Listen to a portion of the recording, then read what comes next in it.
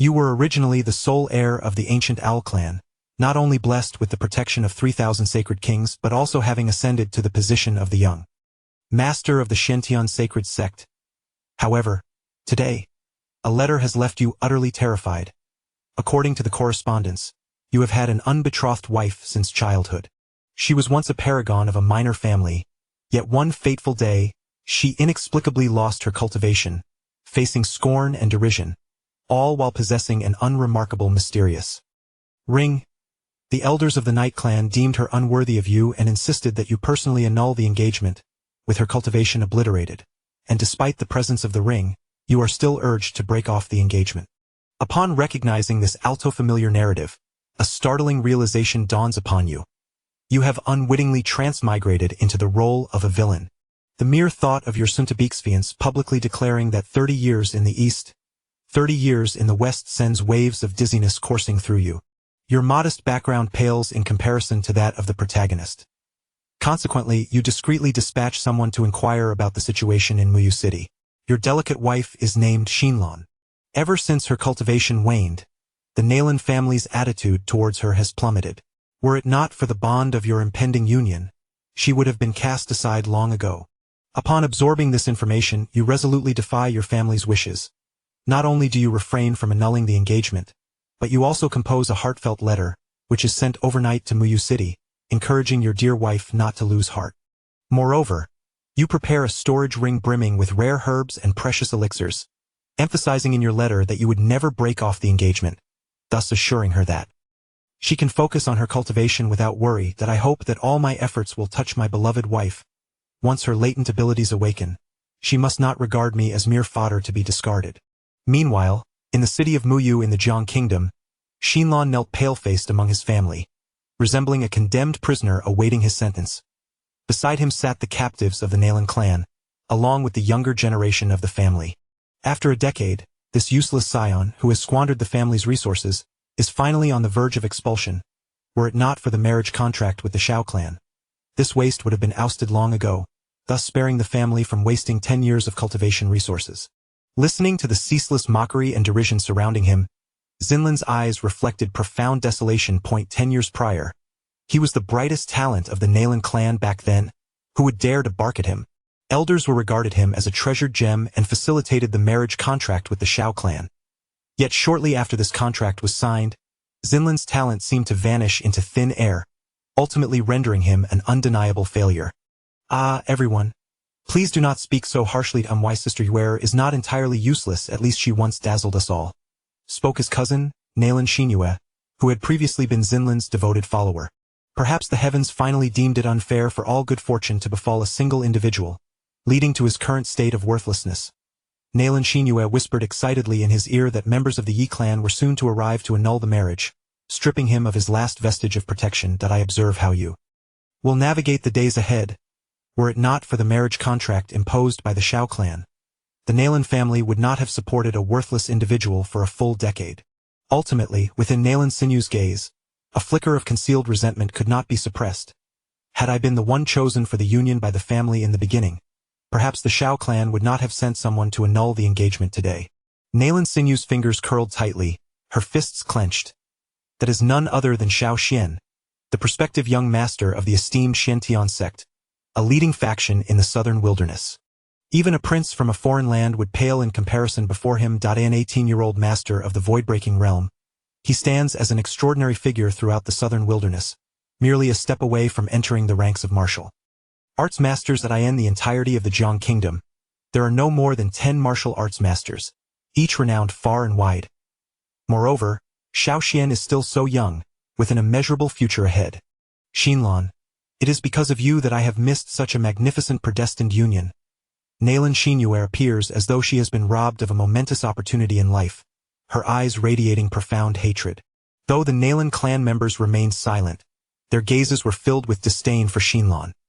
You are the sinner of the entire Nalan family. It is your inadequacy that has burdened us all. Amidst the fervent murmurs of the clan, disappointment was etched across Xinlan's eyes.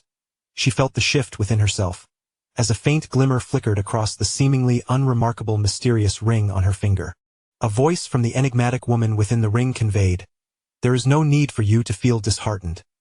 yet I cleanse your body with the power of divine blood. The rise to greatness is merely a matter of time. He was once an unparalleled powerhouse of the upper realm, but due to unforeseen circumstances he fell. His soul now resides within the ring of Shinlan. Previously, Xinlan's cultivation had continually declined, and this was due to the mysterious woman within the ring, who had been secretly healing herself by drawing upon his vital energy.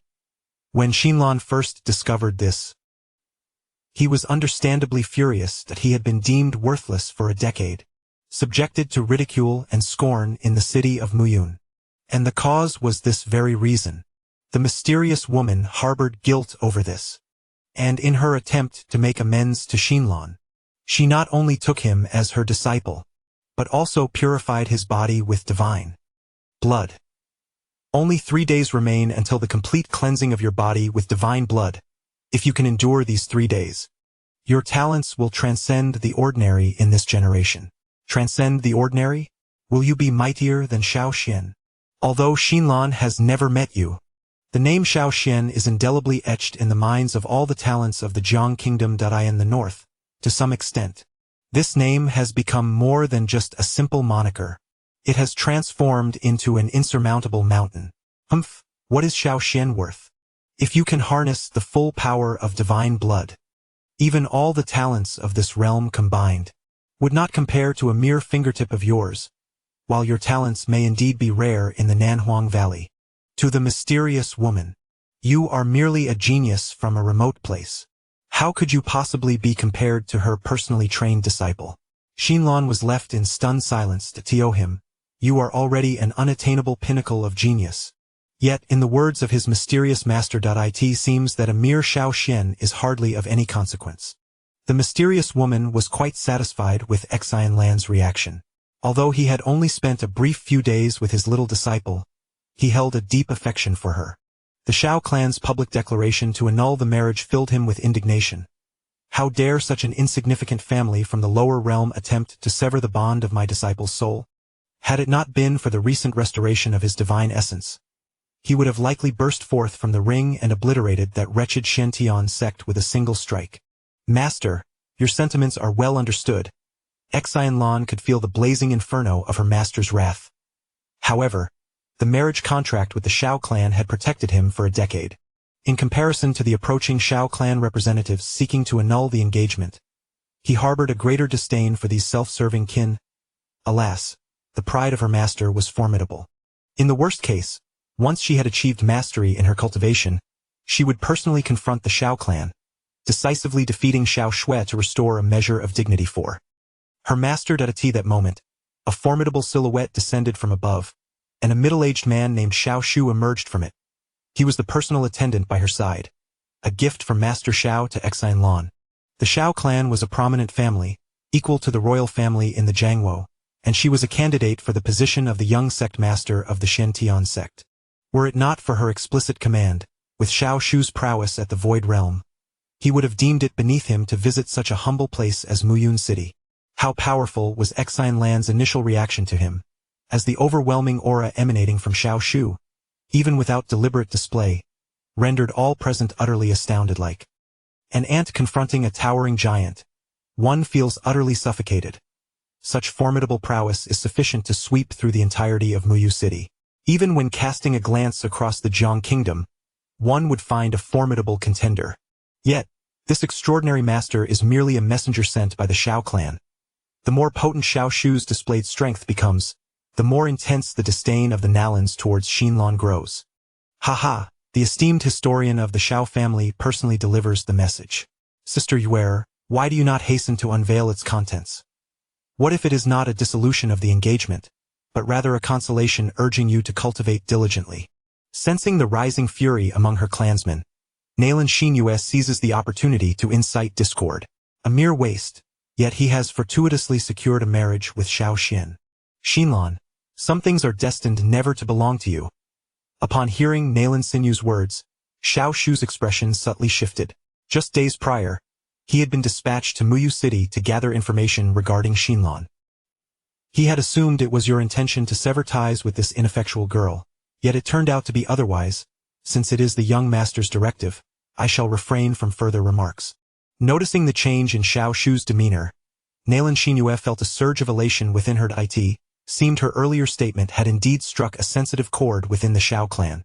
As a direct disciple of the Shintian sect and a candidate for the position of the young sect master, how could he possibly seek to reclaim such a waste? The mere notion of marrying the Guang clan would be a stain on their reputation. Xinlan slowly lifted her gaze upon seeing Xiao Shu, who had come to deliver the message. A flicker of hesitation crossed her eyes, but the thought of the mysterious master behind him lingered in her mind. That moment, Xinlan gathered her courage and tore open the envelope. To her astonishment, a storage ring tumbled out, rolling forth from within the envelope. The material of the ring was extraordinary, clearly a remarkable item. Upon witnessing this, the surrounding members of the Nei Lan clan were filled with envy. Could it possibly be a compensation from the Xiao clan for the broken engagement? The Xiao clan was a prominent family in the present day, and Xiao Xian was the future heir of the Shintian sect. The weight of their compensation must be substantial. How could a mere Feirun like Xinlan be deserving of such an abundance of precious treasures? In my opinion, it would be more fitting to donate these items entirely to the family. After all, the family had supported him for many years, and Xinlan ought to express his gratitude. Were it not for Xiao Shu standing firm in place, the envious members of the Nei Lan clan would likely have rushed forth to seize the treasures. At that moment, a mysterious woman urged from within the ring, "Do not hesitate, open it swiftly." Although the meaning represented by the ring may bear a hint of humiliation, if one could discover even a couple of potent herbs within, it might expedite the cleansing of divine blood, aiding in one's cultivation to ascend to greater heights. Though she was a powerful entity from the upper realm, at present, she was merely a wisp of residual soul. Even with a few hidden techniques at her disposal, it was crucial not to employ them lightly until the opportune moment arose. Upon hearing the mysterious woman's words, Xinlan obediently opened the storage ring in her hand. In the next instant, a surge of crimson spiritual light soared into the sky.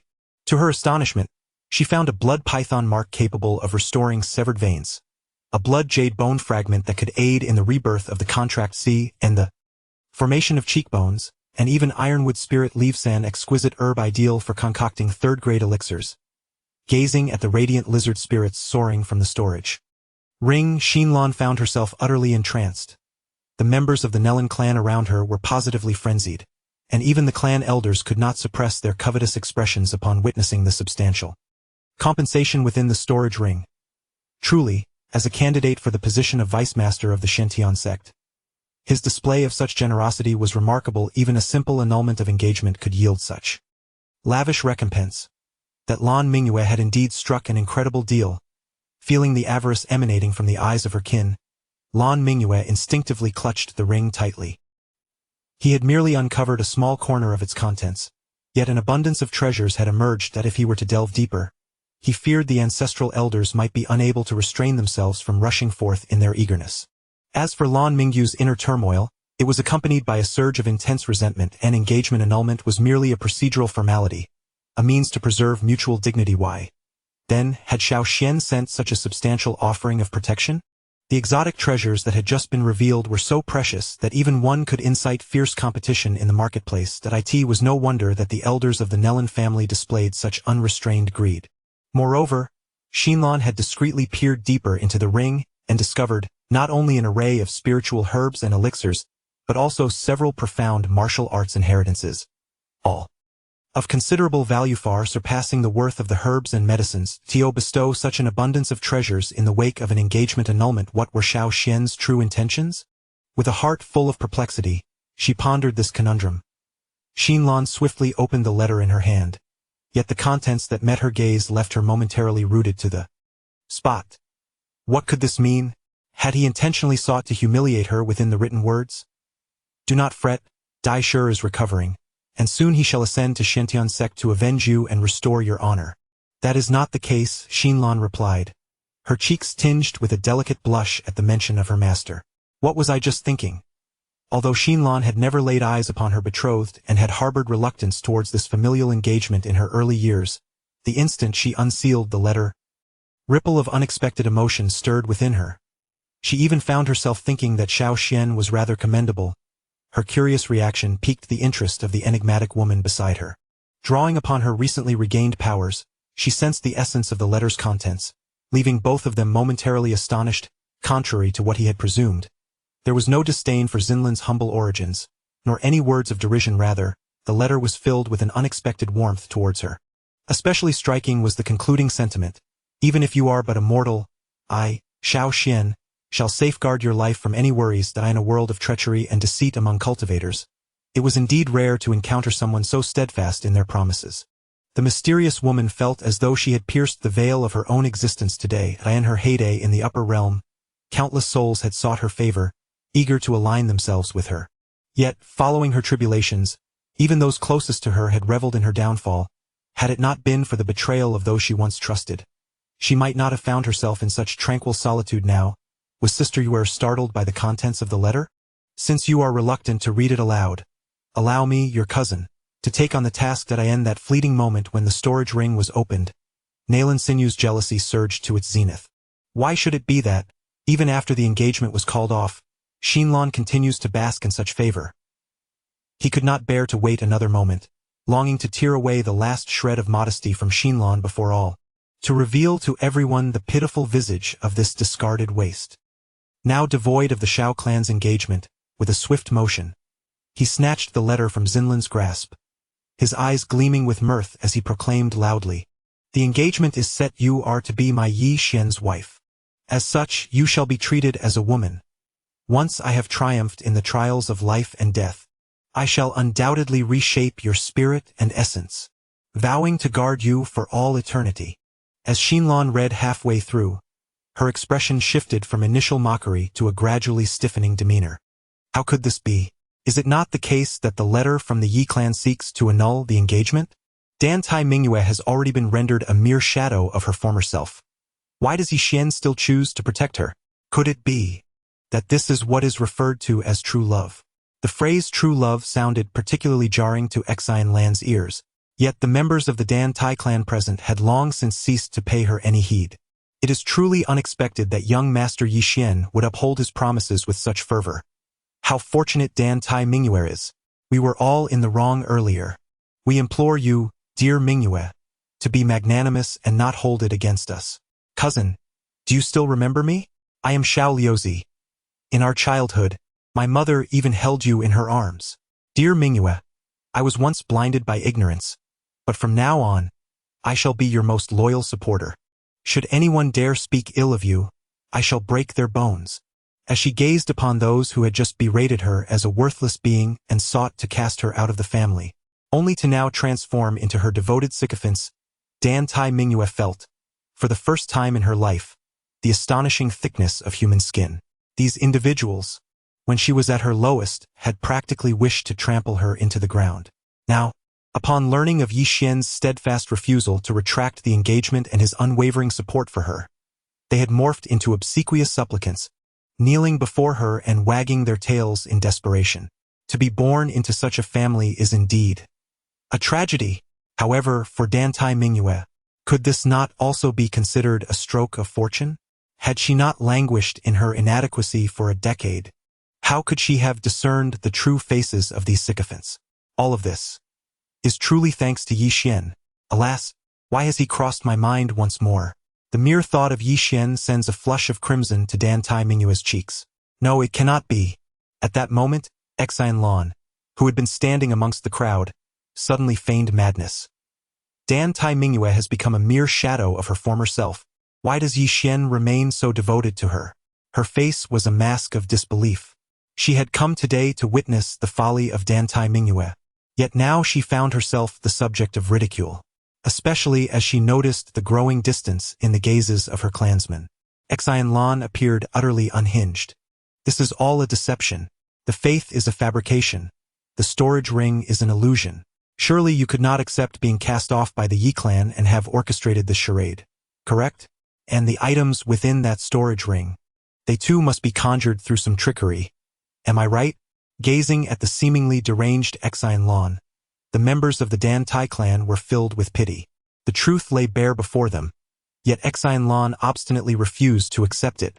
Not only did she reject the reality, but she also dismissed Yi Shu, the messenger from the Yi clan, as a conspirator in collusion with Dantai Mingyue. You are not of the Yi clan. Why do you feign to deliver messages to deceive me and the members of the Dantai family? The scene before them left the head of the Dantai clan and the surrounding elders aghast.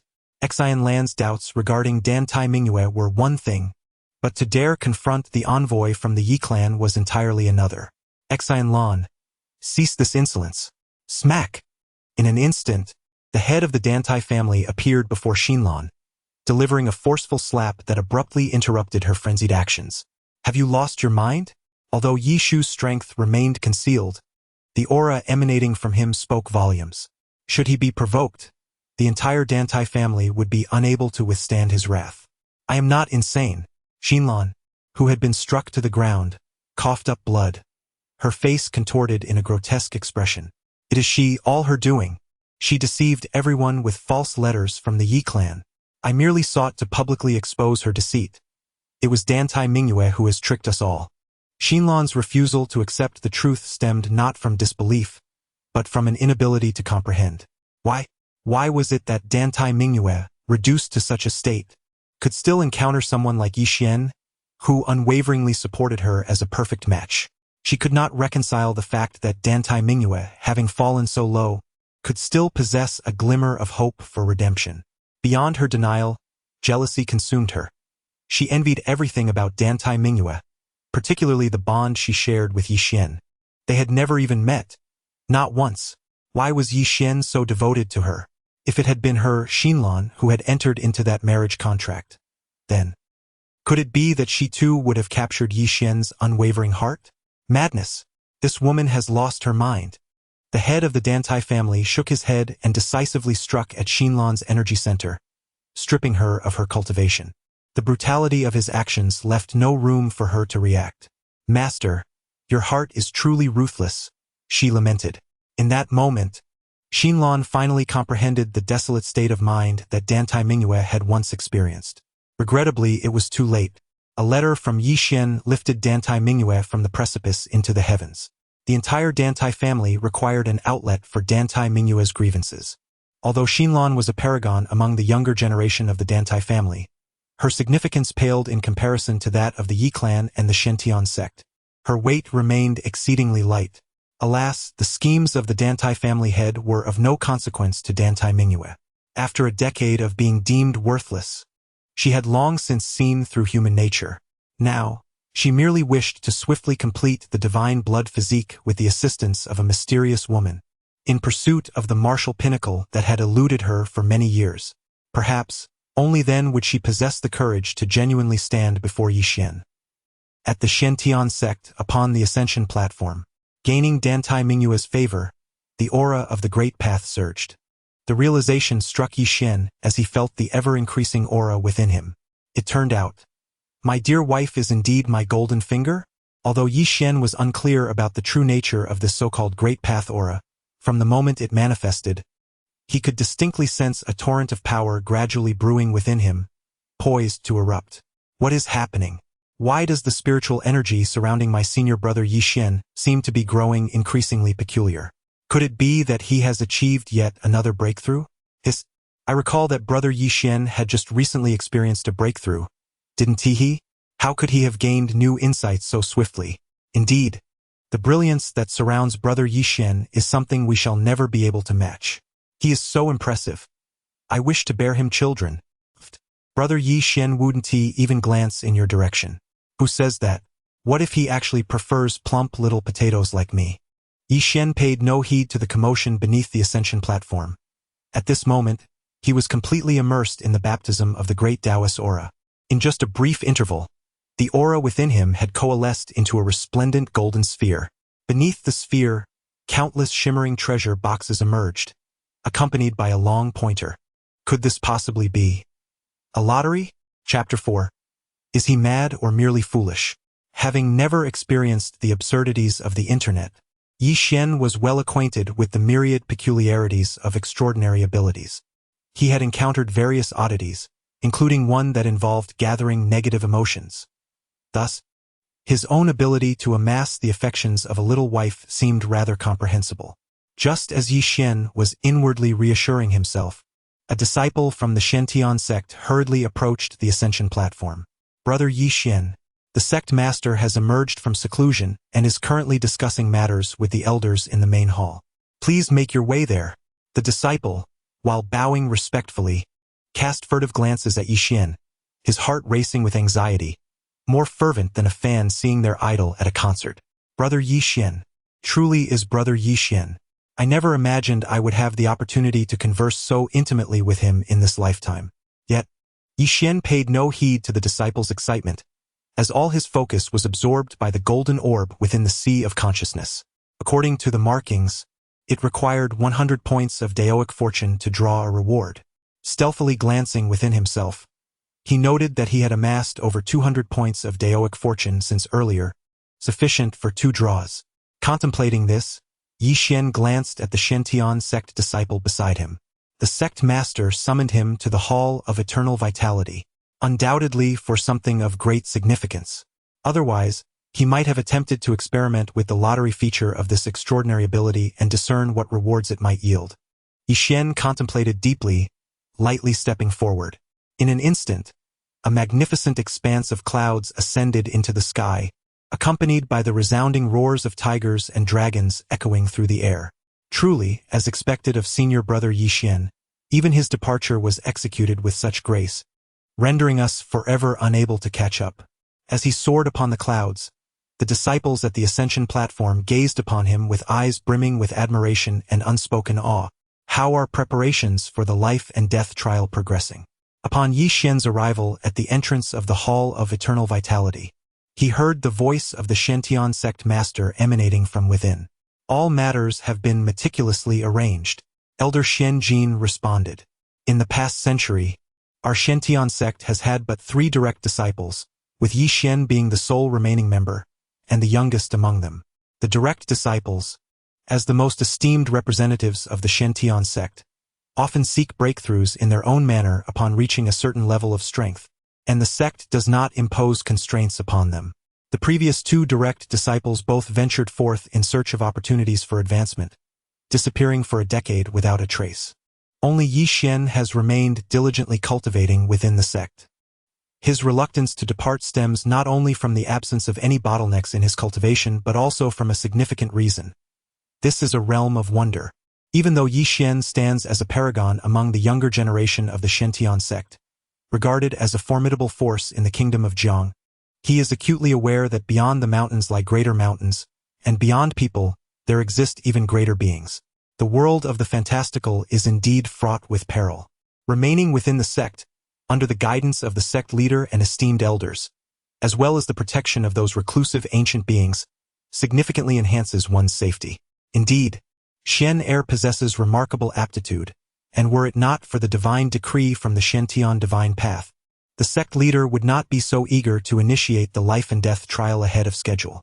Within a century, the Shentian sect has only accepted 3 direct disciples, each of whom possesses talents and strength that are closely matched.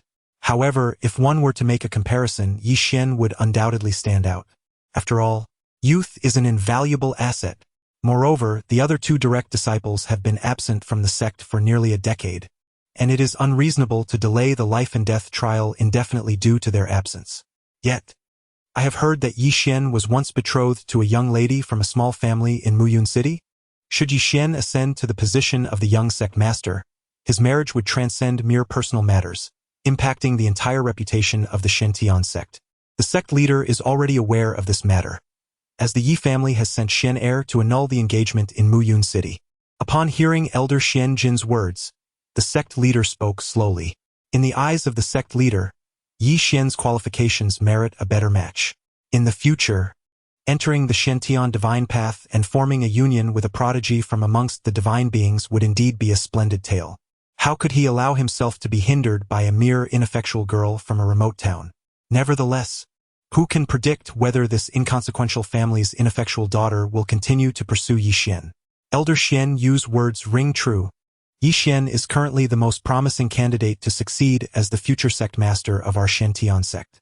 Moreover, he is soon to undergo the life and death trial. If such trivial matters were to affect him, it would indeed constitute a grave loss for our sect. Given the implications involving the Shen divine path, I believe the concerns expressed by Elders Shen Jin and Shen Yu are quite warranted. We must completely sever ties with that ineffectual young girl from the minor family. As the elders offered their reminders, the sect master of Shen fell into a momentary contemplation. In light of this, Elder Shen Jin, you shall accompany Shen Heir to Mu Yun City tomorrow to publicly annul the engagement. This course of action will also help him focus on successfully passing the trial. Upon hearing this, Yi Xian, who stood at the entrance of the Grand Hall, suddenly changed his expression. He had painstakingly managed to stabilize his delicate fiancée. If the Shen sect were to intervene in such a manner, not only might his recently awakened potential be rendered useless, but he himself would likely become a cautionary tale in an instant. Sect Master, this matter is utterly unacceptable. As Yi Xian entered the Hall of Eternal Vitality, both the sect master and the attending elders were momentarily taken aback. Yevwan, The sect master wishes you to go to Mu Yun City to annul the engagement for your own benefit. Given your standing, it is not merely a matter of a trifling girl from a minor family. Even a princess of the Jiang royal family would be seeking to elevate herself by associating with you. The Yi family is already a prominent clan in Jiang Kingdom, on par with the royal family. As the most gifted youth of the Yi clan and the future sect master of Shen sect, Yi Xian's position is indeed formidable. Do not presume that merely a trifling nation like the Kingdom of Jiang, or even the entirety of the mortal realms within the southern wilderness, could withstand the overwhelming force of the Shen sect with but a mere flick of a finger. Moreover, the formidable Shen sect is bolstered by the might of the Shen divine path. Yi Xian's future knows no bounds. Yi Xian, you need not concern yourself with this matter. We, your elders, shall take it upon ourselves to decide for you. Indeed, Yi Xian, should you feel any remorse in your heart, we can simply offer her additional cultivation methods and spiritual herbs as compensation when the time comes to dissolve the engagement. It is likely that the families from a modest place like Mu Yun City would be exceedingly agreeable to such arrangements. Listening to the elders speak in this manner, Yi Xian felt as though his heart was breaking. How did the character Xiao Huahua in the novels erupt in fury? Have you all forgotten? While the rational mind might perceive a mere marriage contract as lacking in binding power, believing that reasonable compensation would render the matter inconsequential, the protagonist's perspective transcends mortal understanding. They would not only dismiss the insignificance of such a contract in exchange for spiritual herbs and techniques, but would also perceive it as an affront to their dignity. What if Yi Xian's little beloved were to be of the same fiery disposition as Xiao Huahua? At this thought, Yi Xian's mind involuntarily conjured up 10 scenarios wherein he could be ruthlessly tormented by his cherished partner. The engagement with Mu Yun City is one I shall not relinquish. At this moment, driven by an overwhelming desire to survive, Yi Xian could no longer afford to challenge the sect master and the esteemed elders in the Grand Hall. Since the engagement has been established, I, Yi Xian, shall not be one to abandon it. I appreciate the good intentions of the sect master and the elders. However, the matter of breaking off the engagement is simply not negotiable. Within the Grand Hall, the master of the Shen sect and the esteemed elders were taken aback, their eyes widening in disbelief, resembling bronze bells.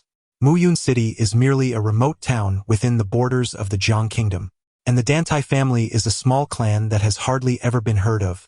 Has Yi Xian lost his mind or become foolish? How could he be so utterly devoted to a seemingly insignificant, talentless girl from a minor family? Even if she possesses unparalleled beauty, it hardly warrants such infatuation from Yi Xian. Xianer, on the path of cultivation, one cannot allow emotions to dictate one's decisions. The master of the Shen sect waved his sleeve with authority, his gaze betraying a hint of anger. For many years, the Shen sect had poured all its resources into cultivating Yi Xian. With his extraordinary aptitude, once he became the young master of the Shen sect, he would immediately gain admission to the Shen divine path for further enlightenment. What kind of prodigy or saintess could possibly be unworthy of him? How could he persist in his attachment to a talentless girl from a minor family? I will grant you one more chance. If you are willing to annul the engagement, I shall impart to you the profound secrets of the Shen sect during the life and death trials, assisting you in successfully passing the trials and becoming the young master of our sect. Upon hearing these words, A collective gasp echoed among the elders of the Shen sect. The Shen profound secrets are the highest teachings of the sect. If Yi Shen could grasp these secrets before entering the life and death trials, then the trials would pose no challenge for him whatsoever. It can be said that the master of the Shen sect was directly designating Yi Shen to become the young master of the Shen sect. In the aftermath, the Shen sect would rally its collective strength to recommend him to the Shen divine path. This was an extraordinary opportunity that countless individuals yearned for. Would he forsake a promising future for the sake of a seemingly useless girl? Or would he ascend to become the young master of the Shen sect and soar to great heights from that moment onward? Everyone eagerly awaited Yi Shen's response. Chapter 5. The Divine Bone's mighty power. Reverberating through the ages, I apologize, Master, but my mind is resolute. Yi Shen's response was unwavering. When faced with the choice between profound truths and the essence of life itself, Yi Shen unhesitatingly opted for the latter. No matter how formidable the truths may be, one must possess life to cultivate them. Moreover, with his awakening of the golden finger, all divine arts and ultimate skills must yield before its presence. Yi Shen, the decision of the sect leader is for your own good. You must contemplate it thoroughly. Without our Shen sect, even with your extraordinary talent, you would not have attained your current achievements. Do not forget, you are not the sole disciple of our esteemed sect. The choice you make must be articulated clearly before everyone in this grand hall. In his fervent defense of Dantai Mingyue, Yi Shen openly defied the sect leader and the elders, inciting the collective ire of the Shen sect's higher-ups. However, at that moment, a gentle tremor resonated within the depths of Yi Shen's mind, which had been tranquil for some time. His fondness for Dantai Mingyue surged once more, and the fortune of the great Dao skyrocketed from over 200 points to more than 300 in an instant. Astonished, Yi Shen nearly let an expletive slip. What has happened to my little darling? Her affinity for me is rising like a fountain. At this rate, learning the Shen truths would pale in comparison to the allure of my beloved. Struggling to contain his excitement, Yi Shen silently activated the pointer on the golden sphere. He could hardly contain his eagerness to partake in another round of rewards.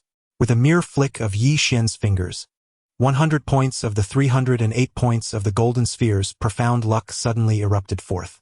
Simultaneously, the pointer began to whirl with astonishing speed. Before long, the incessantly spinning pointer came to rest upon a resplendent golden treasure chest.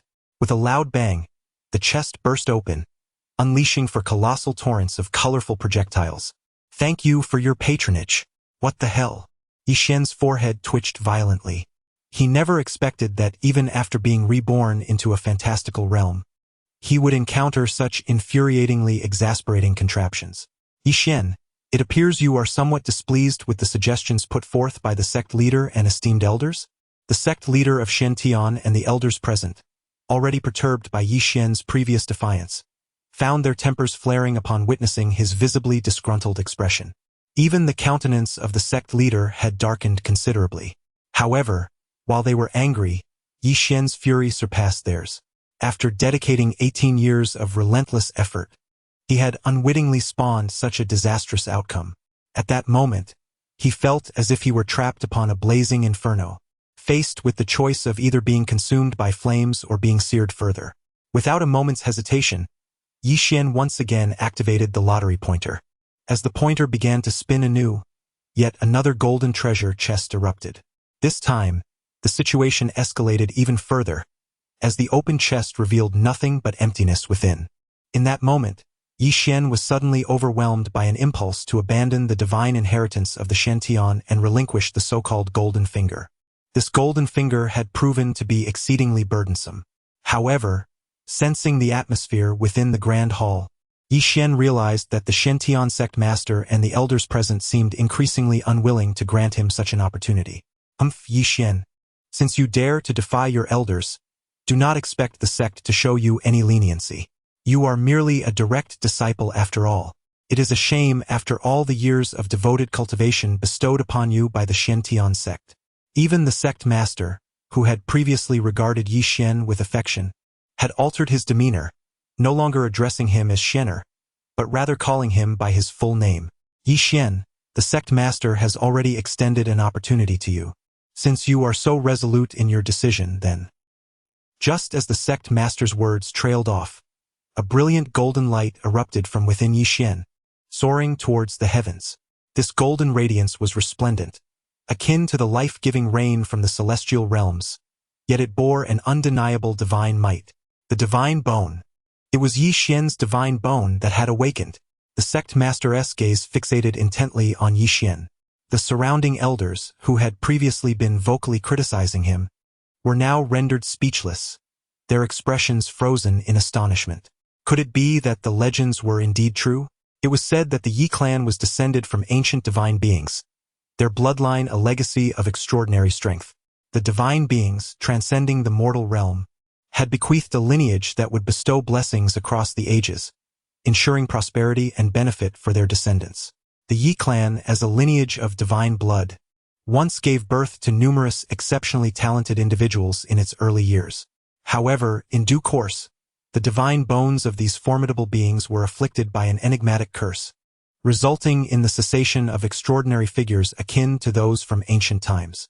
Forced to vacate the wilderness of the spirits, the Yi clan gradually descended to a status parallel to that of mortal realms. Yixin, during his breakthrough to the Shen bone realm, unlocked a trace of divine patterns within his bones, which caught the discerning eye of the Lord of Shen sect. Regrettably, despite his rapid advancement in cultivation upon entering the sect, the unique attributes of his divine bones remained dormant. Could it be that today marks the moment of their complete awakening?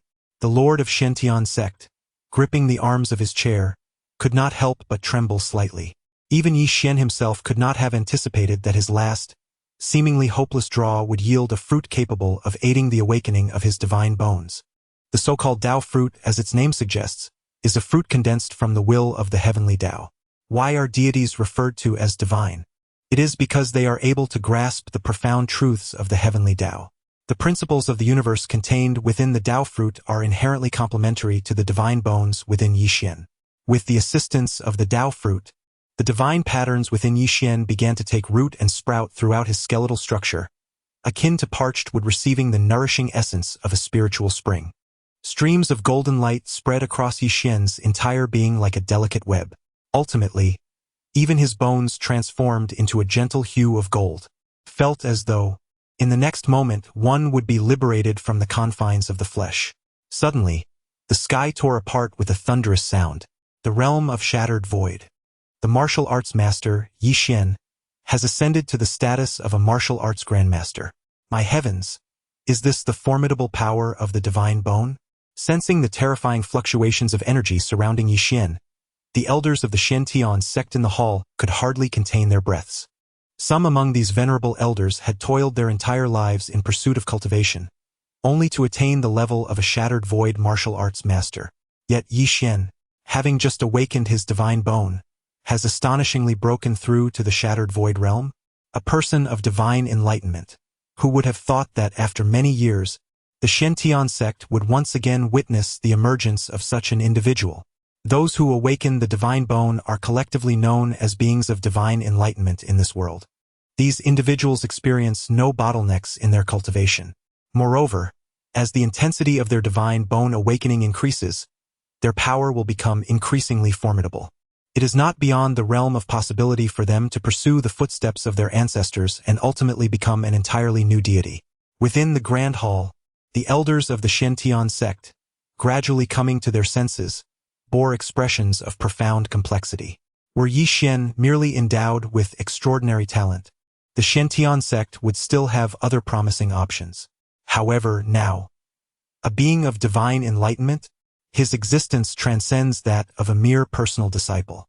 Even within the realm of Shen divine path, he is a figure of significant importance. Chapter 6. The Divine Oracle of Shen, a pre-existing affection ahem. Since Shenner, you are unwilling to dissolve the engagement, we cannot press you further. Ultimately, this matter is your personal affair, and we, as your elders, have acted out of concern for you, perhaps a tad too eagerly. Just moments ago, the master of Shen sect, who was seething with anger and appeared ready to expel Yixin from the sect, has now transformed into a figure of benevolence and approachability. Even the elders who initially opposed have taken on a more understanding demeanor. Your fiancé may hail from humble beginnings and possess limited cultivation. Yet what truly matters is the mutual affection between you. Matters of the heart are inherently devoid of logic. Yixian, your steadfastness brings solace to both the master and us, the elders. The master of Shentian sect has decisively proclaimed that the time for the life and death trial shall be set for half a month hence. Shatter, you have just ascended to the realm of martial master and must solidify your foundation. I shall arrange for some stabilizing elixirs to be sent your way shortly. Focus on nurturing your spirit in preparation for the impending trial. Yixian's emergence as a person of divine enlightenment signifies that he will be held in high regard as he progresses into the path of Shentian. The Shentian sect would not narrow its path over a mere engagement. Then, I extend my gratitude to the master and all the esteemed elders. A faint smile graced Yixian's face.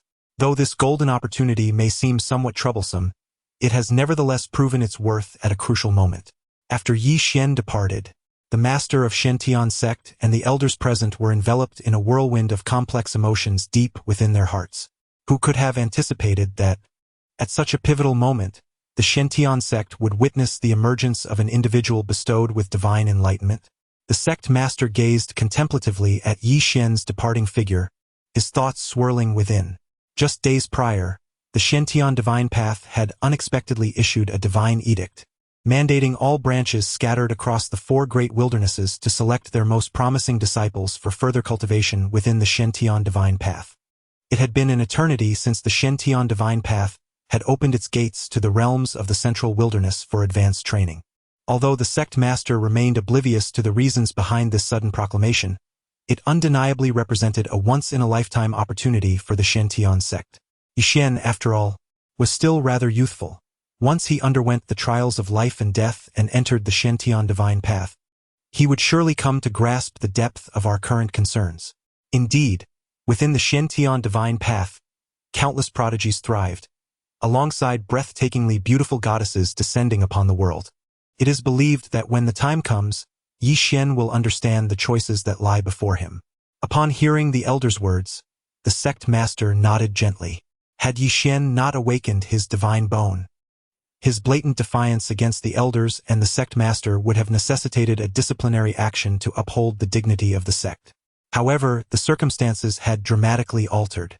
Yixian had awakened his divine bone, becoming a person of divine enlightenment.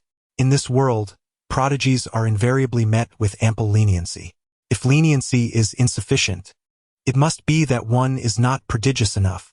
The sect master silently hoped that this divine path would grant the Shentian sect a commendable position in the forthcoming endeavors.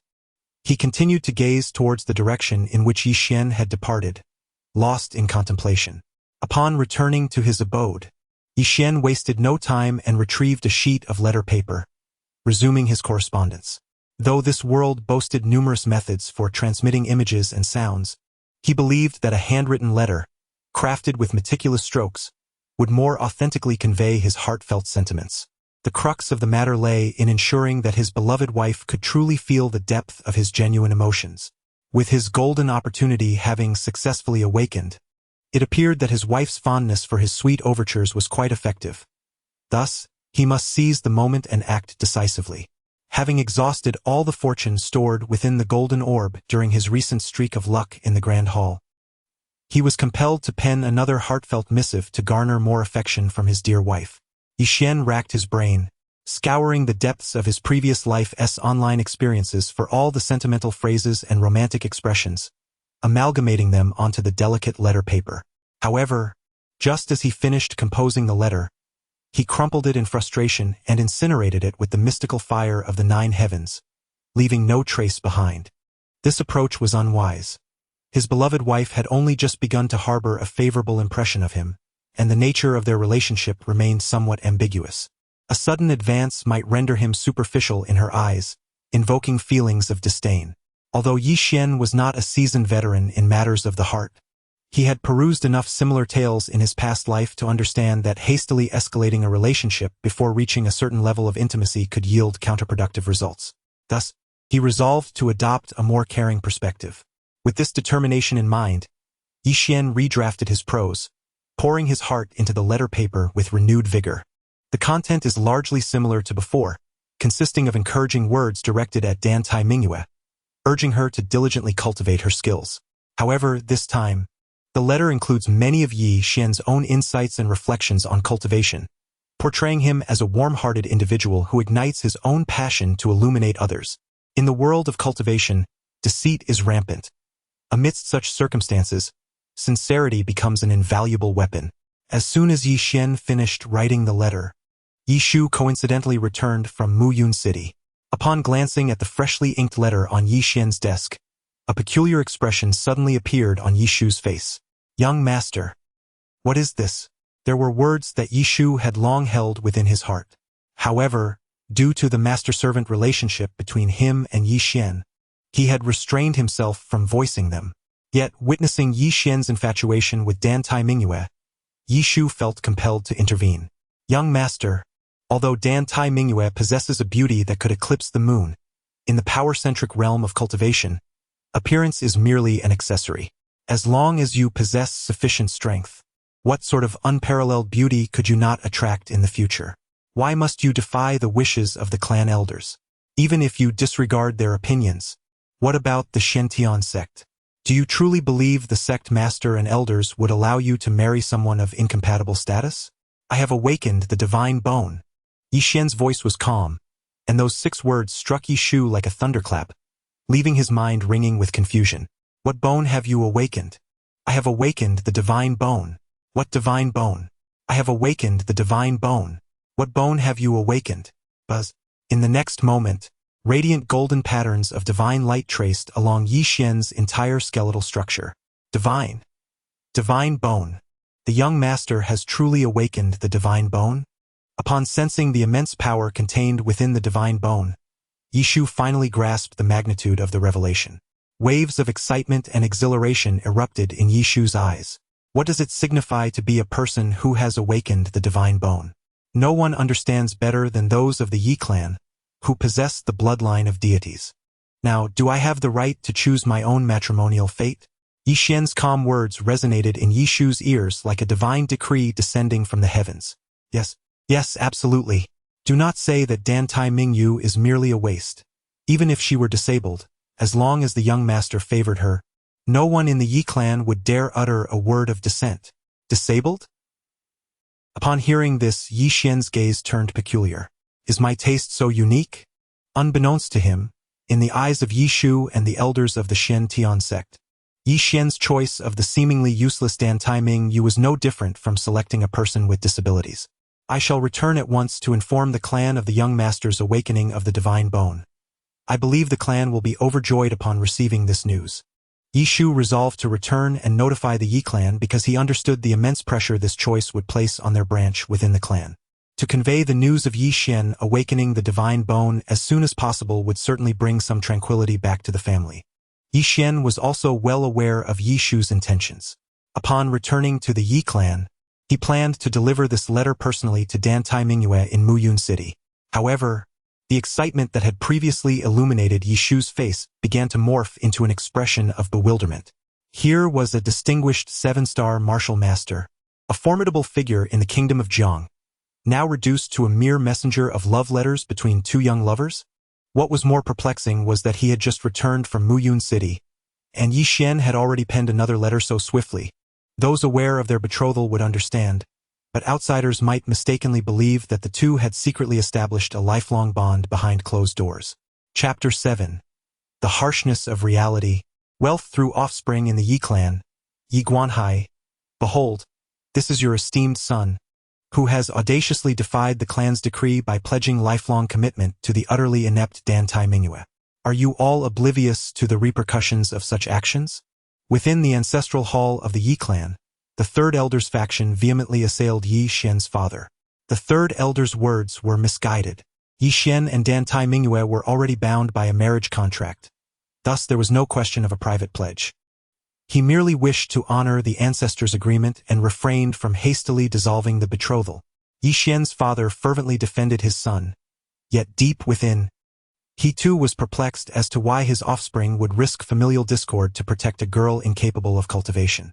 The Shentian sect had resolved to initiate a life-and-death trial for Yi Xian, a matter of great significance to the Shentian divine path, Hence prior to the trial, they discreetly conveyed their hints. As the young master of the Shintian sect, he must not bear any blemish that could invite criticism, not even that of a fiancé rendered utterly incapable. Our Yi clan has awaited for years, finally giving rise to a prodigy. Should Yi Xian gain admission to the Shintian divine path for further enlightenment, would it not also fulfill our long-standing aspiration to reclaim our place in the central wilderness spirit domain? The clan elders expressed their resolute stance. In the matter of Yi Xian advancing as the young master of the Shintian sect, they would brook no errors. Even the usually reticent and composed first elder could not refrain from voicing his opinion. Guanhai, indeed, Yi Xian has overstepped. The Yi clan has long been in decline and is in dire need of a formidable champion to uphold its legacy. Yi Xian possesses the rare ability to unlock divine bone inscriptions, and has been accepted as a direct disciple of the Shintian sect, which is now willing to facilitate his entry into the life and death trial. They are inclined to assist him in advancing towards the Shintian divine path. This represents an unparalleled opportunity for the Yi clan. The entire clan awaits the emergence of another extraordinary supreme being. In such a critical moment, how could one be hindered by a fleeting sense of compassion? In contrast to the impassioned rhetoric of the third elder, the grand elder exhibits a more rational demeanor. Yi Xian has diligently toiled since childhood, never daring to slacken in his cultivation. He is certainly not swayed by mere superficial beauty, as suggested by the third elder's faction. This matter profoundly impacts Yi Xian's future, and we, as his elders, must assist him in overcoming adversity and steering his life anew. In the grand elder's mind, Yi Xian might merely feel that abruptly tearing up the engagement with Dan Tai Mingyue would be somewhat cruel, and he may harbor a twinge of guilt and pity for her. Yet that is all. How can one aspiring to greatness be ensnared by such trifles? However, the grand elder, regarding Yi Xian, is interrupted by Yi Guanhai, who wishes to voice further concerns. Enough, Guanhai the grand elder interjects. You need not say more. Yi Xian's affairs will be managed by myself and the esteemed mentors of the Shintian sect. You need not burden yourself with his matters any longer. The grand elder decisively concludes the discussion, leaving Yi Guanhai feeling powerless despite his intentions. Yet, a flicker of concern lingers in Yi Guanhai's eyes. Once Yi Xian has made a decision, not even a herd of 9 oxen could pull him back. The Shintian sect and the Yi clan have taken such a stance. One can only hope that this matter does not lead to friction or a rift between the two parties. Just as Yi Guanhai was filled with anxiety, a stream of light suddenly descended from the sky above the Yi clan. Although the Master S Shintian Spirit Talisman could enhance my speed to its utmost, using the talisman with my current cultivation was still rather strenuous. As the light dissipated, Yi Shu, appearing fatigued, slowly emerged. This talisman was bestowed upon him by Yi Xian for his urgent journey to Muyun City. To avoid delaying the message to Dan Tai Mingyue, Yi Xian had infused additional divine power into the talisman before Yi Shu left for the Yi clan. Given Yi Xian's awakened divine bone and mastery as a martial arts grandmaster, it was evident that Yi Shu, a 7-star great martial master, found it somewhat overwhelming. Yi Shu, you have arrived just in time. The family has sent you to convey the message that Yi Xian and Dan Tai Mingyue should annul their engagement. Yet you have concealed this from the clan and instead undertaken such an absurd endeavor for Yi Xian in Muyun City. As soon as Yi Shu appeared, he instantly attracted the collective ire of the clan elders. A mere wasted girl, yet she is bestowed with such a plethora of rare treasures? Are you aware that within our clan, very few of the younger generation can even partake of these spiritual herbs and medicines, while Yi Xian has taken it upon himself to grant them to a useless person? Yi Shu, how do you intend to explain this matter? The third elder's faction vented their fury, their expressions filled with indignation, as if Yi Xian had truly committed an unforgivable offense against them. Yi Shu was acutely aware of the source of their outrage. Although the Yi clan has long since migrated from the central wilderness spirit domain, it remains a prominent family alongside the royal family within the Jiang kingdom. The branch of Yi Guanhai was once inconspicuous within the Yi clan, but due to Yi Xian's rise to prominence, their fortunes have dramatically changed. More significantly, many of the younger generation of the Yi clan have unwittingly become stepping stones on Yi Xian's path to success. Among them, the lineage of the third elder stands out the most. His 2 sons and 3 grandsons have all missed critical opportunities because of Yi Xian. In the past, with the brilliance of a genius overshadowing him, and as a candidate for the position of the vice master of the Shen sect, the 3rd elder found himself powerless. However, now that Yi Xian is opposing the entire family for the sake of a useless fiancée, his actions have ultimately harmed the entire Yi clan and the esteemed mentors of the Shen sect. Naturally, the lineage of the 3rd elder could not refrain from expressing their disdain. Yi Shu's arrival today is precisely to convey a message on behalf of the young master to the assembled elders and clan leaders. If it is merely a message, why did he not come in person? Could it be that he is aware of the shameful deeds he has committed and is too embarrassed to face the family's wrath? The 3rd elder's face twisted into a cold smile. Yet, in response, Yi Shu remained exceedingly calm. Indeed, the young master had accurately surmised.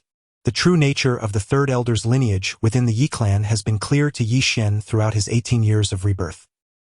He had long anticipated that once the news of his refusal to annul the engagement reached the Yi clan, the 3rd elder's lineage would undoubtedly not let the matter rest easily. Thus, before Yi Shu's departure, Yi Xian specially bestowed upon him another divine talisman. Yi Shu, without hesitation, shattered the talisman before the entire Yi clan. In the next moment, Yi Xian's figure emerged from within the talisman. I am aware that many within the family harbor discontent regarding my commitment to the marriage pact. Today, I have summoned Yi Shu to convey a singular message. As Yi Xian's voice resonated, an aura of grandeur enveloped him, radiating divine light. Countless divine patterns manifested upon Yi Xian's skin. Divine bone. He has awakened the divine bone. As descendants of ancient deities, none are more cognizant than the Yi clan of the significance of such an awakening. At this moment, those witnessing this spectacle were left utterly astonished. Even Yi Xian's father, Yi Guanhai, stood as if struck by lightning, rendered motionless. Within the ancestral hall, an unprecedented silence prevailed. One could hear a pin drop. The Grand Elder, breathing rapidly, with veins bulging on his hands, seized Yi Guanhai, who had yet to comprehend the situation. Guanhai, the position of our clan's leader has remained vacant for too long. Do you have any intention of becoming the head of the Yi clan? Upon the utterance of the Grand Elder's words, an astonished murmur swept through the assembly. The Grand Elder had presided over the Yi clan for nearly a century. If Yi Guanhai were to assume the role of clan leader, would it not signify the relinquishment of power for the Yi clan? Yet, upon reflection, the onlookers quickly grasped the gravity of the situation. Yi Xian had awakened the divine bone. The long-awaited opportunity for the Yi clan lay before them at this very moment. A person awakened with divine bones, destined to tread the path of greatness alongside their ancestors. How many years has it been since someone in the Yi clan has emerged as a divinely enlightened individual with awakened divine bones? After a brief moment of tranquility, the ancestral hall of the Yi clan erupted with jubilant cheers. Many individuals were already shedding tears of joy. Those elders of the Yi clan, who previously held grievances against Yi Guanhai due to Yi Xian's steadfast refusal to annul the engagement, now turned to extend their congratulations. Congratulations, clan leader. Congratulations, clan leader. With Yi Xian's tender age and the awakening of his divine bones, he is destined to become an unparalleled powerhouse of the Yi clan. With such extraordinary talent, what kind of fiancé could he not attract? Even the Xuantiangong would not dare to impose penalties upon the Yi clan for this matter. The significance of a divinely enlightened individual is sufficient to shatter all worldly shackles, and this holds true even within the Xuantiangong. The clan leader has produced such a prodigy for the Yi clan. The position of clan leader rightfully belongs to Yi Guanhai. Observing how swiftly the tide had turned from uniting against Yi Xian to rallying behind Yi Guanhai, the 3rd Elderess faction felt the harsh reality of changing fortunes, a stark reminder of how status is often dictated by one's offspring. Watching Yi Guanhai bask in the glory, surrounded by throngs of admirers, the 3rd Elder's face twisted with envy. Why should Yi Guanhai be blessed with a child as exceptional as Yi Xian? Glancing back at the inept individuals behind him, the 3rd Elder's expression contorted into one of disbelief. This is all a deception. None of this is real. Chapter 8. The Fiery Punishment. Alone in Dihua Yishu. Do you believe that by merely conjuring an illusory projection, You can deceive everyone? You may have hoodwinked the Grand Elder and the assembled clansmen, yet you cannot fool me. Unless Yi Xian stands before me at this very moment, allowing me to examine the authenticity of his divine bone publicly, I shall never be convinced that he, Yi Xian, has the capability to awaken it. Ever since a millennium ago, when the formidable beings of the Yi clan suffered the loss of their divine bones due to an unnamed curse, not a single remarkable talent has managed to reawaken their divine bone throughout the years. What makes Yi Xian deserving of such an awakening? As they gazed upon the frenzied and anguished Third Elder, the members of the Yi clan instinctively distanced themselves from him. Even the clan members of the Third Elder's own lineage regarded him as if he were a madman. What is this look you bear? I am not mad. I merely speak the truth. Witnessing his isolation, the blood vessels in the Third Elder's eyes grew increasingly prominent. With a face twisted in jealousy and hatred, he fixed his gaze upon Yi Guanhai. It is all your fault, Yi Guanhai. You, a mere lowly member of a side branch, possess no right to assume the role of clan leader. He resented the years of effort he had invested, only to find himself overshadowed by Yi Guanhai's fortunate offspring. What gnawed at him further was the bitter realization that this fortunate son was not his own. You deserve to perish, Yi Guanhai. You must die. With a surge of rage, the Third Elder unleashed his aura and charged towards Yi Guanhai. At that critical moment, a colossal cage descended from the heavens, forcibly subduing the Third Elder mid-leap. It was the Grand Elder and the assembled elder members of the Yi clan who took action. Yi Xian's awakening of the divine bone represented an extraordinary opportunity that the Yi clan had not encountered in a millennium. The Grand Elder personally designated Yi Guanhai as the clan leader, intending to forge a binding connection between the Yi clan and the divinely favored Yi Xian through familial ties. Such a monumental clan strategy could not be jeopardized by the reckless actions of a deranged Third Elder. The Third Elder, in a fit of madness, dared to assault the clan leader, which warranted the immediate revocation of his elder status. He was to be suppressed in the infernal prison, subjected to the relentless torment of the Heartfire, with no chance of liberation. Although the Third Elder's faction could avoid the death penalty due to being misled, they were ordered to vacate the ancestral grounds of the Yi clan within a day, condemned to a lifetime of confinement within the infernal prison. Upon the Grand Elder's pronouncement, he was met with unanimous agreement from the elder members of the Yi clan. After enduring great difficulty to produce a prodigy like Yi Xian, how could they allow the future of the entire Yi clan to be jeopardized by a mere Third Elder? As for the Third Elder's faction, they were regarded as mere collateral. These individuals had often troubled Yi Guanhai and his son under the Third Elder's instigation, and now that Yi Guanhai had ascended to the position of clan leader, their presence within the clan was deemed unwelcome. It was better to penalize them alongside the Third Elder, out of sight, out of mind. Faced with the overwhelming consensus of the clan, those members of the Third Elder's faction who felt unjustly punished, though aggrieved, found themselves powerless. In comparison to Yi Xian, the rising powerhouse awakened by the divine bone, their animosity was primarily directed towards the Third Elder. Had it not been for the irrationality of the Third Elder, who insisted on publicly attacking Yi Guanhai, the newly appointed clan leader, they would not have been dragged into this predicament.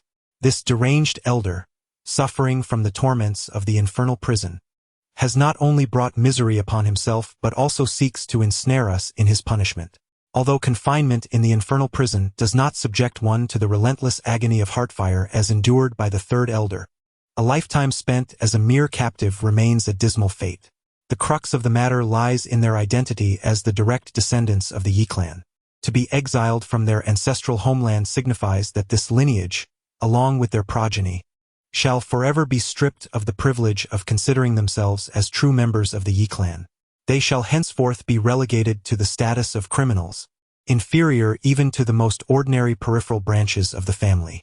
This calamity-inflicting old lunatic should be left to suffer in the infernal prison, enduring the torments of Heartfire until he is consumed entirely, with his soul dissipated, deprived even of the chance for reincarnation.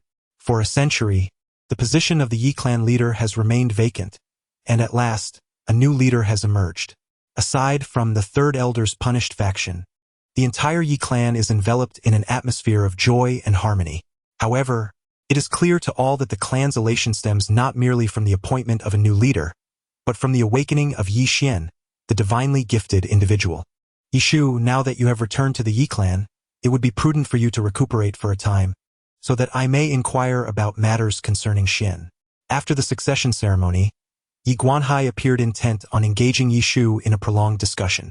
He was, after all, merely an ordinary member of the peripheral branch of the Yi clan. Given his talents, attaining the position of an elder within the clan would be the pinnacle of his aspirations. Who could have imagined the stroke of fortune that led to the birth of a prodigy like Yi Xian? He has risen remarkably to become the leader of the Yi clan. As the saying goes, a child travels 1,000 miles, leaving a mother in worry, and the same holds true for fathers. Yi Xian has been away from home for many years, diligently cultivating at the Shantian sect, while Yishu remains the only person from the Yi clan who has consistently stayed by his side. Naturally, Yi Guanhai wishes to glean more about his son through Yishu. However, upon facing Yi Guanhai's request to stay, Yishu appeared hesitant. Clan leader, it is not that I am unwilling to remain, but the young master has more pressing matters that require my immediate attention in Muyun City. Pressing matters? Yi Guanhai was taken aback. Could there be something more significant than his father's role as the leader of the Yi clan? Yet as the name Muyun City crossed his mind, a different light flickered in his eyes. Could it be that after awakening his divine bone, Xian Er has come to a realization and decided to annul his engagement with Dan Tai Mingyue? Indeed, it makes sense. Xian Er is already the jewel of our Yi clan, and with the awakening of his divine bone, the Shantian sect would undoubtedly increase their support for him. The position of young master of the Shantian sect is likely already secured. In the future, as he ventures into the Shantian divine path, what extraordinary talents or divine beings will he not be able to attract, given his status as a divinely enlightened individual? It is understandable for the youth to act impulsively driven by passion. As long as he understands the importance of restraint, his growth will not be in vain. Reflecting on this, I, as his father, lament my own inadequacies that may have led him astray. If it were not for the fact that Yi Guanhai's influence was limited in the past, Yi Xian's innate talents might have been recognized sooner. The family, driven by the desire to fulfill the ancestral promise, arranged for Yi Xian to enter into a betrothal with Dan Tai Mingyue. Yi Xian, however, would not be swayed by the criticisms surrounding this engagement. It appears that the union between the Yi family and the Dan Tai clan was inherently mismatched. Observing Yi Guanhai, who stood before him with a face full of remorse and solitary contemplation, Yishu found himself on the verge of speaking several times, yet ultimately restrained his words. The clan leader and the young master must have their reasons for their actions. We merely need to support him quietly from behind. This sentiment was initially a quiet justification within Yishu's own heart, yet he now felt that Yi Guanhai required this reassurance even more. He hoped that the clan leader would come to understand the truth in due time and find peace within himself. Stealing a glance at Yi Guanhai, Yishu noticed the Shantian Tongling talisman on him flickering once more, and in the blink of an eye, it transformed into a stream of radiant light, vanishing within the Yi clan. Chapter 9. The Rise of the Underdog. Celestial Manifestations in the City of Muyun, within the confines of the Dan Tai family. The efficacy of the divine blood, enhanced by the rare and precious medicines provided by Yi Xian, began to multiply exponentially. With just a final touch, the divine blood would thoroughly cleanse her entire being, propelling her cultivation to unprecedented heights. A mysterious woman, residing within the confines of a ring, ascended into the air, enveloping Dan Tai Mingyue's meridians with her lingering soul, safeguarding her from any potential harm caused by the potent elixirs. Gazing upon Dan Tai Mingyue, radiant and imbued with ethereal energy, the woman felt a flicker of quiet satisfaction in her eyes. The aptitude of Dan Tai Mingyue exceeded her expectations, marking her as a commendable successor. However, it was her character that the mysterious woman cherished even more than her talent. The path of cultivation is never devoid of prodigies. Many of these gifted individuals resort to unscrupulous means for their own gain. Yet, my disciple possesses a pure heart, radiating kindness, and for this reason alone, I vow to shield her from all tribulations throughout her life. Having witnessed the deceit and betrayal prevalent in the realm of cultivation, the mysterious woman found herself drawn to the unpretentious qualities embodied by Dan Tai Mingyue. Suddenly, as the medicinal essence coursed through her body, Dan Tai Mingyue emitted a soft whimper. In the next moment, a brilliant divine light enveloped her, as she finally broke free from her constraints. The celestial energies surrounding her transformed into a vortex, converging upon her with fervor. Initially, only her chamber was affected, but soon the phenomenon expanded to her courtyard, and ultimately, it spread across the skies of the entire Muyun city. What could this possibly mean? Why is the ethereal energy of the entire Muyun city converging above the Dan Tai family? Who is instigating this extraordinary phenomenon? As they gazed at the ever-expanding vortex of spiritual energy above, the warriors of Muyun city were filled with astonishment. The members of the Dan Tai family appeared equally bewildered. Observing the direction of the energy convergence, it seemed to emanate from the courtyard of Dan Tai Mingyu. The hurried arrival of the family head and the elders was marked by expressions of shock. Dan Tai Mingyu? Wasn't she considered a failure? How could she possibly summon such a terrifying celestial anomaly? To attract such a colossal vortex of spiritual energy must indicate the presence of an unparalleled genius. Clearly, Dan Tai Mingyu did not embody such a trait. Could it be that someone else was cultivating within her chamber? Upon reaching the entrance of Dan Tai Mingyu's room, the family head and the elders exchanged contemplative glances towards the closed door opposite them. Could it be Yi Xian? At that moment, one of the elders suddenly spoke. Yi Xian? The family head felt a stir within. The previous day, Yi Xian's resolute support for Dan Tai Mingyu in his letter had prompted numerous members of the Dan Tai clan to speculate that the two had secretly developed feelings for each other. Now, considering the elders' words in conjunction with the celestial phenomenon above the family head increasingly believed that the clan's speculations were not baseless. Could it be that the one who triggered this heavenly anomaly in Dan Tai Mingyu's chamber was indeed Yi Xian? Once such a thought entered their minds, many events began to rationalize themselves within the thoughts of the gathered individuals. Indeed, a prodigious talent of the Yi clan, a candidate for the position of the young master of the Shen sect. Such a casual display of extraordinary spiritual phenomena is a testament to his innate genius and boundless potential.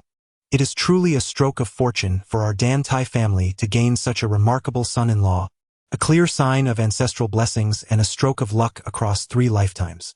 Their flattery resounded like thunder, oblivious to the fact that, at this very moment, several formidable forces within Muyun city had already locked onto the Dan Tai family. How rare it is to find such a remarkable prodigy in the humble Muyun city.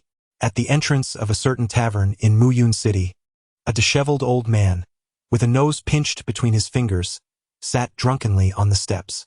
His murky eyes suddenly sparkled with a glint of clarity.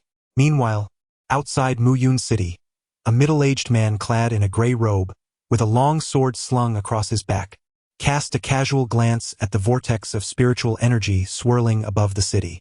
The sudden manifestation of this phenomenon must herald the emergence of an extraordinary talent, a boon for our Yushan sword sect. No sooner had he spoken than the sword behind him transformed into a series of radiant beams, taking him and the gray-robed man swiftly from the scene. Outside the residence of Dan Tai Mingyue, the family head and several esteemed elders of the clan stood anxiously at the entrance. The contemporary prodigy of the Yi clan, the designated candidate for the young master of the Shen sect, was merely a door away from them. If fortune smiled upon them, and they could forge a connection with him, the mere thought sent waves of excitement through the Dan Tai family head and the elders standing behind him. In order to avoid disturbing Yi Xian, the head of the Dan Tai family issued a direct command. Aside from the elders and the head of the family, no one else was permitted to approach even a step near the courtyard where Dan Tai Mingyu resided. Time passed second by second. Gradually, the spiritual energy in the air above Dan Tai Mingyu's courtyard began to return to tranquility, and the head of the Dan Tai family, along with the surrounding elders, also started to regain their composure. At last, has it come to an end? If this celestial phenomenon were to persist, they could only wonder when they would finally be able to see Yi Xian. Creaking sounds echoed as the door opened, and Dan Tai Mingyu stepped outside. The head of the Dan Tai family and the elders present wore expressions of eager anticipation, as if awaiting something momentous. However, after a prolonged wait, they still had not caught sight of Yi Xian. Where is he? Where is he? Dan Tai Mingyu inquired nonchalantly. Yi Xian, is he not in your room? The celestial phenomenon we just witnessed must have been triggered by him, correct? Upon hearing this remark from the head of the Dantai family, Dantai Mingyu's brow furrowed. It appeared that in their eyes, she was merely a fortunate talisman, capable of providing convenience to the family through her marriage alliance. In the minds of these individuals, they could not fathom that the one who had instigated the celestial phenomenon was none other than the very person they had overlooked for a decade, whom they deemed a waste, Dantai Mingyu herself. At that moment, a streak of light suddenly descended from the heavens. It was Yi Shu, arriving with news. Congratulations, Miss Mingyu, on successfully breaking free from your shackles and attracting such a celestial phenomenon. It seems you have certainly reaped considerable rewards. Gazing at the transformed figure of Dantai Mingyue, who appeared strikingly different from the person she was just yesterday, Yi Shu felt a profound shock within. Indeed, the young master possessed an astute eye for talent. Yi Shu recalled the first time he visited the Dantai family. At that time, Dantai Mingyue was a person whose cultivation had been utterly depleted. To think that in less than a day, she could summon such a terrifying celestial phenomenon.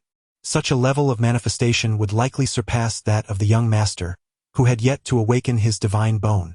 The key point was that, at that moment, no one had any faith in Dantai Mingyue, except for Yi Xian, who remained unwaveringly confident in her potential. It now seemed evident that the young master had long since perceived the extraordinary secrets hidden within her. The might of the young master was indeed beyond the comprehension of ordinary individuals like us. Lost in his astonishment, Yi Shu failed to notice that beside him, the head of the Dantai family and the clan elders were left in a state of stunned disbelief by his earlier congratulations. What does this mean? The one who summoned the celestial phenomenon was not Yi Xian, but rather Dantai Mingyue? Chapter 10. A decade of support. Until today, but has she not already been deemed useless? The conversation between Yi Shu and Dantai Mingyue was heard clearly by all. Yet, the more they understood, the more incredulous the head of the Dantai family and the elders behind him became. How could that abandoned girl, nurtured by the family for a decade, summon such a terrifying vortex of spiritual energy above Mu Yun City? Was that extraordinary phenomenon truly instigated by you? Even now, the head of the Dantai family struggled to accept this reality. The surrounding family elders were even more astonished, eagerly awaiting Dantai Mingyue's verbal confirmation. However, Dantai Mingyue paid them no heed. Instead, she turned to Yi Shu and inquired, "Did you return for yesterday's matter?" After Yi Shu departed the previous day, Dantai Mingyue regained her composure and contemplated many things. She had never met Yi Xian, yet his unwavering support could only signify that he was a person of integrity, not merely acting out of regard for her, Dantai Mingyue. With this realization, Dantai Mingyue ceased to be as impulsive as she had been initially. Even if Yi Xian was trustworthy and genuinely willing to assist, the disparity in their statuses was insurmountable. Although she had regained her cultivation, he remained the most distinguished genius of the Yi clan and a candidate for the position of the young sect master of Shen Tian sect. Neither the Yi clan nor the Shen Tian sect would permit a prodigy like Yi Xian to take as his bride someone of such humble strength and lineage as Dantai Mingyue. The potent elixir within the storage ring has been refined by my master's divine power, and I have undergone the purification of divine blood. Even if the Yi clan were to reclaim the ring and sever the engagement between Yi Xian and myself, it would bear no consequence for me. At this juncture, Dantai Mingyue has ceased to ponder the notion of competing with Yi Xian to restore her masteress honor. Yi Xian's actions have unequivocally demonstrated that he is a man of integrity and honor.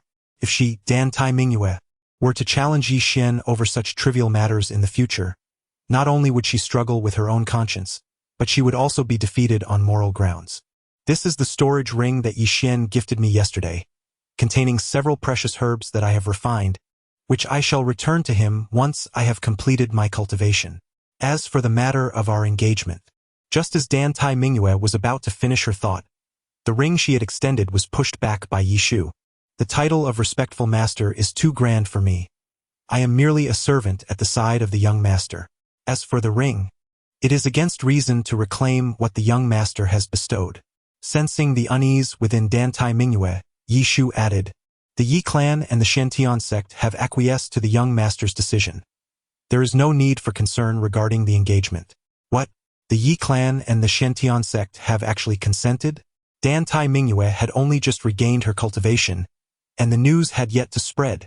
In such circumstances, would the Yi clan and the Shentian sect allow Yi Xian to choose an incapable woman as his bride? The young master has awakened the divine bone and will soon enter the trial of life and death. This is the cultivation insight that the young master has entrusted me to convey to you, and I hope it proves beneficial to you. Gazing at the letter handed to her by Yi Shu, Dan Tai Mingyu was utterly stunned. What? Yi Xian has awakened the divine bone. The head of the Dan Tai family and the clan elders around her were equally astonished. The shock resonating within them was beyond the capacity of words to express. Yi Xian's innate talent had already been breathtaking among the younger generation, and now, with the awakening of the divine bone, he has become a person of divine enlightenment. In the future, not only in the southern wilderness, but even upon entering the central wilderness spirit domain, Yi Xian's talents will be recognized. In contrast to the elders surrounding her, who wore expressions of shock, Dan Tai Mingyu was experiencing a different sentiment. She had just undergone the cleansing of her master's divine blood and regained her cultivation. She had thought that it would not be long before she caught up with Yi Xian. Little did she expect that he would directly awaken the divine bone.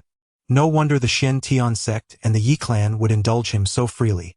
A person of divine enlightenment is already capable of shattering most conventions in this world, and that holds true even within the Yi clan and Shen Tian sect. However, compared to Yi Xian's awakening of the divine bone, the latter part of Yi Shu's message evidently stirred deeper emotions within Dan Tai Mingyu. She had assumed that Yi Xian could not withstand the pressure from the Yi clan and the Shen Tian sect, and thus had sent someone to request the ring and conveniently dissolve the engagement. Who could have anticipated that what was sent in return was Yi Xian's cultivation insights? She had just experienced the baptism of divine blood, breaking through her shackles, and was in dire need of stabilizing her cultivation. The heartfelt insights penned by Yi Xian were, to her, akin to a timely gift amidst a snowstorm. Even though Dan Tai Mingyu had contemplated the matter thoroughly the day prior, her heart still fluttered uncontrollably at this moment. Your betrothed is quite commendable. Even the typically reticent, mysterious woman expressed her admiration through the ring. Awakening the divine bone, he could barely be deemed worthy of my disciple. Nonetheless, their future shall ultimately depend on their own fortunes. Dan Tai Mingyu felt her heart ablaze as never before. These revelations were indeed of great benefit to her. She hoped that upon returning, he would be duly thanked. Had it not been for Dan Tai Mingyu's recent breakthrough, granting her supreme control over her body, she might have found herself blushing in public. Now that the message had been delivered, Yi Shu took his leave. He sensed the approach of two formidable auras, yet they bore no ill intent. It seemed that the earlier celestial phenomenon had attracted the attention of powerful beings from the kingdom of Jiang. Whenever a prodigy awakens, strong figures invariably come to seek disciples. In Yi Shu's view, this was merely Dan Tai Mingyu's own opportunity. As a member of the Yi clan, his presence here felt rather inappropriate. Moreover, having fulfilled Yi Xian's instructions, Yi Shu saw no reason to linger. In the instant the mysterious talisman flickered, he vanished from Dan Tai Mingyu's sight. After Yi Shu's departure, the head of the Dan Tai family and the elders behind him wished they could find a crack in the ground to hide in, overwhelmed by awkwardness. It was undoubtedly the latent potential of Dan Taiyu that summoned the extraordinary phenomena of heaven and earth.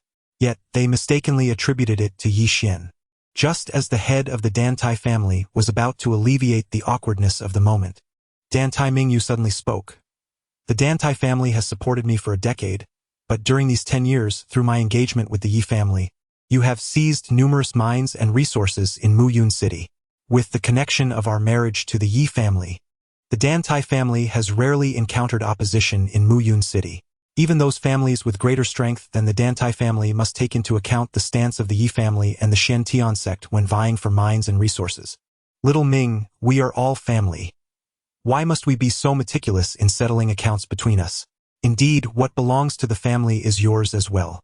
If you are willing, we can send half of the treasures from the family treasury to you by tomorrow. Yi Xian had already become a person of divine enlightenment, and today, Dan Tai Mingyu had once again attracted such celestial phenomena. The head of the Dan Tai family and the elders behind him had indeed invested significantly to win her favor. However, in the next moment, Dan Tai Mingyu bit her finger and drew a line of blood in the air. I, Dan Tai Mingyu, hereby declare that from this day forth, I sever all ties with the Dantai family. From now on, everything pertaining to the Dantai family shall have no relation to me, and I shall have no connection with you whatsoever. Chapter 11. The Clash of Clams and the Arrival of Stars. Boom. Upon the utterance of these words by Dantai Mingyue, the head of the Dantai family and the elders present were struck as if by lightning. Their expressions drastically altered. Ming'er, you mustn't. Without Dantai Mingyue, the alliance with the Yi clan would dissipate. How could the Dantai family navigate the myriad advantages within Muyu City thereafter? Moreover, the extraordinary phenomenon she had summoned today was a testament to her remarkable talent. Should she choose to dedicate herself to the family, there might yet be a chance for the Dantai family to rise and become a formidable clan, akin to the Yi clan, dominating a territory of their own. The head of the Dantai family yearned to plead further, but at that moment, a formidable beam of sword light descended from the heavens, and a middle-aged man clad in a long robe emerged gracefully from the radiance. I am Yang Ming, the sword master of Yushan. Do you wish to join my Yushan sword sect and become my disciple? Boom! The words of the sword master reverberated, leaving the head of the Dantai family stunned, his insides ablaze with turmoil. The Yushan sword sect? That is the foremost sect in the kingdom of Jiang. The sword master himself ranks among the top 10 masters of the kingdom. He has actually come to our Dantai family to personally accept a disciple? While this may not carry the same weight as the alliance with the Yi clan, it wields enough power to deter all mischievous elements within the confines of the kingdom of Jiang. The elders of the Dantai family grew anxious, their faces flushed with urgency. The more exceptional Dantai Mingyue appeared, the more frantic they became. Such a prodigious daughter of destiny could not be allowed to depart from the family so easily. As the head of the Dantai family pondered desperately on how to salvage Dantai Mingyue's situation, a chicken leg bone suddenly struck the sword light of the Yushan sword. In an instant, the brilliance of the sword shattered into countless fragments, enveloping the entire Dantai family in an overwhelming and terrifying pressure. Yushan, you remain ever so impatient, spoke a weathered old man with a nose resembling a ruddy potato.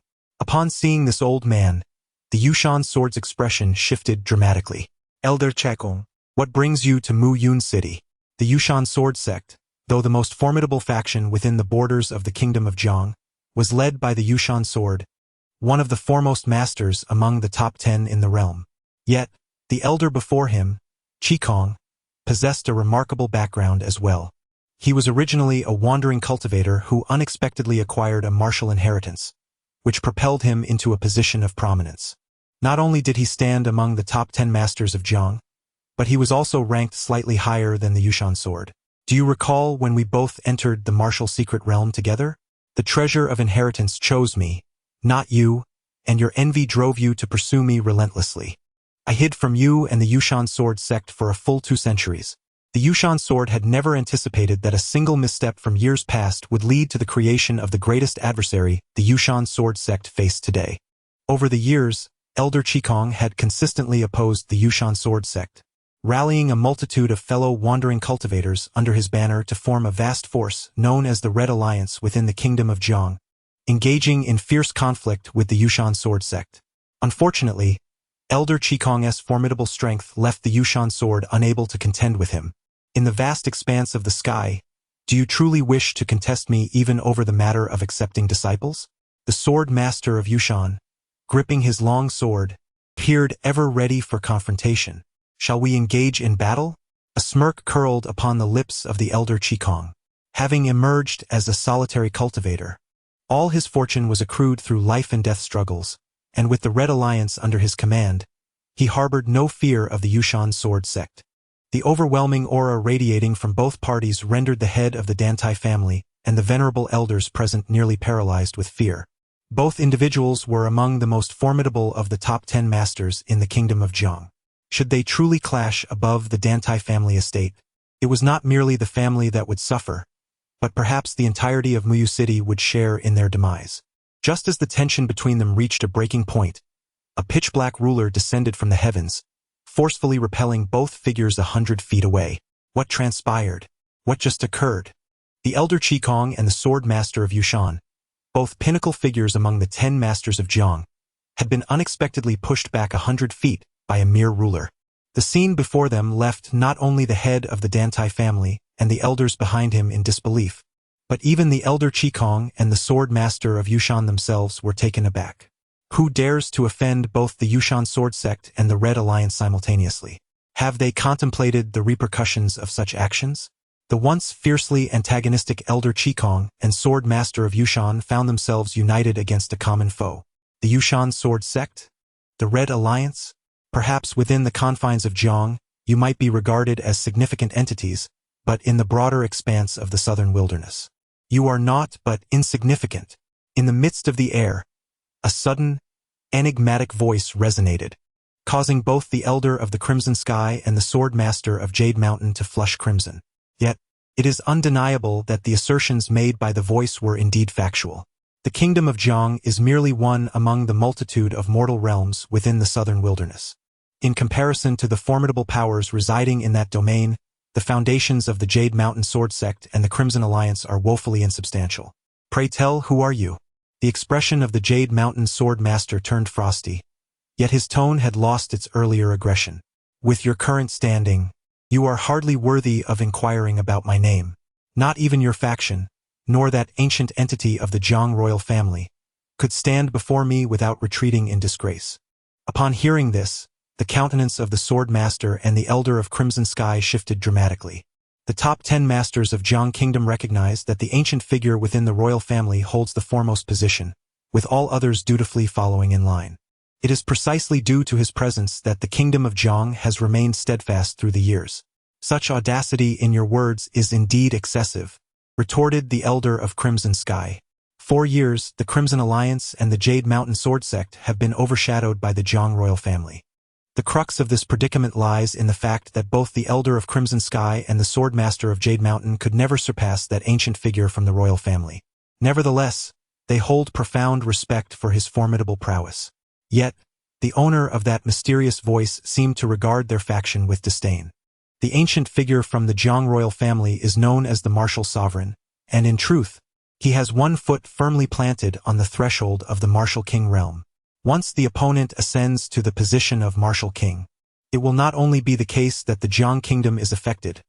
Even within the southern wilderness, he will be regarded as a formidable force. Humph! Such excessive prattle.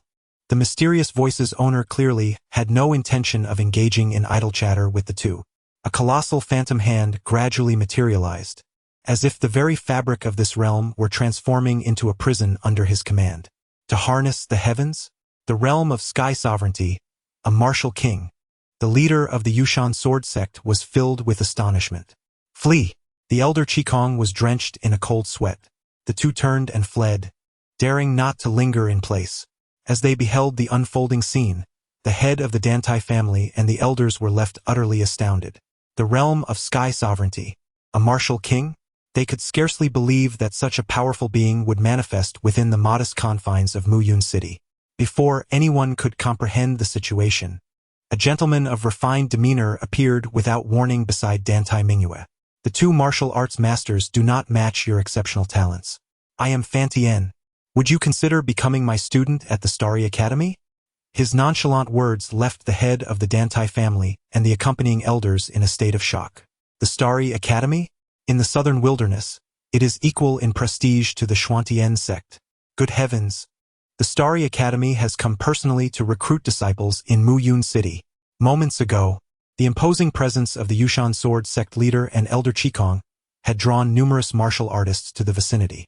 Now, to learn that this mysterious powerhouse, who had repelled both the Yushan sword sect leader and elder Qigong, hailed from the Starry Academy. In an instant, expressions of astonishment spread across their faces. Chapter 12. The Fruit of the Great Path. A transformation. Once more the Starry Academy has come personally to accept disciples. This is a fortuitous opportunity for the Dantai family. Yet what a farce. Did we not hear Dantai Mingyue express her intention to withdraw from the family? Who could have anticipated that the once downtrodden daughter of Muyu City, after a decade of obscurity, would rise so astonishingly today? Dantai Mingyue paid no heed to the envious and jealous gazes surrounding her. With unwavering composure, she fixed her gaze upon Fan Tian and inquired, "Are you drawn to my talents? Or is it the connection to the Shen Tian divine path that captivates you?" Her words sent a wave of shock through the Dantai patriarch and the elders behind him, their expressions shifting dramatically. The figure before them was a formidable martial king from the Starry Academy. Should they provoke him, it would not merely spell trouble for the Dantai family. The entire Jiang kingdom could find itself in peril. The Dantai patriarch desperately gestured to Dantai Mingyue, urging her to reconsider. However, she remained unmoved. Meanwhile, Fan Tian appeared somewhat awkward in response to Dantai Mingyue's probing question. His visit was indeed motivated not solely by the celestial phenomena triggered by her. With Yi Xian awakening the divine bones, it was only a matter of time before he would delve into the profound depths of the Shen-Tian divine path, regardless of the life and death trials. Although the Starry Academy holds an esteemed status alongside the Shen-Tian sect in the southern wilderness, they lack the formidable backing that the Shen-Tian divine path provides. If they could leverage the connection between Dantai Mingyue and Yi Xian to align themselves with the Shen-Tian divine path, it would undoubtedly yield immense benefits for the future development of the Starry Academy in the southern wilderness. Just now, the Yushan Sword Master and the Elder of the Red Sky were equally motivated by the allure of benefits. However, in the eyes of Fan Tian, they are utterly unworthy of such involvement. Since you have discerned this, I shall not conceal my intentions any longer. I wish to admit you into the Star Academy. While there is a hint of personal interest, I am genuinely impressed by your innate talent. Dan Tai Mingyu's ability to summon celestial phenomena reflects her exceptional gifts. In terms of future accomplishments, even if she does not surpass Yi Xian, the difference will be negligible. The crux of the matter is that this transaction is a double blessing for the Star Academy, ensuring profit without risk. Whether it be the rise of Dantai Mingyu or the formidable backing of the Shen-Tian divine path behind Yi Xian, both will be immensely beneficial to the Star Academy. Since you have withdrawn from your family, it signifies a severance of all cultivation resources. Should you agree to join our Star Academy, I can assure you that the Academy will provide an abundance of resources and secret techniques. Whatever you desire will be at your disposal. Moreover, once you achieve success in the future, the Star Academy will place no constraints on your development. Fan Tian is laying his cards on the table. However, this forthrightness is particularly appealing to Dantai Mingyu. Sensing the sincerity of Fan Tian and the Star Academy, Dantai Mingyu smiled gently. The student has met the mentor. In contrast to the scheming and duplicitous individuals of the Dantai family, she finds the Star Academy's straightforwardness and transparency in dealing with interests far more agreeable. Furthermore, the Star Academy is indeed a significant force within the southern wilderness region. With the protection of an esteemed academy and the support of abundant resources, the ascent of Dantai Mingyue will undoubtedly accelerate. However, the most pivotal factor remains her fervent desire to swiftly catch up to Yi Xian. A mere pinnacle 9-star martial king, while providing some assistance to you at this stage, falls short of being a true mentor. Upon hearing the complaints of the mysterious woman emanating from the ring, Dantai Mingyue could not help but smile wryly. Given the temperament of the enigmatic woman, had the previous leader of Yushan Sword, the elder of Qigong, attempted to take her as a disciple, would she not have immediately burst forth from the ring, brandishing her sword to eliminate them both? Nonetheless, the mysterious woman merely vents her frustrations within the confines of the ring.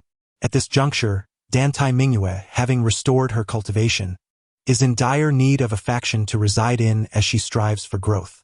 The shelter provided by the Starry Academy, therefore, outweighs any disadvantages for her.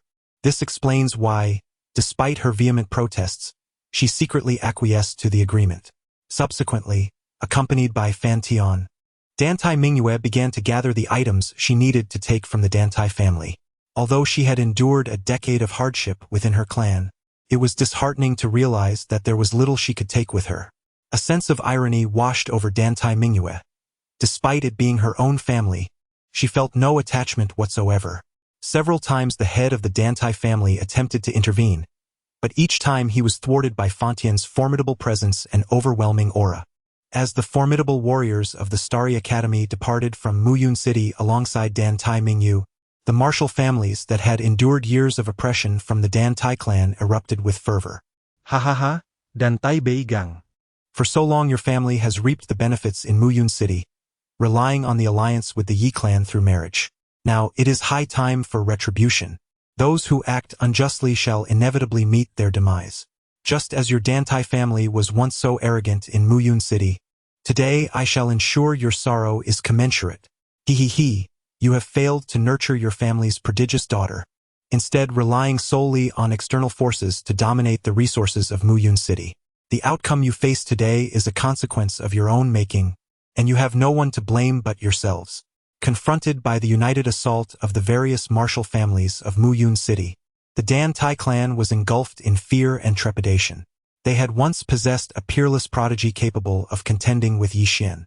Yet, through their own actions, they had squandered that opportunity. At this moment, the head of the Dantai family was filled with regret, wishing he could turn back time. The loss of Dantai Mingyu was tantamount to forfeiting their marriage alliance with the Yi clan. In the grand scheme of Muyun City, the Dantai family's strength was merely that of a mediocre clan. Faced with the combined onslaught of so many martial families, the annihilation of the Dantai clan seemed inevitable. In the southern wilderness domain at the Shen Tian sect, as the affection from his beloved wife Dantai Mingyu surged, Yi Xian felt as though the past 18 years of his rebirth had been squandered in vain.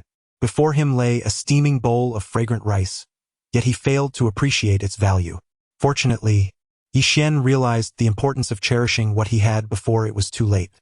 It seemed that his newfound understanding had resonated deeply with his beloved wife, as she generously bestowed upon him an abundance of profound fortune. Gazing at the previously depleted reservoir of fortune, he found it replenished to a staggering 400 points, a sight that brought a joyful smile to his face. For opportunities for fortune draws awaited him. However, as he poised his finger to initiate the draw, hesitation crept in once more. Yi Xian had been deeply shaken by the 2 disappointing draws in the Grand Hall. If all 4 draws resulted in nothing but thank you for your patronage or empty boxes, he would have nowhere to express his despair. But what was there to fear? Fortune favors the bold while famine befalls the timid. Regardless, his wife's fondness for him was steadily increasing, and even if the draws turned out to be a disappointment, he could always refresh her affections and seize further opportunities in the future. With this realization, the last remnants of his doubt vanished. As Yi Xian gently flicked his finger, the pointer began to whirl rapidly, his eyes fixated on the spinning indicator. Each draw, fueled by 400 points of fortune, presented a chance to alter his destiny. At last, as the pointer came to a halt, a golden treasure chest erupted in a burst of light, aligning perfectly with Yi Xian's gaze. Could it be the fruit of the great path? A surge of delight filled his heart. Yesterday, Yi Xian had just awakened the divine bone within the Grand Hall. To his astonishment, he swiftly acquired a fruit of the great path. He pondered inwardly about the transformation that would ensue upon consuming this fruit. The awakening of the divine bone is not the culmination. As the divine bone undergoes subsequent metamorphosis, those who have awakened it can attain even greater, unfathomable powers. The awakening of the divine bone varies in strength. The more complete the transformation, the greater the strength in the future.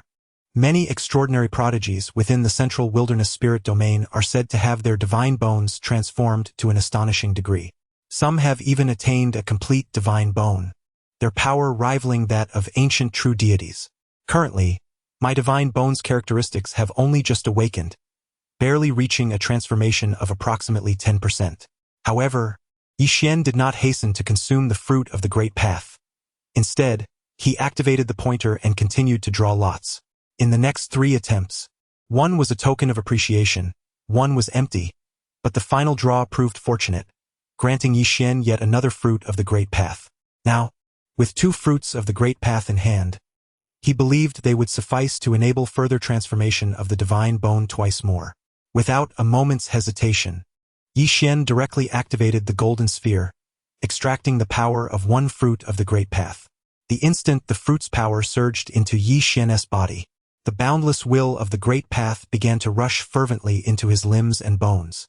Under the impact of this force, the divine bone gradually began to respond. The pale golden patterns began to weave themselves upon Yi Xian's divine bone. As these golden lines were etched, waves of overwhelming divine might surged forth from within Yi Xian's being. Under the influence of this divine power, Yi Xian, who had recently ascended to the martial sovereign realm, began to rise in strength at a visibly rapid pace. In the blink of an eye, he advanced from a one-star martial sovereign to the pinnacle of one star. Yet, the formidable power of the divine bone did not cease there. Yi Xian's martial cultivation continued to soar from the pinnacle of one star all the way to a three-star martial sovereign. Astonishingly, he traversed 3 minor realms in an instant. The realms of martial practitioners, namely martial artist, martial spirit, martial master, grand martial master, and martial sovereign, are referred to as major realms, each of which encompasses various star levels known as minor realms. Although this singular fruit of the Great Path allowed Yi Xian to leap across 3 minor realms, such a feat through conventional rigorous training would undoubtedly require at least half a year. The crux lies in the fact that Yi Xian's elevation encompassed not only his martial realm but also the transformation of his divine bone. This fruit of the Great Path elevated the divine bone to a 20% state. The divine might within him became more substantial and potent. In a true confrontation, even a 9-star martial sovereign would likely not stand against him. This is the pride of one chosen by the divine. With the enhancement of divine bone and divine might, a divinely chosen individual is nearly invincible within the same realm. Moreover, as the divine bone continues to evolve, facing those of higher ranks will not pose a challenge for Yi Xian. Thunder rumbled ominously. Just as Yi Xian found himself ensnared in the ecstasy of his divine bone and realm enhancement, a sudden clap of thunder reverberated above him. What could this possibly mean? How could there be a tribulation of thunder within the sanctum of the sect? Could it be that some elder within the sect had achieved a breakthrough? The disciples of the Shen sect were collectively drawn to the ominous thunderclouds swirling overhead. Such a terrifying tribulation. In the mere span of 3 breaths, its might surged exponentially. Gazing at the ever-expanding, dreadful thunderclouds above the Shen sect, the sect leader and the elders furrowed their brows in concern, observing the direction in which the thunderclouds were gathering. It was the Listening Tide Sea Pavilion. The countenance of the sect leader shifted subtly. The Listening Tide Sea Pavilion was a 6-tier cave realm, a privilege reserved solely for the sect's most esteemed disciples. Presently, the only direct disciple within the Shen sect was none other than Yi Xian himself. Could it be that Yi Xian's divine bone has undergone another transformation? Elder Xuanjin's gaze quivered with apprehension. Typically, a breakthrough would not provoke such a tribulation. It is only under extraordinary circumstances that a martial artist's cultivation would enrage the heavens and summon calamity. No, it cannot be happening so soon. Elder Xuanyu's face displayed a mix of disbelief and concern. Ordinarily, after the divine bone has just awakened, it would not undergo another metamorphosis in such a short time. Yi Xian's divine bone had only awakened a day prior. Under these conditions, how could it possibly transform again? Unless... The sect leader of Shen seemed to arrive at a realization, his expression becoming grave and somber. Chapter 13. The Path of Heavenly Fire in the Realm of Divine Awakening. It is indeed rare for individuals to undergo transformation shortly after the emergence of their divine bones. However, an exceptional circumstance exists: the reincarnation of true deities. In the desolate expanse of the 6 domains, every 10,000 years, a true god descends upon the mortal realm. Those who are reincarnated true gods not only awaken their divine bones effortlessly but also experience a metamorphosis at a pace incomparable to that of ordinary divine awakening individuals. It is said that within the Shen divine path, the esteemed goddess Xiao is a reincarnated true deity. At such a tender age, she has already unlocked her complete divine bones, earning her the status of a formidable saint. The leader of the Shen sect cannot help but feel a sense of awe. A saintly figure, even in the central wilderness spiritual domain, possesses the potential to establish a sect. Yet, this remarkable goddess Xiao is merely 19 years old. Even the head of the Shen divine path is filled with admiration for her extraordinary talents. Although the goddess Xiao stands as the most qualified prodigy to challenge the realm of true deities within the Shen divine path, she awakened her divine bones at the tender age of 3, following the precedent of past reincarnated true deities who also unlocked their divine bones in their youth. As for Yi Xian, Elder Xuanjin wears an expression of hesitance, caught between words. Yi Xian's divine bones only awakened just yesterday in the Grand Hall. This clearly does not align with the criteria for reincarnation as a true deity. Yet, if he is not a reincarnated true god, How has he managed to facilitate such a rapid transformation of his divine bones within a single day? Just as the leader of the Shintian sect and the gathered elders find themselves enshrouded in perplexity, a resplendent golden hand soars towards the listening tide sea pavilion, tearing through the dark thunderclouds above. Gazing at the torn thunderclouds above, accompanied by the countless lightning serpents fleeing in panic, the elders of the Shintian sect collectively inhaled sharply. The sect leader's eyes twitched slightly. To command the heavens? The might of the martial king. It was evident that Yi Xian was not a martial king, nor had he attained the prowess to master the heavens and traverse the skies. This was the divine might emanating from the divine bone within him. The divine bone is a blessing left by a true deity to their descendants. Yi Xian, being a person of divine enlightenment, although not yet having reached the martial king's ability to soar through the skies, could still, through the power of the divine bone within him, momentarily subjugate this realm. This was what led to the earlier spectacle of a golden hand erupting skyward, tearing apart the thunderclouds. It seems that the true deity from the Yi clan of your possessed formidable strength. The sect leader reflected. The power of the divine bone within a person of divine enlightenment is entirely contingent upon the strength of the true deity who bestowed the blessing. That Yi Xian could, at the martial sovereign level, dominate the heavens and shred the thunderclouds, speaks volumes of the terrifying bloodline of the Yi clan's true deity. At that moment, within the forbidden grounds of the Shintian sect's rear mountain, immense fire clouds surged into the sky, filled with an overwhelming pressure, accompanied by bouts of maniacal laughter. Ha ha ha! 6,000 years. A full 6,000 years. And I have finally awaited a person of divine enlightenment. This direction leads to the resting place of our ancestors. Under the incredulous gazes of the Shintian sect leader and the others, the fire clouds gradually took form, revealing an elder surrounded by flames, his hair and beard a vibrant red. It was the fire cloud ancestor. Amidst the throng, Elder Shen Yu instantly recognized the ethereal figure suspended in midair. Could it be the revered Master Huiyun, the unparalleled powerhouse who, 6 millennia ago, crystallized the path of fire to the realm of true divinity? The illustrious reputation of the Shintian sect in the southern wilds is inextricably linked to the formidable prowess of its ancestors, and this Master Huiyun, referenced by Elder Shen Yu, is undoubtedly among them. Regrettably, despite his mastery of the fire path to the true divinity level, Master Huiyun himself had remained at the pinnacle of the sacred realm. Without achieving true divinity, he ultimately became but a handful of dust. In the end, Master Huiyun exhausted his life force 6,000 years ago, passing away in the forbidden grounds of the rear mountain.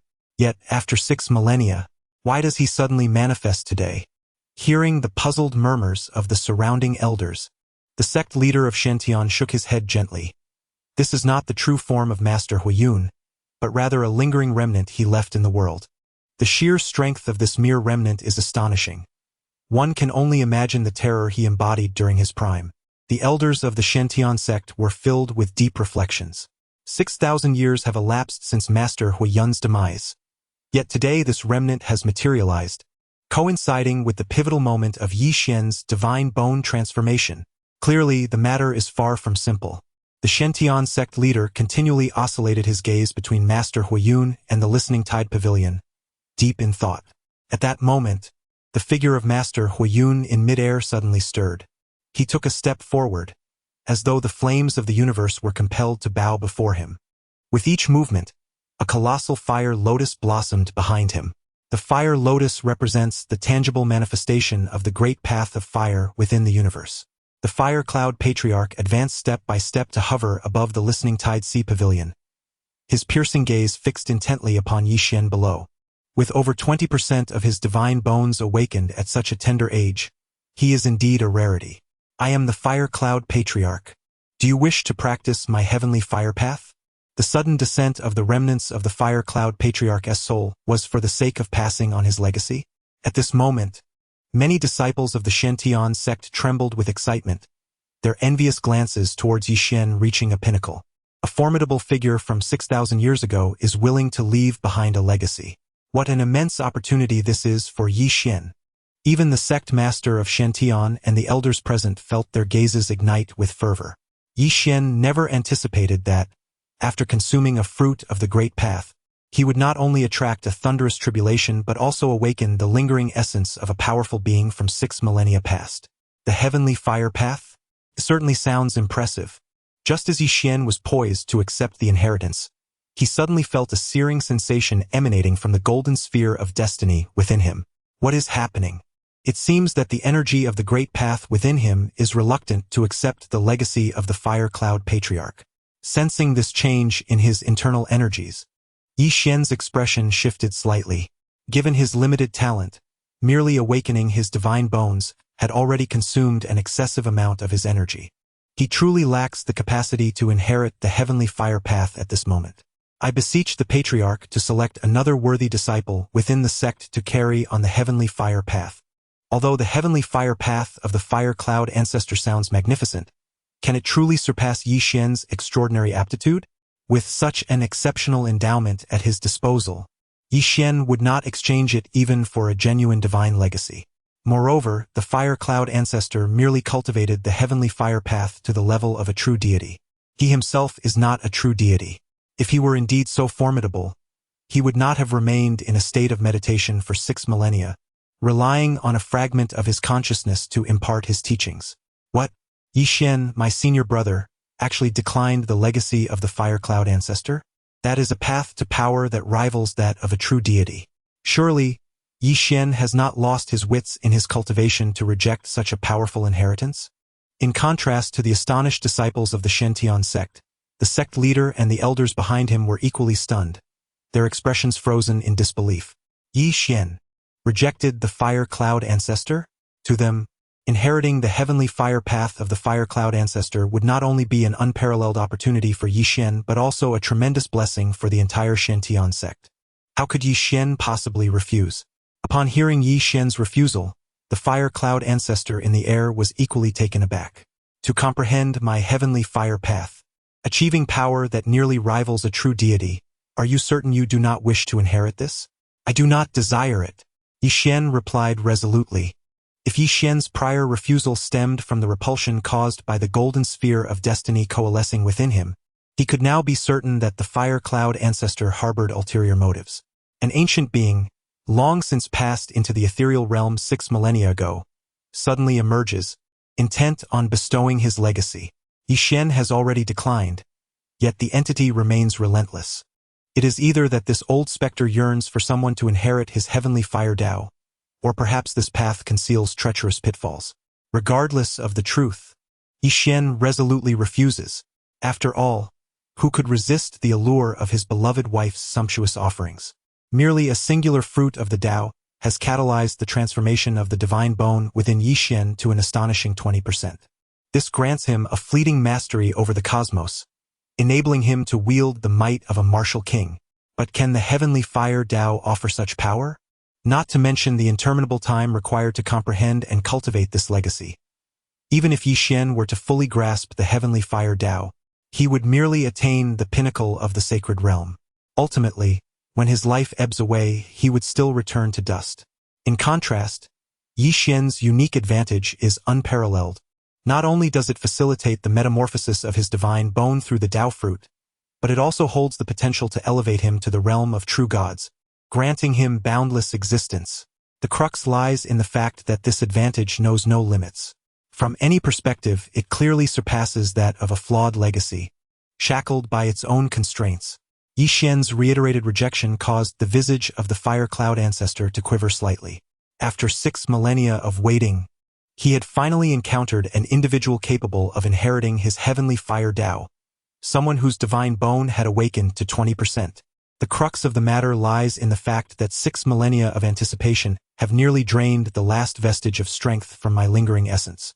If I cannot seize this young man's corporeal form through the power of inheritance, then my protracted wait of 6,000 years will ultimately culminate in my complete dissolution from existence. Chapter 14. Listening to your sophistry, a waste of time 6,000 years ago, the venerable Master Huayun, hindered by barriers in his own cultivation, spent his life striving yet ultimately failed to transcend the shackles of true divinity, resigning to a fate of melancholy and fading away in the forbidden grounds of the back mountain. However, the master, filled with regret, left behind a lingering fragment of his essence before his demise. Given the Master's extraordinary prowess, rivaling that of a true deity, one capable of carrying this remnant must possess the divine bones of a chosen one. Yesterday, in the Grand Hall, Yi Xian awakened his divine bones, prompting the Master Huiyun to sense his presence. At that time, however, Yi Xian had only activated less than 10% of his divine bones. To forcibly seize control would likely result in the disintegration of the divine bones within Yi Xian. Thus, the Master refrained from acting. Little did he anticipate that merely a day later, Yi Xian's divine bones would undergo a remarkable transformation, now reaching 20% activation. Unable to remain seated any longer, Master Huiyun surged forth from the forbidden grounds. Initially intending to persuade Yi Xian gently to inherit his legacy and subsequently seize control, the situation had changed drastically. Forcibly taking control might indeed risk damaging the divine bones, yet with 20% activation, any potential harm could be remedied through gradual cultivation, allowing a return to peak condition in due time.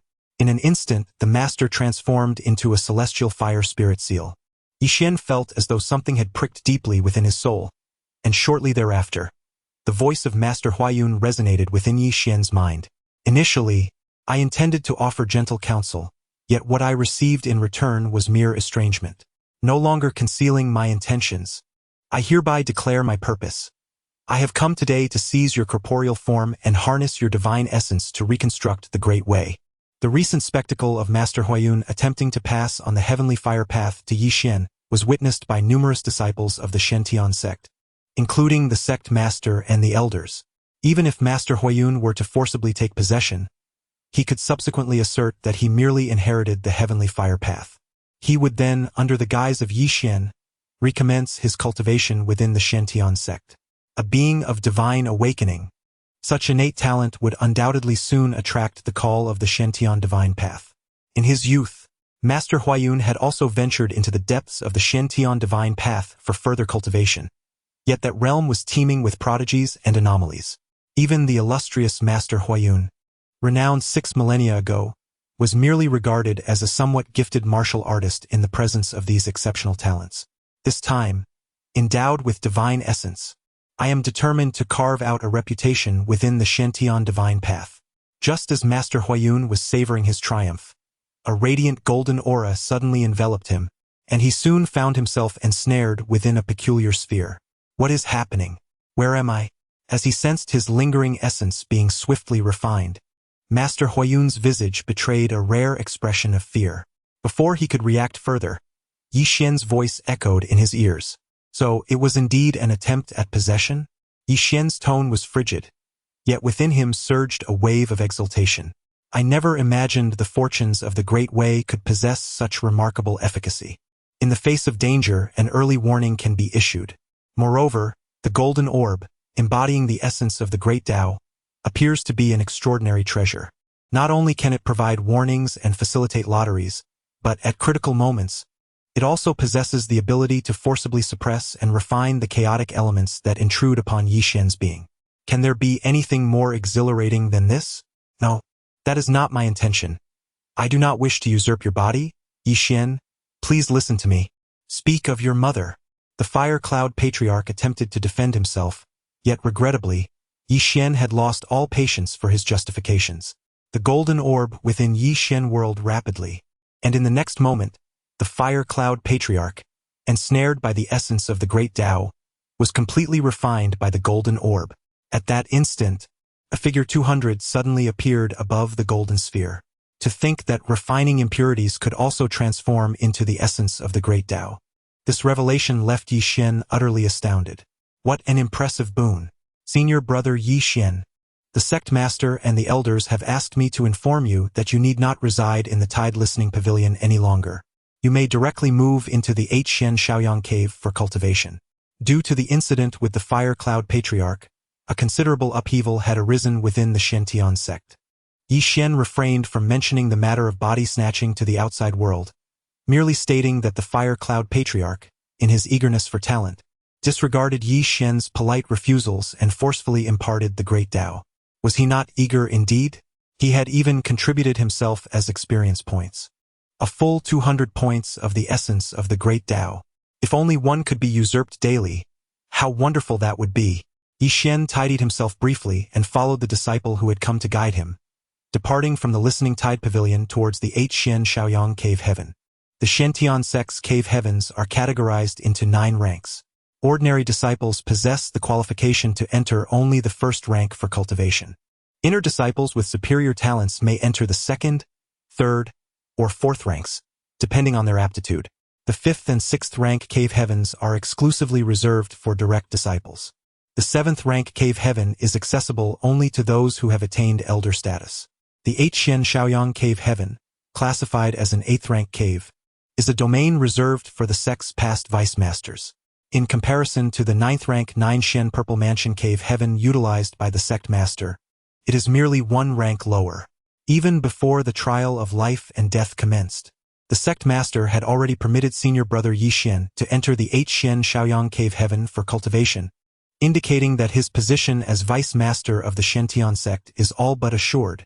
Throughout the journey, the disciple from the Shentian sect regarded Yi Xian with admiration and envy. Yi Xian's admission to the 8 Xian Shaoyang Cave Heaven signifies the sect master's tacit acknowledgement of his status as vice master.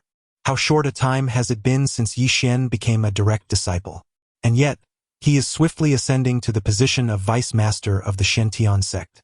This is a life template that countless individuals yearn for. On the way to the 8 Xian Shaoyang Cave Heaven, Yi Xian made a deliberate detour to the back mountain of the Shentian sect, the resting place of the sect's ancestors. However, despite his prolonged search there, he encountered no experienced treasures akin to the forcibly possessed Fire Cloud ancestor. Alas, it seems that venerable masters like the Fire Cloud ancestor, who are solely focused on usurping their disciples' essence, are indeed a rarity. A flicker of disappointment briefly flashed in Yi Xian's eyes. However, this scene, observed by the disciples of the Shentian sect who were guiding him, evoked a profound respect.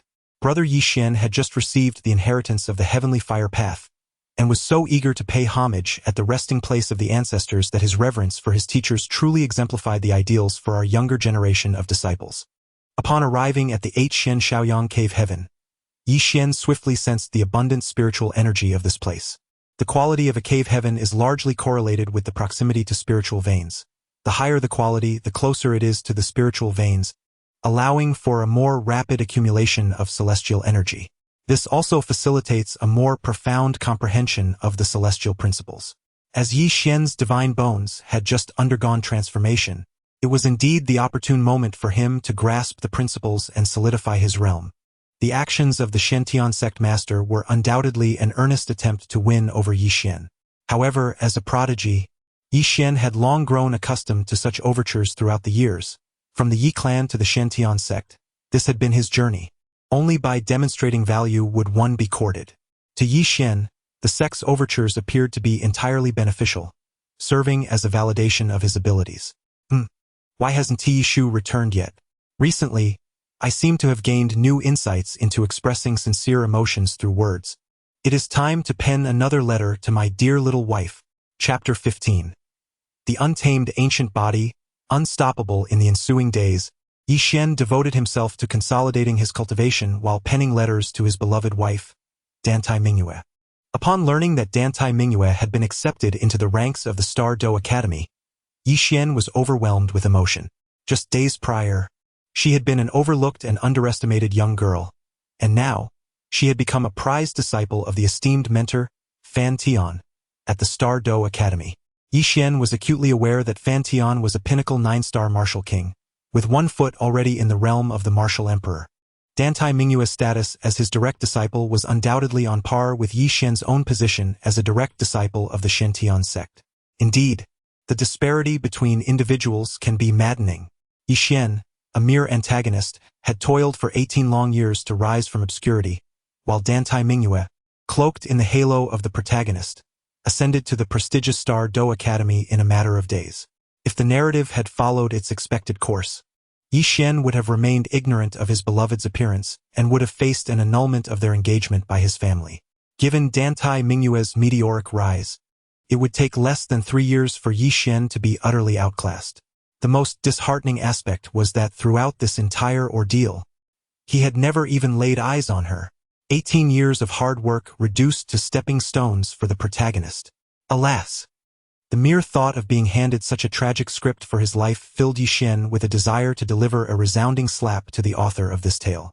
Fortunately, Yi Xian was a transmigrator, and he had managed to avert the reoccurrence of such a tragic fate for the antagonist. Now, he found himself awakened with newfound abilities. The fate of the antagonist has finally undergone a reversal. However, Yi Xian cannot relinquish the connection to Dan Tai Mingyue, for she is currently the primary source of his grand destiny. In this fantastical realm, where the tides of fortune are capricious, one cannot foresee the myriad crises that may arise, akin to the peril posed by the fire cloud ancestors' usurpation. Thanks to the harmonious interplay of the golden sphere and the grand destiny, Yi Xian managed to transform misfortune into fortune this time. Yet, what if the next encounter does not involve usurpation? In this mystical world, strength reigns supreme. Having now awakened the divine bone, it is inevitable that he shall venture into the central wilderness spirit domain to contend with the prodigies and marvels therein. Contemplating this, Yi Xian's gaze swiftly fixed upon the 10 consecutive draws indicated below. Ever since the golden sphere absorbed the fire cloud ancestor, the grand destiny within Yi Xian has undergone a profound elevation. Following the upgrade of the golden sphere, not only has the pool of diamond chests expanded, but a brand new option for 10 consecutive draws has also emerged beside the pointer. Yi Xian examined the mechanics of these 10 draws. Each requires 1,000 points of grand destiny to initiate. This allows for the acquisition of 10 treasure boxes in a single draw, significantly reducing the chances of receiving mere tokens of gratitude or empty boxes. Coupled with the additional 200 points of grand destiny gained from the absorption of the fire cloud ancestor, and the nearly 500 points accrued from his continuous correspondence with his beloved wife, the prospects seem promising. Interestingly, every time his dear wife ponders the cultivation insights Yi Xian has gifted her, her affection for him continues to flourish. In this manner, I have effectively acquired a natural conduit for the extraction of grand fortune. Inspired, Yi Xian, with each letter he penned, would invariably tuck in some small token. Whether it be an exquisitely crafted trinket or a practical item for everyday use, the intent was clear. Whenever his beloved wife glimpsed these tokens, she would be reminded of him, thereby enhancing her affection for him. Gaining the favor of Dan Tai Mingyue and sensing the accumulation of grand fortune, Yi Xian's lips gradually curled into a mysterious smile as he observed the golden sphere intermittently pulsating with increased grand fortune. Half a month swiftly passed. After this period of accumulation, Yi Xian finally amassed enough for 10 consecutive draws. An impressive total of 1,000 points of grand fortune. Besides this substantial sum, within his reward space lay a grand fruit from the previous lottery, yet to be utilized. It was not that Yi Xian was reluctant to use it. Rather, having just awakened his divine bone and undergone a transformation, he was wary of drawing too much attention from those with ulterior motives. I do not possess the protection of the venerable elder within my beloved wife's ring. Although the golden sphere had activated during the previous possession by the fire cloud ancestor, it was limited to internal possession. It would likely be rendered ineffective against external physical assaults. Hence, a prudent approach is advisable. The trial of life and death harbors countless dangers, yet it equally presents myriad opportunities and legacies awaiting discovery. At that moment, I simply needed to seek an opportunity within and consume the fruit of the great path. Thus, even if inquiries arose afterward, Yi Xian could assert that he had encountered another chance within the life and death trial. Given his status as the inheritor of the heavenly fire path and a candidate for the position of the young master of the Shantian sect, it would likely not raise any suspicions.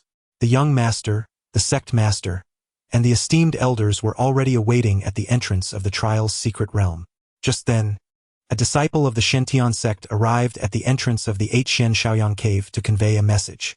Although Yi Xian had yet to pass the life and death trial, numerous disciples within the sect, eager to forge connections, had already begun to address him by the title of young master in private. Yi Xian neither opposed nor discouraged this. With his extraordinary talent, having awakened 20% of his divine bone, the life and death trial was merely a formality for him. Soon, under the admiring and envious gazes of countless disciples from the Shantian sect, Yi Xian arrived at the trial's secret realm on the back mountain of the sect. This place was typically not open to the public. However, today, due to the momentous occasion of Yi Xian's life and death trial, nearly all disciples of the Shentian sect gathered here. Furthermore, the elders of the sect, along with the sect master, were also present, standing solemnly on the circular platform above the trial's secret realm. "Young master, so majestic!" someone shouted from the crowd. Immediately, a thunderous chorus of voices erupted. "Young master, truly handsome. Young master, we shall always support you. Long live the young master." In response to the fervent calls of the disciples from the Shentian sect, the sect master and the esteemed elders upon the platform showed no inclination to intervene.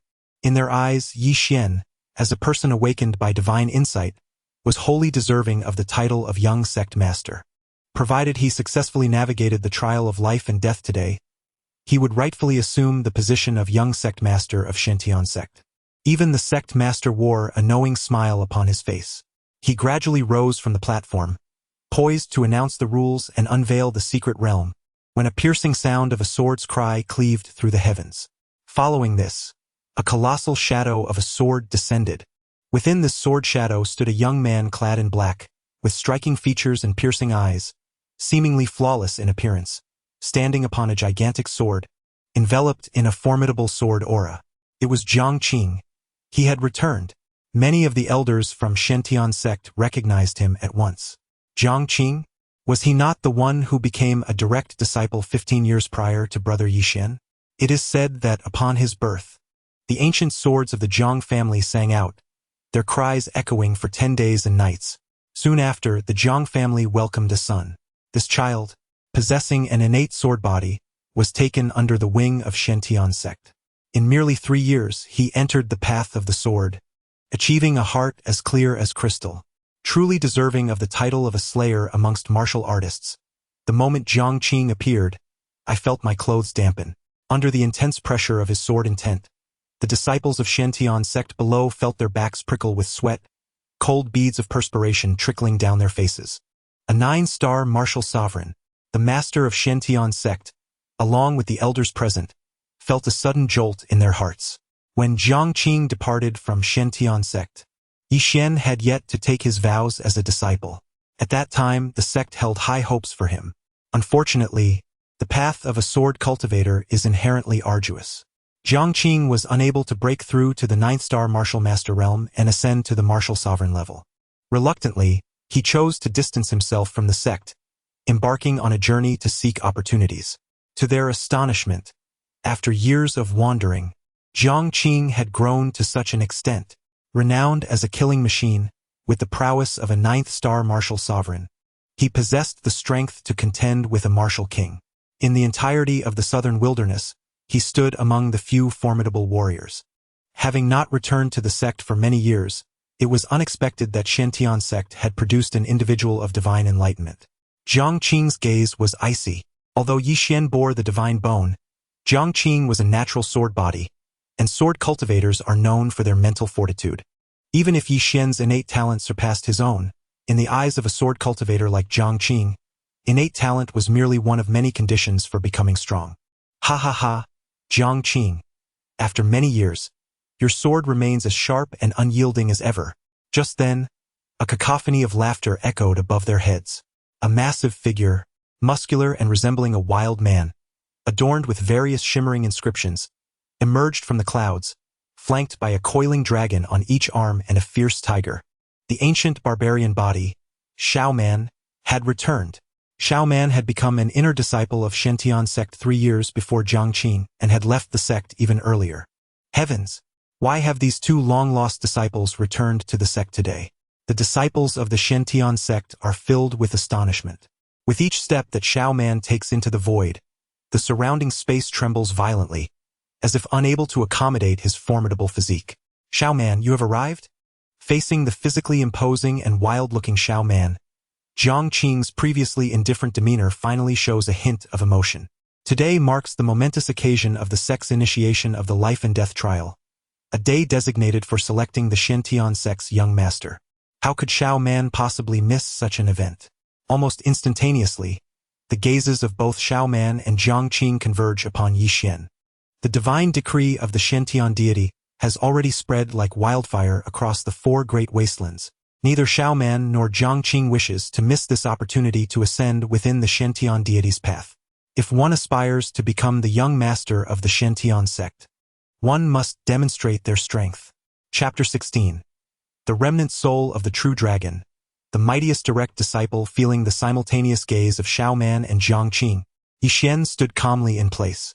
Though Xiaoman was flanked by a fierce serpent and a tiger, both formidable beasts, one exhaling toxic mist and the other exuding a palpable bloodlust, Jiangqing's sword intent was equally sharp and aggressive. However, as a being awakened with 20% of the divine bone's potential, Yixian matched their imposing presence with equal fortitude. The master of Xuantiangong and the elders present were taken aback by the fierce atmosphere that enveloped the life and death trial, which began as a veritable battleground. 2 disciples, who had ventured into the world for years, returned simultaneously, each having attained the formidable realm of 9-star martial sovereign. Jiangqing, a swordsman by nature, now embodied the essence of a razor-sharp blade, poised for action and unstoppable.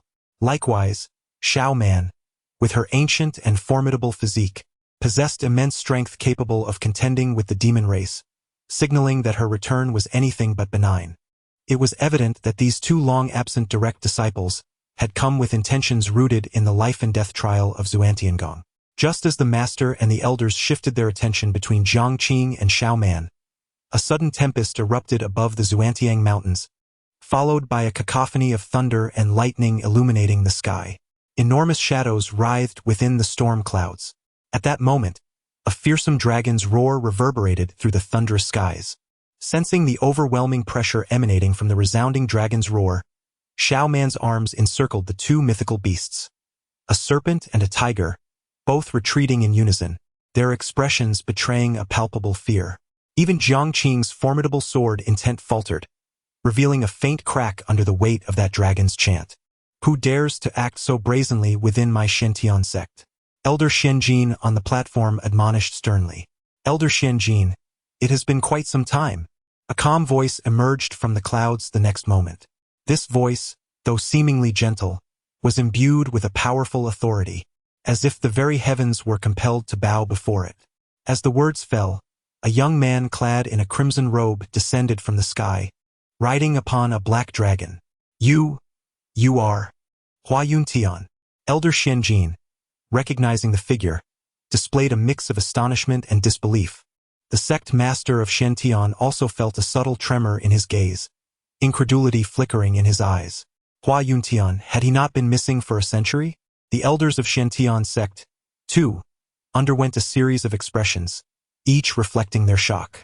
As the most gifted direct disciple of Shantian sect a century ago, Hua Yuntian's rise was unparalleled, eclipsing even Jiangqing and Xiaoman combined. Had Yixian not awakened his divine bone, he would have been utterly overshadowed by Hua Yuntian. Hua Yuntian, it truly is him, an inner sect disciple, his hair completely white, gazed on in disbelief. Brother Chun, do you know him? Upon hearing the inquiries of the younger disciples amidst the crowd, the venerable Brother Chun, whose hair had turned white with age, let out a deep sigh. Your time within the Shantian sect has been too brief. It is only natural that you are unfamiliar with Hua Yuntian. A century ago, among the disciples of our generation, his brilliance was unparalleled, even surpassing that of the current prodigy. Yixian, who has only recently awakened his divine bone and emerged as a figure of divine potential. Yet Hua Yuntian has consistently created miracles since the day he joined the Shantian sect. Remarkably, he alone accepted 3 legacies akin to that of the fire cloud ancestor. What? One individual receiving 3 legacies. The disciples of the Shantian sect present were astonished by Brother Chen's words.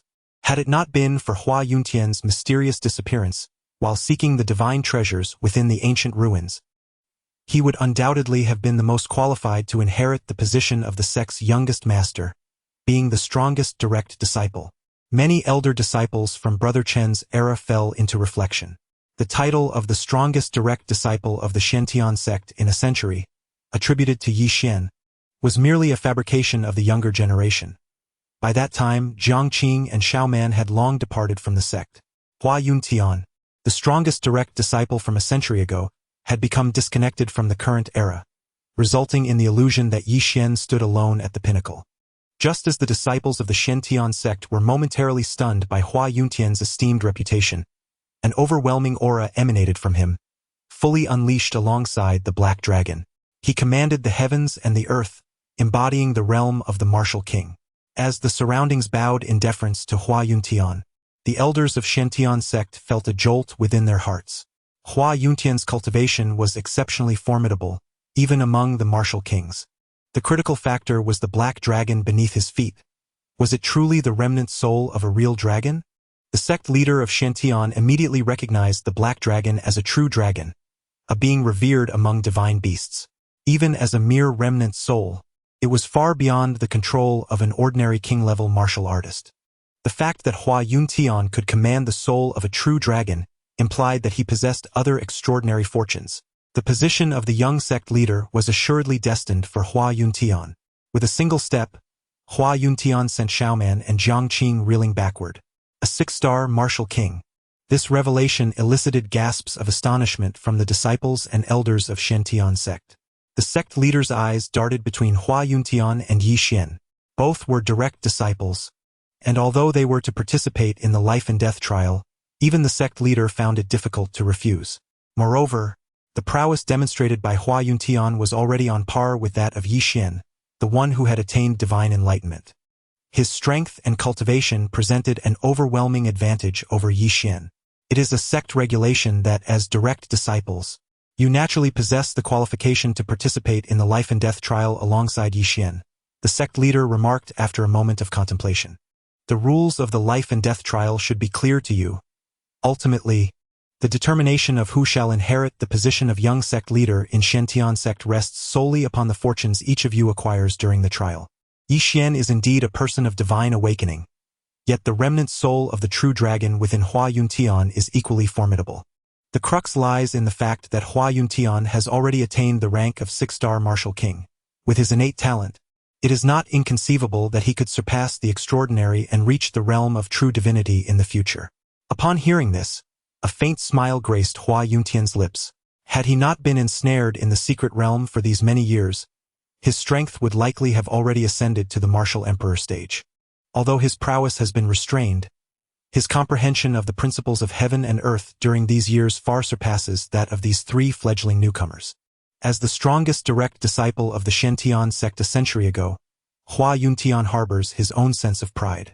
He cast a sidelong glance at Yi Xian. What of a person of divine awakening? After being trapped in the secret realm for 100 years, the benefits he has reaped have long eclipsed those of the average individual of divine awakening. Moreover, he harbors the remnant soul of a true dragon within him. Even if one is a person of divine awakening, should they dare to obstruct my path within the secret realm, I, Hua Yuntian, shall not hesitate to vanquish them. In the trial of life and death, what constitutes life and death? Once one enters, fate decides. Even in the presence of the Shen sect master, he would have little to say. The arrival of Jiang Qing, Xiaoman, and Hua Yuntian, although disrupting the rhythm of the original trial of life and death, has nonetheless instilled a different sense of anticipation among the disciples and elders of the Shen sect. In the past, Yi Xian reigned supreme within the Shen sect. Everything was devoid of suspense in his presence. Yet today, first the long-absent Jiang Qing and Xiaoman return unexpectedly. Soon after, a figure emerged, the most powerful disciple of the Shen sect, who had mysteriously vanished a century ago. Ultimately, who will emerge victorious? Everyone is eager to witness the unfolding drama. Before entering the trial's secret realm, I must remind you once more. Within this realm, life and death are dictated by fate. Who among you will uncover their own opportunities during the trials is entirely up to destiny. Should circumstances prove insurmountable, do not force the issue. The Shen sect master spoke earnestly, and after his words, he, along with the esteemed elders of the sect, collaboratively opened the portal to the life and death trial. Jiang Qing and Xiaoman exchanged glances and were the first to step inside. Hua Yuntian followed closely behind. Yi Xian was the last to enter, yet he remained remarkably relaxed throughout the process, as though he were not entering a trial, but rather a scenic tourist destination. To facilitate observation of the events within the trial, the Shentian sect master conjured a vivid mirroring projection at the entrance of the secret realm. Now, we shall see who shall ultimately be the one to walk away with a smile as the victor. With this thought, a glimmer of anticipation shone in the Shentian sect master's eyes. Chapter 17. Seizing opportunities, celestial countenance. The moment Yixin entered the trial of life and death, he felt as though he had completely severed ties with his original world. Even the surrounding heavenly principles seemed to undergo subtle transformations. There was no need for further observation. This was an entirely independent realm, one that did not exist in parallel with the main world of the 6 vast desolate regions. Hua Yuntian spoke with an air of indifference. Having been trapped in the ancient secret realm for a century, he held the most authoritative voice among the 4 regarding this matter. Are we to seek our respective fortunes here? Xiaoman inquired, glancing around him. The serpent and tiger that had once circled his arms were now safely retracted. The oppressive aura of Hua Yuntian's black dragon remnant was far too formidable for Xiaoman's beasts. Prolonged exposure to such a bloodline suppression would be detrimental to their future growth. Seeking our own opportunities, indeed, seems to be a commendable choice. Jiang Qing nodded thoughtfully. Although the might of Hua Yuntian was somewhat overwhelming, the most essential quality for a sword cultivator was to confront challenges head-on. The greater the pressure Hua Yuntian exerted on Jiang Qing, the higher his chances of transcending his own limitations. During my years of wandering, I have only reached the 9th star of the martial sovereign realm, yet I have unearthed a mysterious iron sword of ancient lineage. This sword, seemingly unremarkable, conceals profound truths and hidden mysteries. Should it come to a life-and-death struggle, I believe I would not fall short against any of the other 3. Even the illustrious 6-star martial king, Hua Yuntian, could find himself challenged by Jiang Qing. After all, sword cultivators are renowned for their lethal prowess and formidable combat abilities. Xiaoman's thoughts were largely in alignment with Jiang Qing's, for besides the ferocious beast entwined around his arms, he possessed several hidden trump cards of considerable strength. Although both had recently been repelled by Hua Yuntian's overwhelming aura at the back mountain of the Shentian sect, this did not imply that Xiaoman was genuinely intimidated by him. Humph! 2 reckless souls. Sensing the subtle provocation in Jiang Qing and Xiaoman's gazes, Hua Yuntian couldn't help but smirk inwardly. He was hailed as the strongest direct disciple of the Shentian sect in a century. Such a title could not be mere bluster, let alone Xiaoman and Jiang Qing, who was merely a 9-star martial sovereign. What fear did he have even with the addition of Yixin, the one blessed by divine enlightenment? As he contemplated Yixin, Hua Yuntian cast a glance in his direction, only to be captivated by Yixin's peculiar behavior a moment later. What was he doing? Observing Yixin standing motionless before a statue, Xiaoman furrowed his brow in confusion. Jiang Qing's reaction mirrored that of the 2. The statue before Yixin had been examined by them upon their entry, revealing nothing extraordinary. It was merely an ordinary stone figure situated at the entrance to the trial's secret realm. Such theatrics. Hua Yuntian's face was one of disdain. Having been trapped in the ancient secret realm for so many years, his perception of various restrictions and energies far surpassed that of ordinary individuals. Moreover, his prowess as a 6-star martial king was undoubtedly the most formidable among the 4. If the statue before Yixin possessed any extraordinary qualities, he would certainly discern them at a glance. Just as the 3 of them were sneering internally and preparing to depart, a brilliant golden light suddenly erupted from Yixin, soaring into the heavens. Transformation. His divine bone was undergoing a metamorphosis. What? The expressions of Jiang Qing and the others shifted simultaneously. Could it be that this statue, which revealed no flaws to them, concealed an immense opportunity unknown to the world? Hua Yuntian's countenance darkened ominously. As the strongest among them, a 6-star martial king, he had failed to unravel the mystery of this statue, only to be severely humiliated by Yixin from the outset. Reflecting on his earlier, somewhat ostentatious assessment of Yixin, Hua Yuntian felt a twinge of embarrassment creeping upon him. Jiang Qing and Xiaoman felt similarly. How could they, who had always held themselves in high regard, allow Yixin to seize the initiative first? This was utterly intolerable. In the brief moment of distraction, Yixin's divine bone had already transformed by 30%. Even his original 3-star martial sovereign strength, had instantaneously ascended to a 6-star status. The critical aspect was that his divine might had become even more solid, pure, and formidable than before entering the trial's secret realm. Although Hua Yuntian was a 6-star martial king, he dared not underestimate the situation. After a moment of contemplation, he resolutely turned and departed. To take a life does not always require one to lead the charge. Yixian, wait patiently. You merely advanced a step during the trial, yet it is impossible for you to maintain such swiftness indefinitely. The situation with Jiang Qing and Xiao Man is quite similar. As the three turned to depart simultaneously, a faint smile graced Yi Xian's lips. The intent to strike cannot be concealed. From a distance, Yi Xian sensed their murderous glances directed at him. It appears that the moment has come for a significant gamble. As previously perceived by Huayanshan and his companions, the stone statue before Yi Xian indeed held no hidden mysteries. It was merely an ordinary sculpture. Yi Xian's divine bones underwent transformation not due to any secret opportunity within the mystical realm, but solely because of the enhancement effects from consuming the fruits of the great Dao. These three individuals, one a sword cultivator, another of the ancient barbaric physique, and the last a 6-star martial king, were all seasoned veterans. If he did not showcase his strength before them, he would likely become the first target of their aggression. Yi Xian, being a person of divine awakening and the weakest among the four, was an easy target in such circumstances. However, the situation has changed. Having consumed the fruits of the great Dao, his divine bones have transformed to a 30% enhancement. With his current prowess, he is more than capable of confronting martial kings. Should they contemplate any reckless actions, they must weigh their decisions carefully. At the entrance of the trial's secret realm of the Shantian sect, through the reflection, the master of Shantian sect and the esteemed elders were utterly astonished by Yi Xian's divine bone undergoing yet another transformation. Upon entering the secret realm of life and death, he had already reaped such tremendous benefits. The divine bone transformed on the spot, causing a remarkable surge in his strength.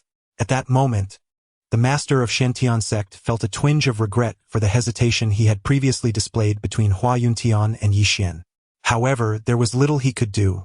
The reputation of Hua Yuntian as the strongest direct disciple was formidable, and the remnants of a true dragon's soul within him were not to be underestimated. Even the master found it difficult to make a decisive choice. If the master and the elders felt this way, the disciples of Shantian sect were even more so. Brother Yi Xian never failed to impress. As soon as he entered the trial of life and death, he obtained such a significant opportunity. What brother? He is destined to be our future young master of Shantian sect. Indeed, only brother Yi Xian is worthy of the position of young master. No other formidable figures shall dare to challenge his esteemed place in our hearts. It must be said that Yi Xian holds considerable prestige among the younger generation of Shantian sect. Yet, many of the older members shook their heads in silence. The trial of life and death had only just commenced, and the outcome remained uncertain. True powerhouses never easily reveal their trump cards. It was evident that Hua Yuntian and his companions were such individuals. Regardless of how great the initial advantage may appear, only those who can laugh in the end are deserving of being called true victors. Chapter 18: Mediocre Performance, Wretched Existence in the Trials of Life and Death. Having just completed the transformation of his divine bones through the fruit of the great path, Yi Xian ventured deeper into the secret realm of the trials, quietly activating the lottery pointer on the golden orb. After such a prolonged wait, he was finally poised to engage in a series of 10 consecutive draws. With anticipation swelling within him, he prepared to click the pointer to commence the lottery. Suddenly, a furious roar erupted ahead. Following the direction of the sound, Yi Xian beheld an alarming sight. Countless dark figures surged forth from the depths of the trial's secret realm. They were demonic creatures. At the entrance of the secret realm, the disciples of the Shantian sect, who witnessed this scene through the mirror, were left in utter shock. How could there be so many demonic entities within the trial's secret realm? These creatures were not among the native life forms of the 6 desolate domains. It was said that in ancient times, a black star descended upon the world, leaving a trail of malevolent energy that corrupted everything in its path for miles. The demonic beings were born from the corruption of this dark energy, becoming unparalleled beasts of destruction. Any martial artist or beast tainted by this malevolent aura would be transformed into mindless, bloodthirsty monsters. Higher-tier demonic creatures could even contend with those of the sacred realm. Furthermore, there existed demon gods whose power rivaled that of true deities. Yet, in the present day, traces of these demonic beings have become exceedingly rare in the 6 desolate domains. Thus, the disciples of the Shentian sect were understandably astounded to witness such a multitude of demonic creatures emerging from the trials of life and death. As the monstrous beings in the distance drew ever closer, Hua Yuntian took the lead. With a firm stamp of his foot, a black dragon surged forth from within him, spewing forth scorching flames. Wherever the dragon's fire swept, the surrounding monsters were reduced to mere ashes. Just then, a tremendous roar echoed through the air. Not to be outdone, Xiaoman's body shimmered with radiant inscriptions, and he expanded to an astonishing height, delivering a punch that cracked the earth and sent mountains tumbling. As Xiaoman unleashed his might, Jiangqing swiftly traversed the Sword River, soaring through the vast sky toward the monsters trapped in the fissures. The trio, upon making their move, swiftly vanquished a significant portion of the monsters that had erupted from the depths of the secret realm. Truly, they were the esteemed disciples of the Shentian sect. Outside the secret realm, the onlooking disciples of the Shentian sect marveled in awe at the formidable prowess displayed by the trio. In stark contrast, Yi Xian stood alone behind them, showing no inclination to join the fray. What was the young master up to? Among the crowd, Yi Xian's supporters appeared bewildered. Although they could not fathom why so many monsters had emerged within the realm of life and death, they speculated that it was merely a trial for the esteemed disciples. The other 3 had already showcased their extraordinary abilities, yet the young master remained inactive. Was he not risking being overshadowed by the others? Just as Yi Xian's supporters were consumed with anxiety, a series of peculiar chuckles erupted from the crowd. Heh, what could it be? Yi Xian must be frightened. With such little courage, how can he claim the title of our Shentian sect's young master? To speak frankly, Yi Xian has become accustomed to a life of comfort. No matter how formidable his abilities, he still requires the tempering of real combat. The other 3 direct disciples have engaged in fierce battles for many years, rendering Yi Xian incomparable to them. Over the years, Yi Xian has dominated the Shentian sect, monopolizing a vast array of cultivation resources, which has long drawn the ire of many. However, due to Yi Xian's formidable reputation within the sect, they have refrained from voicing their discontent. Yet now, with the return of Xiaoman and Jiangqing, and even the illustrious Hua Yuntian, once hailed as the strongest direct disciple of the Shentian sect a century ago, it seems these individuals have found new allies and have begun to voice their grievances among the crowd. Yi Xian's supporters flushed with embarrassment, rendered speechless, for his recent performance in the secret realm, where he vanquished the magical creatures, paled in comparison to the dazzling displays of the other 3 direct disciples. No, that is not quite accurate. He exhibited no notable performance whatsoever. While the disciples of the Shentian sect clamored outside the secret realm, Yi Xian remained remarkably composed. Seizing the opportunity while Hua Yuntian and the others were engaged in slaying monsters and leveling up, he indulged in a series of 10 consecutive draws within the golden orb. The 10 consecutive draws proved to be fortuitous indeed. As Yi Xian beheld the rewards within the prize space, 8 golden treasure boxes and 2 diamond treasure boxes, he silently reveled in his good fortune. The golden treasure boxes yielded 2 empty rewards: 1 thank you for your patronage, 3 fruits of the Dao, and 2 miraculous pills shimmering with iridescent hues.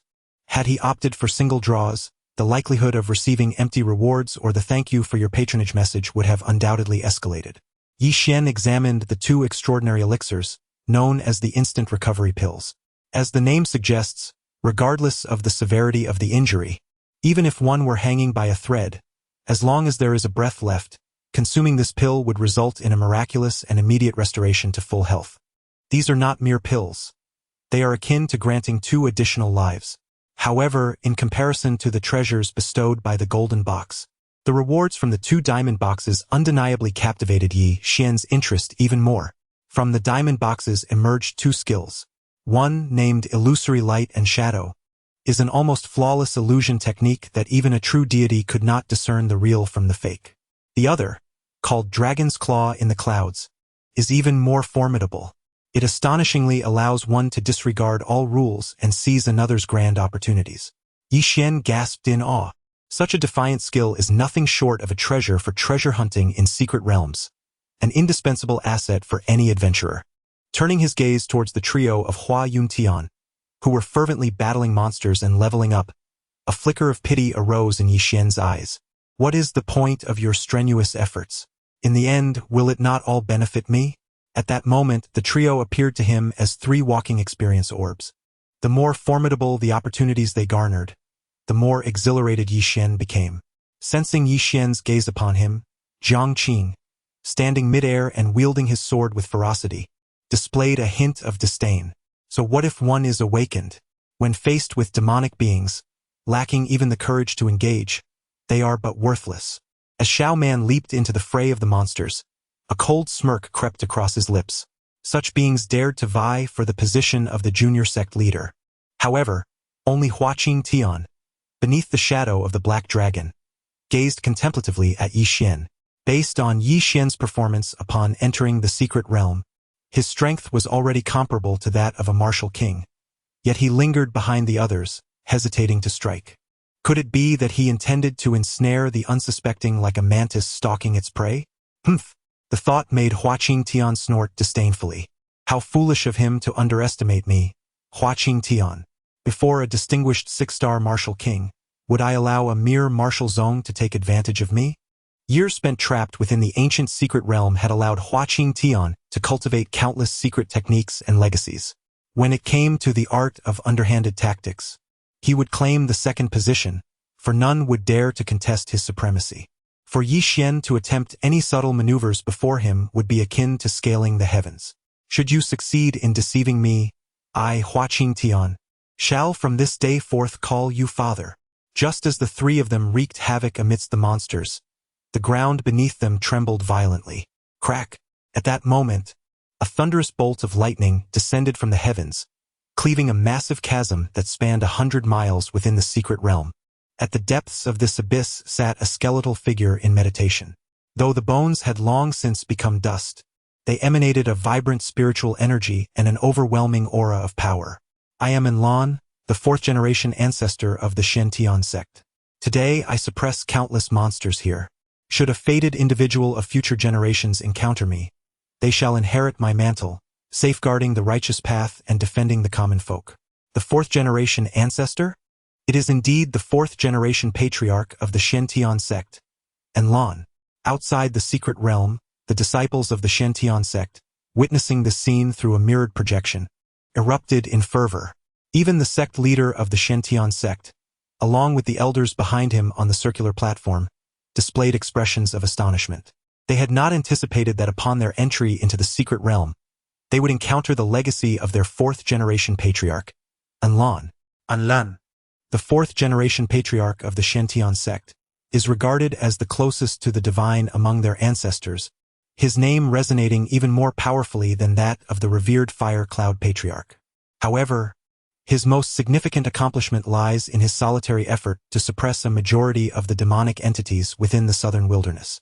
It is precisely due to the 4th-generation patriarch of the Shen-Tian sect, who quelled the demonic forces with his own cultivation, that the southern wilderness has enjoyed over 10 millennia of peace and prosperity. Regrettably, after the great battle between righteousness and evil a millennium ago, where Patriarch Enlon subdued countless demons, he vanished without a trace. Little did they know, he had left behind a legacy within the realm of life and death.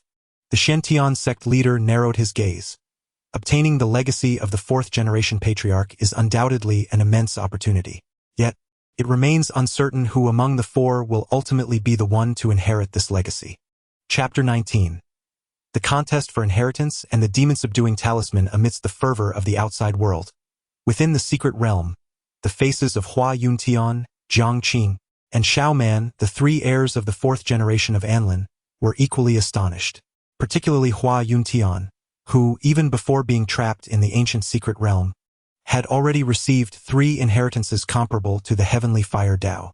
Yet, before him stood Anlin, the 4th-generation patriarch of the Shen-Tian sect. It was said that the patriarch Anlin had, in his early years, acquired half of an ancient treasure in the central wilderness spirit domain. It was precisely due to this ancient treasure that the fourth-generation patriarch Anlin shone brilliantly during the battle between righteousness and evil, single-handedly traversing mountains and rivers to suppress the myriad demons. The ancient treasure was an inheritance left behind by true deities, and even half of it was sufficient to elevate one above the mundane world, rendering them a sovereign throughout the ages. As this thought ignited a fervor within Hua Yuntian, he mused, I have slain the most demons. If the patriarch seeks a successor, it must be I, Hua Yuntian. No sooner had he declared this than Xiao Man retorted with scorn, just because you have slain numerous demons, do you think you are worthy of the patriarch's inheritance? Inheriting a legacy naturally requires one to possess the right mindset. With your impetuous temperament, how can you uphold the patriarch's conviction to protect the common folk? I am the rightful heir when it comes to temperament. As a sword cultivator, I stand above all, Jiang Qing proclaimed, stepping forward in succession. None of the three were willing to yield, each firmly believing themselves to be the most suitable candidate to inherit the fourth-generation patriarch's legacy. Enough of this idle chatter. If you wish to contest for the inheritance, show your true strength. With a firm stamp of his foot, Huayanshan summoned the black dragon, its presence soaring into the sky. The overwhelming pressure of the six-star martial king descended upon Xiao Man and the others like a relentless tide. Did they truly believe that the martial king was invincible? The runes on Xiao Man's body flickered and, in the blink of an eye, coalesced into a suit of pitch-black armor. The martial king? During my years of wandering, I have not been without my share of victories. With a crisp sound of a sword song, Jiang Qing finally drew forth the enigmatic iron sword from its sheath. Faced with Huayanshan, the six-star martial king, Jiang Qing and Xiao Man chose to join forces. Ha ha ha, with 2 against 1, our chances of victory have increased significantly. While laughing maniacally, Xiao Man directed his gaze towards Yixin, not far off. Shall we involve him? He mused. Never mind. This worthless fool seems utterly disinterested in contending for the inheritance. Jiang Qing cast a sidelong glance at Yixin. To vie for the inheritance, one must first gain the recognition of the fourth-generation ancestor. Since Yixin had not participated in the recent slaughter of the demonic creatures alongside them, it indicated he lacked the qualifications to inherit the legacy of ancestor Anlin. Very well, if he does not desire the inheritance, he should quickly distance himself to avoid being caught in the fray and suffer a brutal fate. In Xiao Man's view, his alliance with Jiang Qing was already sufficient to counterbalance Huayanshan. Yixin's presence was inconsequential. It was infuriating how they could speak so disparagingly of senior brother Yixin. Outside the secret realm, Yixin's supporters were incensed upon hearing Jiang Qing and Xiao Man's scornful remarks, their faces flushed with indignation. Although Yixin did not partake in the slaying of the monsters when they first emerged, it was unjust for them to speak of him so disparagingly. However, in stark contrast to the furious supporters outside, Yixin's demeanor within the secret realm was remarkably tranquil. He leisurely strolled to a distant spot and settled upon a relatively smooth stone slab. What a splendid vantage point to observe the battle, Yixin mused, nonchalantly retrieving a fruit of the great Dao from his reward space. What of the inheritance from the fourth-generation ancestor and Lan? What of safeguarding humanity and upholding righteousness? All mere fabrications. They were but illusory images conjured by Yixin's shimmering phantoms. Initially, he merely sought to test the efficacy of this skill. He was astonished to find that even those outside the secret realm were deceived alongside him. At this moment, seated upon the stone slab, he savored the fruit with a look of amusement. It must be said, the flavor of this great Dao fruit was extraordinarily exquisite. Although this was not the first time Yixin had utilized the great Dao fruit, on previous occasions, he had directly absorbed the energy within it using his golden finger. Now, tasting it firsthand, he found it left a lingering and delightful aftertaste, prompting endless reminiscence. Brother, what are you eating? It looks quite delectable. Would you like a piece of the great Dao fruit? Yixin instinctively replied. However, the moment the words escaped his lips, he was left utterly dumbfounded. What was that crisp, youthful voice of a little girl? Yixin swiftly turned to glance behind him, only to find a little girl clad in a black belly band, standing behind him with her finger in her mouth, gazing longingly at the Dao fruit in his hand. A chill ran down his spine. Despite possessing 30% of his divine bones power and being a 6-star martial sovereign, he had not sensed her arrival at all. What astonished him even more was that when he had taken out the Dao fruit, he had enveloped the surroundings in an illusion using the floating light mirage. Even the master of the Shantian sect and the elders outside the secret realm could only see him quietly seated on the stone slab. How could this little girl see through the Dao fruit in his hand? This was a trick even true deities could not penetrate. Could it be that this girl was more formidable than a true deity? A gasp escaped Yi Xian as he contemplated this. Is that really possible? Thank you, big brother. The little girl hesitated for a moment, but after swallowing several times, she could no longer resist and eagerly snatched the Dao fruit from Yi Xian's hand, devouring it with delight. Hey, I've already bitten into that. Yi Xian initially intended to say something, but upon seeing the little girl relish the fruit so heartily, he retracted his hand mid-motion. Never mind.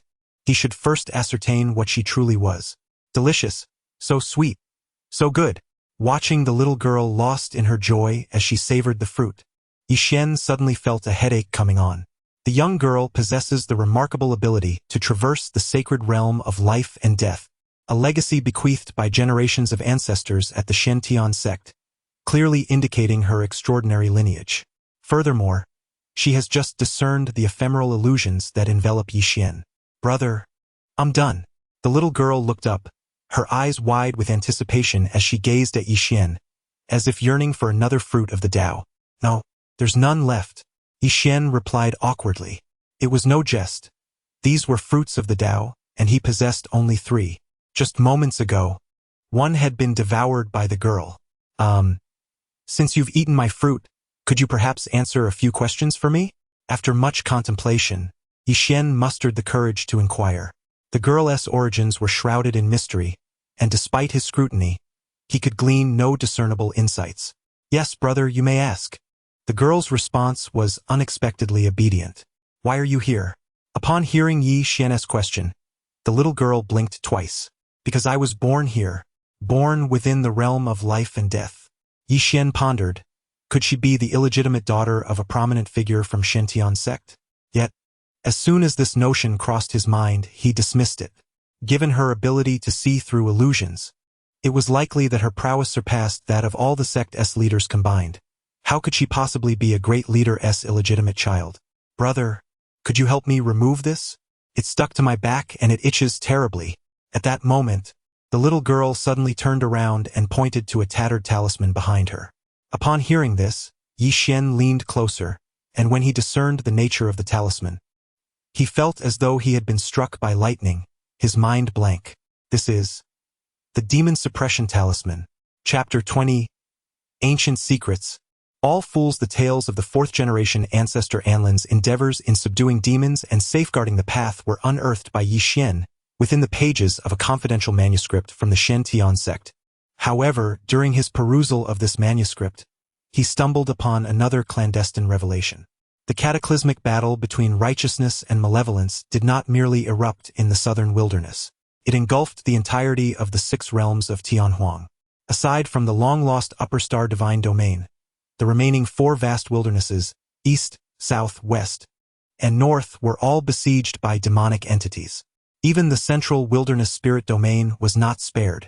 Faced with this dire predicament, the various divine sects and holy orders within the central wilderness spirit domain hastily allied themselves. Together, they managed to forcefully seal the mysterious black star that had instigated the righteous demonic conflict. The very artifact they wielded in this alliance was the Demon Suppression Talisman. Could it be that this enigmatic little girl before him is the manifestation of that black star? As Yi Xian gazed upon the cryptic child, his expression gradually transformed. The legendary black star, said to lead souls to demonic corruption, has taken human form? Were this to spread, it would surely be met with disbelief. Yi Xian steadied his tumultuous thoughts and cast another glance at the girl beside him. It was no wonder that such a multitude of demonic creatures had suddenly emerged within the trial's secret realm. The demons from the previous righteous demonic war were terrifying entities, comparable to true deities. This was merely the result of the Black Star's corruption. Yet, how could the successive ancestors of the Shantian sect have remained utterly oblivious to the birth of such a multitude of demons within the realm of life and death. As this thought flickered through his mind, Yi Xian soon realized he was overthinking. Before me stands a little girl, a manifestation of the black star capable of even enchanting deities. It is not merely the lineage of the Shentian sect's ancestors that she eludes.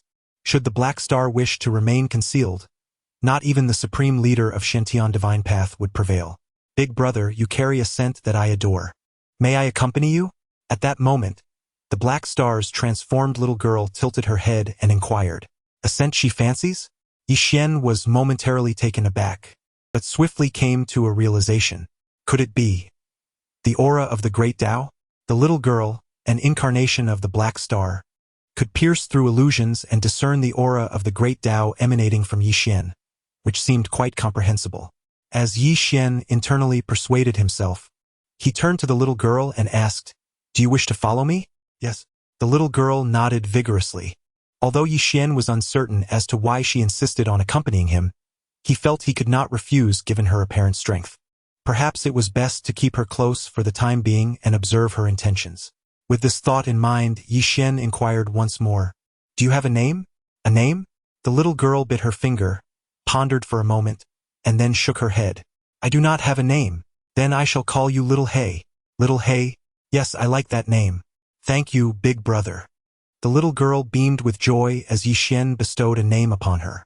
"It is not Little Hay, but rather Little Hay." Yi Xian's lips quivered slightly. "Yet I still prefer the name Little Hay." Gazing at the stubborn little girl before him, Yi Xian felt a surge of speechlessness. However, upon reflection, he realized that the girl, having manifested from the black star, was no ordinary being. Since she had chosen to accompany him, it seemed unnecessary to dwell on trivial matters such as her name. "Brother, are those three fools fighting?" "Fools?" Yi Xian instinctively directed his gaze towards the three individuals in midair, fiercely contending for the inheritance. If they couldn't even discern his brother's illusions, what else could they be but fools? Upon hearing the little girl's remark, a subtle twitch appeared at the corner of Yi Xian's mouth. "Do you think everyone is as abnormal as you?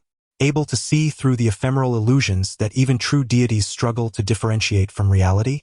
With a shift in perspective, Yi Xian felt considerably more at ease. The little girl, with her extraordinary origins, might prove to be a valuable ally by his side in the future, perhaps even a free enforcer. Oh wait, this enforcer certainly isn't free. She had just consumed a fruit of the great path. Moreover, judging by her demeanor, she would undoubtedly be seeking sustenance from Yi Xian in the future. Perhaps this was the price of employing child labor. Yi Xian discreetly rubbed his forehead. In the brief moment of distraction, it seemed that a victor was about to emerge from the conflict involving Hua Yuntian and the others. At this moment, Hua Yuntian had long lost the nonchalance he displayed upon his arrival. A gaping sword wound marred his chest, his garments soaked in blood, with ghastly white bones faintly visible beneath the flesh. His limbs and torso bore several fractures inflicted by tremendous force. Xiao Man and Jiang Qing were in even worse condition. Xiao Man's arm lay shattered, gasping for breath as the renowned strongest defense of the ancient barbarian body fractured inch by inch. The mysterious iron sword in Jiang Qing's hand began to lose its luster, his figure scorched and battered by the dragon flames, resembling a heap of chocolate on the verge of melting. The elegance and charm he exuded upon his entrance had long since vanished. The two esteemed disciples, wielders of the formidable six-star martial king prowess, were clearly stretched beyond their limits. Outside the secret realm, observing this scene through a projection, the master of Shentian sect sighed inwardly. It seemed the legacy of the fourth-generation ancestor had reached its conclusion. The elders standing behind the master of Shentian nodded in agreement. Although Xiao Man and Jiang Qing had inflicted significant damage upon Hua Yuntian, they ultimately fell short by a narrow margin. Behold, this is the true future young master of our Shentian sect. Among the congregation of Shentian disciples below, voices began to rally in support of Hua Yuntian. They had witnessed the fierce battle between Hua Yuntian and the two disciples clearly. Hua Yuntian, with the strength of one, had overwhelmed the imposing presence of Xiao Man and Jiang Qing, winning the hearts of many. In stark contrast, Yi Xian, seated at a distance upon a stone slab, appeared to be at a disadvantage, doing nothing at all. What good was luck? Even though he had stumbled upon an opportunity upon entering the secret realm, not all fortunes were created equal. This was the legacy of the fourth-generation ancestor and Lan. Brother Hua, well done. Long live Brother Hua. Just as everyone believed that the victorious Huayunshan was about to seamlessly acquire the ancestral legacy of the fourth-generation patriarch, Anlin, an unforeseen event transpired. The once imposing skeleton, radiating an air of formidable authority, suddenly began to distort along with the surrounding chasm. What was happening? Why had the legacy of Patriarch Anlin vanished? Gazing at the skeleton that had just moments ago shimmered with divine light and exuded unparalleled power, it vanished in an instant, along with the vast chasm beneath. The disciples of the Shentian sect were left in a state of bewilderment. Even the sect leader on the platform, along with the esteemed elders behind him, wore expressions of utter astonishment. In that moment, no one knew what had occurred. Within the secret realm, Huayunshan, who had just survived a life-and-death struggle, was yet to recover from the elation of receiving the fourth-generation patriarch's legacy, only to find that the hard-won inheritance had mysteriously disappeared. Where had the legacy gone? After a brief moment of shock, Huayunshan's face was filled with horror. Although Xiaoman and Jiangqing were far inferior to him, their combined efforts and their ultimate techniques still inflicted considerable damage upon Huayunshan. Fortunately, he ultimately triumphed by merging the remnant soul of the true dragon with himself, defeating them and securing the qualification to inherit the fourth-generation patriarch's legacy. Yet now, the qualification he had fought so valiantly to attain had not even had the chance to be accepted. How could the legacy within the secret realm simply vanish? Brother, that fellow is rather foolish. He is completely unaware that those illusions were conjured by you to toy with him. Xiao He pointed at the split figure of Hua Yuntian across from them, laughing heartily. Shu, be cautious not to let him hear you. This person harbors a petty heart. If he discovers that it was I who orchestrated those illusions to deceive him, he will undoubtedly seek to trouble you incessantly. Although Yixin held no fear of Hua Yuntian, it was prudent to avoid unnecessary complications. Moreover, in the matter of the fourth-generation ancestor's inheritance, it was indeed Yixin who had been playing tricks on them. Such antics should naturally remain discreet. How small is small? Is it smaller than what I have here? Yixin queried, a hint of confusion crossing his face as Xiao He gestured towards her chest, comparing sizes. In that moment, Yixin's mind momentarily blanked. Previously, many individuals had entered, and he had observed that some of the sisters were quite ample, even larger than himself. Xiao He, while gesturing with her hands, spoke with a look of envy. Yixin's expression turned peculiar. Indeed, throughout the generations of direct disciples in the Xuantiangong, there existed female disciples, some of whom had even ascended to the rank of elders. This is not a matter to be spoken of. Yixin was keen to avoid being pursued by a group of charming elder women, brandishing swords over such trivialities. After imparting a heartfelt lesson to Xiao Haiba, Yixin continued to observe her intently for a while. To be honest, Xiao Haiba's features were quite exquisite, if not for the fact that she had yet to fully mature. No, that's not right. She was already over 10,000 years old, and it was unlikely she would ever have the opportunity to grow further. Xiao Haiba was an embodiment of the Black Star, inherently different from ordinary beings. Just as Yixin found himself fixated on Xiao Haiba's chest, his mind swirling with various whimsical thoughts, a furious gaze from afar suddenly locked onto him. What the hell is this guy doing? Does he really think I have stolen his legacy? Chapter 21. The Submission of All Beasts. The true essence of the Black Star indeed. Hua Yuntian had entertained such thoughts. However, just moments ago, while he was engaged in combat with Jiangqing and Xiaoman, Yixin had remained seated on the stone platform opposite them, entirely devoid of any opportunity to vie for the inheritance. Moreover, with the legacy of the fourth-generation patriarch so proximally located, would Hua Yuntian be unable to sense whether Yixin attempted to seize it? Would Jiangqing and Xiaoman be oblivious to this? Although reason dictated that Yixin had no chance to act, an inexplicable intuition gnawed at Hua Yuntian's heart, suggesting that this matter was inextricably linked to Yixin. Let us depart. As the mysterious inheritance of the fourth-generation patriarch and Lan dissipated before their eyes, Jiangqing and Xiaoman exchanged glances, each bearing the weight of Hua Yuntian's immense pressure. Now, with the legacy of Enlon having vanished, remaining in this place would inevitably render them targets for Hua Yuntian's wrath. Furthermore, both had sustained considerable injuries during their confrontation with him. If they did not swiftly seek a tranquil refuge to recuperate, the opportunities that lay beyond the secret realm would likely elude them entirely. After all, it was merely the inheritance of a fourth-generation patriarch. Even if they could not obtain it, there was no need for such ire. The cultivation of a martial artist's temperament is of paramount importance. This anger would only serve to confine their future achievements. Just as Hua Yuntian was consumed with rage, a venerable voice suddenly echoed within his mind. In the years that Huayanshan has been trapped within the ancient secret realm, he has not merely acquired a fragment of the soul of a true dragon. Within him lies the concealed spirit of a formidable being from this ancient domain. The elder Highest reminder struck him. Indeed, I was impulsive.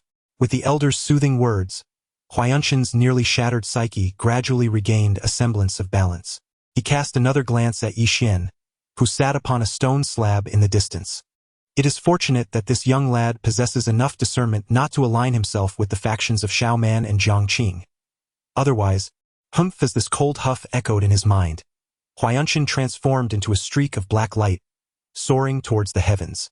The legacy of the fourth-generation ancestor, Enlon, had already caused him to squander too much time at the periphery of the secret realm. Should Xiao Man and Jiang Qing, who had just fled, gain the upper hand, this expedition would yield more losses than gains.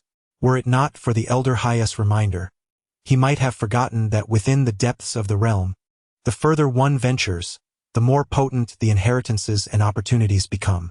As for Yi Xian, once Huayanshan secures the fortuitous encounters within the secret realm and emerges, he would have ample time to deal with him.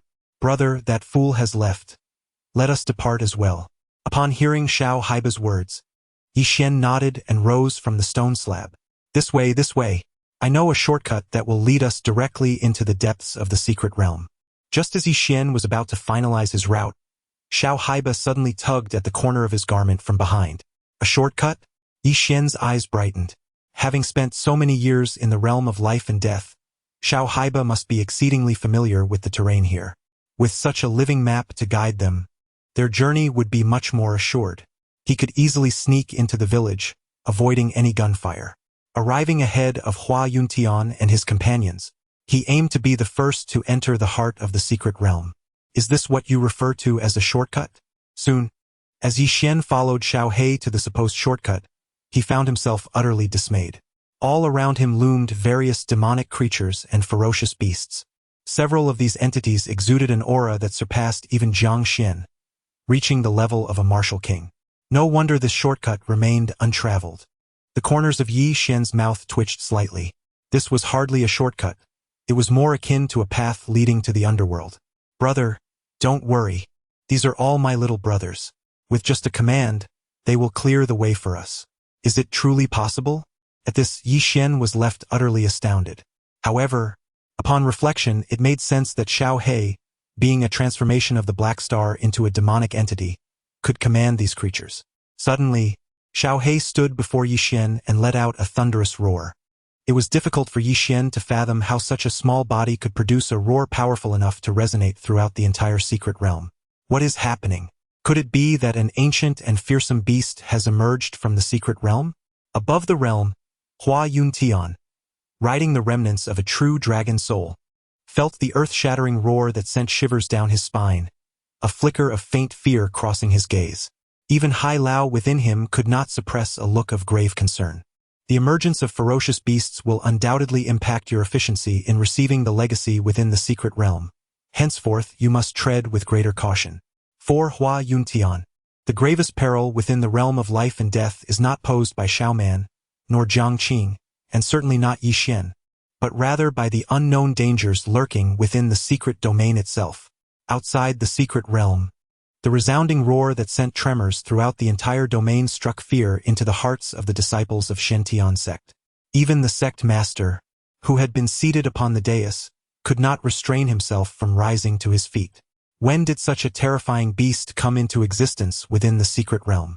Although he, as the sect master, possessed the authority to unlock the life and death mystery, he could not command all that transpired within. Perhaps it was true that the realm's essence was beyond his control, a separate world forged from the legacies of the sect's ancestors. Just now, I believe I saw Senior Brother Yi Xian heading towards the direction of that roar. I also saw it. This is bad. I hope Senior Brother Yi Xian does not encounter any danger. Among the crowd below, Yi Xian's supporters were filled with trepidation. Under the influence of the shimmering illusions, they could only perceive Yi Xian moving towards that direction, unable to discern what might be unfolding beside him. Ha ha ha, who told him not to follow Brother Hua? It is only fitting that Yi Xian meets such a fate. If he had the protection of Brother Hua, even if he could not claim the top spot in the life and death trial, he would not have to fear for his life. The trial has only just begun, yet the tides among the disciples of Shen sect have already begun to shift. Hua Yuntian, with his singular strength, has managed to surpass 2 esteemed disciples, thereby attesting to his formidable prowess. Even in the absence of the 4th-generation patriarch's legacy, his might remains indisputable. In the realm of martial cultivation, it is the strong who reign supreme. Previously, Yi Xian's strength had tilted the winds in his favor. But now, as Hua Yuntian emerges as the formidable force, Yi Xian has inevitably been relegated to a mere relic of the past, discarded by those who are quick to adapt to shifting tides. Within the secret domain, gazing upon the scene of myriad beasts subdued and trembling in submission, Yi Xian's eyes flickered with surprise. Is this the extent of Xiaobai's power? Were it not for the golden orb within him, which had offered no forewarning, Yi Xian might have doubted whether this girl was merely feigning innocence for her own amusement. Brother, I didn't scare you just now, did I? I've been quite restrained. Xiaobai stood beside Yi Xian, her expression one of feigned innocence. Well, you didn't frighten me, but it seems you startled them quite badly, Yi Xian remarked, pointing to several formidable creatures that had been so terrified by Xiaobai that they were frothing at the mouth. Humph, that's merely their own cowardice. It has nothing to do with me. Observing Xiaobai's double standards, Yi Xian felt a sudden sense of deja vu. Although you may not possess the same imposing stature as those elder sisters, your essence remains unchanged, Yi Xian mused, gently ruffling Xiaobai's horned braid. What does essence mean? Is it tasty? Xiaobai inquired, tilting her head in curiosity. Not tasty, it's salty. Cough, it's not something clean, so don't eat it indiscriminately, do you understand? Yes, I understand. The little black one obediently nodded. Chapter 22. The core of the secret realm, ascending the divine mountain with the shortcut established by Little Black. Yi Xian traversed the path with ease, making his way toward the core area of the secret realm. Along the journey, he stowed away the demon-suppressing talisman from Little Black. Although this artifact had lost its efficacy, it remained a creation forged by the esteemed sects and divine paths of the central wilderness spirit domain. Once he emerged from this realm, he intended to seek an opportunity to restore it. It might still prove useful. Even if it could not be utilized, it should fetch a handsome price. Yi Xian had previously examined the talisman, noting that the materials used for inscribing the runes included several types that had become extinct in the 4 great wildernesses. Even within the central wilderness spirit domain, these materials were exceedingly rare and of the highest quality. Why do they all seem so terrified of you? Yi Xian inquired, observing the demonic creatures and ferocious beasts around him, cowering on the ground and trembling with fear. In just a brief moment, he had already spotted several hundred ferocious beasts at the martial sovereign level, and even a dozen at the martial king level. The most astonishing sight was when he passed a fork in the path and encountered a beast comparable to a royal-level creature. If such a beast were to roam the outside world, it would undoubtedly create quite a stir in the southern wilderness. However, these extraordinary beasts were behaving as submissively as mice before a cat in the presence of Little Black. Of course, they fear me, for each one of them has felt my wrath, Yi Xian remarked, gazing at Little Black, who had instantaneously transformed into a fierce and adorable figure. In a bid to assert her honesty, the enigmatic figure known as Xiao Hei cast a fierce glare towards the distant royal beast, momentarily overwhelming it with an aura as commanding as that of an empress, rendering the creature momentarily dazed. Observing this, Yi Xian felt a profound sense of reflection within. It appeared that Xiao Hei was not merely displaying a singular aspect of herself before him. Brother, You are unlike them. She suddenly spoke, her voice breaking the silence. Is it because I possess a scent you favor? He inquired. No, not entirely. Well, not completely. Xiao He pondered his words before responding. Aside from the fragrance I adore, there exists an indescribable sensation emanating from you that evokes both trepidation and an irresistible urge to draw closer. In short, it is simply formidable. Yi Xian understood that the unsettling feeling to which Xiao He referred was likely not about him in his entirety. Could it be the golden finger? Until now, the golden orb accumulating within Yi Xian had only demonstrated its capacity to gather the essence of the great Dao, facilitate lotteries, and purify the impurities that had entered his body. Its other capabilities remained shrouded in mystery.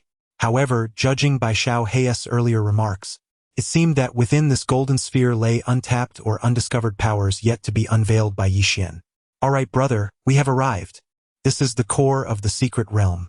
After traversing for over half an hour, Xiao He joyfully pointed towards a distant mountain, her face alight with excitement. The core of the secret realm? Yi Xian followed the direction indicated by the little black creature and gazed ahead. Not far from his position stood a majestic mountain shrouded in mist. Radiant light emanated from the summit, where a long stone staircase pierced through the clouds, leading directly to the peak. On either side of the staircase stood numerous mysterious stone tablets, both large and small. Even from a distance, Yi Xian could sense the overwhelming power radiating from the tablets. This was indeed the true place of inheritance within the secret realm of life and death. It was evident that Hua Yuntian and his companions had yet to arrive at this location. However, reflecting on the encounters he had faced along the way, Yi Xian felt a sense of acceptance. He had initially assumed that the royal-grade ferocious beasts within this secret realm would be scarce. Yet, to his surprise, he had encountered over 10 of them during his journey. The most astonishing among them was a royal-grade beast that had evidently reached the brink of transformation, merely a hair's breadth away from advancing to the sacred realm, becoming a being that would instill fear in countless strong warriors. The sacred realm beast was but a step away from the legendary divine beasts. Yi Xian could not help but feel a pang of emotion. Regrettably, like the demonic creatures, ferocious beasts operated solely on instinct, lacking the intelligence of their more contemplative counterparts, the spirit beasts, who could think, transform, and articulate human speech. Were they spirit beasts? Upon reaching the martial zone realm, they would possess intelligence comparable to that of humans. Thus, the spirit beasts within the 6 domains of Tianhuang often had their own factions, rivaling the divine paths and sacred teachings of the central desolate spiritual domain. The ferocious beasts are inherently formidable, and within the spirit realm of the central wilderness lies the mountain of divine beasts, a superpower composed entirely of these creatures. Notably, among the 4 vast wilderness domains, east, south, west, and north, there exist numerous branches and direct descendants of the mountain of divine beasts that even a top-tier sect like the Shentian sect in the southern wilderness would not dare to provoke lightly. For Huayanshan and his companions, even if they circumvent the territories inhabited by these fierce beasts and malevolent entities, gaining access to the core region of the trial secret realm remains a daunting task. After all, this is the Shentian sect's secret realm, a domain imbued with the will of its ancestors and fraught with peril. Moreover, the fierce beasts and malevolent entities within the realm do not always congregate in groups. Many powerful creatures possess the solitary habit of hunting alone. Additionally, the secret realm is riddled with countless restrictions and magical formations. In summary, entering the core of the secret realm is no simple feat. Even Yi Xian, had it not been for the guidance of Xiao Haiba, would not have reached the foot of the divine mountain so swiftly. Brother, are you planning to climb that mountain? Xiao Haiba inquired. What? Do you have a shortcut? In response to Xiao Haiba's question, Yi Xian could not help but retort. No, it's not that. I simply dislike this place. It's desolate and barren, just a collection of stones. Xiao Haiba's remarks elicited an internal critique from Yi Xian. It seemed that beyond this mountain, one could scarcely glimpse the silhouette of another soul. The life and death trials of the Shentian sect open only once every century, and should they fail to encounter suitable disciples, this temporal boundary may be indefinitely extended. Even though Xiao Heiba is over 10,000 years old, it is unlikely to encounter many individuals within the perilous realm of life and death. However, A moment's reflection allowed Yi Xian to find solace in this fact. After all, there are numerous ferocious beasts and demonic creatures outside the Divine Mountain. At the very least, they could serve as sparring partners or training dummies for Xiao Heiba. The stone tablets and steps on the Divine Mountain would likely bore any young girl, regardless of Xiao Heiba's ancient age. Despite being over 10,000 years old, her mind often resembles that of a mere 3-year-old child. Perhaps this is the primary reason the Golden Orb did not issue any warnings to me. After all, what malevolent intentions could a 3-year-old girl possibly harbor? Come, let us accompany brother to explore, Yi Xian declared, taking Xiao Heiba by the hand and leading her toward the Divine Mountain. Outside the trial realm, upon witnessing that Yi Xian was the first direct disciple to set foot on the Divine Mountain, the disciples of Shentian sect were left utterly astounded. What could this mean? In the legendary perilous realm, rife with dangers and ferocious beasts, how could Yi Xian traverse it as if it were an uninhabited land? In the presence of Yi Xian's shimmering illusions, the disciples and elders of Shentian sect could only glimpse his retreating figure, unable to perceive Xiao Heiba at all. Not a single shadow of the surrounding ferocious beasts or demonic entities could be seen. Ha ha ha, who said good fortune is of no consequence? Were you not just disparaging brother Yi Xian moments ago? Now, the honor of being the first to enter the Divine Mountain belongs to him. Brother Yi Xian is indeed the chosen one of our Shentian sect. Although the inheritance has yet to commence, Yi Xian's singular entry into the sacred mountain is already sufficient proof that he stands ahead of all others. Those who previously wavered in their allegiance to Hua Yuntian now find themselves utterly bewildered. The life and death secret realm, which our Shentian sect has safeguarded for millennia, is not so easily traversed. To cite just one example, Hua Yuntian and his 2 direct disciples have encountered numerous tribulations along their journey and have yet to even approach the periphery of the sacred mountain. Meanwhile, Xiao Man, who possesses the ancient physique, remains ensnared within a binding restriction, teetering on the brink of demise. Yet Yi Xian has effortlessly stepped into the sacred mountain? By what right? In truth, it is not only the disciples of Shentian sect below who are astonished. The sect leader is equally taken aback. How could Yi Xian become the first to ascend the sacred mountain? In the depths of the sect leader's subconscious, it was clear that Hua Yuntian was the one most likely to be the first direct disciple to reach the summit. However, the reality before him shatters all preconceived notions, as Yi Xian has indeed surpassed everyone's expectations, claiming the top position in ascending the sacred mountain of inheritance. The sect leader's heart is filled not only with surprise but also with a hint of subdued astonishment. Chapter 23. The Astonishing Sword. The exploding mind, a thunderous rumble echoed. What is happening?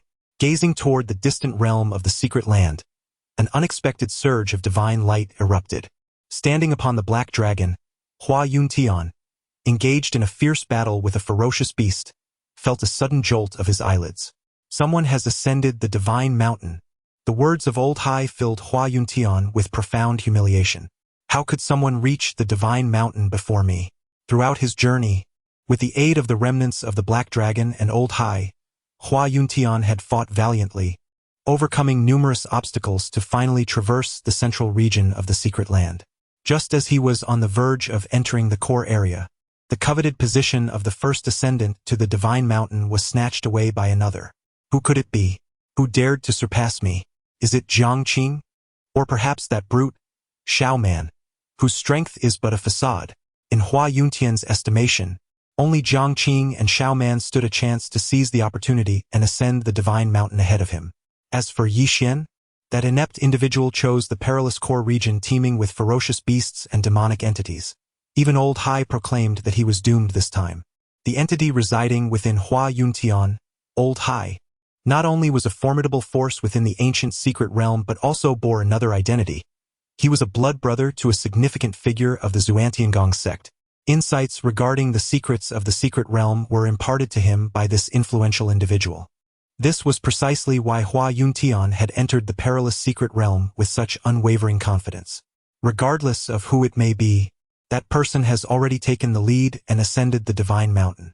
We must hasten our steps to compensate for the delay in entering the Divine Mountain. Elder Hai reminded him that being the first to ascend the Divine Mountain signifies an opportunity to receive the inheritance, albeit merely a potential one. Ultimately, the quantity and quality of the inheritance accepted rests solely upon the inheritor themselves. A century ago, you had already received the legacy from the three ancestors of the Xuantiangong. Later, within the ancient secret realm, you also acquired the remnants of my essence and that of the Black Dragon. In terms of aptitude, you undoubtedly surpass any individual from the Xuantiangong. Even if you miss the initial chance to ascend the Divine Mountain, it does not preclude the possibility of ultimately prevailing. Elder Hai's words of encouragement instantly rekindled Hua Yuntian's confidence. Indeed, reaching the Divine Mountain first does not guarantee the best inheritance. I shall make it known to all that I, Hua Yuntian, am the most deserving candidate for the path of Xuantiangong. With renewed self-assurance, the aura surrounding Hua Yuntian began to transform. Begone. He glared at the formidable beast before him, a creature of royal caliber, its strength comparable to a 4-star martial king, clad in formidable iron armor, nearly matching Hua Yuntian's prowess. However, he was no longer inclined to engage with this beast. In an instant, he unleashed the remnants of the Black Dragon within him, while Elder Hai continuously bolstered Hua Yuntian's combat strength. In the blink of an eye, Hua Yuntian's aura surged to the pinnacle of the 9-star martial king state. Hua Yuntian grasped the air, and the Black Dragon suspended above transformed into a colossal sword of dragon flame. With a single stroke of his sword, Hua Yuntian cleaved the previously formidable king-level beast in twain with the dragon flame sword in his grasp. Yet was it too much of a strain? As he unleashed this formidable strike, Hua Yuntian began to gasp for breath. The convergence of the powers from the Sea Elder and the remnants of the Black Dragon had birthed this ultimate sword strike, which proved to be quite a considerable burden, even for him. However, for the sake of the inheritance atop the Divine Mountain, it was worth it. Hua Yuntian lifted his gaze once more towards the mountain, and the dragon flame sword transformed into a black dragon again. He took flight, propelling himself towards the location of the Divine Mountain. Outside the secret realm, the disciples of the Shentian sect were profoundly shaken by Hua Yuntian's astonishing strike. How powerful! Senior Brother Hua, with but a single sword, had vanquished a beast of unparalleled might, comparable to a 5-star martial king. It seemed that he had indeed held back against Xiaoman and Jiangqing earlier. Had Hua Yuntian unleashed that strike upon Jiangqing and Xiaoman, they would likely have met their demise in an instant. Did you witness that? Such is true strength. In comparison to certain individuals who rely on luck to ascend the Divine Mountain, he is far superior. What significance does being the first to reach the Divine Mountain hold if one cannot attain formidable inheritance? Ascending the mountain holds no value if one cannot claim its power. Hua Yuntian's awe-inspiring sword strike in the secret realm undoubtedly allowed his followers to stand tall with pride. Even the sect leader of the Shentian sect and the esteemed elders on the opposite platform were deeply awed by the sheer power of Hua Yuntian's recent display. The power of this sword has likely approached the realm of a martial emperor, has it not? Elder Shenjin discreetly glanced at the master of the Shentian sect and inquired. As one of the few martial emperors in the Shentian sect, the master possesses the formidable strength of an 8-star martial emperor, making him one of the most formidable forces in the entire southern wilderness. Indeed, it is exceedingly close to the martial emperor level. The master of the Shentian sect responded to Elder Xuanjin's question with remarkable clarity. The talent of Hua Yuntian truly astonished him, especially that breathtaking sword strike transformed from a black dragon. Had he not been trapped in the ancient secret realm for so many years, his cultivation might have already surpassed that of the current master of the Shentian sect. I have little hope of advancing to the sacred realm in this lifetime, but what if another sacred realm powerhouse were to emerge among the younger generation of the Shentian sect? At this thought, a surge of excitement welled up within the master of the Shentian sect. The elders present shared similar sentiments. Although Yi Xian is a person of divine enlightenment, his growth will require time. Hua Yuntian's strength is evident, and with the remnants of the true dragon's soul in his possession, his future achievements may rival those of Yi Xian, the enlightened one. The crux of the matter lies in. This youth possesses a resolute heart and decisive temperament, marking him as an exceptionally rare talent. Should he assume the position of the young sect master and advance along the Shentian divine path, his future accomplishments could be boundless. As for Yi Xian, even if he cannot attain the position of young sect master, Opportunities for further cultivation along the Shantian divine path may still await him. The crux of the matter is that, in contrast to the astonishing sword strike just unleashed by Hua Yuntian, Yi Xian still requires time to mature. However, the divine decree from the Shantian sacred path cannot be delayed any longer.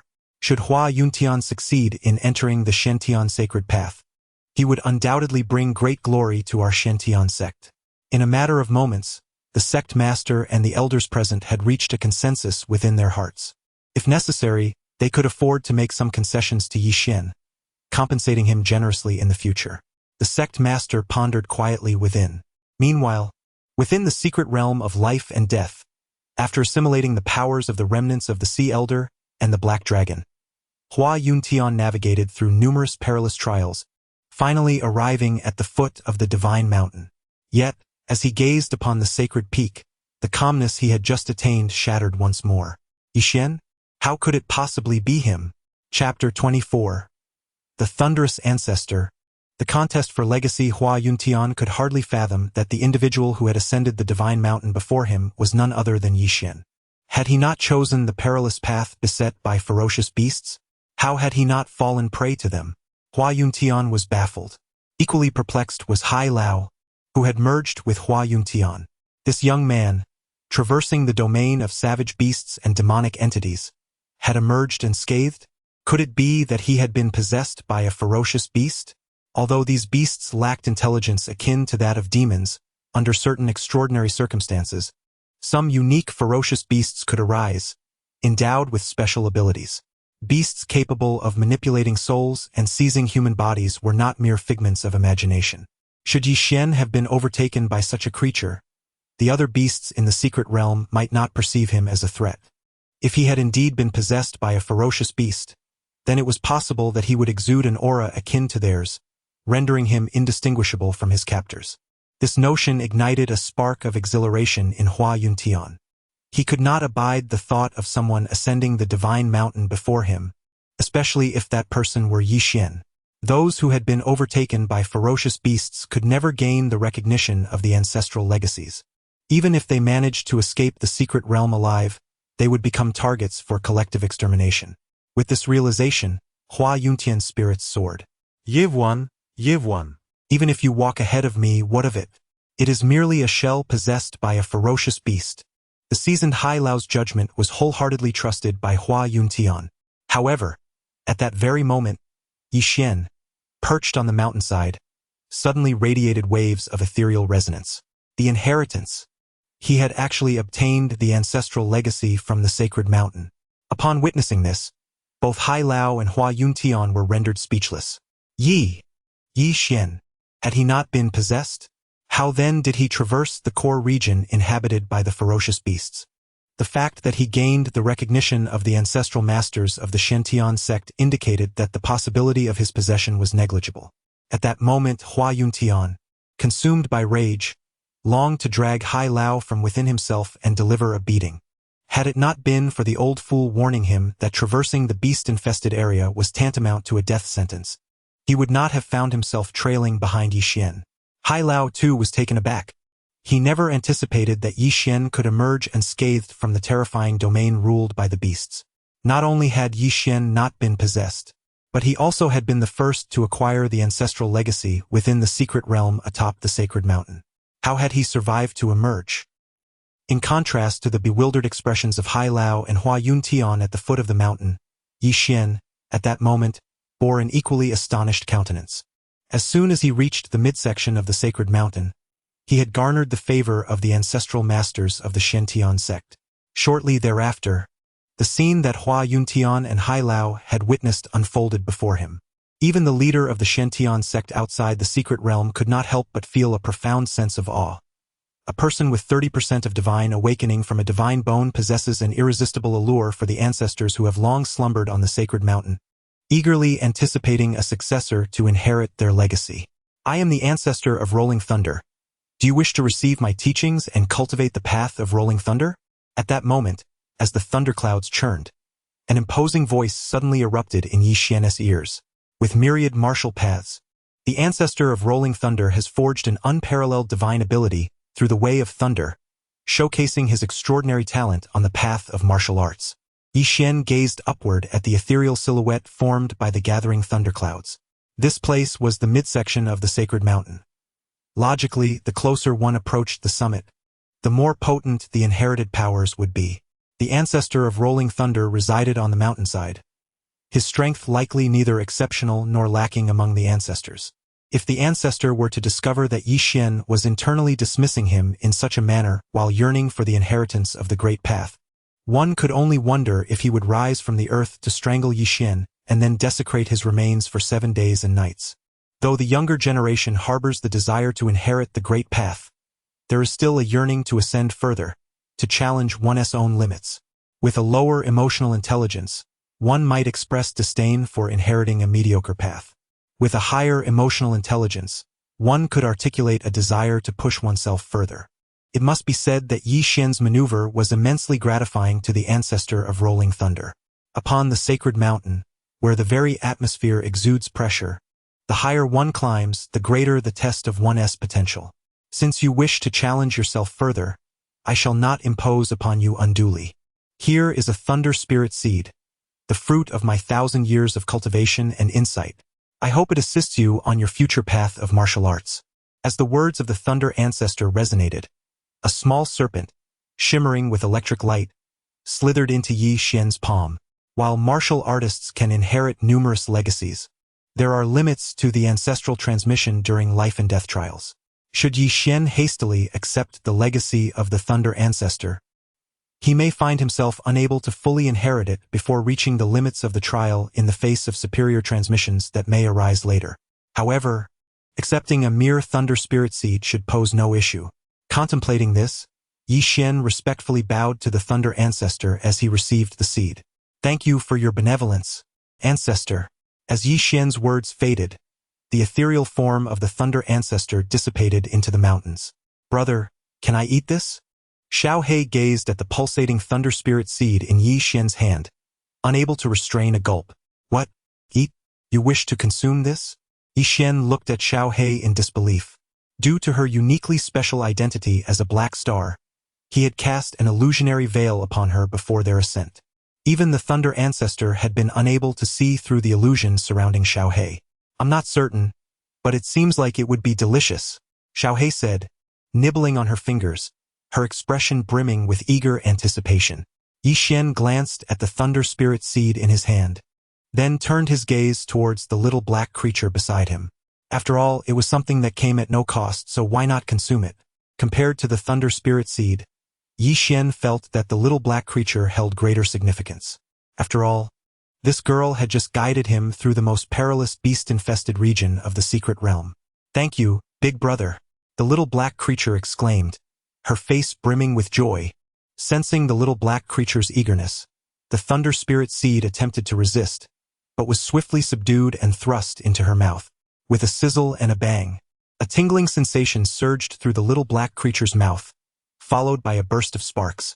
The thunder spirit seed, belonging to the ancient thunder ancestor, was thus swallowed whole. How does it taste? Is it delicious? Yi Xian inquired with a furrowed brow, unable to discern any appealing aspect of the peculiar seed. Delicious.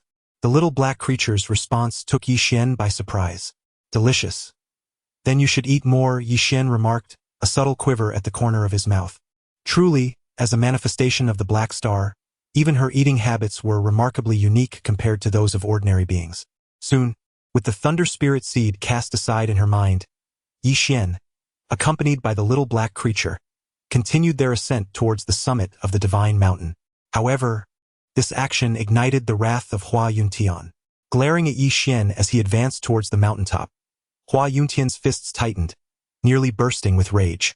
This fellow was evidently intent on seizing the most formidable inheritance at the peak. In the eyes of Hua Yuntian, the most formidable legacy atop the mountain is one only he is worthy to inherit. What is Yi Xian? Merely a worthless individual who reached the 6-star martial sovereign realm by relying on a divine bone. How dare he compete with Hua Yuntian for the legacy? See, Elder, from this moment forth, I shall regain complete control over my body.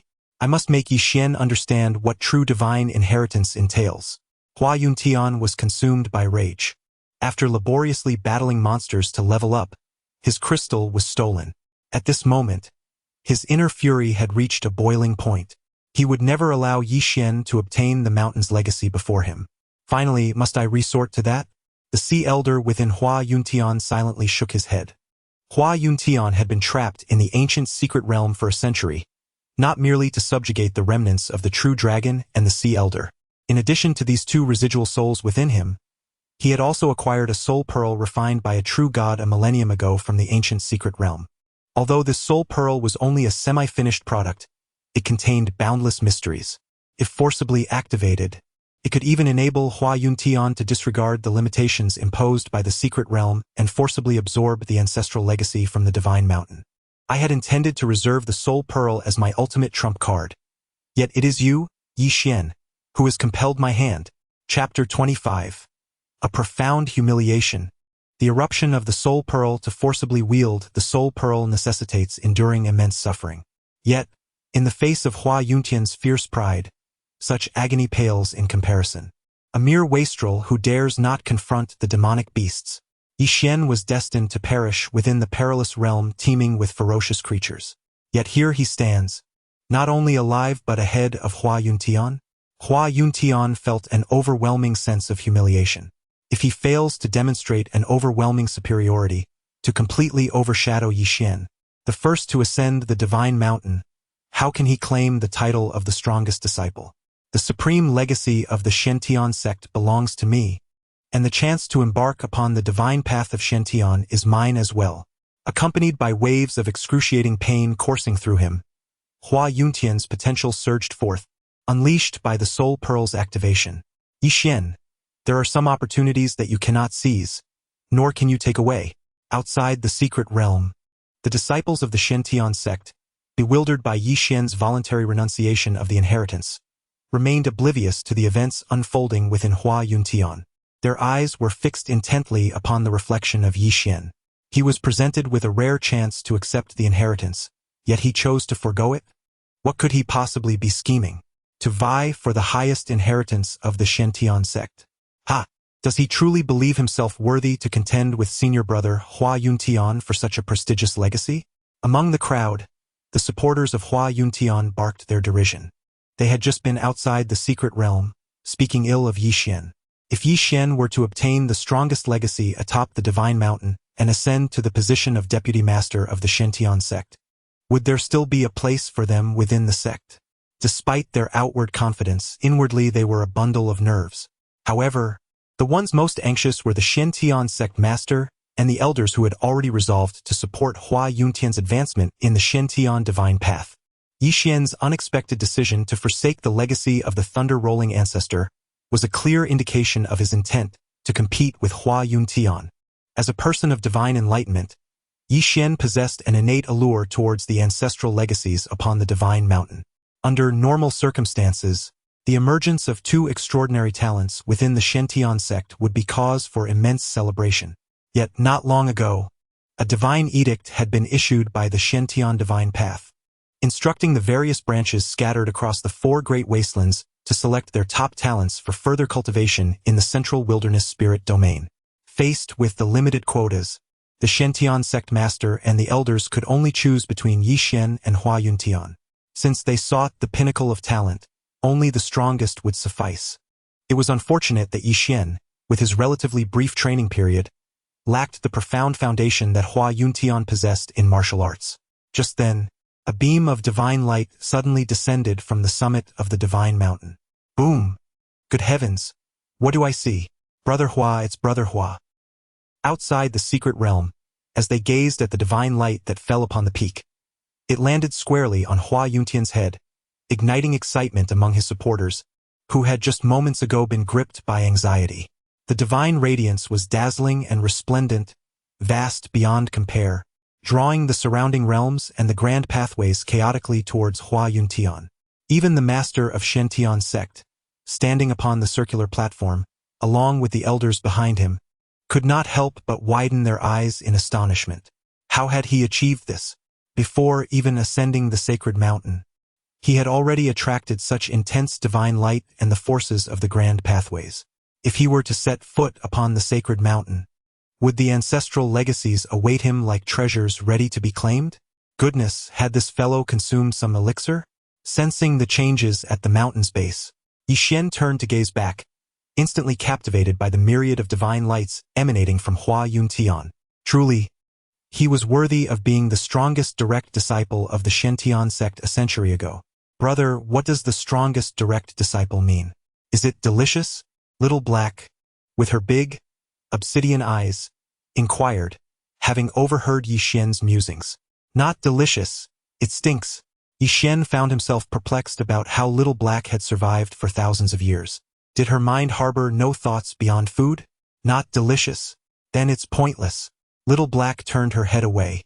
In contrast to the powerful divine light radiating from Hua Yuntian, Little Black preferred the fruits of the grand pathways or the thunder spirit seeds, things she could savor and taste. Oh right, what about that inner essence brother mentioned? Is it salty? What does salty taste like? If Yixian were to discover that Little Black's recent thoughts revolved around such trivialities, he would undoubtedly be left pondering the depths of her mind with mixed emotions. Under the auspices of the divine light attracting the rules of the great path, with each step that Huayanshan took towards the summit of the sacred mountain, the stone tablets of the ancestors from generations past resonated with a harmonious tremor, as if they had finally awaited their destined individual. Heritage. It is indeed heritage. At that moment, an exclamation arose from the disciples of the Shentian sect outside the mystic realm. There, amidst the mountainside, 3 legacies, rivaling that of the Thunder Ancestor, surged forth towards Huayanshan at the foot of the mountain. How terrifying! Truly, he is the most formidable direct disciple of the Shentian sect in a century. While senior brother Hua remained at the base, the legacies from the mountainside were already eager to reach him. Such innate talent. It seems that Yixian will never be able to catch up in this lifetime. Ha ha ha, what could he possibly use to pursue? He had merely attained the acknowledgement of 1 legacy after laboriously climbing to the mountainside, while senior brother Hua, merely standing at the foot, had already garnered 3 legacies, utterly eclipsing him. The supporters of Huayanshan, who had previously felt a twinge of insecurity, suddenly found their resolve. How could he dare contend for the strongest legacy at the summit against senior brother Hua? Even the sect leader of the Shentian sect and the numerous elders present exhaled in relief. Choosing Huayanshan was indeed the right decision. The sect leader's gaze grew resolute once more. At the foot of the sacred mountain, as he beheld the 3 legacies rushing towards him, Huayanshan endured the excruciating pain akin to being carved and pierced within his body. A faintly triumphant smile graced his lips. Compete with me? Yixian, you are still far from it. Bearing the remnants of the true dragon's soul, along with the Sea Elder and the Soul Pearl, the multifaceted Huayanshan was convinced that he was the unparalleled sovereign of this realm. What do you, Yixian, have to compare with me? You are merely courting death. While internally reveling in his own superiority, Huayanshan could not resist casting a disdainful glance upwards towards Yixian. To him, the mere possession of a divine bone was insignificant. Sooner or later, he would extract it from Yixian, revealing who the true bearer of divine enlightenment truly was. The act of seizing another's divine bone was not uncommon in the desolate 6 domains. In the world of warriors, the principle of survival of the fittest prevailed. To Huayanshan, Yixian was only of value due to that divine bone, which was the sole point of intrigue. At that moment, amidst the collective gaze of the crowd, Huayanshan suddenly grasped with both hands. In an instant, the divine light surrounding him and the laws of the great Dao transformed into a swirling vortex. What was he attempting to do? Outside the secret realm, the master of Shentian felt a sudden jolt in his brow. Could it be that he intends to consume all 3 inheritances? Elder Xuanjin's words startled everyone present. Historically, the direct disciples entering the life and death secret realm to undergo inheritance all faced limitations. Even if Huayanshan were a prodigy, he could not possibly absorb such a multitude of inheritances single-handedly. Had he lost his mind, choosing not to contend for the strongest inheritance upon the divine mountain? Previously, Yixian had abandoned the inheritance of the Thunder Ancestor precisely because of the limitations imposed within the secret realm. Now, Huayanshan seemed intent on shattering this very rule. Had he truly gone mad? The master of the Shentian sect fixed his gaze intently upon Hua Yuntian for approximately 3 breaths, before an exclamation of astonishment escaped his lips. How can this be? In that fleeting moment of distraction, the 3 streams of inheritance descending from the sacred mountain had already been drawn into the vortex that surrounded Hua Yuntian. 3 streams of inheritance. The trial of life and death had not repelled him? How had he achieved this? Upon hearing the incredulous remarks of elders Shenjin and Xuanyu, the master of the Shentian sect fell into a contemplative silence. This could not be attributed solely to his innate power. The human body has its limits. No matter how extraordinarily gifted Hua Yuntian might be, it was impossible for him to endlessly inherit the teachings of his ancestors. Clearly, he had encountered considerable fortuity within the ancient secret realm. Following the Master's insight, the elders of the sect began to grasp the situation. No wonder the inheritance atop the sacred mountain was so peculiar. It must have been facilitated by external forces. Nonetheless, it remains undeniable that Hua Yuntian possesses remarkable talent and strength. Otherwise, how could he alone stir the ancestral inheritance of the entire sacred mountain? I was mistaken. This individual is not merely a prodigy, but rather a veritable harbinger of fortune. Atop the sacred mountain, Yi Xian observed Hua Yuntian below, surrounded by radiant divine light as he accepted the inheritance, his eyes flashing with a glimmer of brilliance. Chapter 26. The 3 inheritances, mysterious disappearance. Everything that is mine, is mine. Ha ha ha. At the foot of the divine mountain, Hua Yuntian, while ascending and absorbing the ancestral inheritance through the soul pearl, caught sight of Yi Xian's gaze and felt a cold smirk of smugness curve his lips. Did you see that, Yi Xian? This is the chasm that separates us. Confident in his possession of the soul pearl, Hua Yuntian believed that even if Yi Xian reached the summit of the divine mountain first, he would ultimately be trampled underfoot, serving as a stepping stone for Hua Yuntian's advancement into the realm of Shentian divine way. Just as Hua Yuntian reveled in his triumph, leveraging the soul pearl to counteract the rules of the realm of life and death, and prepared to claim the 3 ancestral inheritances before him, a sudden whoosh echoed. One of the 3 radiant inheritances inexplicably vanished. Hua Yuntian? What is happening? The old sea spirit within Hua Yuntian was equally bewildered, his expression frozen in shock. How could one of the 3 inheritances simply disappear? Although the old sea spirit's strength was not as formidable as in his prime, he still possessed significant power in the southern wilderness. Yet, at the moment the inheritance vanished, he received no warning whatsoever. Hua Yuntian was in a similar predicament. Enduring the intense backlash from the soul pearl, he altered the rules of the realm of life and death. The inheritance he had painstakingly attracted had mysteriously vanished at a critical moment. Who would dare believe such a tale if it were told? Could it be that there was a fault with the soul pearl? After a brief moment of confusion, Hua Yuntian and the old sea spirit immediately began to inspect the condition of the soul pearl. How could this happen? After a thorough examination, both individuals were struck with astonishment. The rules of the secret realm, triggered by the 3 inheritances, had all been borne by the soul orb. Yet, why had the inheritance vanished without a trace? The soul orb, crafted by a true deity, was not invincible. Moreover, the orb in Hua Yuntian's possession was merely a semi-finished product. Hua Yuntian had not rewritten the rules using the soul orb.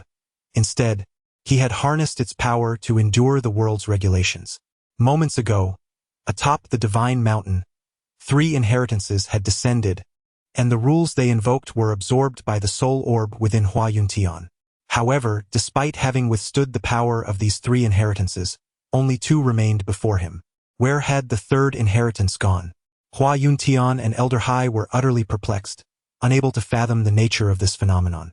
They hastily resolved to accept the inheritance, lest the remaining 2 also elude them. Prompted by Elder Hai's reminder, Hua Yuntian quickly regained his composure.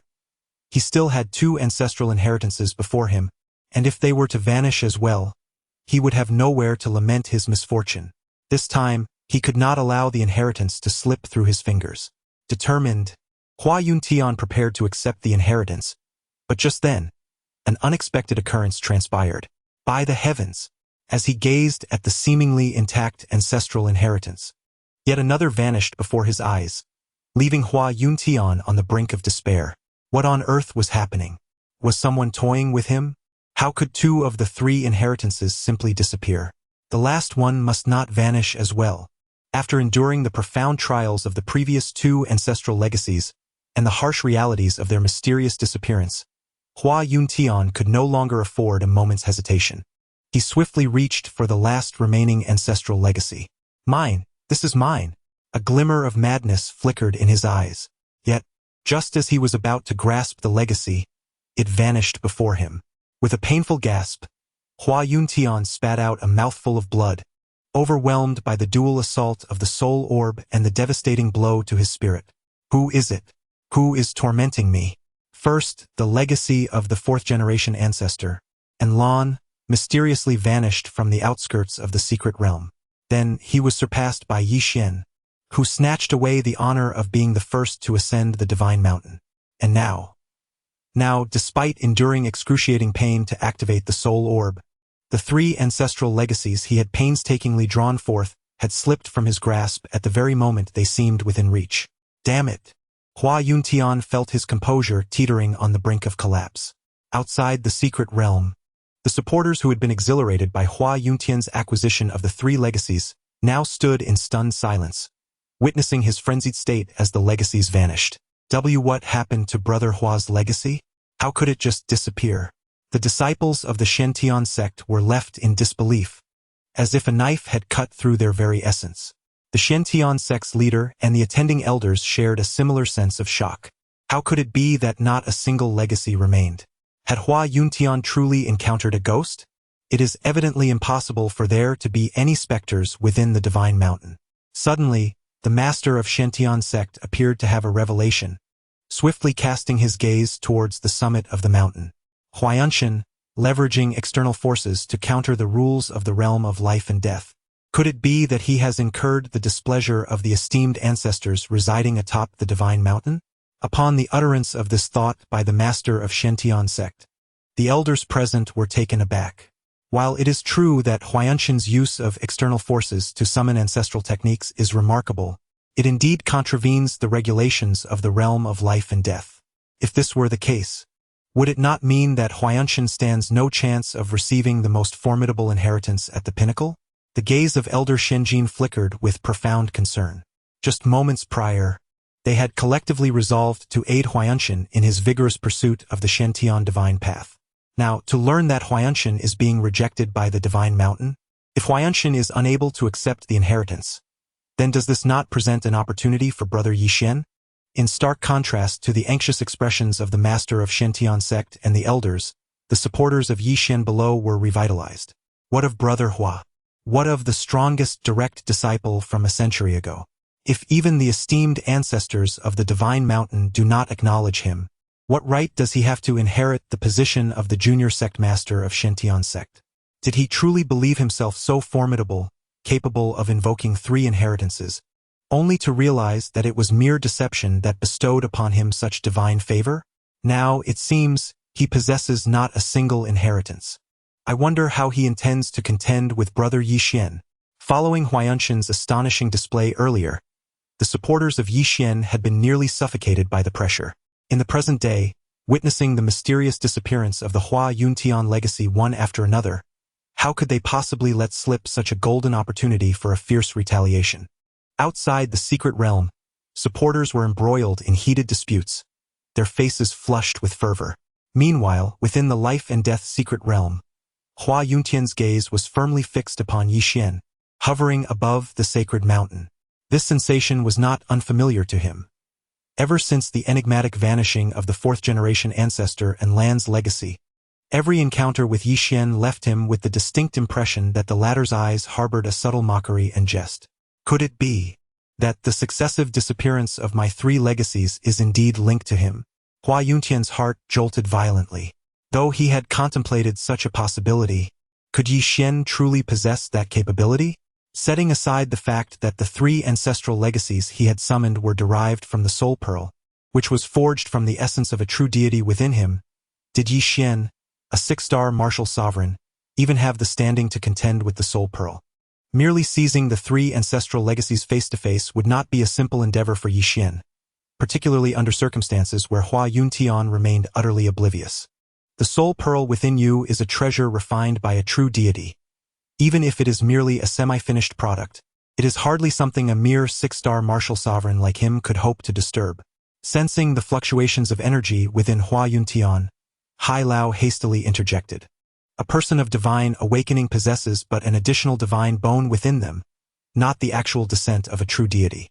By what right could he usurp the 3 ancestral legacies from beneath your soul pearl? Yet I am unwilling to accept this. Hua Yuntian's fists were clenched tightly, his nails digging deep into his flesh.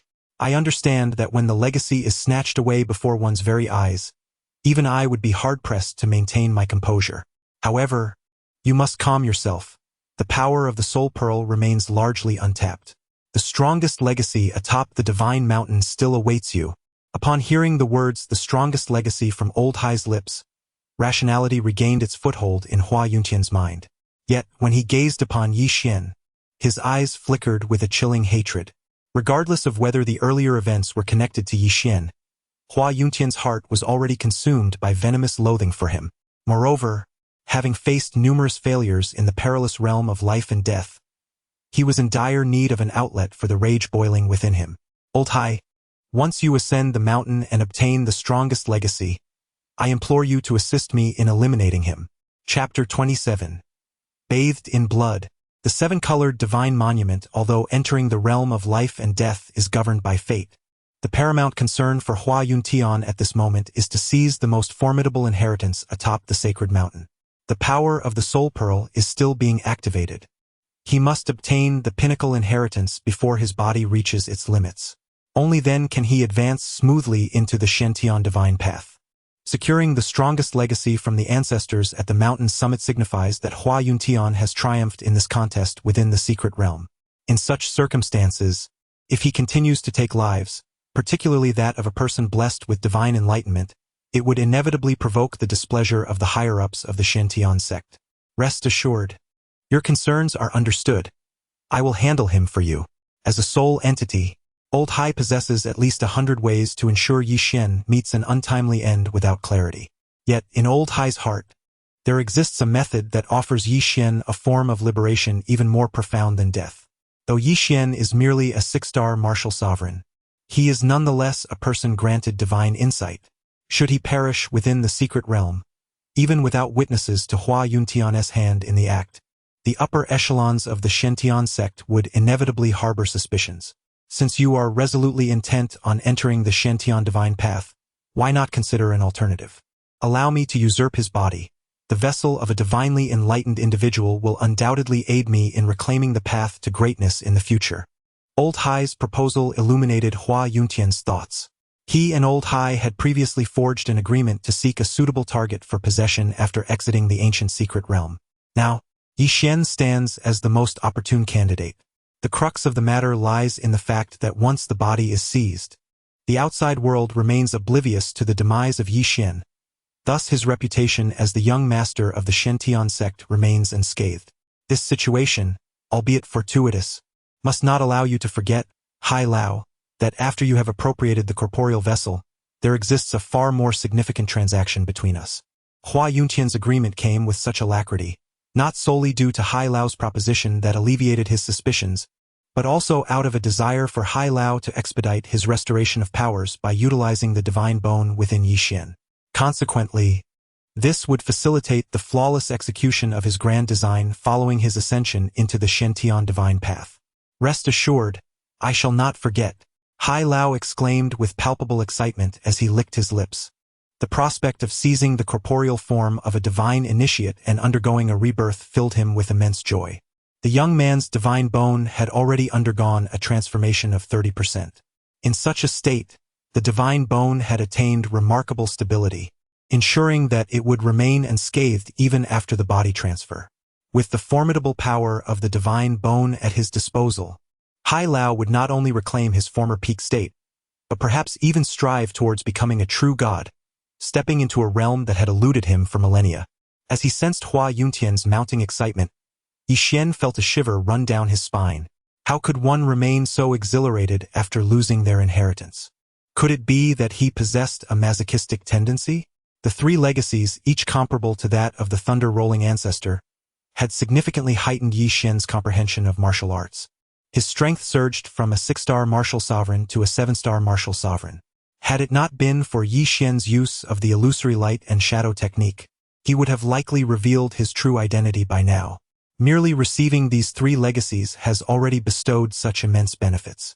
If I were to gradually absorb and comprehend them in the future, my journey along the path of martial arts would surely become increasingly smooth. Yi Xian, a person of divine enlightenment, inherently possesses no bottlenecks in his cultivation. Now, having acquired the 3 ancestral legacies from the secret realm's sacred mountain, both his cultivation level and potential will experience significant enhancement. The crucial point is that the burdens of the secret realm's rules, which accompany the acceptance of these 3 ancestral legacies, have all been shouldered by Hua Yuntian alone. Could this be the fabled notion of allowing you to soar while I bear the pain? Contemplating this, Yi Xian, with a smile illuminating his face, silently gave a thumbs up in the depths of his heart. The dragon's claw is truly impressive, perhaps due to harboring plans of usurpation. Hua Yuntian's animosity towards Yi Xian transformed into a more subdued sentiment. At this moment, his mind was singularly focused on one thought: to reach the summit and seize the strongest legacy at the peak. With the aid of the soul orb, Hua Yuntian's ascent grew increasingly rapid. Initially, the distance between him and Yi Xian was quite considerable, yet gradually, this gap began to diminish at a pace visible to the naked eye. Ultimately, the two, who once seemed far apart, found Hua Yuntian surpassing Yi Xian. What is happening? Hasn't senior brother Hua already been repelled by the sacred mountain? Why is he still climbing, and at such an accelerating rate? Is he truly aiming for the strongest legacy at the summit? Outside the secret realm, Hua Yuntian's sudden actions drew the attention of the crowd. Could it be that senior brother Hua was not actually rejected by the esteemed ancestors of the divine mountain? Perhaps he had voluntarily relinquished those legacies, especially as they recalled the moment when Yi Xian had previously forsaken his own inheritance. This notion, surprisingly, began to take root in the depths of their hearts, finding a certain justification. No rejection. The master of Shantian sect and the esteemed elders on the platform also radiated renewed brilliance. Their decision to choose Hua Yuntian over Yi Xian had required immense resolve. Now, witnessing Hua Yuntian not only avoid rejection by the divine mountain, but also strive towards the pinnacle of the strongest legacy, their expressions transformed into palpable excitement. The strongest legacy. It is mine. Above the divine mountain, Hua Yuntian's gaze burned with intensity as he surged forward, gradually widening the gap between himself and Yi Xian. The overwhelming power of the soul pearl provoked his chest wound to rupture once more. Yet, undeterred by such pain, Hua Yuntian remained singularly focused on seizing the strongest legacy. If I can obtain the strongest legacy, I shall become the rightful young master of Shantian sect and ascend into the realm of Shantian divine path. Hua Yuntian's fervent ambition towards the Shantian divine path stemmed not only from the abundant cultivation resources of the central wilderness spirit realm, but also from a secret buried deep within him, a secret unknown even to Elder Hai. Yet, this secret was too expansive in its implications. Even Hua Yuntian himself dared not risk exposure, fearing the repercussions of revealing his true self. At long last, with the forceful assistance of the soul pearl, the wounded Huayanshan ascended to the pinnacle of the divine mountain. In that moment, he resembled a figure drenched in blood. Yet, within his gaze flickered a glimmer of exhilaration. The supreme inheritance is mine. Upon the summit of the divine mountain lies not only the legacy of the illustrious ancestors of the Shantian sect, but also an unparalleled pressure. The higher one ascends, the more formidable the oppressive force becomes. Even Yi Xian, a divinely favored being endowed with the protection of a divine bone, felt the mounting pressure as he ventured further. Were it not for the power of the soul pearl, Huayanshan would not have been able to surpass others and reach the summit first. At this moment, his eyes were fixated intently on a mysterious stone tablet before him, radiating with resplendent 7-colored light.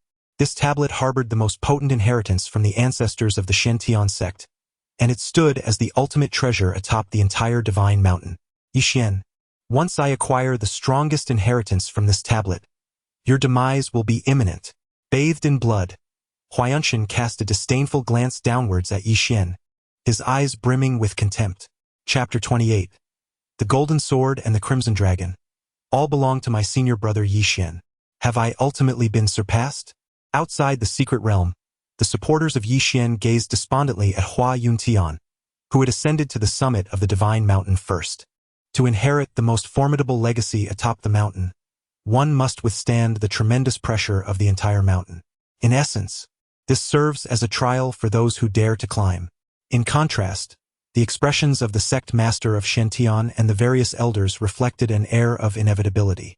Hua Yuntian, possessing a remnant soul of a true dragon that rivals divine bones, and safeguarded by a mysterious artifact that disregards the rules of the secret realm, ascending to the peak before Yi Xian, a being of divine awakening, was entirely reasonable.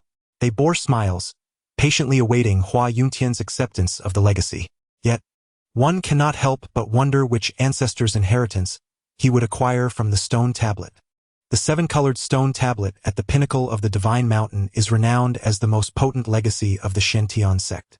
Only the mightiest among the ancestors of the Shentian sect are entitled to leave their legacies inscribed upon this tablet. Regardless of which ancestor's inheritance Hua Yuntian secures, he stands a chance to inherit the complete ancient secrets. The fourth ancestor, Enlon, with merely a half-step into the secrets, already dominated the southern wilderness, single-handedly suppressing the myriad of demons. Should Hua Yuntian manage to obtain the entirety of the ancient secrets, it is likely that our Shentian sect will witness the emergence of another peerless powerhouse in the future.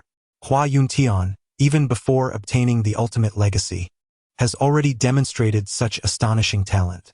The head of the Shentian sect, along with the elders standing behind him, found themselves filled with an impatient anticipation. Some of the elders had already begun to envision the tumultuous waves that would ensue within the Shentian divine path once Huayanshan received the inheritance. After the disheartening experience of the mysterious disappearance of the three ancestral masters' legacies within the secret realm, Huayanshan was no longer inclined to feign superiority or squander time. Confronted with the overwhelming pressure emanating from the pinnacle of the mountain, where the most formidable inheritance awaited, Huayanshan exerted all his strength to activate the soul pearl within him, forcibly drawing upon the legacy contained within the divine steel. As each second elapsed, the initially faint lines on the surface of the soul pearl gradually expanded into a sprawling web of cracks. In order to endure the mightiest inheritance from the divine steel, even Huayanshan's soul pearl had to bear an immense cost. At that moment, a clear and melodious sound of a sword echoed through the air. Accompanying the sound, a brilliant golden sword shadow descended from the heavens. Outside the secret realm, the elders of the Shentian sect, who witnessed the scene projected from the summit of the divine mountain, erupted into a frenzy. The torch gold sword. It is indeed the torch gold sword. They could scarcely believe that Huayanshan had drawn forth the profound legacy of the golden sword master, the third-generation ancestral master, from the summit of the divine mountain. The third-generation master, second only to the second generation and the founding ancestor of the Shentian sect, possessed a sword path legacy of unparalleled value, surpassing that of the fourth-generation master, Anlan. The thunder ancestor and the fire cloud master were scarcely worthy of even carrying his shoes. Behold, a demigod graces this world. As the direct descendant of the Shentian divine path and the third-generation patriarch, the venerable golden sword master has not only acquired a complete ancient treasure, but has also integrated this treasure into the swordsmanship, thus establishing the unparalleled golden sword path, unmatched by any before or after. In stark contrast to the exhilarated expressions of the Shentian sect master and others outside, atop the sacred mountain Huayanshan, drawn by the soul pearl to the legacy of the golden sword, is equally enraptured. Although I had received the legacies of the three patriarchs a century ago, none of their teachings contained the ancient treasure. Why then did Huayanshan display such fury when the legacy of the fourth-generation patriarch Anlan vanished at the periphery of the life and death secret realm? It was precisely because of the half-treasure in Anlan's possession. Yet now, the golden sword master transcends the fourth-generation patriarch Anlan, possessing the entirety of the treasure. As Huayanshan feels the overwhelming pressure emanating from the golden sword's shadow, infused with the essence of the cosmic principles, he senses every pore on his body tremble with exhilaration. The legacy of the third-generation patriarch, the golden sword master, shall be mine. With a heart full of anticipation, Huayanshan opens his arms wide, ready to embrace the inheritance within the golden sword. However, at that very moment, a bizarre occurrence unfolds once more. The golden sword legacy, initially surging towards Huayunshan, suddenly begins to shake violently, as if a colossal force from the heavens and the earth is tugging at it, attempting to wrench it away from him. Once again, it has appeared, gazing at the scene before him, which felt hauntingly familiar. Hua Yuntian resembled a startled cat, every hair on his body standing on end. He scrutinized his surroundings with an expression of utmost vigilance, as if terrified that his inheritance might be snatched away. This was the sacred legacy of the golden sword Venerable S ancestor. Hua Yuntian desperately activated the soul pearl within him, aiming to draw forth the golden sword inheritance hovering above. Yet, despite his efforts, after a bizarre twist of events, the legacy of the golden sword Venerable dissipated into waves of golden light, vanishing in an instant. Who are you? Why do you persist in thwarting me? Hua Yuntian's hard-won composure shattered once again. After an overwhelming surge of grief and rage, a profound sense of helplessness welled up within him. Even the soul pearl, a treasure refined by true divinities, could not retain the legacy of the golden sword Venerable, passed down through 3 generations. Was it destined that he, Hua Yuntian, would miss the opportunity to inherit the most formidable legacy of the Shentian sect's ancestors? One more time, a loud call from high-jolted Hua Yuntian out of his despair. The legacy of the golden sword Venerable was no ordinary inheritance. Even if it had been stolen, the thief would require time to absorb its power.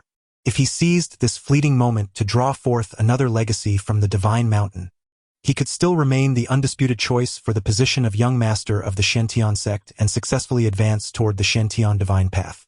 Indeed, the time is now.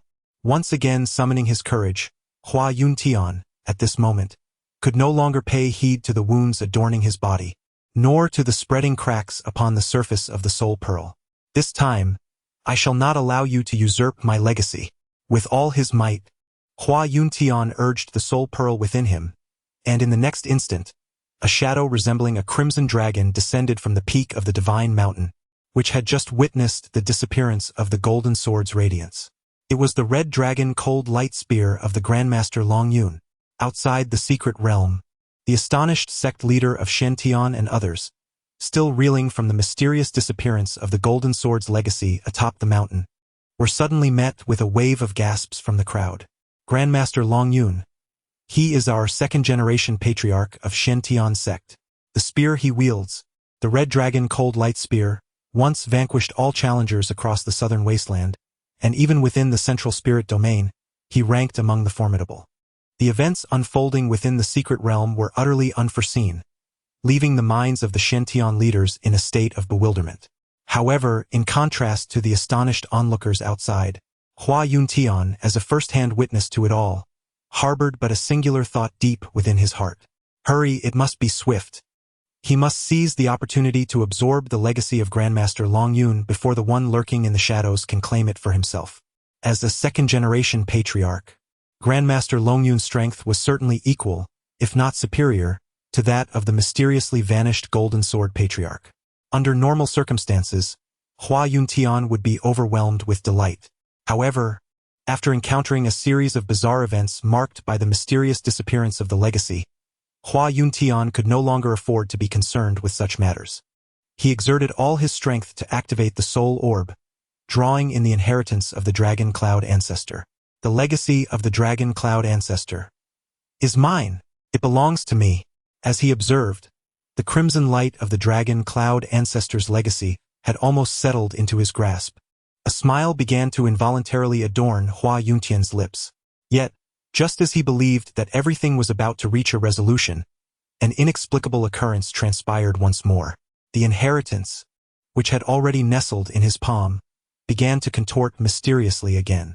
No, do not. Despite Hua Yuntian's countless cries within, history, alas, is often strikingly similar. Watching the Dragon Cloud Ancestor's legacy swiftly twist in midair before disintegrating into motes of light, vanishing bit by bit, Hua Yuntian, unable to bear the overwhelming pressure from forcibly manipulating the soul orb, felt his body erupt with hundreds of wounds.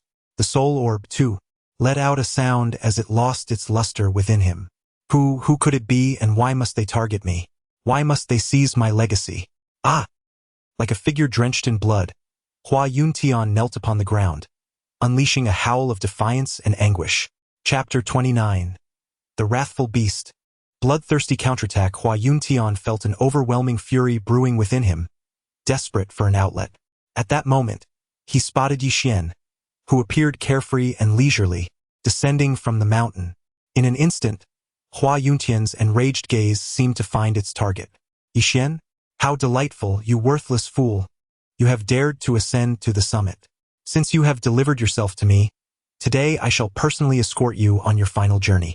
Having lost the most formidable inheritance twice, Hua Yuntian now resembled a bloodthirsty beast.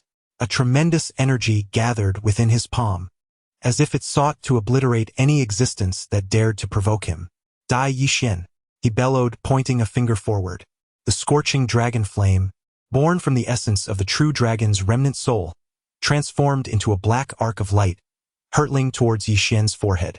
This was the ultimate lethal form of the true dragon's remnant soul within Hua Yuntian, and he was utterly confident that, with Yixin's mere 6-star martial sovereign prowess, he would be unable to evade this overwhelming strike forged from the essence of the true dragon's soul.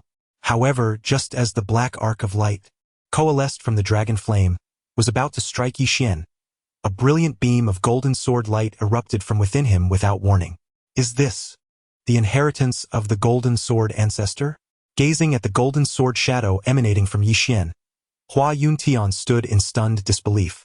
The golden sword, forged from Yixin's divine bones, resembled the most formidable and unparalleled weapon in existence. As the sword shadow swept across, Hua Yuntian's black arc of light, birthed from the true dragon's remnant soul, shattered inch by inch. 9-star martial sovereign? How could this be?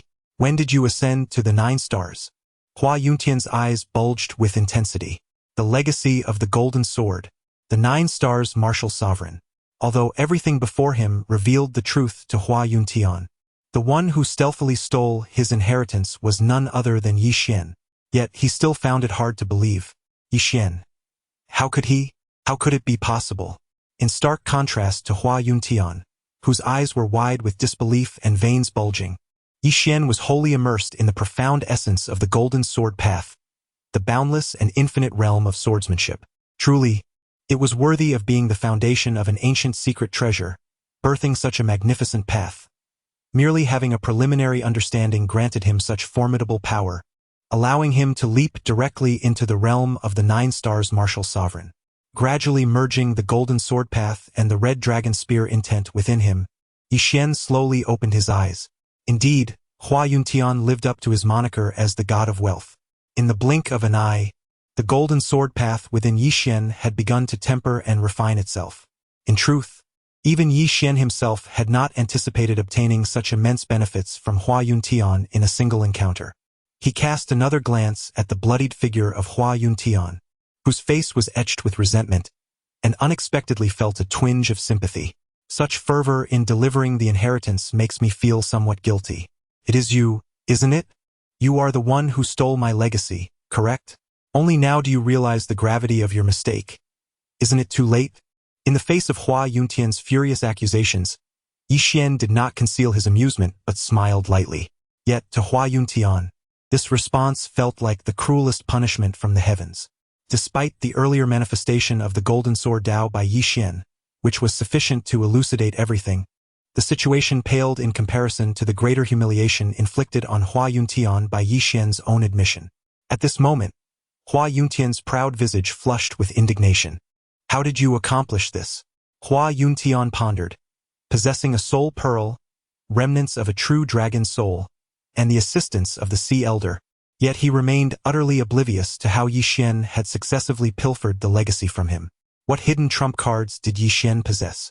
In response to Hua Yuntian's unwilling inquiries, Yixin nonchalantly spread his hands and replied, I apologize, but I have nothing to disclose.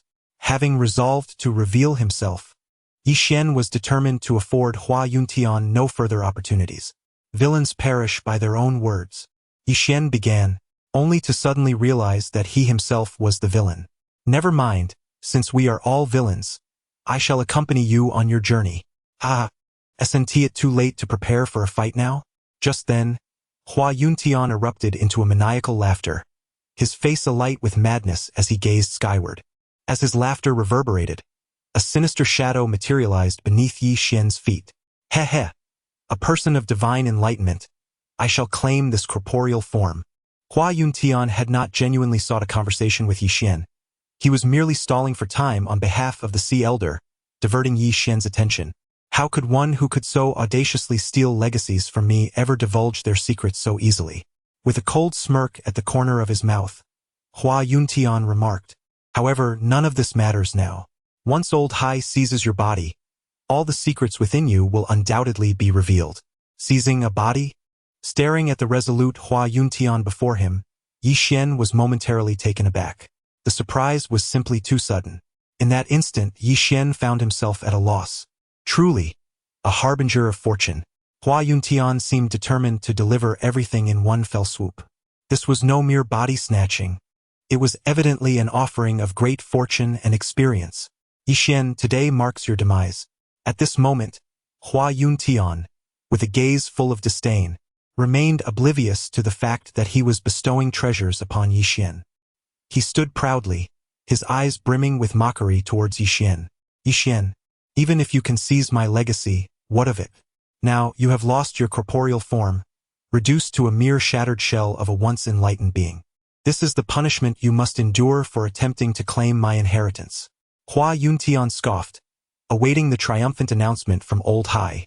However, after a prolonged silence, there was still no response from Old Hai. Glancing back at Yi Xian, possessed by Old Hai, he noticed not a trace of anguish on his face. Instead, Yi Xian's eyes sparkled with a playful mockery. Old Hai? Hua Yuntian?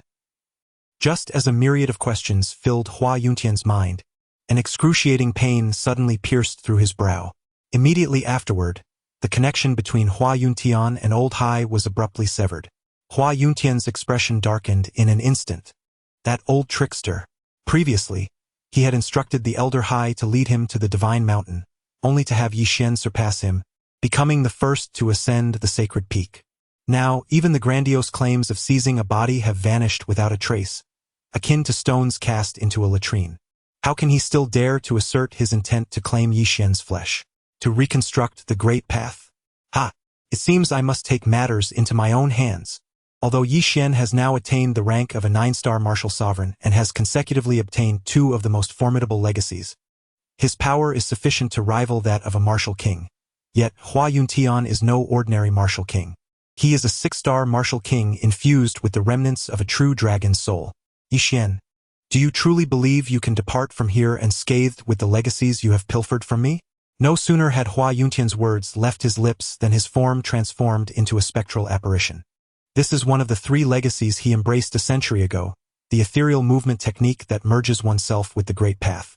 Manifested with his 6-star martial king prowess, even a martial emperor would find it challenging to discern the truth. Yi Xian, you have repeatedly thwarted my endeavors and stolen my opportunities. Today, I shall see you meet your demise here. Chapter 30. The Resilient and the Fallen. With a sudden and ethereal appearance, Hua Yuntian's shadow materialized behind Yi Xian, followed immediately by a resounding thud. Hua Yuntian felt as though he had been struck by an unseen force, propelling him backward. He tumbled several times before finally managing to rise from the ground. What just transpired? What had happened moments ago? Hua Yuntian shook his dizzy head, fully convinced that Yi Xian had not moved. So what had propelled him into the air? A dignified 6-star martial king, reduced to being sent flying without a hint of awareness? Such a tale would be met with disbelief. Yet, in that moment, Hua Yuntian had personally witnessed this inexplicable scene. After a brief moment of contemplation, he abruptly lifted his head. Yi Xian, you have triumphed. Take the inheritance from the Divine Mountain. Oh, you are not going to kill me? Yi Xian regarded the seemingly transformed Hua Yuntian with a bemused smile. Indeed, Hua Yuntian harbored a desire to eliminate Yi Xian. However, the myriad enigmas surrounding Yi Xian had become overwhelmingly apparent. First, he had silently pilfered Hua Yuntian's inheritance beneath the Soul Pearl. Then came the demise of the Sea Elder at the hands of the Shifting Sands. Now, Even Hua Yuntian himself had been caught off guard and sent flying by an unseen kick? The enigmatic Yi Xian is indeed a force to be reckoned with. Currently, I find myself ensnared by the backlash of the Soul Pearl, burdened with grievous injuries, while Hai Lao has severed our connection. In light of this predicament, should I rashly attempt to eliminate him, I would undoubtedly invite a calamitous downfall. Thus, after considerable contemplation, Hua Yuntian has ultimately resolved to withdraw from this contest for the Divine Mountain's inheritance. Once I have regained my strength, I shall surely avenge the humiliation of today. In this moment, Hua Yuntian feigns the demeanor of a defeated adversary, but in truth, he has already inscribed Yi Xian's name upon his death list. Yi Xian, no matter the plethora of your stratagems, you shall not impede my grand pursuit of the Shentian divine path. There exist individuals in this world who are best left undisturbed. As the strongest direct disciple of the Shentian sect from a century ago, Hua Yuntian harbors a certain pride. Yet he is not a fool. He understands that sometimes circumstances outweigh personal ambition, necessitating a learned adaptability. Yi Xian, the position of young master of the Shentian sect is yours. I, Hua Yuntian, willingly concede and shall henceforth withdraw, allowing our paths to diverge peacefully. As Hua Yuntian speaks, he prepares to turn away. But who says you may depart? At that very moment, Yi Xian's voice suddenly resonates. Hua Yuntian possesses a plethora of peculiar artifacts, the remnant soul of a true dragon, a mysterious treasure capable of altering the rules of the secret realm's divine mountain. And just now, he conjured a shadow that can usurp one's essence? Yi Xian is acutely aware of his role as the antagonist. Despite possessing a golden opportunity and the fortune of the great Dao at his side, he remains devoid of the protagonist's halo. The protagonist may perish 1,000 or 10,000 times, for they possess the ability to be reborn, to grow stronger, each one a mere step away from the realm of authorship, while I am but a mere antagonist. The foremost principle of an antagonist is to eradicate danger at its inception. If Hua Yuntian does not meet his demise today, it is likely that it shall be Yi Xian who suffers that fate instead. Therefore, Hua Yuntian, it is time for you to die. Yi Xian, do not presume that I implore you. I am a 6-star martial king, while you are merely a martial zong. What do you possess that could threaten me? In an instant, the remnants of the true dragon's soul surged forth within Hua Yuntian. Even the soul orb, which was originally riddled with cracks, began to manifest above his head. Hua Yuntian could scarcely believe it. He had already conceded, yet Yi Xian dared to attempt his murder? Does this fiend not fear the might of a 6-star martial king in the slightest? No, it is not I who shall slay you, but rather her. Yi Xian smiled softly, gesturing towards the vicinity of Hua Yuntian. Yi Xian, how childish you are, attempting to distract me at a time like this. Boom! Before Hua Yuntian could finish his sentence, a familiar force of immense power surged towards him. Yet this time it was evidently far more formidable than before. The remnants of the true dragon's soul shattered instantaneously, and even the soul orb was sent flying alongside Hua Yuntian, crashing into the ground and creating an enormous pit. What in the world is this? Blood gushed from Hua Yuntian's mouth. Had it not been for the soul orb expending its final strength to protect him, that strike would have surely claimed his life atop the divine mountain. Huh? He is still alive? At that moment, a crisp, youthful voice of a little girl suddenly echoed in Hua Yuntian's ear. Before he could comprehend the scene unfolding before him, a girl with horned braids and a black bellyband had inexplicably emerged from where Hua Yuntian had been standing. She first cast a glance at the soul orb beside him, then picked it up and tossed it into her mouth. With a crunch, it was as if she had cracked open a broad bean and consumed it. What in the world is this creature? The sight nearly terrified Hua Yuntian into submission. This was a soul orb, a treasure refined by the ancient deities. It was consumed? Hua Yuntian's worldview nearly shattered. However, the little girl, indifferent to Hua Yuntian's astonishment, declared, "Brother said, you must die." Her gaze was apathetic, as if Hua Yuntian, standing beneath her, was not a living being but merely an insignificant insect. Yi Xian, you cannot kill me, I am. Hua Yuntian attempted to plead, but the little girl's delicate foot had already pressed down upon his head. With a resounding pop, his head burst open like a watermelon. A once great prodigy, a 6-star martial king, thus perished beneath the foot of the little girl. The thing you just ate must have helped him negate the rules of the secret realm, allowing for infinite acquisition of the legacy, right? Upon hearing Yi Xian's inquiry, the little girl pondered while biting her finger. I don't know, but it was quite delicious, and it contained a familiar essence. It should have been crafted by the true gods of your realm. What? A creation of the true god. Goodness! Such a magnificent treasure has been consumed by the little black entity? Yi Xian suddenly felt a pang of regret, as if he had missed the greatest opportunity within the secret realm. This was indeed an unparalleled treasure forged by a true god. If possible, Yi Xian would have willingly offered his ancestral legacy in exchange for it. Alas, it was too late to lament. Even if it was an item crafted by a true god, in such a dilapidated state it should be rendered useless, right? Witnessing the irrevocable situation, Yi Xian could only endure the profound pain within, silently comforting himself deep inside. By the way, that scoundrel Hua Yuntian possesses a true goddess treasure. Surely, he must have other valuable items as well? Just as Yi Xian was about to bend down and thoroughly search Hua Yuntian for more treasures, a faint azure soul entity suddenly drifted out from Hua Yuntian's body. This soul entity was exceedingly peculiar, resembling a living spirit yet exuding a chilling aura. Little black entity, quickly, consume it, Yi Xian exclaimed almost without a second thought. Although he was unaware of the origin of this strange soul entity, it was evident that it was inextricably linked to Hua Yuntian. Upon hearing Yi Xian's command, the little black entity wasted no time and rushed forward to swallow the soul entity whole.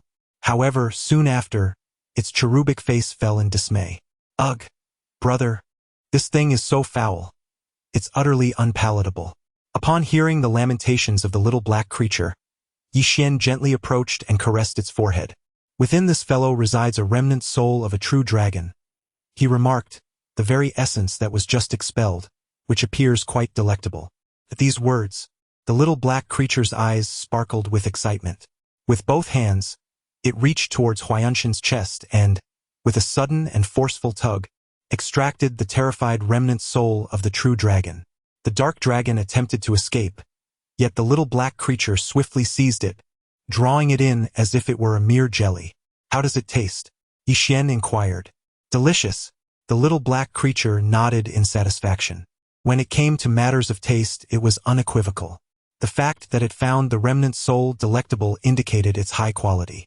Unfortunately for Yi Xian, burdened as he was with divine bones, such remnants held little value. Moreover, Yi Xian had traversed the divine mountain largely due to the efforts of the little black creature. Thus, this remnant soul of the true dragon could be considered a reward for its contributions. Contemplating this, Yi Xian's gaze flickered as he turned to observe the lifeless body of Huayanshan on the ground. What, indeed, was that peculiar soul entity? Reflecting on his years at the Shentian sect, where he had perused ancient texts and manuscripts and delved deeply into the myriad hidden tales of the 6 domains of Tianhuang, he found that the recent soul entity still emanated an unsettling aura. It was as if every hair on his body stood on end. Clearly, this creature harbored many secrets yet to be unveiled. Chapter 31. A turmoil of hatred, Xuanhu Saint Sun in the desolate realm of the abyssal spirit domain. Amidst the training of Xuanhu Saint Sun within the abyssal sacred church, a sudden spurt of reverse blood erupted from his mouth. Who dares? His furious words reverberated throughout the entirety of the abyssal sacred church. As the most formidable prodigy of the abyssal sacred church, Xuanhu had devoted over 8 centuries to mastering the profound teachings left behind by the abyssal ancestor. Furthermore, he had innovatively devised the divine technique known as 9 underworlds returning to 1, which, as the name implies, involved the shattering of his own soul into 9 fragments, each possessing its own consciousness and will. Over the years, Xuanhu Saint Sun had successfully manifested 6 avatars through this technique. Each avatar, adopting a distinct identity, infiltrated various sacred churches and sects scattered across the 4 vast desolate domains, with the purpose of cultivating the supreme divine arts of those sacred teachings. Upon the culmination of 9 underworlds returning to 1, Xuanhu's strength would ascend to the realm of true divinity.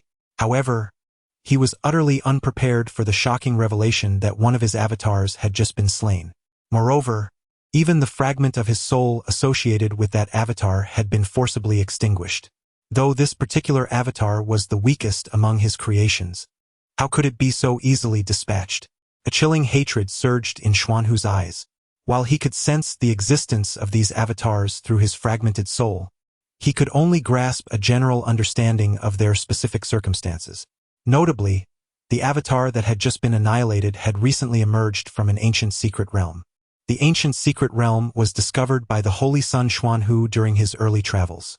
However, at that time, he had only just entered the initial stage of the Holy Realm, and a semi-finished True God Soul Pearl offered little assistance to him. Thus, he had the notion to leave it to his doppelganger. Yet, he never anticipated that even with such a precious treasure as the Soul Pearl, he could still be slain, rendering him little more than a failure. Nevertheless, a failure is still a fragment of his own soul. Moreover, this incident had even resulted in a decline in his cultivation. Investigate immediately. Find out what transpired within the Nanhua domain and the Shen-Tian sect. As soon as the words left the Holy Son Xuanhu's lips, a shadow behind him flickered and vanished in an instant. Indeed, it was no surprise that someone who emerged alive from an ancient secret realm would possess an abundance of treasures. Within the death and life secret realm, Yi Xian, having rummaged through the corpse of Hua Yuntian, felt a sense of admiration. Merely the extraordinary herbs capable of refining fifth-grade elixirs amounted to hundreds that Yi Xian unearthed from the body. It is worth noting that fifth-grade elixirs are sufficient for martial artists at the martial sovereign level to forcibly break through their own barriers, and even within the Shen-Tian sect, a leading faction in the Nanhua domain, such elixirs are exceedingly rare. If offered to the outside world, they would incite fierce competition among the martial artists of the Nanhua domain. It is no exaggeration to say that if someone were to present a fifth-grade elixir at the palace of the Jiang Kingdom, tossing it before the emperor and demanding a princess for amusement, the emperor would likely comply without hesitation. Indeed, the allure of a fifth-grade elixir, capable of elevating a master, is profoundly irresistible to a mortal emperor.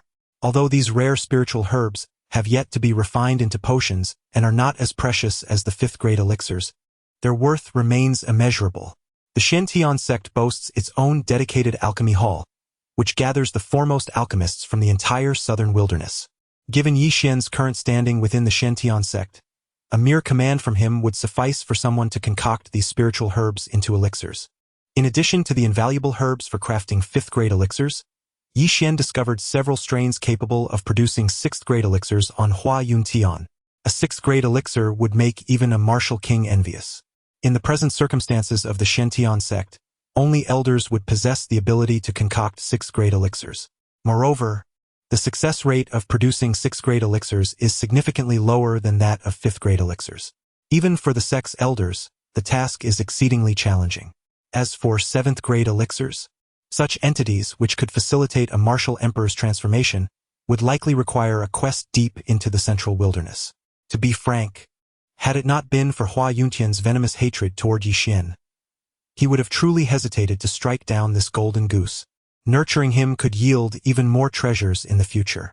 If the now utterly lifeless Hua Yuntian were to comprehend Yi Xian's genuine intentions, one could only imagine the fury that might compel him to rise from the dead and throttle Yi Xian to death. Brother, this thing appears to be quite delectable. At that moment, the little black creature behind Yi Xian suddenly pointed towards the divine monument, encircled by a seven-colored halo across from them. Are you serious? Yi Xian stared blankly at the drooling little creature. Could a stone tablet be delicious? Yet, after a brief moment of confusion, Yi Xian's expression changed dramatically. Was this creature implying that it intended to devour the divine monument, or rather the esteemed ancestors of the Shen-Tian sect contained within it? Seemingly sensing the ravenous gaze of the little black creature, its eyes glowing with a green light, the seven-colored monument atop the sacred mountain of the secret realm trembled as if startled. Outside the secret realm, witnessing the violent quaking of the monument, the leader of the Shen-Tian sect and the elders were utterly stupefied.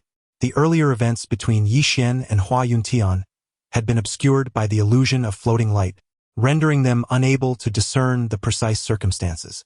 They could only vaguely perceive that Hua Yuntian, having experienced repeated failures in his attempts to inherit the mysterious power, had vented his fury upon Yi Xian. At a critical moment, however, he had inadvertently caused his own demise through a backlash from the treasured artifact, resulting in the explosion of his own head. How could a distinguished six-star martial king, the most powerful direct disciple of the Shintian sect in a century, have caused such a catastrophic self-inflicted injury? What sort of bizarre and grotesque maneuver was this? Before they could fully comprehend the bizarre scene unfolding before them, the seven-colored monument atop the sacred mountain trembled once more. What was happening? Could it be that Hua Yuntian's demise was not merely due to the backlash of the treasured artifact, but rather the wrath of the divine monument? At that moment, an elder of the Shintian sect in the crowd suddenly spoke, seemingly lost in thought. Indeed, the treasures of the secret realm can lead to a decline in cultivation and the severance of meridians, but how could they possibly cause one's head to explode entirely? Thus, it appears that Hua Yuntian has provoked the displeasure of the divine monument, resulting in his inexplicable demise within the secret domain. As this thought crossed their minds, the elders of the Shintian sect could not help but gasp in astonishment. They had all witnessed Hua Yuntian at the foot of the sacred mountain, employing a mysterious artifact to counteract the laws of the secret realm. It now seemed reasonable that the divine monument's wrath had been roused. However, the sect master of Shintian gazed at the lifeless form of Hua Yuntian atop the mountain, his eyes flickering with an unsettling sense of unreality. The feeling of having wagered everything only to gain nothing, an overwhelming sense of emptiness, now pervaded the sect master's heart. Just then, a voice of astonishment arose from the crowd, exclaiming, "Look, what is that?" Chapter 32. The inheritance of the robe. Amidst a palpable sense of confusion, the crowd turned their gazes toward the source of the disturbance. A radiant beam of multicolored light erupted from the sacred monument within the secret realm. In the next instant, Yishen found himself enveloped by the monument. The ancestral spirit has manifested. After a brief moment of astonishment, gasps of awe escaped the lips of the elder members of the Shintian sect gathered on the platform. The ancestral figure they spoke of was not the likes of the second or third generation ancestors such as the esteemed sword sovereign or the revered Longyun ancestor, but rather the founding ancestor of the Shintian sect, Ancestor Sunlan. Ancestor Sunlan was a direct descendant of the 32nd generation Dao master of the Shintian divine path. Although the present-day southern wilderness has largely forgotten this lineage, the annals of the Shintian sect's ancestral records contain a thorough account of these events. In the past, Ancestor Sunlan had a severe falling out with the Shintian divine path regarding the matter of the next successor, leading him to leave in a fit of anger to establish the Shintian sect in the southern wilderness. Despite his defeat in the doctrinal disputes of the Shintian divine path, his prowess in the southern wilderness was unmatched. The Shintian sect, which he founded, has stood as a dominant force for thousands of years, maintaining its supremacy within the region. The sacred monument atop the divine mountain was crafted by Ancestor Sunlan himself before his transcendence, and only through his summons could one enter the realm contained within the monument. At this moment, as they watched Yishen vanish into the monument, the Shintian sect master and the assembled elders felt as though they had just experienced a seismic upheaval of magnitude 12. Yishen has unexpectedly garnered the favor of Master Sunlan? A sharp intake of breath echoed through the crowd. The decree of our sect leader has been proclaimed. From this day forth, Yishen shall be the young master of our Shintian sect. To see him is to see me. The words of the Shintian sect leader resonated like thunder descending from the heavens, reverberating in the ears of all present. What? The trial of life and death has yet to conclude, and the leader has already publicly appointed Yishen as the young master of our Shintian sect? The supporters of Hua Yuntian trembled in fear, their faces ashen upon hearing the leader's command. Who could have anticipated that Hua Yuntian, the greatest dark horse of this trial, would meet an untimely demise? Curse it, this Hua Yuntian is indeed a scourge. Even in death he drags us down with him. Why couldn't he have perished earlier within the ancient secret realm, instead of emerging to wreak havoc upon us? Although Yishen has occupied a vast array of cultivation resources within the Shintian sect over the years, they had endured this for so long.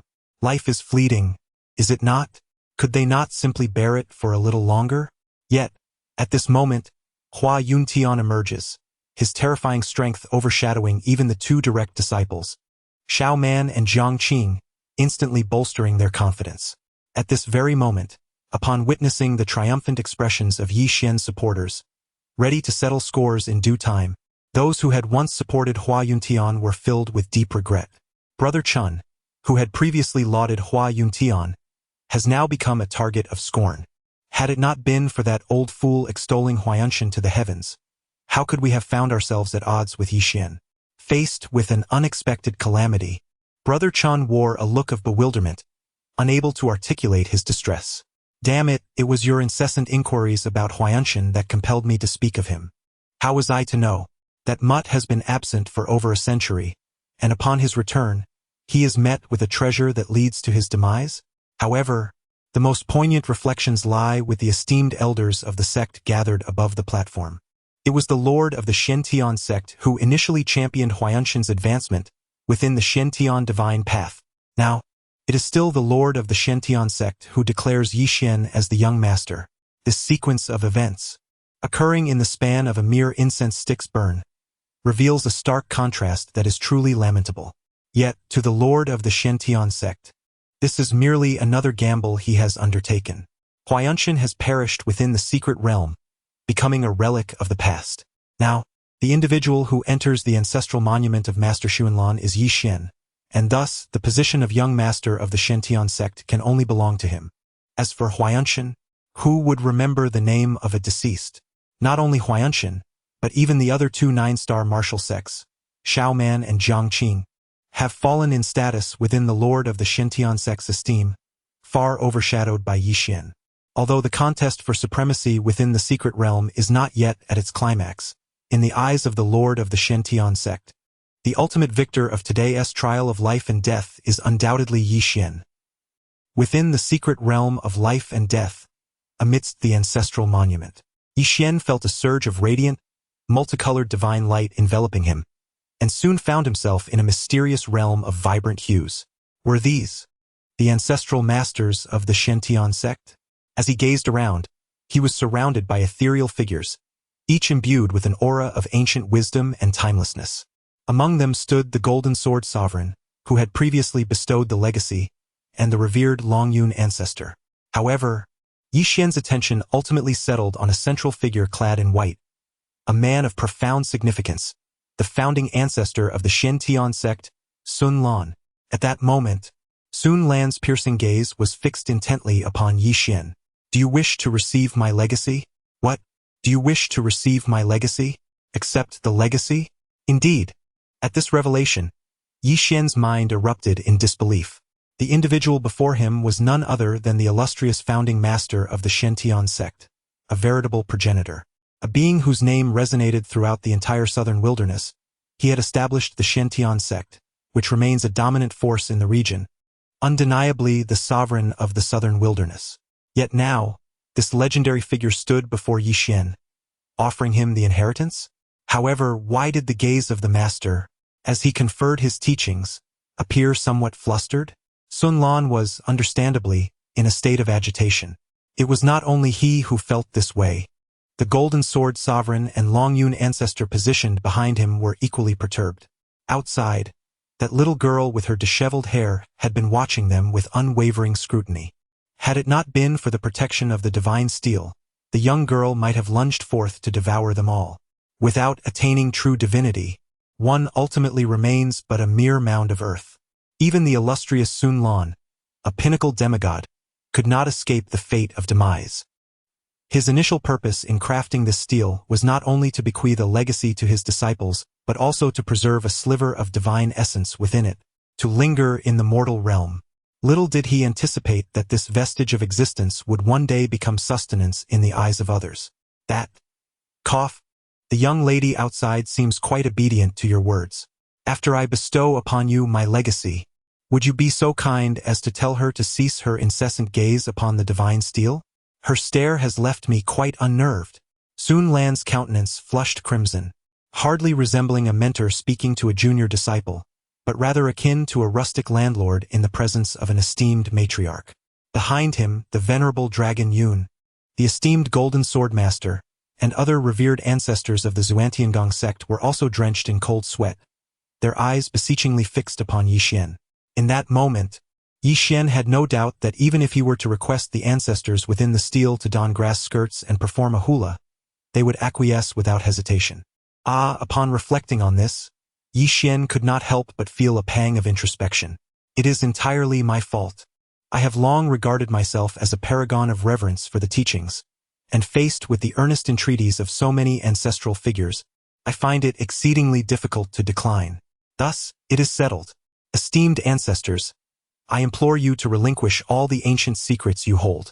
Chapter 33. The Island's Atmosphere. The Hidden Vault of the Earth-Level Master Sun Lan? Master Jin Jian? Master Long Yun? Esteemed masters, surely you do not wish for the divine monument outside to be devoured by the little black creature, do you? Yi Xian gazed at the ancestors of the Shantian sect, whose faces were filled with confusion. His words carried an air reminiscent of the island's atmosphere. The direct disciple of the Shantian sect had the audacity to threaten the revered ancestors of the sect within the sacred mountain of the life and death secret realm. If this were to spread, it would be met with disbelief. Yet, this very scene unfolded with genuine emotion before Master Sun Lan and the others. To speak candidly, I do share a certain rapport with the little black creature. However, our relationship is neither that of master and servant nor that of lovers, and we are not even blood siblings.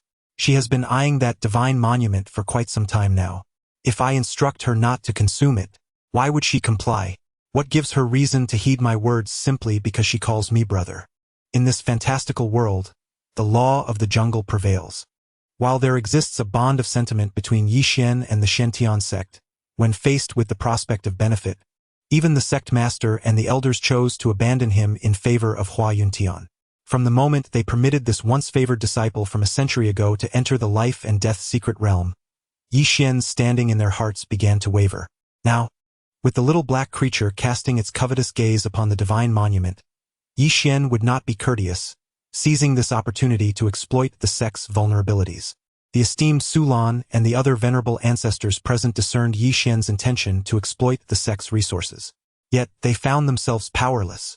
As unique spiritual entities within the realm of consciousness, they could only rely on the distinct laws of the secret realm of life and death to sustain their existence. Even if Yi Xian were to allow the gluttonous Xiao He to consume them today, they would be unable to intervene. Should they await death to convey their grievances in dreams? With this thought, Su Lan and the others cast a furtive glance towards the dark, malevolent little girl outside the divine monument. Given her insatiable appetite, should she truly devour them, they might not even have the chance to enter her dreams. Ahem, you are Yi Xian, correct? Splendid. Indeed, a striking figure with an impressive demeanor. We, the Assembly of Ancestors, wholeheartedly endorse your recent proposal.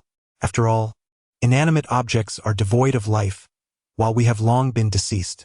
Having perished for many years, the numerous hidden treasures and legacies we possess are of no further use. You, on the other hand, are endowed with divine bones, a person blessed by celestial enlightenment.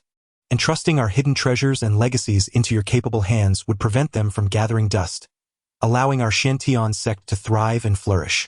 Su Lan eloquently articulated his thoughts. Yet to Yi Xian's ears, it resonated with but two words: fear of death. Ancestor, I assure you, I harbor no intentions of threatening you. My acquaintance with Xiao He is minimal. Please do not misunderstand, nor should you feel compelled to act against your will. Not compelled at all, utterly without coercion. This is merely a righteous declaration. Sun Lan, the Grandmaster, stood tall, his countenance devoid of any trace of reluctance or difficulty. Such a sentiment was indeed commendable. Yi Xian nodded gently. In light of this, I humbly request the esteemed masters to bestow upon me your legacy. Zhao Kuangyin, adorned in his yellow robe, still felt compelled to offer a few words of modesty. As a traveler from another realm, how could Yi Xian allow the wisdom of his ancestors to languish in this foreign world? Ahem, I am the founding patriarch of the Shantian sect. Matters of inheritance ought to be entrusted to me. As the creator of the divine steel and the guiding force within this realm of life and death, Sun Lan alone possessed the authority to transcend the regulations of the secret realm and forge a unique path for Yi Xian, one that could concurrently integrate multiple legacies. Henceforth, I shall utilize my own ancient secret repository as a vessel to create a space capable of accommodating various legacy imprints, inscribed within your spiritual domain. The repository I have cultivated is but half of a terrestrial-grade secret. Given your current level of cultivation, comprehending it may prove challenging. Heed this warning. Until you attain the martial king realm, do not dare to practice recklessly. Even among ancient secrets, there exists a hierarchy. For instance, the revered Jin Jian and the esteemed Long Yun, who have cultivated the most elementary yellow-grade secrets within the Shen-Tian divine path. Only a select few prodigies within the Shen-Tian divine path are fortunate enough to study the more advanced mysterious grade secrets. Although the terrestrial grade secret mentioned by Sun Lan is merely half a volume, its value significantly surpasses that of the yellow grade secrets, and even a complete mysterious grade secret cannot compare to its worth. The entire process of inheritance took merely the time it takes to brew a cup of tea. As Yi Xian sensed the mark condensed by the Earth-level secret repository of Master Sun Lan, a seal radiating a spectrum of divine light gradually descended into his spiritual realm. Yi Xian swiftly focused his mind and began to explore the ancient secrets within the mark, following the methods imparted by Master Sun Lan. Indeed, just as Master Sun Lan had articulated, he could peruse the other yellow-level repositories without issue. However, the half-portion of the Earth-level repository left him feeling dizzy and disoriented whenever he approached it. It seemed that he would indeed have to wait until he attained the martial king realm to comprehend the contents of this Earth-level repository. Nevertheless, Yi Xian was not in a rush.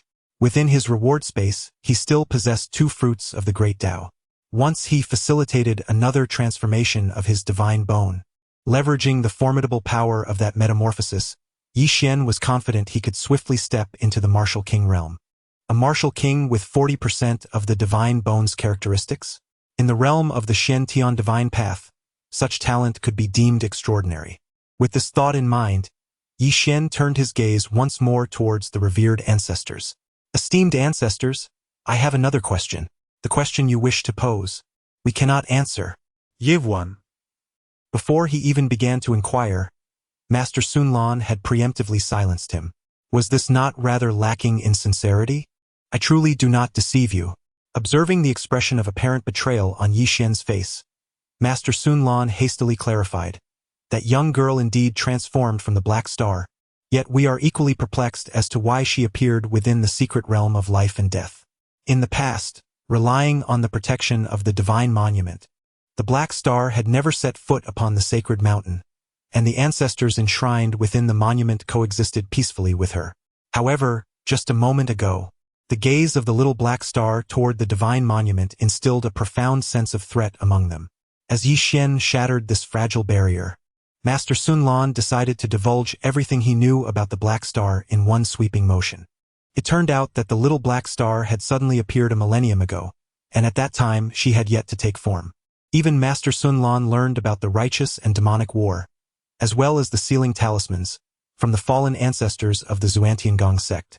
The ancestors within the divine monument were utterly bewildered by the sudden emergence of this Black Star within the secret realm, yet they found themselves powerless to extricate her from this place.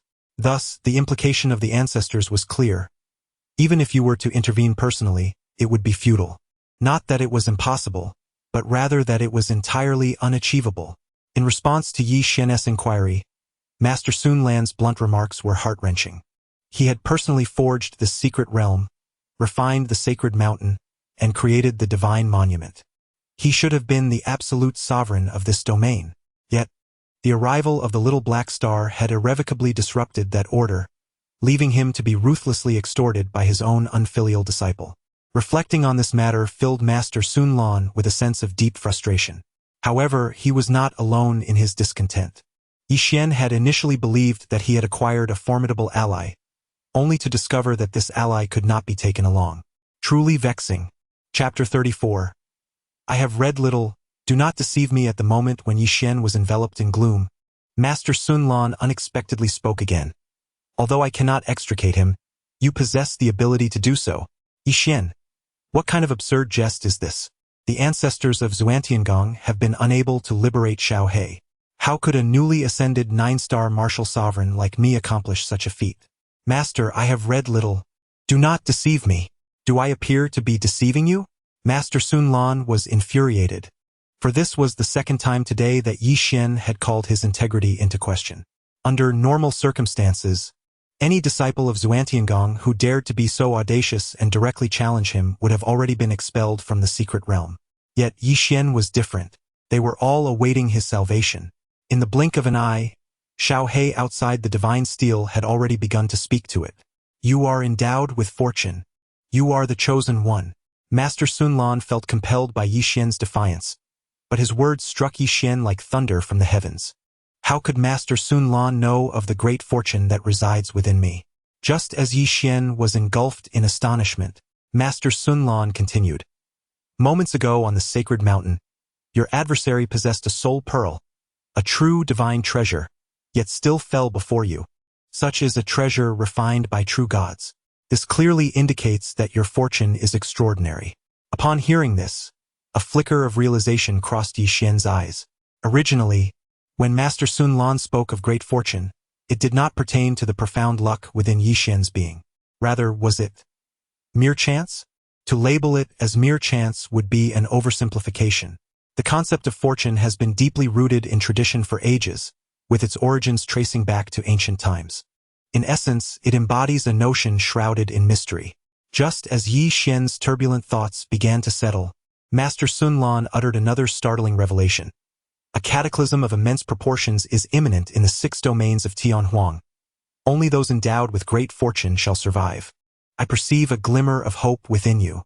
As a humble disciple, I am at a loss to comprehend the calamity that the Master referred to. This calamity, akin to the notion of fortune, has been whispered of since time immemorial throughout the 6 domains of Tianhuang. Since the inception of these realms, the world has endured numerous cataclysms. Each occurrence has resulted in the upheaval of mountains and rivers, with rivers flowing red with blood. Even those divine paths and sacred teachings that have stood for hundreds of thousands of years could not escape the shattering of their altars and the obliteration of their doctrines when faced with such calamities. However, if one were to speak of the most terrifying calamity in the annals of Tianhuang, it would undoubtedly be the cataclysm of divine descent from ancient times. It is said that in those primordial days, the 6 domains of Tianhuang were replete with the legacies of true deities, particularly within the upper star domain, where countless formidable divine beings resided. These deities, wielding the heavenly decrees, could alter the courses of rivers and shift the very mountains with but a word.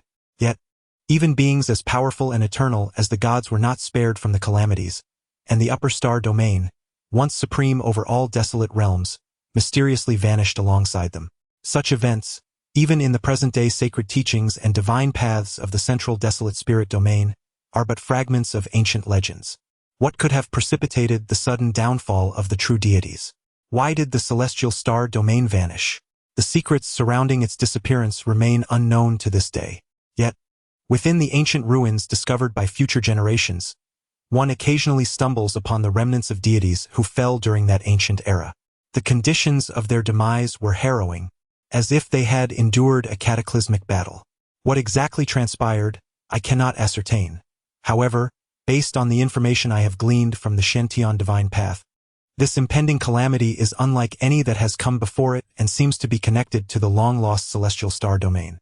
Connected to the celestial star domain? Yi Xian felt a sudden jolt within.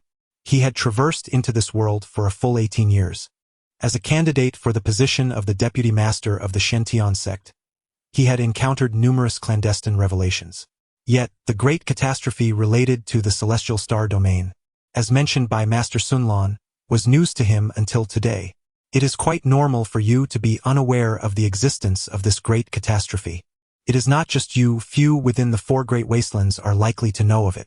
Only the true high-ranking officials and decision-makers of the holy sects and divine paths within the middle wasteland spiritual domain are aware that the 6 domains of celestial desolation are on the brink of a great calamity. For many years, Master Sun Lan has contemplated revealing this information to the leaders and elders of the Shen-Tian sect. However, the impending catastrophe is beyond their capacity to avert. Sharing this knowledge would merely serve to exacerbate their worries. Why then did the Master choose to confide in me? Yi Xian was acutely aware that he was merely a 9-star martial sovereign. The issue that the Master of Shen-Tian sect and its prominent figures could not avert was unexpectedly addressed by Ancestor Xuanlan. Yi Xian was far from naive enough to believe that Ancestor Xuanlan genuinely regarded him as possessing profound luck or any such fanciful notions. I once encountered an ancient tome within the Shantian divine path, a relic that had been passed down since antiquity. Even in its damaged state, it allowed for the reconstruction of some vague information.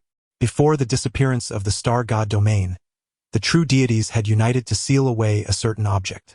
Although I, as the ancestor, remain unaware of its nature, I can speculate. As Ancestor Xuanlan spoke, his gaze inadvertently drifted toward the monument outside. The implication seemed to suggest the little black star, perhaps? Yi Xian was momentarily taken aback. Ancestor Xuanlan neither affirmed nor denied this implication. This enigmatic black star, which had once incited countless slaughters across the 4 great wastelands and the central wasteland spirit domain, had recognized you. This recognition is not only your fortune but also a blessing for our entire Shantian sect. I can only hope that when the impending catastrophe arrives, you will remember the kindness Shantian sect has shown you and extend a helping hand, ensuring that our lineage does not fade into oblivion amidst the calamity. Thus, my efforts in imparting knowledge to you today will not have been in vain. Ancestor Xuanlan willingly accepted Yi Xian's threat, not solely due to the matter of the little black star, but also because of Yi Xian's own merits. You possess divine bones and commendable talent, and during the recent competition for inheritance, some of your methods eluded even my insight. This inevitably brings to mind many legendary figures from ancient times. They too, like yourself, are shrouded in enigmas, rising amidst the tumult of a great calamity. At this juncture, the venerable Master Xuanlan, who had been incessantly extolling Yi Xian, suddenly twitched his face. Could you kindly step outside and inform that girl to cease gnawing on my divine monument? Finally, we returned to the crux of the matter. Although Master Xuanlan and the others had vaguely alluded to the concept of a great catastrophe, Yi Xian did not take the notion to heart. In his view, such calamities typically manifested over millennia. There was no reason for him to endure such misfortune at this moment. Even if, for the sake of argument, a great calamity were indeed to descend upon the 6 domains of Tianhuang, did Yi Xian not possess a beloved wife and a golden opportunity? Given the current affection his little wife harbored for him, he felt secure in his position. What formidable calamity could possibly overshadow the protagonist's aura? At this moment, Yi Xian seemed akin to an accessory adorning his beloved wife. Yes, the kind that hangs upon one's person. Let us not misconstrue this. I humbly request the esteemed masters to grant me passage away from the divine. Before Yi Xian could finish his plea, a radiant, multicolored divine light enveloped him. In the blink of an eye, he found himself outside the divine monument, his speed akin to that of a 5G streaming experience. Why the urgency to expel me? Yet, upon gazing at the divine monument, which bore the unmistakable bite marks of Little Black, he felt an immediate wave of embarrassment. After all, he was a disciple of the Xuantian Gong. In the presence of so many esteemed masters, Little Black, the glutton, spared not a shred of decorum. If this girl is left unchecked, devouring the ancestors of the Shantian sect, it is likely that Yi Xian will be irrevocably labeled as the most notorious disciple for betraying his masters. This is not a matter of the ancestors expelling him. Rather, it is a call for him to emerge and save the day. Little Black, you cannot eat this. Yi Xian's tone was resolute. But brother, I am so hungry. Little Black's mouth watered, a look of hesitation crossing her face. She had never ascended the divine mountain before, deeming it a dull place filled with stone, devoid of interest. However, just moments ago, upon encountering the resplendent, multicolored divine stone monument at the summit, she was completely captivated by its enticing aroma. At this moment, Little Black resembled a gluttonous kitten, torn between the divine monument and Yi Xian. Ultimately, Yi Xian held greater significance in her heart than the monument itself. With a look of profound grievance, Little Black approached Yi Xian, and with a helpless expression, he retrieved a fruit of the Dao from his reward space. Here, eat this. Wow, thank you, brother. The previously sullen Little Black instantly brightened with excitement. Although the revered Master Sunlan was uncertain about the nature of the calamity affecting the 6 great wastelands, he distinctly mentioned that Little Black might indeed be the key to this impending disaster. Recognizing Little Black's importance, Yi Xian naturally felt compelled to treat her with kindness. As for the monument behind him, adorned with bite marks, my apologies, esteemed ancestors. I did my utmost.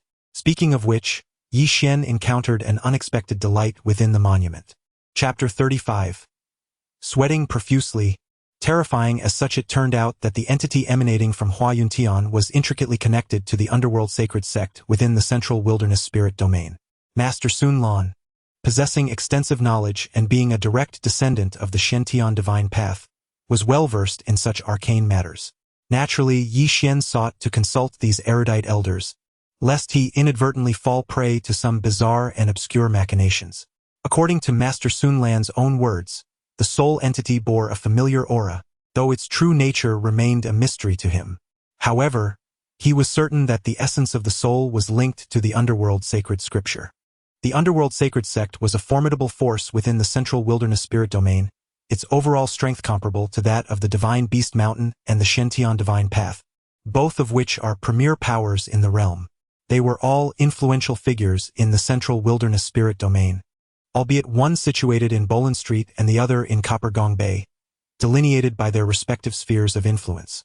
Yi Xian was equally intrigued by how Hua Yuntian, a direct disciple of the Shen-Tian sect, could find himself entangled with the underworld sacred sect. Furthermore, judging by Master Sun Lan's demeanor, it was evident that the underworld sacred scripture was not something mere foot soldiers of the sect could approach. Even those who fancied themselves as prodigies and geniuses would find it exceedingly difficult to cultivate the highest texts of the underworld sacred sect. It seemed imperative to pay closer attention to the developments surrounding the underworld sacred sect. With this thought in mind, Yi Xian cast one last glance at the lifeless body of Hua Yuntian, now cold on the ground, and prepared to descend the mountain with Xiao He in tow.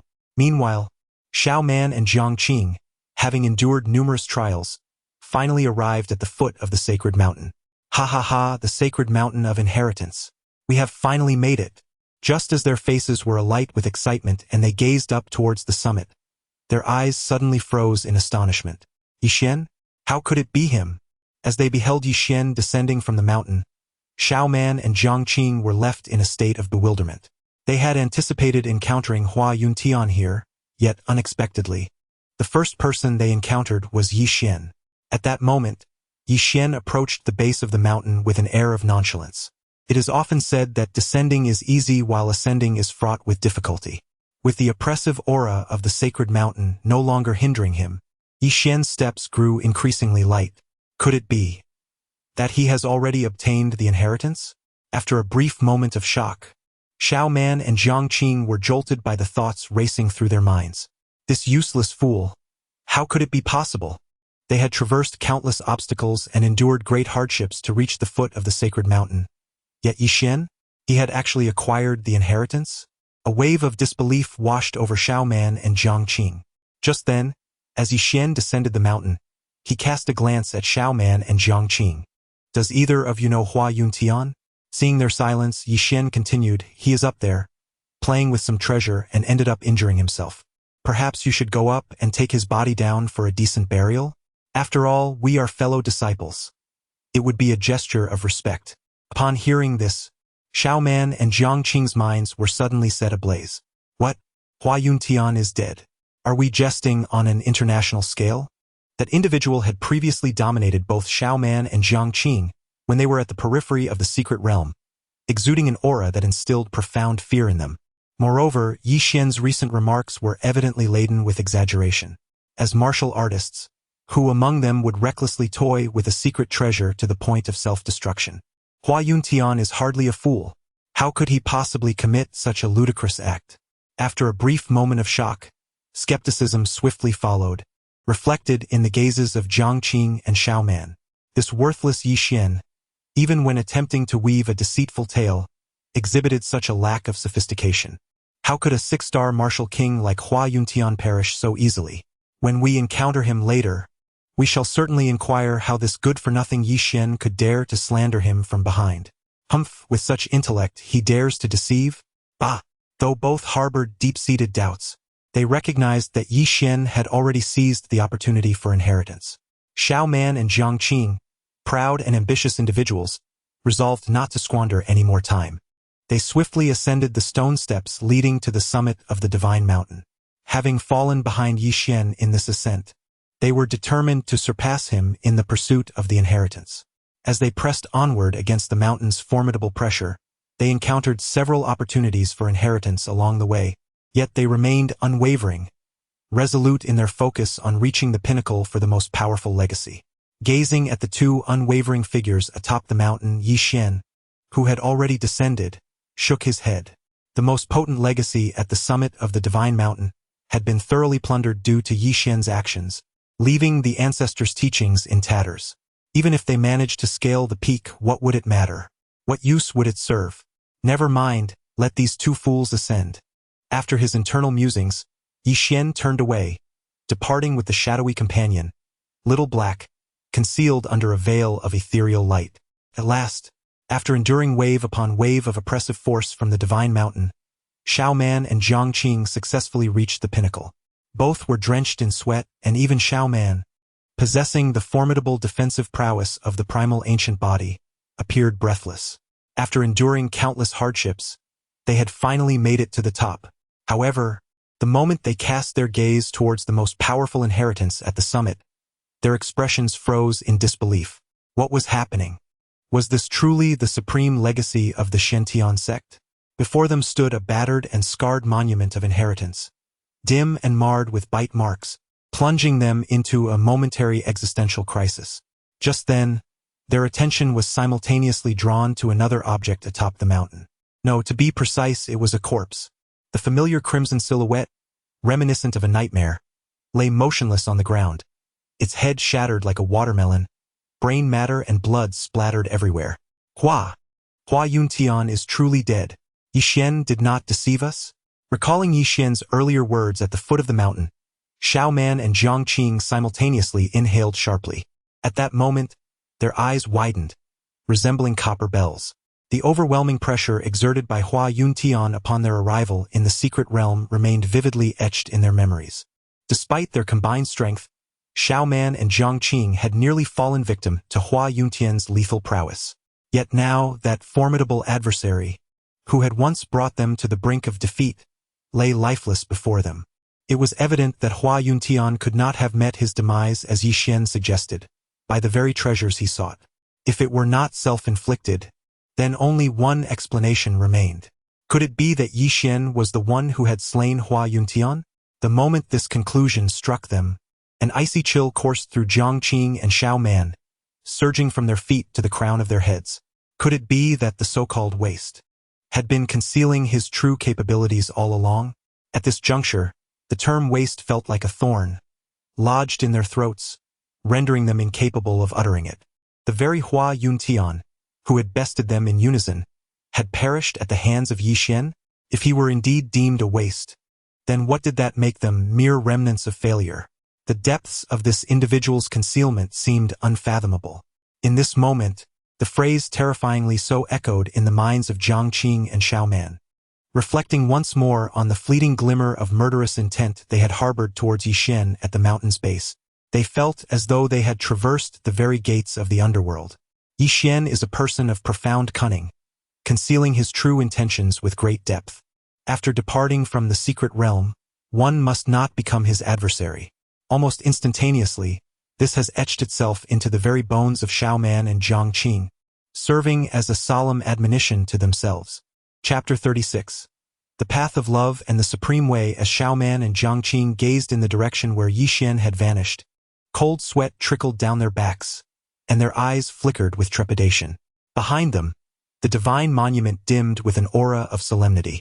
This young man displays remarkable caution, Master Sun Lan remarked with admiration. With the impending catastrophe, the more prudent one is, the greater the chance of survival. As long as Yi Xian lives, Shentian sect may find a glimmer of hope amidst this looming disaster. Why not reveal to him the truth about the Black Star? Upon hearing Master Long Yun's inquiry, Master Sun Lan smiled gently. Truths easily grasped are far less authentic than those discovered through one's own journey. We need only to remain as silent observers. Yet, even a fragment of the soul from the netherworld's sacred canon could prompt such detailed inquiries from him. Are you not concerned that he might regain his senses and return to the secret realm with that black star, potentially wreaking havoc upon the divine monument? Master Long Yun's words caused Master Sun Lan's smile to falter. By then, he would likely have neither the time nor the energy to trouble us old-timers. Master Sun Lan reassured himself inwardly. Indeed, that must be the case. The great calamity approaches, and chaos reigns once more. Each individual is but a pawn in this tumultuous game. Whether one can transcend the chessboard and seize their own destiny depends solely on Yi Xian's fortune. On the other side, Yi Xian, having departed from the sacred mountain, remained unaware of the events that had just transpired within the divine monument. In the present moment, all the formidable legacies within the secret realm have fallen into Yi Xian's possession. Remaining in the secret realm holds little significance for him. It is far wiser to venture forth and pursue breakthroughs promptly. Although Yi Xian possesses a fruit of the great path, his experiences within the secret realm have led to rapid and extraordinary growth in strength. Cultivation resembles the construction of a house. A solid foundation and a righteous disposition are essential to ensure one's progress remains unyielding amidst the trials of life. This truth has been a steadfast reminder to Yi Xian deep within his heart for 18 years. Even with the presence of a golden opportunity, he remains cautious and refrains from reckless ambition. Once he steps out and gathers the precious herbs from Hua Yun Tian, he will allow the alchemy hall to refine them thoroughly, solidifying his own cultivation before consuming the fruit of the great path to ascend to the realm of martial king in a single leap. Yi Xian's rise from an inconspicuous branch of the Yi family to his current stature is attributed to 6 words: remain grounded and steadfast. Soon, as Yi Xian emerged from the secret realm, the disciples of Shen sect gazed at him with profound reverence. Congratulations, young sect master. Congratulations, young sect master. The sect master of Shen, amidst a throng of elders, approached Yi Xian with a look of deep satisfaction. Indeed, Xian has not disappointed the hopes of our Shen sect. On the sacred mountain, he has obtained the supreme legacy. Today marks a momentous occasion for you, Xian, as well as for our Shen sect. The master of the Shen sect spoke while handing over to Yi Xian a token symbolizing the identity of the young sect master. It was a remarkable jade pendant, shaped like 9 intertwined crescent moons. Beyond serving as the emblem of the young sect master, it held a profoundly significant purpose. This 9 Xian hooked jade, infused with the divine powers of the ancestors of the Shen sect, was a rare treasure of the world, containing an encompassing grand formation. Xian, all you need to do is drop a drop of your blood upon it, and after recognizing its master, this artifact will be able to be activated at will, automatically protecting its owner. The master of the Shen sect entrusted Yi Xian with this 9 Xian hooked jade, which not only bore the divine essence of the sect's ancestors, but also constituted a formidable array, capable of both offense and defense. It is indeed a rare treasure within the entire southern wilderness region. Just a drop of blood for recognition? Yi Xian inquired, to which the master of the Shen sect smiled gently. Master, may I gift this to someone else? The master of the Shen sect was taken aback. Yi Xian's intentions were rather simple. Endowed with a golden finger, he lacked for treasures. Moreover, this 9 Xian hooked jade, with its exquisite exterior and translucent material, was ideally suited as a token of affection for a lady. The key was that this item could serve both as a means of defense and offense. In the future, whenever his beloved used this treasure against an adversary, she would inevitably think of Yi Xian. Thus, Yi Xian could greatly enhance his beloved's affection towards him, as well as gain the favor of fate. Ahem, this is the token of your identity as the young sect master. After a brief moment of surprise, the lord of the Shen sect wore a troubled expression. I understand, hence my inquiry about the possibility of gifting it. Yi Xian nodded. It can. Surely, perhaps, it should be possible, right? The lord of the Shen sect felt an unusual turmoil within. Yi Xian, as the young master of the Shen sect, actually wished to bestow the sect's token upon another? If it were anyone else, the lord would have swiftly reprimanded them. To give away such a significant token. However, the individual standing before him was Yi Xian, who had recently emerged from the secret realm of life and death, having garnered the favor of the founding ancestor of the Shen sect, Sun Lan. throughout the history of the Shentian sect. No one had ever received the legacy from this revered ancestor. For Yi Xian to have earned Sun Lan's favor marked him as the chosen one of the Shentian sect. Should the sect master dare to utter a single word of dissent against Yi Xian, it would be tantamount to challenging the ancestor himself. Though he held the esteemed title of sect master, he was still overshadowed by many ancient figures within the sect who had yet to attain enlightenment. These venerable beings were destined to enter the secret realms and return to the divine tablet. Clearing his throat, the sect master spoke. Could it be that you wish to present this item to your betrothed? Indeed, it is she. Upon Yi Xian's affirmation, a glimmer of light shone in the eyes of the sect master. So it is indeed her. In the span of over half a month, the news of Tantai Mingyue's restoration of her cultivation and her acceptance into the ranks of the Starry Academy had already spread throughout the entire southern wilderness. In the southern wilderness, the Starry Academy stands as a formidable force. A girl from a small town in the Jiang Kingdom, once deemed a natural failure, has unexpectedly risen to become one of the 3 esteemed mentors' disciples at the Starry Academy. This remarkable event has stirred quite a commotion within the southern wilderness. Her admission into the Starry Academy, somewhat aligned with Xuanyuan's status, raises the question, why is the Academy so eager to accept Dantai Mingyue? The intricate motives behind this decision are well understood by the leader of the Shentian sect. It is simply a matter of leveraging the marriage alliance associated with Shenyuan to establish a connection with the Shentian divine path. As a paramount force in the central wilderness spiritual domain, the Shentian divine path has a vast network across the 4 wildernesses, despite the fact that the founding ancestor of the Shentian sect, Master Sun Lan, was once a direct descendant of the Shentian divine path. However, that lineage has now faded over the course of tens of thousands of years. Additionally, it has been many years since any disciples of the Shentian sect have pursued advanced studies in the Shentian divine path.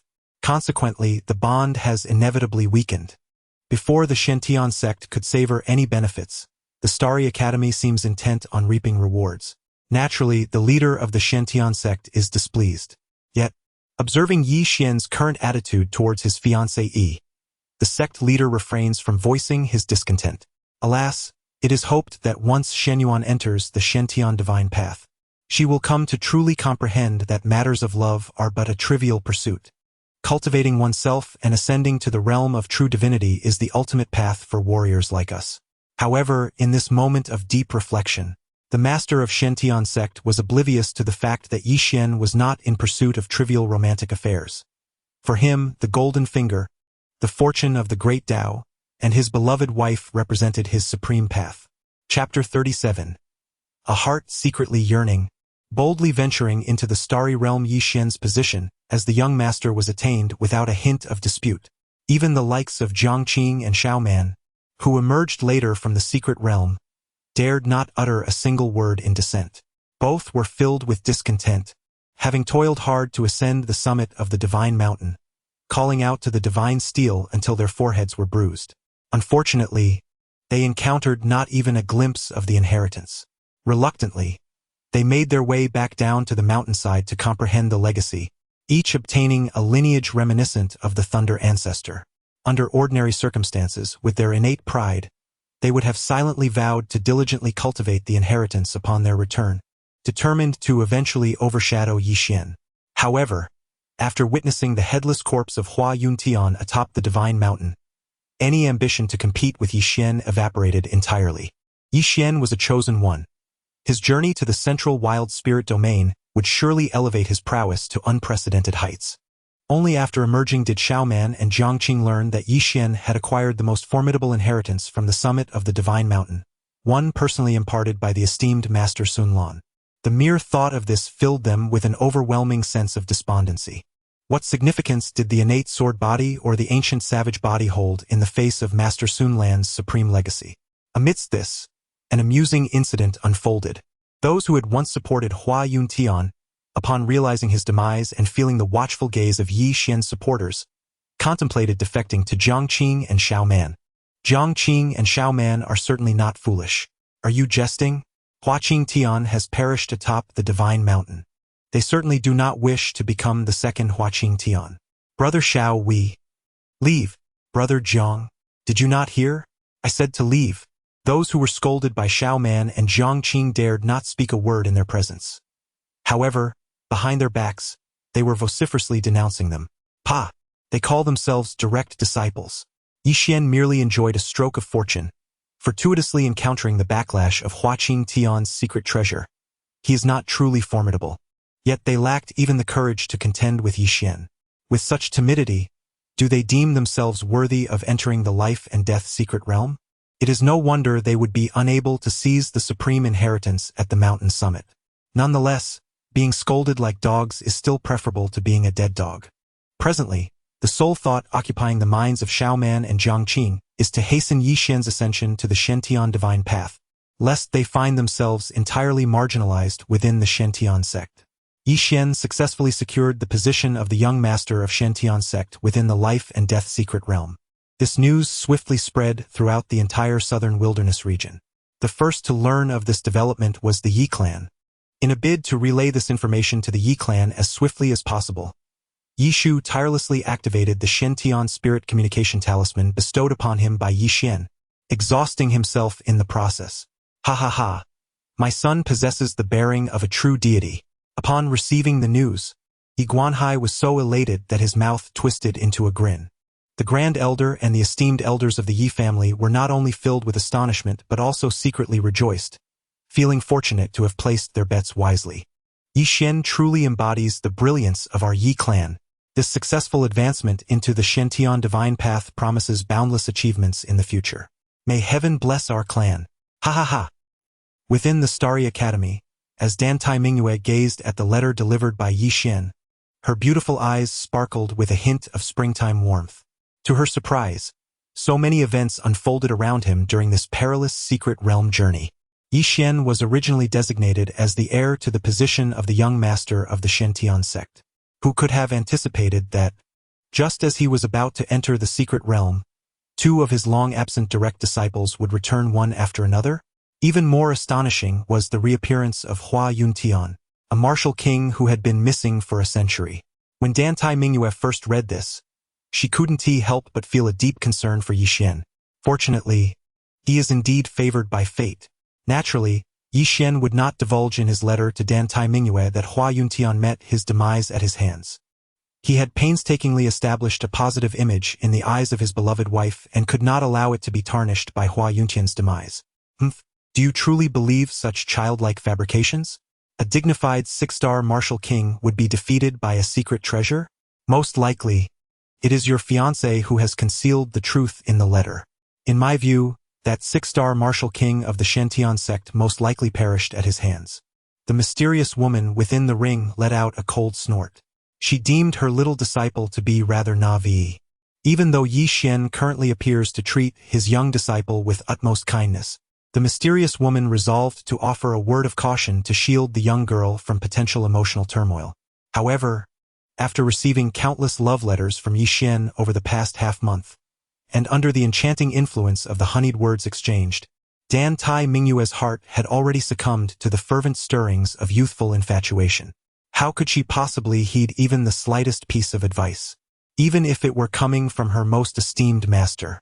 Dan Tai Mingyue remained unwavering in her faith in Yi Xian's character. Ah, what is this? At that moment, a breathtakingly exquisite circular jade pendant, crafted from 9 crescent moons, slipped from the envelope into Dan Tai Mingyue's hand. This was indeed a remarkable treasure. Unlike the previous trinkets that served merely as ornaments, this one contained a powerful formation, capable of both offense and defense.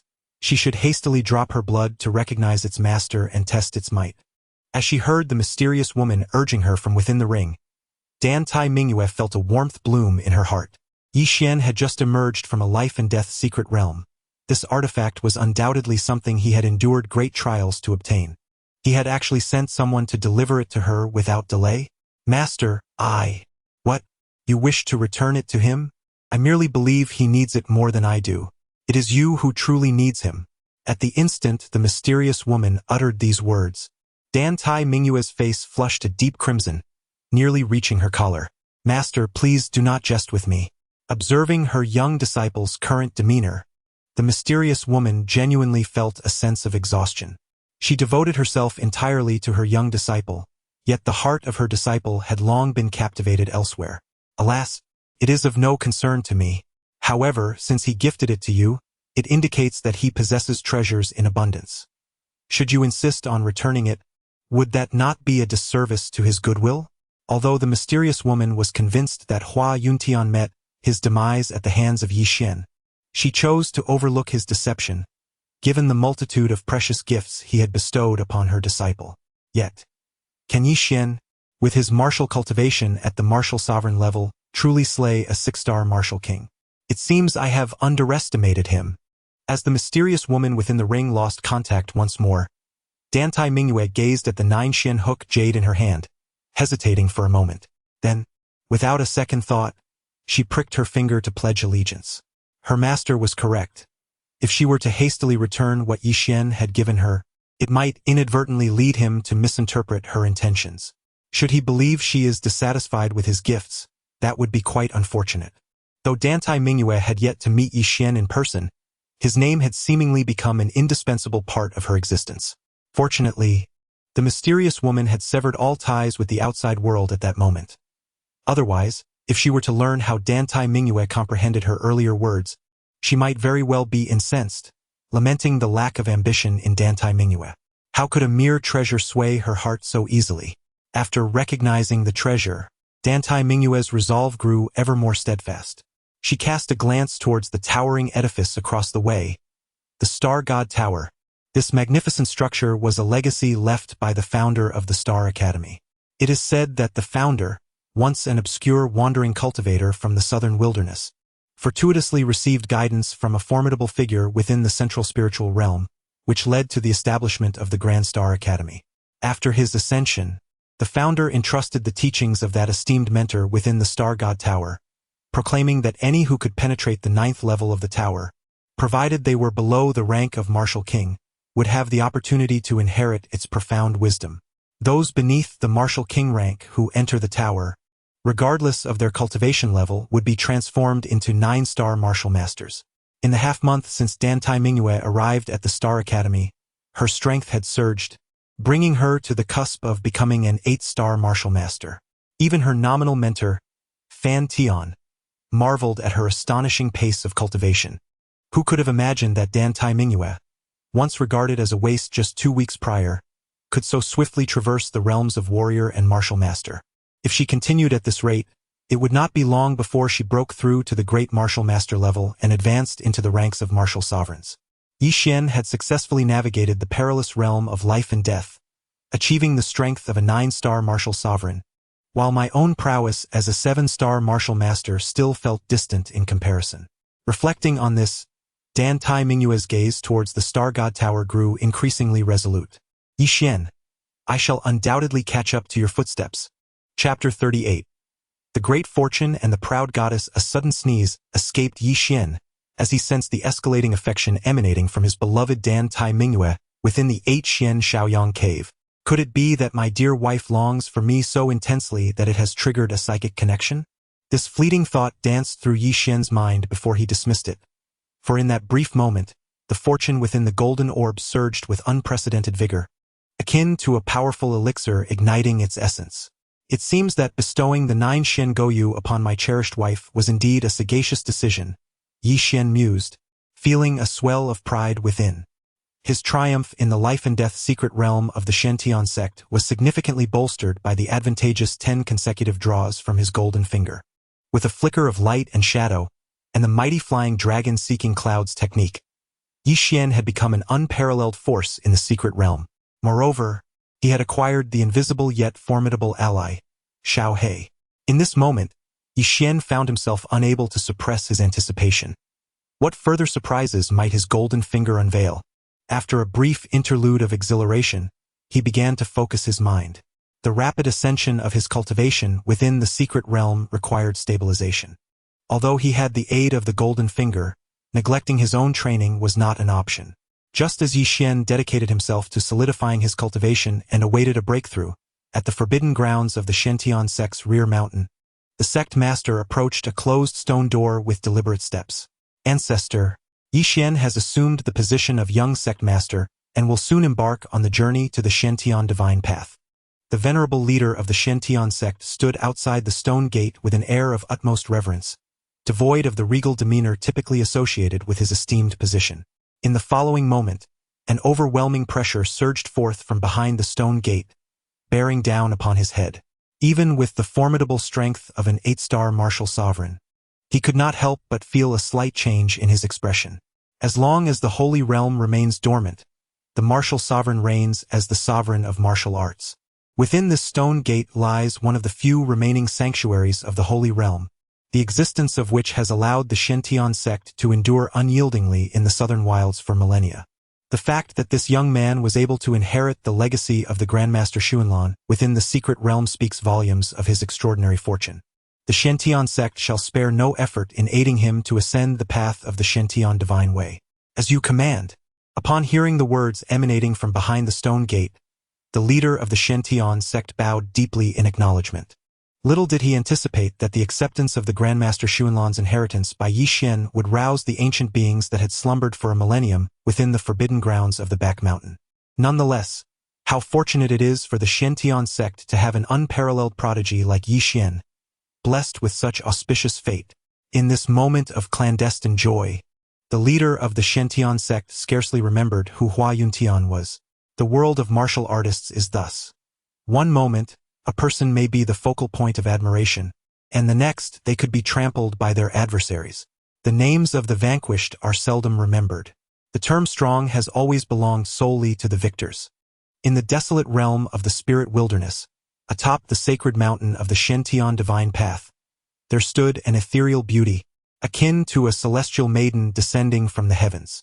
At this moment, she stood barefoot upon the clouds, surrounded by an aura of divine light, causing even the fundamental laws of this world to momentarily freeze at her fingertips. Her gaze was solemn, devoid of emotion, and her striking eyes evoked a sense of reverence, compelling one to kneel before her. She was none other than Xiao, the contemporary goddess of the Shantian divine path. At that instant, a flash of spiritual light darted before goddess Xiao. As she grasped the luminous essence in her hand, the unyielding coldness in her eyes finally wavered with a flicker of emotion. The ascendance of Yi Xian to the position of the young master of the Shantian sect was truly splendid. As the current goddess of the Shantian divine path, Xiao had achieved a sanctified realm at a tender age. Her divine physique had remarkably transformed to an astonishing 95%. Even in the presence of demigods, goddess Xiao stood invincible. The entire Shantian divine path revered her as the most likely candidate to ascend to true divinity in nearly 10 millennia. However, within Xiao lay a secret unknown even to the leader of the Shantian divine path. She was not a reincarnation of a deity. Rather, she was born with extraordinary gifts, possessing mystical eyes capable of piercing through the veil of the future. In moments of critical life choices, she invariably glimpsed through the clouds, discovering the opportunities that belonged solely to her. Just months ago, as the divine maiden Xiao sought her destiny and the opportunity to ascend to true divinity, an unusual event transpired. Who could have anticipated that the illustrious goddess of the Shantian divine path would be the first to perish amidst the cataclysm? And in such a ludicrous manner? Despite Xiao's countless attempts to employ her ocular technique, the outcomes remained unalterably disheartening. She was on the verge of relinquishing hope.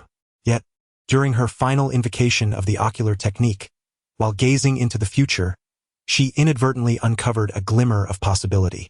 This turning point was instigated by none other than Yi Xian.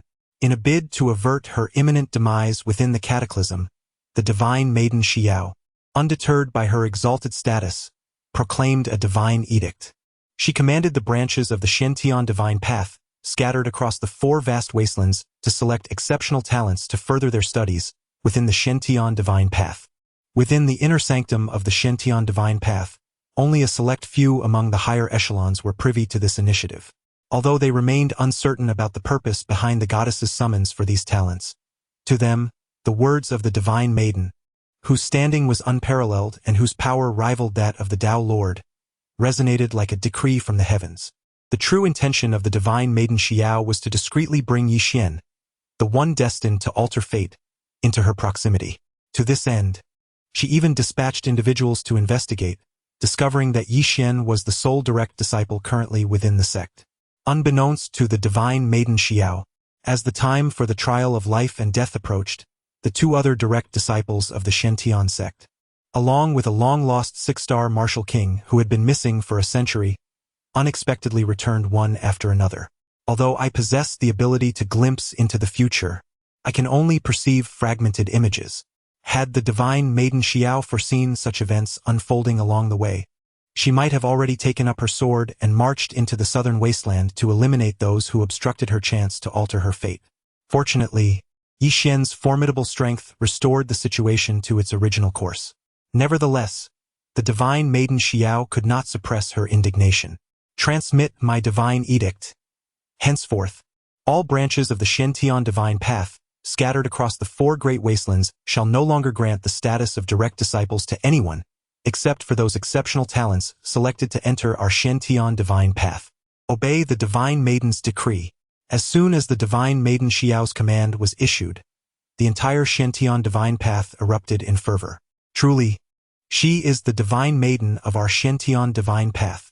The exceptional talents chosen from various branches were originally esteemed disciples of their respective sects, fortunate to be acknowledged by the divine path and thus benefiting from the divine maiden's recognition.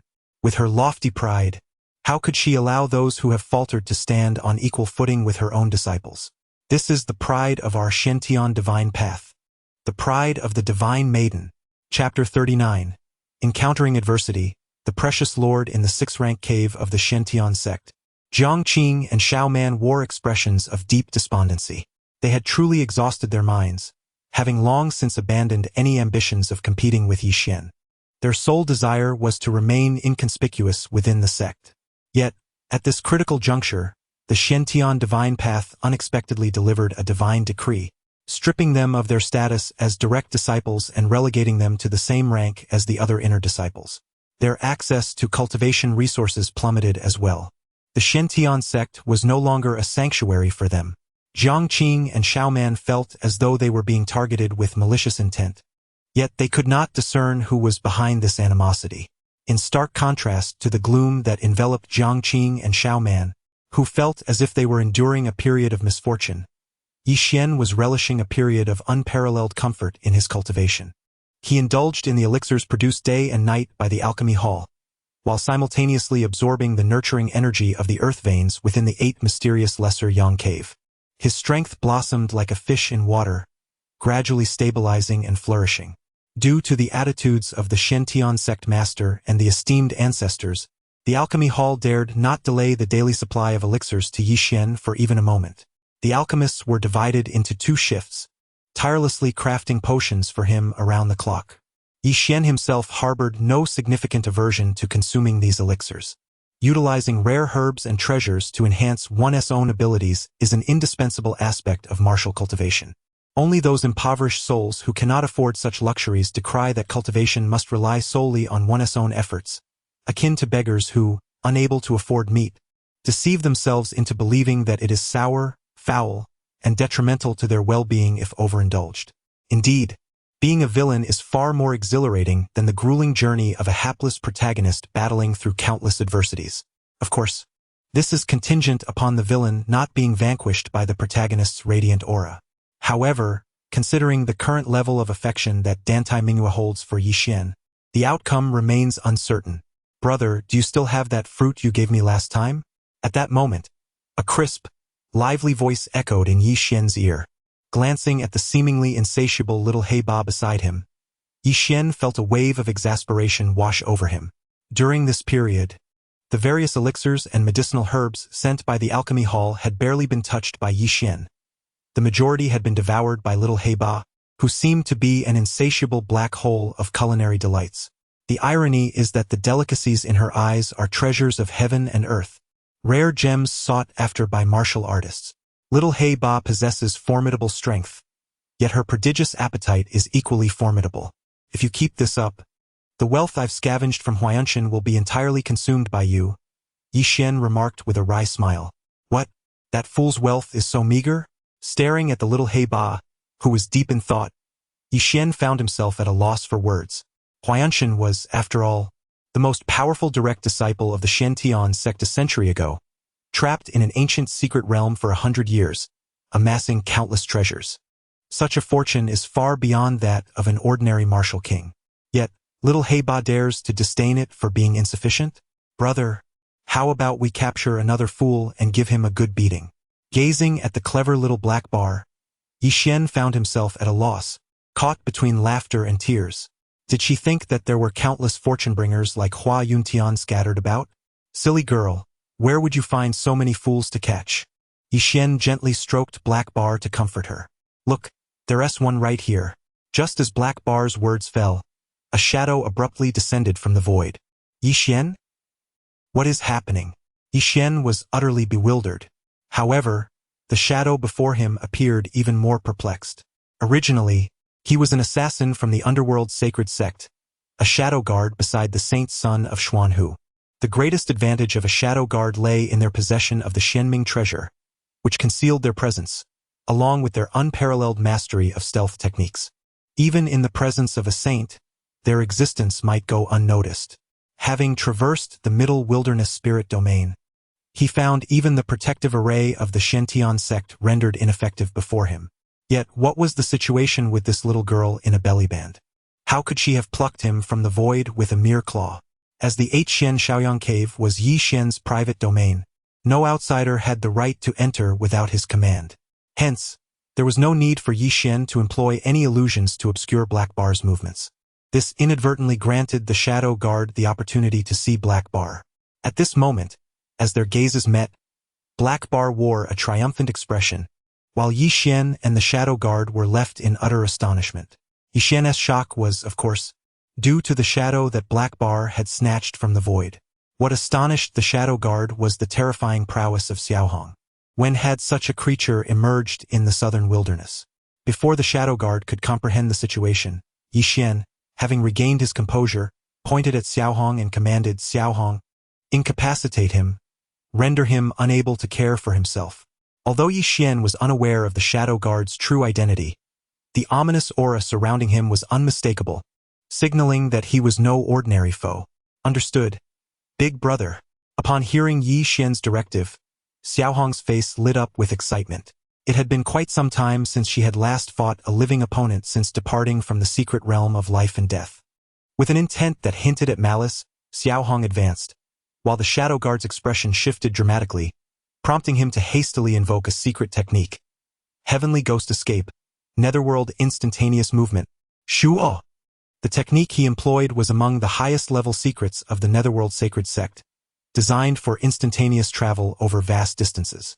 Even confined within a restrictive formation, it allowed one to break free and appear at any desired location 1,000 miles away. Despite the formidable strength of this girl, he was confident that capturing him beneath the aegis of his sect's supreme technique would not be an easy feat. However, that confidence soon froze upon his face. What is happening? The technique has been activated, yet I remain in place? He cast his gaze back to see Xiaohong approaching him with a malevolent grin. The shadow guard trembled. Do not come any closer. Heavenly Ghost Escape, Netherworld Instantaneous Movement, Shuo. Unwilling to concede, the shadow guard invoked the technique once more. Shuo, Shuo, Shuo. Hurry up. How is it that my secret technique has failed me? The shadow guard felt as if he were on the verge of tears, utterly exasperated by this wretched technique. The escape method, which had proven infallible on countless occasions, inexplicably faltered today. The crux of the matter lay in the approach of the increasingly ominous figure of Little Black, which ignited an unprecedented fear within him. This technique of yours is utterly ineffective.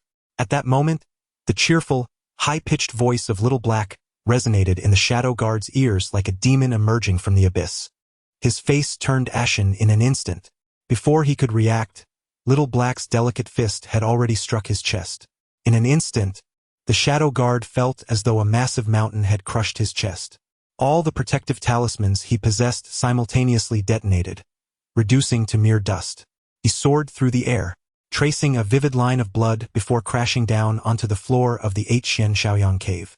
Had it not been for Yi Xian's earlier command to spare the shadow guard's life, that single punch from Little Black would undoubtedly have claimed his existence. Why does this chilling aura surrounding him feel so eerily familiar? It seems reminiscent of something. Wait a moment, are you from the underworld sacred sect? The Shadow Guard's countenance changed drastically upon having his identity exposed by Yi Xian. However, his reaction only served to further corroborate Yi Xian's suspicions. Indeed, he hails from the underworld sacred sect, likely due to Hua Yuntian. With this thought, Yi Xian's gaze gradually morphed into something peculiar. Especially when Yi Xian gazed down at the array of equipment that Little Black had extracted from the Shadow Guard, a radiant smile began to illuminate his face. Having just encountered a wealth-bringing child, now another treasure-laden young lord arrives? Hua Yuntian, you truly are my harbinger of fortune. Chapter 40. The Strong's restriction, erasing evidence. Brother, we can't extract any information from him. Perhaps it would be better to eliminate him, suggested Xiao He, who had been relentlessly pummeling the Shadow Guard of the underworld sacred sect for quite some time. He finally looked up at Yi Xian, his tone casual, as if he were holding not a person, but merely a stray animal or a mere insect. Xiao He, you misunderstand. It is not that he refuses to speak. Rather, he is utterly unable to do so. A powerful restriction has been placed upon him, preventing him from divulging any critical information, Yi Xian explained. The Shadow Guard, who had been battered into a near-lifeless state, managed to nod weakly. His voice a mere whisper, broken and fragmented. His grateful gaze seemed to thank Yi Xian for the clarification. However, the very next moment, the Shadow Guard heard Yi Xian's emotionless voice once again. Search him for treasures, and then dispose of him in a secluded place. The Shadow Guard was taken aback. What the hell? You just said I am under a restriction and cannot answer your questions. Why not at least attempt to lift the restriction? Unfortunately, with his vocal cords shattered, all he could manage were feeble sounds of protest. Yi Xian, uninterested in the Shadow Guard's plight, concluded that if no useful information could be obtained, there was no reason to keep him alive. Would he wait to return to the underworld sacred sect with good news? Rest assured, brother. I will ensure he is disposed of far away, Xiao He replied. After searching for valuables, Yi Xian cast an illusionary spell of floating light and phantom upon Xiao He. Following this, the young girl carried the barely conscious Shadow Guard and vanished into Yi Xian's 8 Xian Shaoyang cave. Although she was unable to extract any information this time, she did uncover a significant treasure. The Shadow Guard, who had been severely beaten by Xiao He, was a half-step martial emperor. While he lacked soul pearls or other extraordinary treasures like the remnants of a true dragon's soul, he possessed a considerable array of valuable items. At the very least, Xiao He would not need to worry about her supply of spiritual herbs for the time being. The relationship between Hua Yuntian and the Yuming sacred sect was indeed extraordinary. Mere moments after his demise, the sect swiftly dispatched individuals to investigate. Could he perhaps be the illegitimate son of a prominent figure within the Yuming sacred sect? Although Yi Xian could not extract any useful information from the Shadow Guard, piecing together the various threads of the situation made the underlying truth apparent. It seems I must strive for a breakthrough and hasten my entry into the Shentian divine path. While the Shentian sect is a dominant force in the southern wilderness, it remains somewhat insignificant compared to a presence like the Yuming sacred sect. However, the Shentian divine path is different. In the central wilderness spiritual domain, all are equals. No one fears another. By entering the Shentian divine path, Yi Xian would become one of its own, and who would dare to bully their own? I must commend Xiao He for her swift burial skills. In less than the time it takes to brew a cup of tea, she returned. The outside world was dreadfully dull, lacking the comforting scent that her brother possessed. Little Black has become increasingly attached to Yi Xian, hardly able to part from him even for a moment. Has the problem been resolved? Yes, it has. Where is it buried? At the back mountain. Yi Xian? The back mountain of Xuantiangong? That is precisely the place where the ancestral masters of Xuantiangong have secluded themselves and attained enlightenment. Did I not instruct you to dispose of it further away? The back mountain. Is it not far enough? Gazing at the innocent expression on Little Black's face, Yi Xian felt a wave of frustration. He had greatly overestimated Little Black's comprehension abilities.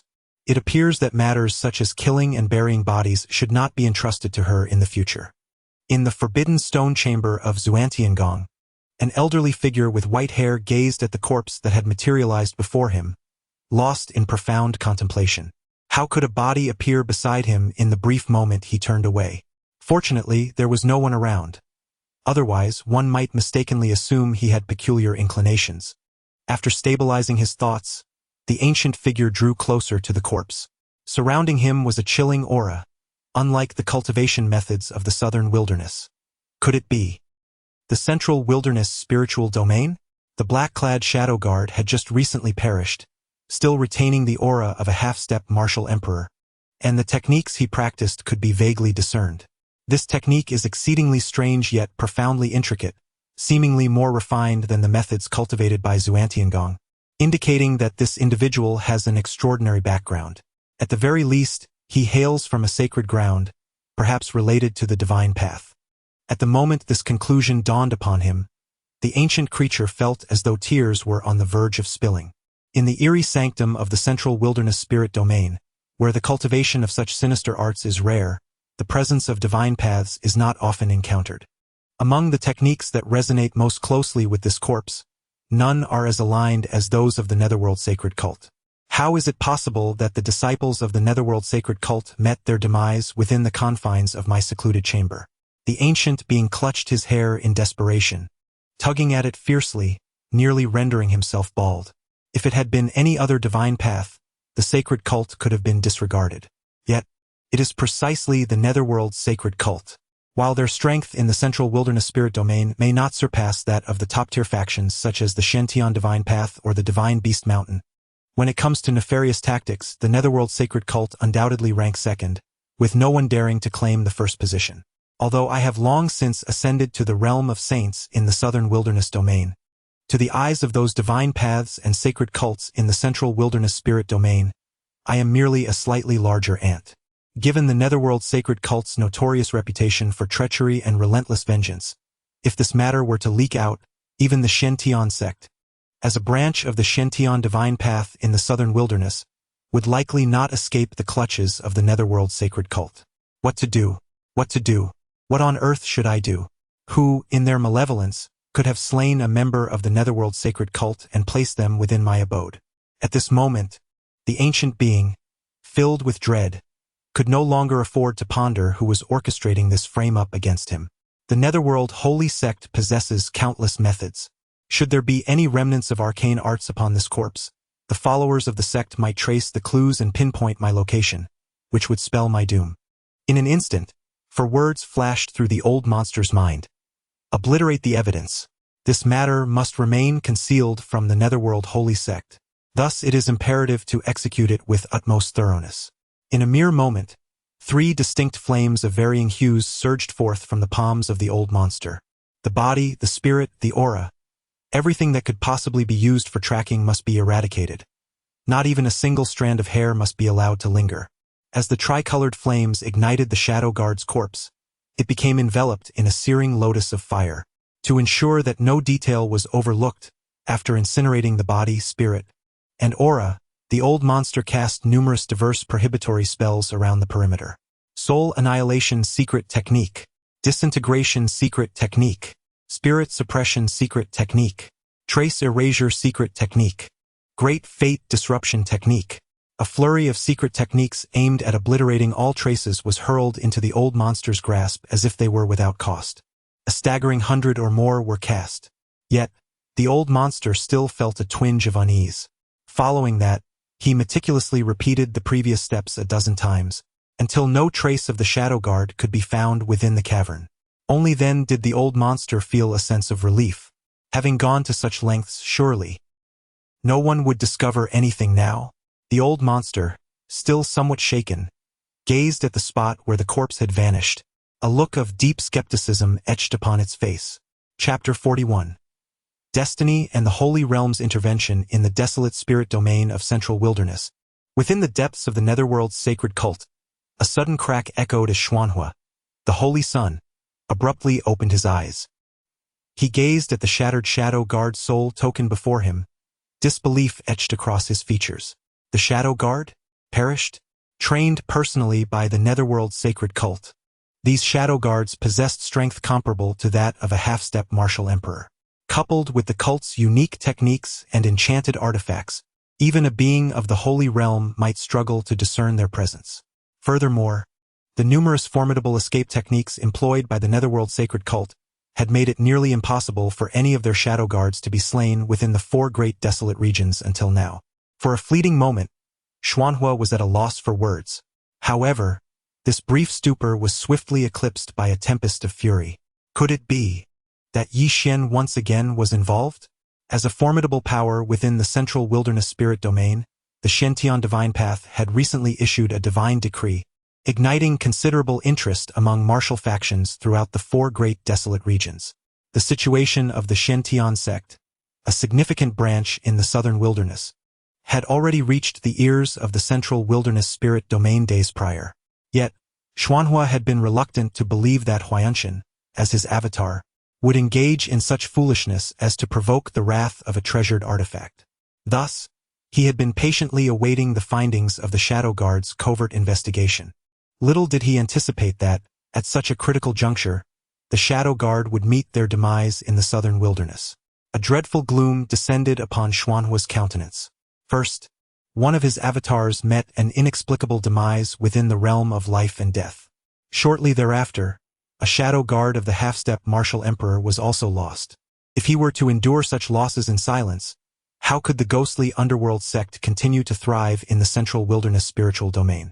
Thus, let me utilize the eyes of the Shadow Guard to discern the true nature of this Yi Xian, who possesses such extraordinary powers that even the Shadow Guard beside this Holy Sun fell victim to him. As soon as these words were spoken, Holy Sun Xuanhu began to invoke a secret technique.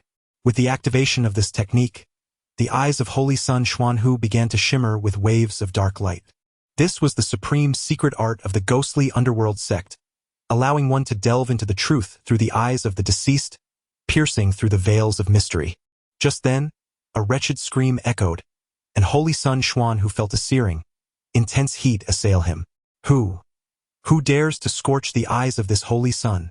Amidst the agonizing burn, the dark light in Holy Sun Xuanhu's eyes swiftly dissipated, replaced by his slightly swollen gaze. Although the secret arts of the ghostly underworld sect enable one to observe the circumstances preceding the death of the departed through their eyes, such techniques also subject the practitioner to a portion of the anguish endured by the deceased. To think they would resort to fire? Are they attempting to obliterate the evidence? With this thought, Holy Sun Xuanhu's expression darkened once more.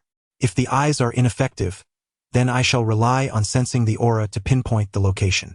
Resolute in his decision, Holy Sun Xuanhu closed his eyes again and began to invoke a new secret technique. However, he soon reopened his eyes once more. Was even the breath of life obliterated? The brows of the Holy Sun of Xuanhu twitched slightly with the pulse of his veins. If that is the case, then there remains only one final resort. The destruction of corpses and obliteration of traces is not an uncommon practice among the 6 great wastelands. However, given the position of the Netherworld Sacred Sect within the Central Wasteland's spiritual domain, the arcane techniques at their disposal are myriad. Even if the body and breath are incinerated, the Holy Sun of Xuanhu possesses the means to accomplish his goal. While the body and breath are easily annihilated, the essence of a person's fate is inherently eternal. I refuse to believe that you can extinguish even that. At this moment, the Holy Sun of Xuanhu was enveloped by a surging aura of dark energy, almost tangible, as the transformation of the cosmic principles caused the very ground and air around him to tremble in response. The exploration of a deceased's fate is, after all, a method scorned by this world. Beneath the Holy Realm, even a martial emperor employing such esoteric techniques cannot escape the backlash of the cosmic principles. Fortunately, the Holy Sun of Xuanhu's cultivation at the pinnacle of the Holy Realm is formidable. At a critical juncture, he tore through the void with a decisive motion. The essence of fate had been located. Gazing at the floating fate of the Shadow Guard in the void, a glimmer of confidence shone in the eyes of the Holy Sun of Xuanhu. Yet, just as he prepared to seize the essence, a sudden crack echoed through the surrounding space, followed by a rapid proliferation of intricate fissures, resembling a spider's web, spreading throughout the area. No, it cannot be. Witnessing the imminent collapse of the Fate's path, the expression of the Holy Sun of Xuanhu shifted dramatically. He was on the verge of obtaining the fateful position of Shadow Guardian. However, reality dealt him a crushing blow. As he gazed upon the collapsing void, where secret arts had gathered, the veins on Suen whose forehead throbbed, his expression twisted, and the fury in his eyes reached its zenith. How could it be that even the fate was shattered? This thought escaped Suen whose lips as if forced through clenched teeth. Yixian was merely a trifling 9-star martial sovereign. Annihilating corpses and erasing traces might not pose a challenge for him, but to obliterate the very essence of the Shadow Guardian's fate? The Holy Realm. It was the Holy Realm that intervened. In a place like the Southern Wilderness, the Holy Realm was a rare phenomenon. As the young master of the Su-Ntin sect, the only entities capable of assisting him in such a thorough eradication of fate, along with the complete destruction of evidence, could only be those ancient figures still residing within the Su-Ntin sect. Well, you Su-Ntin sect, truly commendable. Suen who clenched his fist tightly, the veins on his forehead pulsating. Initially, he had only suspected Yixian regarding the demise of Hu-Yntin. Yet now, he felt the entire Su-Ntin sect was under suspicion. Indeed, no matter how inept Hu-Yntin may have been, he was still a 6-star martial king, possessing treasures such as the remnants of a true dragon's soul and a soul pearl. Unless a martial emperor intervened, how could he have perished so easily? The mere thought of the Su-Ntin sect having dispatched someone against his doppelganger led Suen, who to question even the Su-Ntin divine path behind the sect. His 9-nether reunification had already reached its pinnacle. Could it be that the Su-Ntin divine path had uncovered something suspicious? Once such concerns take root in his heart, the holy son of Xuan who cannot help but delve into his thoughts. The unification of the 9 underworlds is pivotal for the holy son of Xuan Hu, as it directly affects his ascension to the true God. The demise of a mere Huayantian is, to him, nothing more than a matter of pride.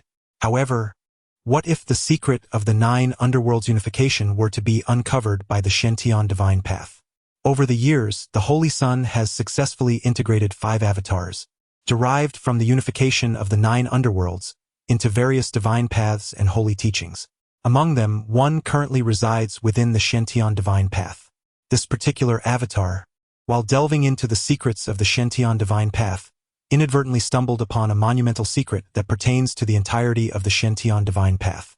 In order to ascertain the authenticity of this revelation, the holy son of Xuan Hu reluctantly manifested Huayantian, intending for him to infiltrate the Shentian divine path and collaborate with this other avatar. After all, this avatar is a 9-star martial emperor, merely a step away from entering the sacred realm. The moment this avatar ascends to the sacred realm, it signifies that the holy son of Xuan Hu could absorb this avatar at will, along with the profound secrets cultivated over years within the Shentian divine path.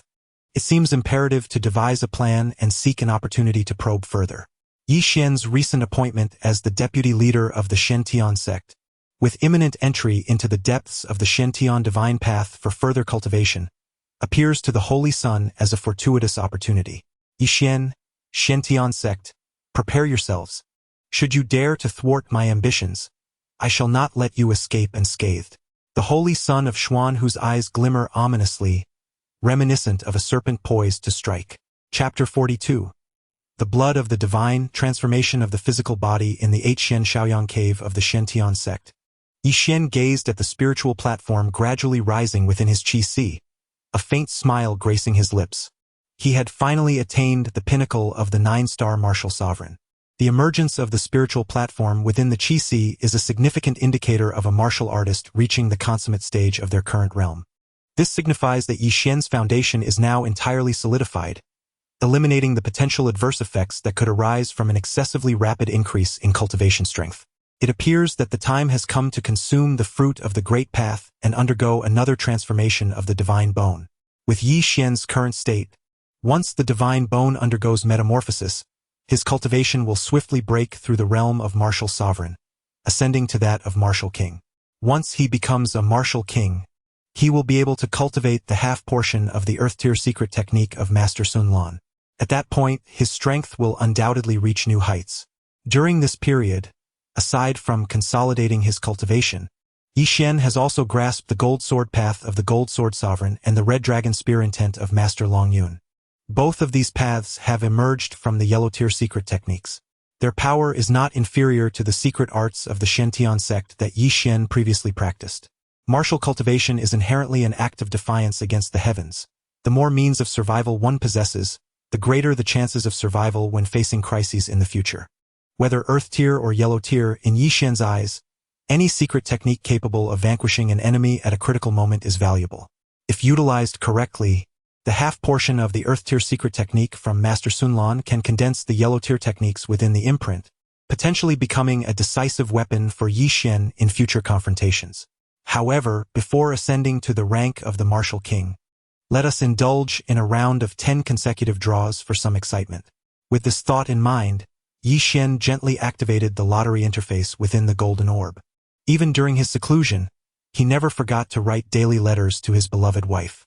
Over this period, through the persistent cultivation of her affections, the fortune within the golden orb had amassed an astonishing 700 points. Additionally, having previously subdued the old sea with the orb. Speaking of the old sea, upon emerging from the realm of life and death, Yi Xian's first task upon returning to the Xian Shaoyang cavern was to utilize the orb's power to extract information from him. Unfortunately, he turned out to be nothing more than a fallen remnant soul of an ordinary saint realm, having been lost for millennia. He was entirely unaware of the connection between Huayanshan and the Yinming sacred sect. Since no useful information could be gleaned, he could only be transformed into nourishing spring mud for all living beings. The remnant soul of a saint realm yielded a remarkable 300 points of fortune. This was significantly superior to the fortune Yi Xian had acquired when refining the residual thoughts of the fire cloud ancestor. However, it made sense, as the fire cloud ancestor was merely a fleeting thought left in the world, while the old sea was a soul entity, albeit a remnant. It was still far more potent than a mere thought. No wonder Huayanshan relied upon him within the realm of life and death. Soon, Yi Xian cast aside thoughts of Huayanshan and the old sea. He delicately moved the pointer atop the golden orb. As the pointer began to whirl rapidly, a new round of 10 consecutive draws officially commenced. Yi Xian's eyes swiftly followed the spinning pointer, and gradually the lottery pointer on the golden sphere began to decelerate, igniting a flicker of anticipation within his gaze. At last, as the lottery pointer came to a halt, a diamond treasure box and 9 golden treasure boxes materialized before Yi Xian. Much like the 10 consecutive draws in the life and death secret realm, the 9 golden treasure boxes opened first.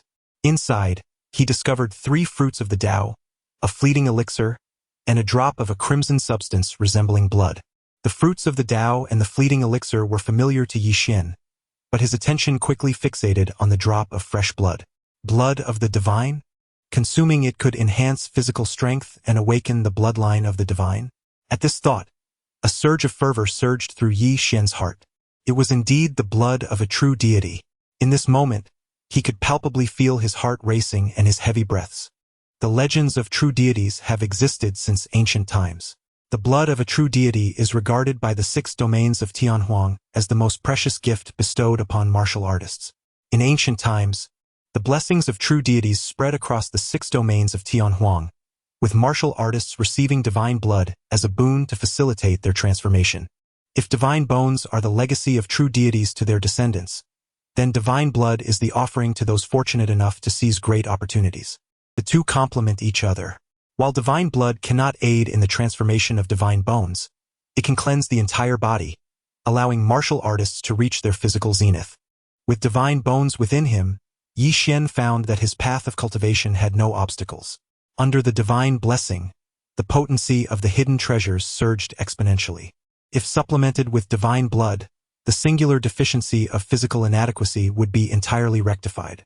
At this very moment, gazing at the droplet of divine blood floating within the reward space, the desire to absorb it eclipsed the urge to consume the Dao fruit for advancement to the martial king level in Yi Xian's heart. The ascension to martial king could occur at any time, yet the opportunity to absorb divine blood was a rare fortune not easily encountered. Without a moment's hesitation, Yi Xian seized the divine blood from the reward space, cradling it in his palm. The divine blood differed significantly from pills and Dao fruits. Its energy was overwhelmingly potent and could not be ingested directly.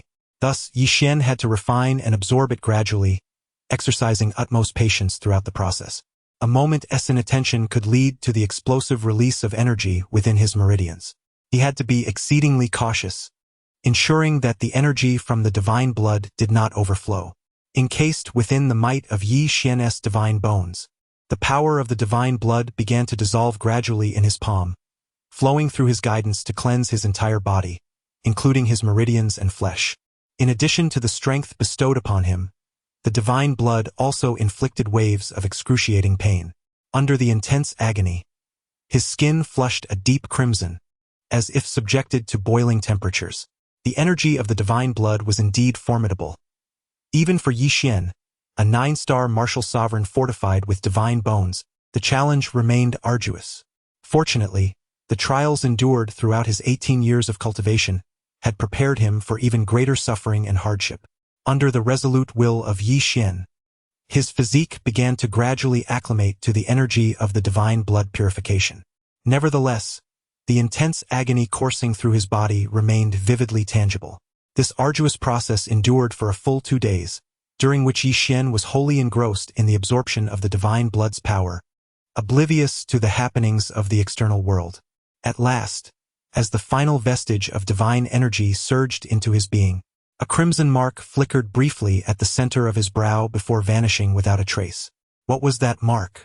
Fully assimilating the divine blood, Yi Xian's gaze shimmered with a hint of perplexity. With a slight motion of his hands, he felt the very air around him tremble in response. Sensing the formidable transformation within his body, Yi Xian was filled with elation, firmly convinced that even without employing any profound techniques or hidden treasures, he would undoubtedly emerge victorious in a barehanded confrontation with Xiaoman. The might of the divine blood was overwhelmingly powerful, far surpassing the meager strength of Xiaoman's primitive ancient physique. Yi Xian cast another glance at his now crystalline and translucent form, reflecting on how an ordinary warrior would require at least a month to refine the power contained within a single drop of divine blood. Yet, Yi Xian was no ordinary individual. He was a person who had achieved 30% metamorphosis of his divine bones. This was akin to comparing a barrel's capacity to that of a cup. The former's ability to hold was several times greater. Thus, the absorption process naturally proceeded at an accelerated pace. Having acclimated to his remarkably enhanced physique following the divine blood transformation, Yi Xian's gaze once again fell upon the unactivated diamond treasure chest within the golden orb. The diamond box had remained unopened, having been frozen in time by the golden sphere due to Yi Xian's prior absorption of the divine blood. Now, with the successful assimilation of the divine energy, the moment for the golden orb to unveil its secrets had finally arrived. The instant Yi Xian's eyes settled on the diamond treasure chest, a wondrous ethereal light erupted from within it. This revelation left Yi Xian momentarily stunned, but soon his dazed expression was swiftly replaced by a profound sense of shock and euphoria. Chapter 43. Enlightenment of the Divine Crystal. Arrival of the spiritual domain. The term enlightenment of the divine crystal, as its name suggests, signifies the capacity to enhance one's comprehension. It is neither a skill nor an ordinary treasure, but rather a state of being. Upon merging with the divine crystal, Yi Xian would experience a remarkable acceleration in his grasp of various arcane arts, as well as ancient concealed secrets. Even his understanding of the principles of the Great Dao would reach an unfathomably terrifying level. For instance, previously, Yi Xian required considerable time and effort to meditate on the Golden Sword Dao of the Golden Sword Sovereign and the Red Dragon Spear intent of the Dragon Cloud Ancestor, engaging with each one individually. However, after merging with the Enlightenment Crystal, he could simultaneously comprehend multiple paths and hidden treasures. Furthermore, his speed of enlightenment would become extraordinarily formidable. This was truly akin to possessing a miraculous tool for enlightenment. While astonished in his heart, Yi Xian turned his gaze once more towards the reward space, his eyes burning with fervor at the sight of the Enlightenment Crystal. Initially, he believed that acquiring a drop of true goddess blood was an immense stroke of luck. To his astonishment, there existed something even more fortuitous.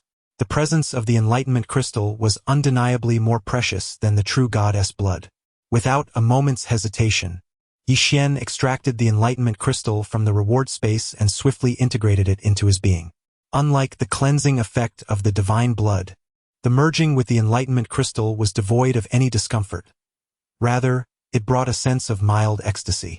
The sensation of complete relaxation was akin to indulging in a luxurious, top-tier Thai massage. As Yi Xian was preparing to utilize the divine crystal, seeking to explore the terrifying enhancement of his perceptive abilities, the entrance to the 8 Xian Shaoyang cave suddenly trembled gently twice. Brother, a multitude of luminous talismans have arrived outside, but they are all being thwarted by your prohibitions, reported Xiao Haiba. Yi Xian was momentarily taken aback by the revelation. During his time merging with the divine blood, he had almost completely shielded himself from all external perceptions, relying solely on Xiao Haiba to guard the 8 Xian Shaoyang cave. To ensure Xiao Haiba remained undisturbed and did not create any disturbances, he had previously prepared a plethora of freshly crafted 5th-grade spiritual pills for him to snack on. Observing Xiao Haiba treating the spiritual pills like candy, Yi Xian, regaining his composure, hastily deactivated the prohibitions within the cave. As expected, the moment the restrictions were lifted, a dozen brilliant golden transmission talismans simultaneously penetrated the entrance and landed in Yi Xian's hands. Is this a message from the sect leader? Yi Xian pondered, taken aback once more. The sect leader of Shantian rarely sent messages to disciples, especially at such a critical moment when Yi Xian had announced his seclusion. Could it be that a significant event had transpired within the Shantian sect? With curiosity piqued, Yi Xian swiftly activated the content of the transmission, and his expression immediately morphed into one of bewilderment. It turned out that the Shantian Divine Path had dispatched envoys to welcome the prodigies from various factions into the central wilderness spirit domain. Since Yi Xian had departed from the secret realm of life and death, only a few days had elapsed. Was the Shantian Divine Path so eager to send someone so swiftly? However, Yi Xian did not dwell on the matter. After all, with the envoy of the Shantian Divine Path arriving, it would be somewhat inappropriate for Yi Xian, the vice master of the Shantian sect, to remain hidden from view. It seemed that the plan to consume the Dao fruit to transform his divine bones and advance towards the martial king realm would have to be postponed. Just as Yi Xian was about to rise, he cast a lingering glance at Little Black. Be a good boy and wait for my return.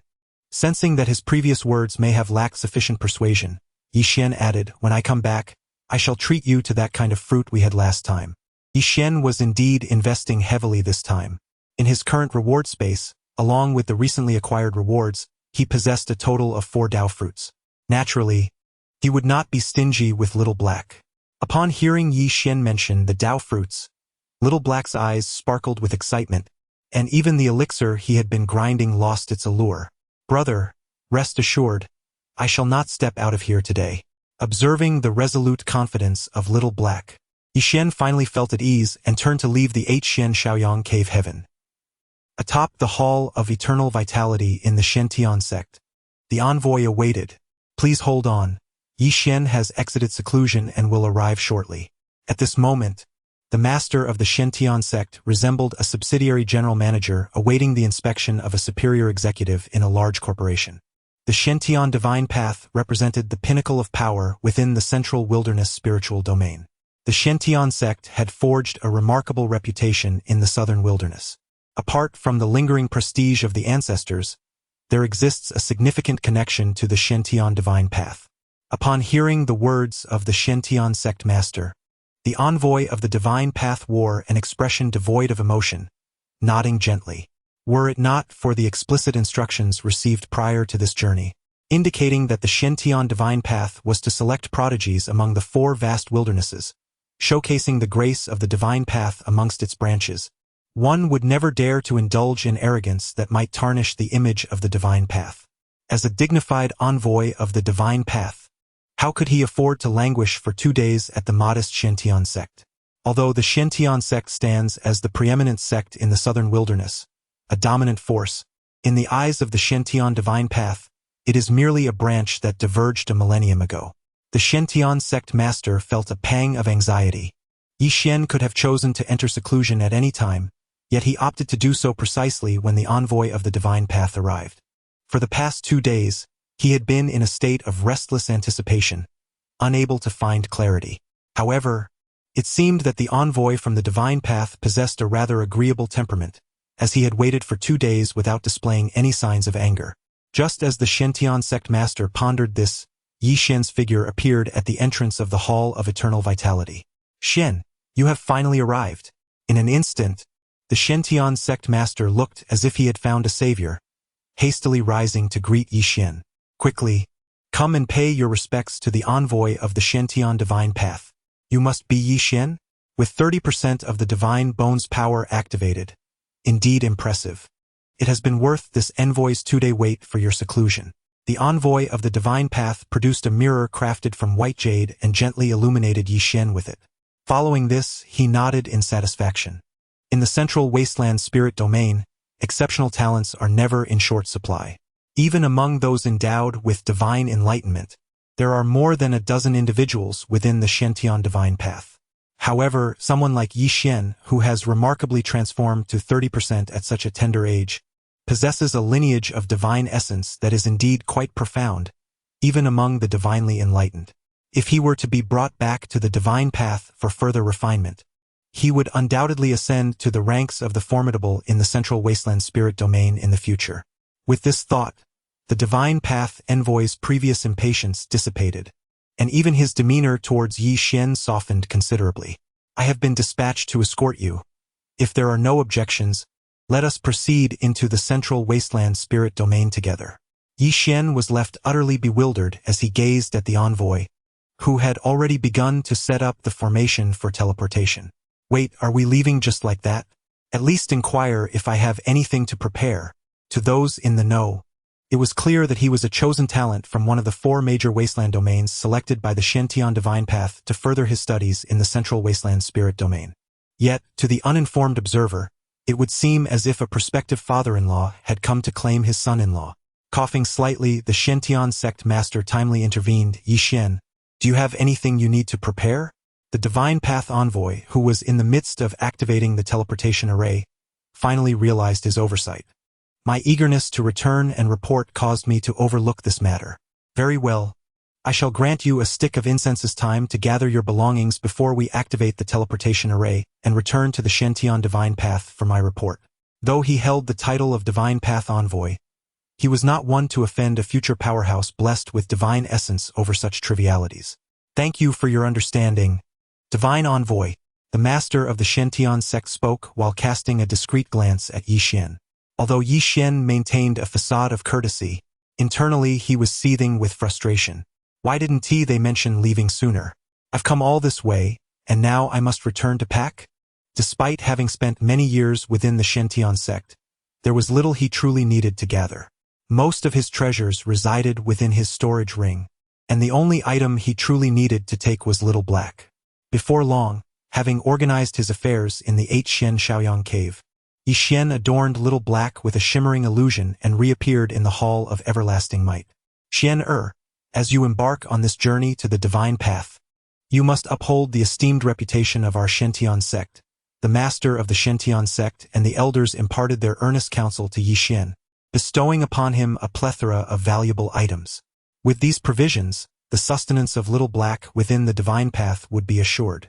Given the elders' thoughtful gestures, Yi Xian naturally adopted the demeanor of a respectful junior, wholeheartedly accepting their advice and pledging his commitment. Very well. The teleportation array is about to activate. As the words of the divine envoy resonated, Yi Xian felt an overwhelming brilliance envelop him. In the blink of an eye, he and Little Black found themselves amidst a village where children frolicked in the mud. Is this the Shentian divine path? Yi Xian was filled with confusion, turning to glance at the divine envoy beside him, who at that moment appeared utterly exhausted. Strange, I have only transported one person. Yet why has my teleportation array consumed so much energy? The further the distance and the greater the number of individuals transported, the more significant the toll on oneself. Of course, another possibility exists. The fate of the transported individual may be too resilient. The teleportation array struggles to break free from the confines of this realm. What manner of creature is Yi Xian? With only 30% of his divine bone activated, how could his fate weigh so heavily? The divine envoy stole a glance at Yi Xian, internally muttering in disbelief. Divine envoy, have you fallen ill? Observing the perspiring, pallid countenance of the divine envoy before him, Yi Xian blinked twice. No worries, I merely paused to admire the scenery here. Scenery? What on earth is scenic about this? As Yi Xian gazed at the desolate surroundings, the divine envoy swiftly produced 2 pills and swallowed them. Then, a powerful beam of light descended once more. The village boy, stunned by the sudden appearance and disappearance of figures within the radiant light, dropped his bamboo ball to the ground. Father, mother, sister, come out and see the celestial beings. Chapter 44. Strength overcomes humanity, reluctant to fall behind at last. After countless teleportations that left him utterly exhausted, the divine envoy gazed upon the resplendent Shentian sacred mountain, enveloped in celestial light and surrounded by ethereal clouds, feeling on the verge of tears. Damn it! Wasn't it merely a matter of fetching someone from the southern wilderness? Why did it feel akin to hauling an entire mountain back?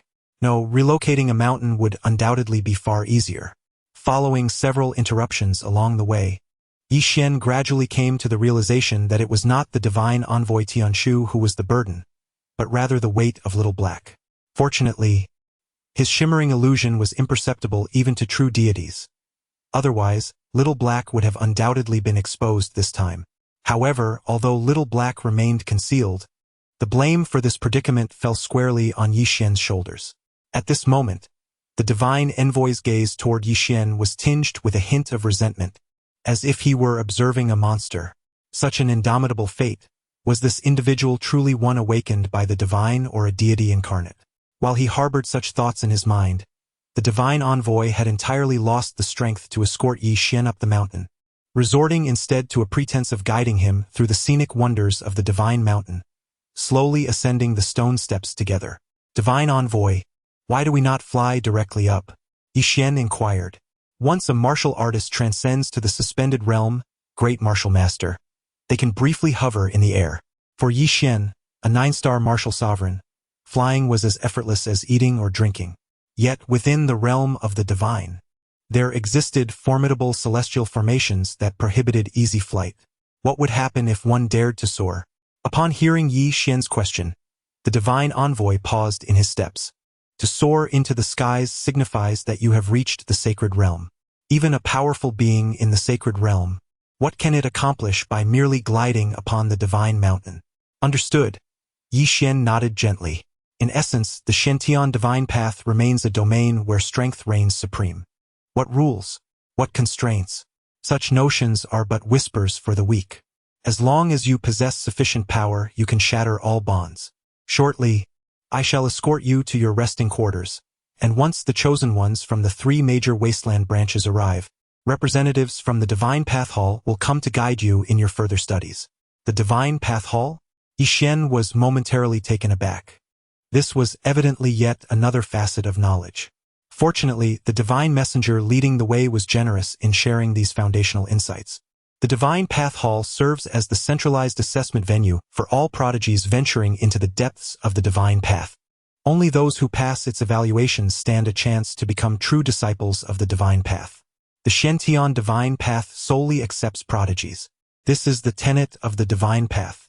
Just then, a brilliant crimson glow surged forth from the mountainside, and in an instant, the entire divine mountain resonated with the cries of auspicious beasts, radiating divine light.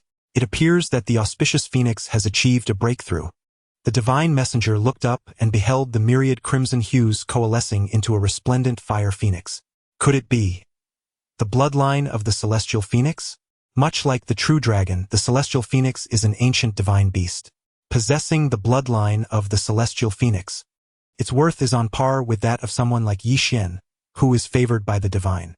Moreover, there exists the potential to awaken the complete phoenix form, transforming into a primordial divine beast. These matters, which Yi Xian had only encountered in fragments within ancient texts, had unexpectedly come to fruition before his very eyes. The Shentian divine path truly deserved its esteemed reputation as a sacred ground in the hearts of countless martial artists, within the central wilderness spiritual domain. Just as Yi Xian was lost in profound contemplation, a resounding sword cry erupted, reverberating through the air, compelling the majority of the divine mountain to bow in submission to the myriad swords. Even the crimson fire phoenix that had soared skyward earlier seemed to be subtly subdued by the sword's shadow. Was this yet another sword body? Yi Xian was no stranger to sword bodies, Jiang Qing from the Shen-Tian sect possessed a naturally born sword body. However, the sword body before him was of an entirely different caliber. In comparison, Jiang Qing's sword body paled into insignificance. Merely a hint of the sword's intent set his divine bones within him stirring with agitation. The divine path envoy also gazed at the aerial spectacle of dragons and tigers in combat, his face reflecting deep emotion. It appears that the recently awakened Tianfeng bloodline has disturbed the sword intent of that esteemed figure from the sword pavilion. These prodigies are each determined to surpass one another, unwilling to yield even the slightest ground. As the divine path envoy spoke, he turned his gaze toward Yi Xian. The two individuals you have just witnessed are both paragons of our divine path, having long ascended to the martial emperor realm and received the divine title. Divine title? Yi Xian felt the unfamiliar knowledge he had acquired increasing exponentially. The Shen-Tian sect categorizes the subterranean caves into 9 grades, a practice that mirrors the principles of the Shen-Tian divine path. To some extent, the layout of the Shen-Tian sect's subterranean energies is an intentional imitation of the divine path. It is no surprise that Master Sun Lan, hailing from the Shen-Tian divine path, would replicate its subterranean arrangements within the Shen-Tian sect. The entire Shen-Tian sacred mountain serves as a vast conduit of celestial and earthly energies. The closer one approaches the summit, the more complete the shared celestial aura and the principles of the great Tao become. Naturally, those residing in these elevated realms possess increasingly formidable abilities. Ordinary prodigies are relegated to the lower 3 tiers of the divine mountain for their cultivation accommodations. Only those prodigies who attain recognition from the divine path may aspire to enter the middle 3 tiers for their training, and the divine path bestows names upon their residences. The 2 individuals you encountered earlier exemplify this distinction. Upon hearing this, Yi Xian was momentarily taken aback. Possessing the bloodline of the celestial phoenix and wielding such a formidable sword body, he was merely classified as a prodigy of the middle 3 tiers? What of the upper 3 tiers?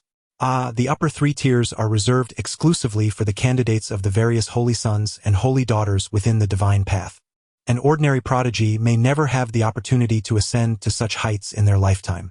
The envoy of the divine path added, "The 2 prodigies you just witnessed are currently the most likely contenders to ascend to the upper 3 tiers. Given your divine bone, should you wish to attempt entry into the upper 3 tiers, you may indeed have the opportunity to do so." Previously, the divine envoy did not perceive that Yi Xian, a person with a 30% transformation of divine bones, possessed the potential to ascend to the upper 3 tiers.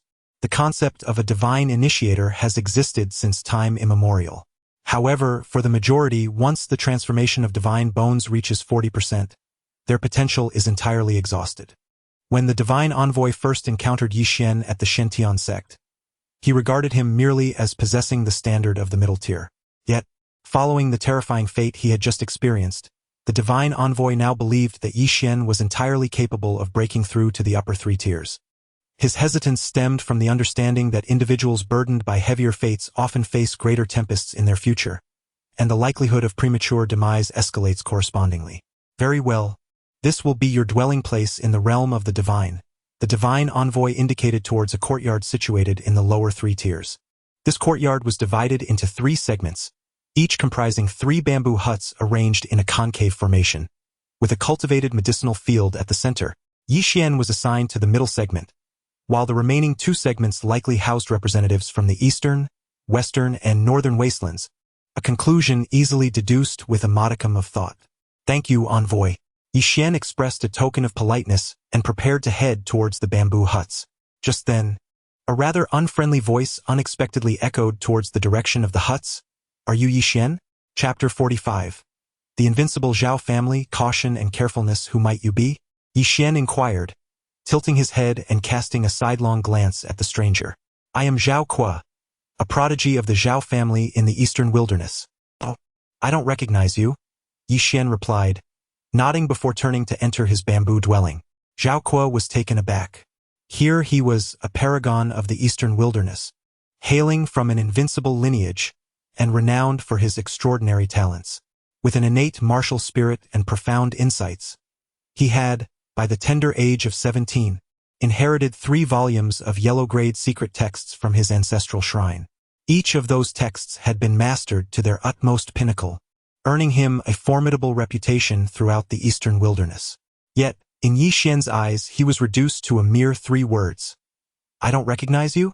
Yi Xian, you shall not escape my wrath today.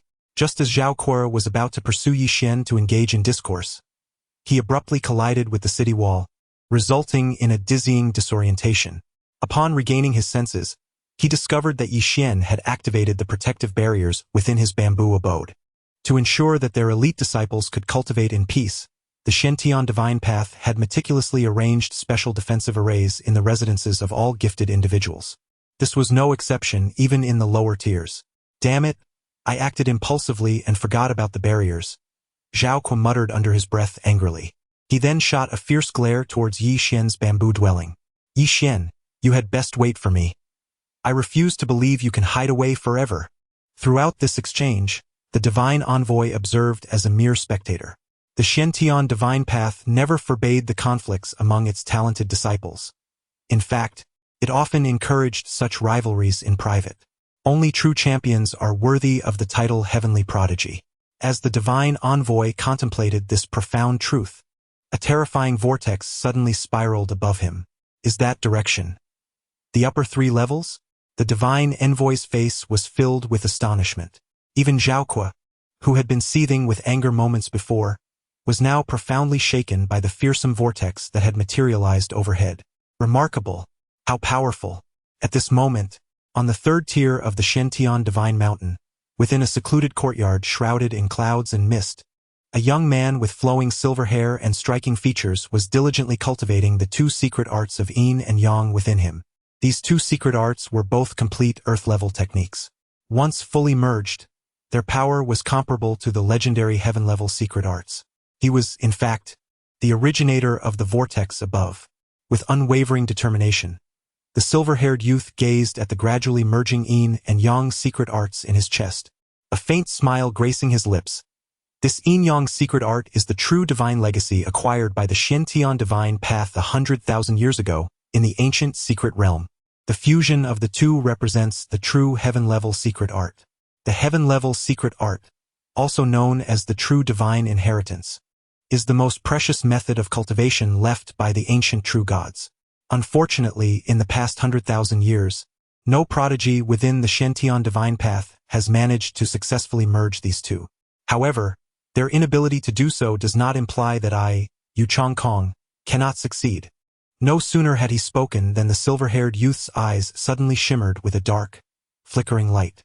If a formidable being from the Shentian Divine Path were present, they would instantly recognize that the dark radiance emanating here is none other than the supreme technique of the Netherworld sacred cult, the sacred classic of the Nether. Indeed, the silver-haired man before us is none other than one of the incarnations of the Holy Sun Shenju, known as Zhomingyi. However, at this moment, he goes by the name of Yu Changkong, as one of the most promising candidates for the title of Holy Sun within the Shentian Divine Path. Yu Changkong has not only merged with the Shentian Divine Path but has also integrated the elusive yin-yang secret repository, a feat that has eluded anyone for 100 millennia. His cultivation has already ascended to the realm of the 9-star martial sovereign. With the aid of the yin-yang secret repository and the true god inheritance, his prowess is scarcely inferior to that of an ordinary sacred realm expert. If all goes as planned, upon fully merging the 2 secret repositories, he will ascend to the pinnacle of the sacred realm, and when he merges with his main body, the desolate 6 domains will witness the emergence of another formidable demigod. Yet, just 2 days prior, the main body, the Holy Sun Shenju, contacted Yu Changkong in a fit of rage to inform him of the demise of another incarnation. While the yin-yang secret repository is my primary objective in entering the Shentian Divine Path, the secret I uncovered within its depths holds value far exceeding that of the repository itself. Over the years, Yu Changkong has sacrificed immensely to secure his position as a candidate for the Holy Sun. Even though the allure of that secret is tremendous, he cannot afford to take reckless risks. Thus, Yu Changkong reached out to his main body, requesting the dispatch of another incarnation. Little did he anticipate. A mere ant dares to thwart my plans at such a critical juncture. No wonder the main body is so incensed. Although Yu Changkong and Shen, who are one a mere avatar and the other the principal entity, each possesses their own independent thoughts. Nevertheless, Their temperaments and dispositions are strikingly similar. Calculating the days, Yi Xian is nearing his entrance into the divine path. The realm of Shen Tian is replete with formidable powers, with numerous individuals whose cultivation surpasses that of Yu Changkong. In this domain, even he must exercise considerable caution in his actions. Unlike the ease with which the Holy Sun Xian who wields authority over life and death within the Netherworld sacred sect. However, as one of the few candidates for the title of Holy Sun within Shen Tian, Yu Changkong still enjoys a highly esteemed status. To extinguish Yi Xian, a mere fledgling in the divine path, would be akin to crushing an insignificant ant. I have notified the Zhao family from the eastern wilderness, urging them to devise a strategy against this Yi Xian. As an invincible lineage from the eastern wilderness, the Zhao family is, in fact, a branch of the Shen Tian sect. Despite being an avatar of the Holy Sun Xian who, Yu Changkong remains one of the most favored candidates for the Holy Sun title within Shen Tian. In their pursuit to align with such a powerful figure, the Zhao family will undoubtedly spare no effort in targeting Yi Xian. Furthermore, Yu Changkong has deliberately spread the word that Yi Xian's entrance into the divine path is merely a stroke of luck. Originally, another prodigy was intended to be ushered into the divine path by the Shen Tian sect, but unfortunate events transpired within the secret realm. With this intelligence provided by Yu Changkong, the Zhao family has become increasingly audacious in their actions, culminating in Zhao Kuo's earlier provocation of Yi Xian on the lower tier. Were it not for the fact that I am currently at a pivotal moment of merging the yin and yang secrets, there would be no need to delegate such trivial matters to others. Yu Changkong's reliance on the Zhao family serves not only the purpose of facilitating the complete fusion of the yin and yang secrets, but also to ascertain, through their involvement, whether the Shen Tian divine path has indeed uncovered his true identity. Although this remains but a minor conjecture within the depths of his mind, caution is the cornerstone of enduring success. It is precisely this prudence that has enabled Yu Changkong to ascend within the Shen Tian divine path, step by deliberate step, to reach his current standing. Chapter 46. The divine array, capable of devouring within the bamboo dwelling on the lower three tiers. Yi Xian felt the whirlpool above rapidly expanding, a fleeting glimmer of light flashing in his eyes. Truly, the Shen Tian divine path was remarkable. Yet again, prodigies were beginning to break through with astonishing speed. Yi Xian had initially deemed the two auras he sensed earlier on the mountainside to be sufficiently formidable. Yet the current whirlpool emanated a far more terrifying presence. Feeling the pressure from this vortex, he could not help but take a deep breath. It seemed the time had come for him to consume the Dao fruit and advance to the martial king realm. In the central wild spirit domain, it was unlike the southern wilderness. The title of a mere vice master of the Shen Tian sect was not enough to command respect from all. To illustrate, the provocateur Zhao Kuo, who had challenged him at the entrance of the bamboo dwelling, was a bona fide one-star martial king. This was merely a prodigy from the lower three tiers of the Shen Tian divine path. To establish a foothold here, one must continually enhance their strength. With this thought in mind, Yi Xian decisively activated the reward space within the golden sphere and retrieved a Dao fruit, commencing its absorption. As the power from the Dao fruit surged into his body, radiant golden light began to bloom swiftly from within his divine bones. Adhering to the principle of maintaining a low profile, Yi Xian did not allow the manifestation of his divine bone phenomena as those before him had. Instead, he immediately cloaked himself in an illusion of shimmering light. The Shen Tian divine path was a realm of chaos, and as a newcomer to the divine path, it was prudent not to draw too much attention. Just as Yi Xian completed this action, the divine patterns on his bones began to spread rapidly throughout his skeletal structure, propelled by the power of the Dao fruit. Feeling it within his body, that familiar sensation surged once more. Yi Xian realized that the moment for his divine bone to undergo another metamorphosis had arrived. As a humming resonated beneath the veil of shimmering illusions, divine light erupted from within him. Divine patterns proliferated, gradually revealing signs of a breakthrough in his cultivation as time progressed. 35%, was it? It seemed that with the continual evolution of the divine bone, the potency of the Dao fruit would also inevitably wane. Although Yi Xian had mentally prepared for this outcome, he could not help but let out a quiet sigh. As the spiritual platform within his energy sea shattered abruptly, an aura entirely foreign to the martial sovereign surged forth from Yi Xian's being. commanding the heavens, the might of the martial king. In this moment, Yi Xian could distinctly sense the forces of the surrounding world firmly grasped in his palm. Even without invoking the divine might of his bone, he could compel this realm to submission. However, just as everything was proceeding smoothly along the path Yi Xian had envisioned, the divine blood seal, which had previously vanished from the depths of his brow, suddenly re-emerged. What? Before Yi Xian could comprehend the nature of this phenomenon, the divine patterns that had been radiating from within him began to swiftly inscribe themselves upon his divine bone, influenced by the seal upon his brow. What on earth? Observing the once dispersed divine patterns coalescing into an ancient and mysterious formation, Yi Xian was momentarily taken aback. As he gazed on, his expression gradually transformed into one of incredulity. Could it be the divine might formation? The divine might formation is a coveted state for those of divine enlightenment during the metamorphosis of their divine bones. Only those whose divine bones have undergone a transformation of 50% can inscribe formations upon their divine bones using divine patterns. Yet, my divine bones have only transformed by 35%?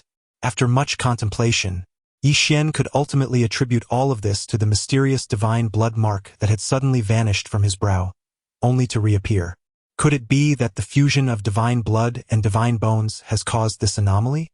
Regarding this query, Yi Xian found himself at a loss, for the true gods of the 6 domains of heaven had perished for countless millennia, the legends of warriors being bestowed with divine blood trace back to ancient times. Is this phenomenon indeed a result of the amalgamation of divine blood and divine bones?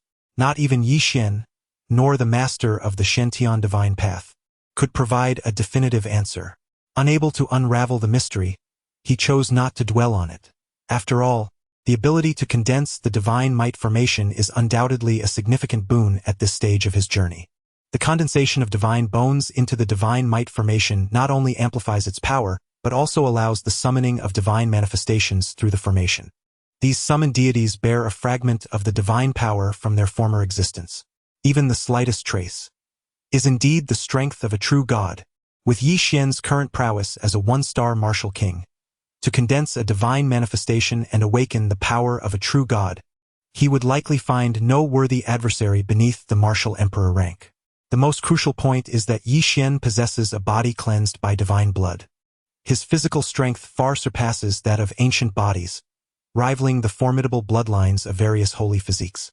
Furthermore, it is said that summoning the divine might of a deity not only grants a fragment of the divine power the god wielded in life, but also offers the chance to awaken a portion of the deity's divine abilities.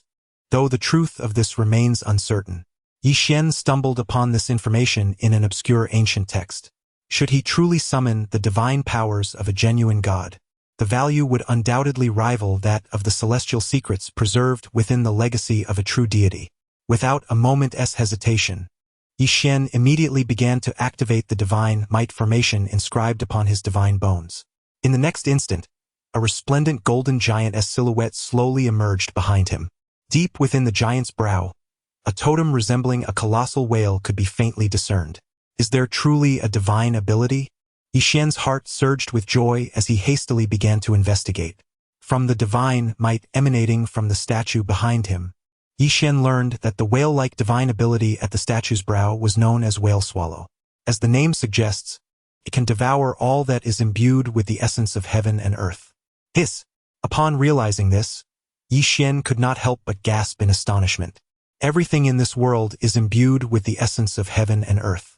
Does that mean he could consume virtually everything that exists within this realm? Just as Yi Xian stood in awe, the whale swallow manifestation seemed to sense something, twisting slightly at the brow of the divine statue. Noticing the change in the whale swallow manifestation, Yi Xian quickly turned his gaze in its direction. Is that the vortex above the divine mountain?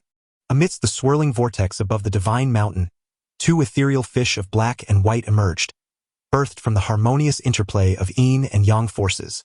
These magnificent creatures danced freely within the whirlpool, their tails flicking gracefully. The yin fish exhaled a mystical dark essence, while the yang fish radiated vibrant warmth, occasionally releasing delicate strands of milky white energy from their mouths. Could it be that the primordial chaos energy was condensed through the profound depths of yin and yang?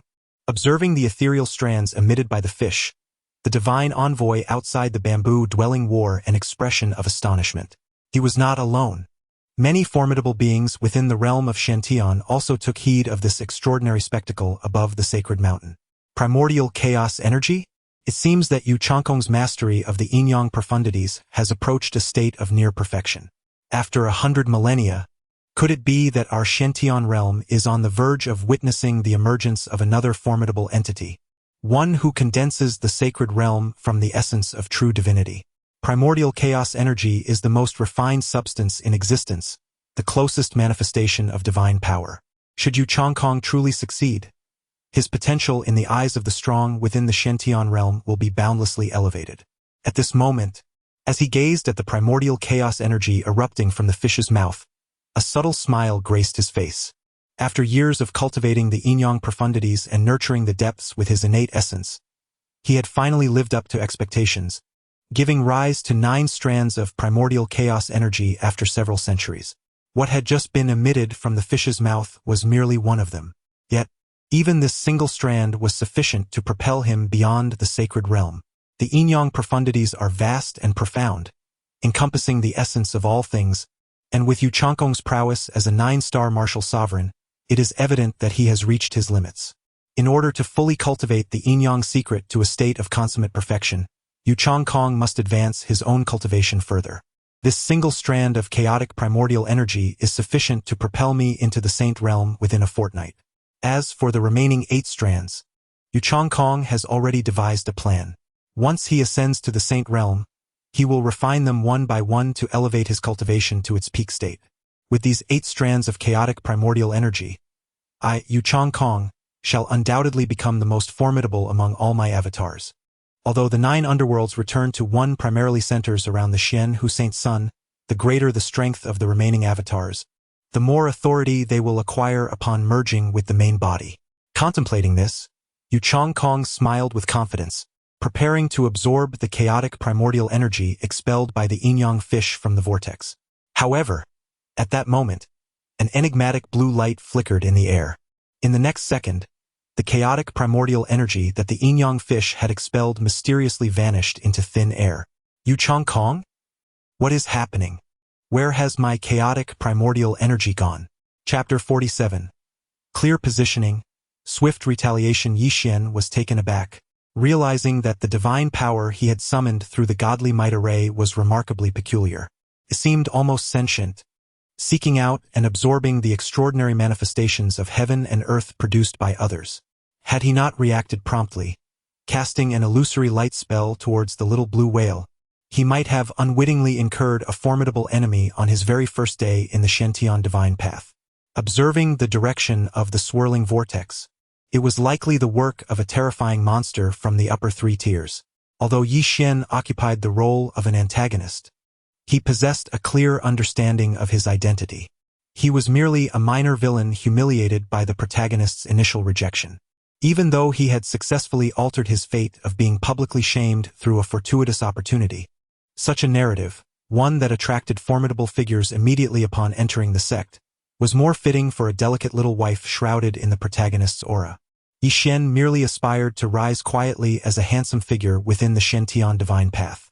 Meanwhile, on the 3rd tier of the sacred mountain, Yu Changkong, after a brief moment of astonishment, gradually began to comprehend the situation.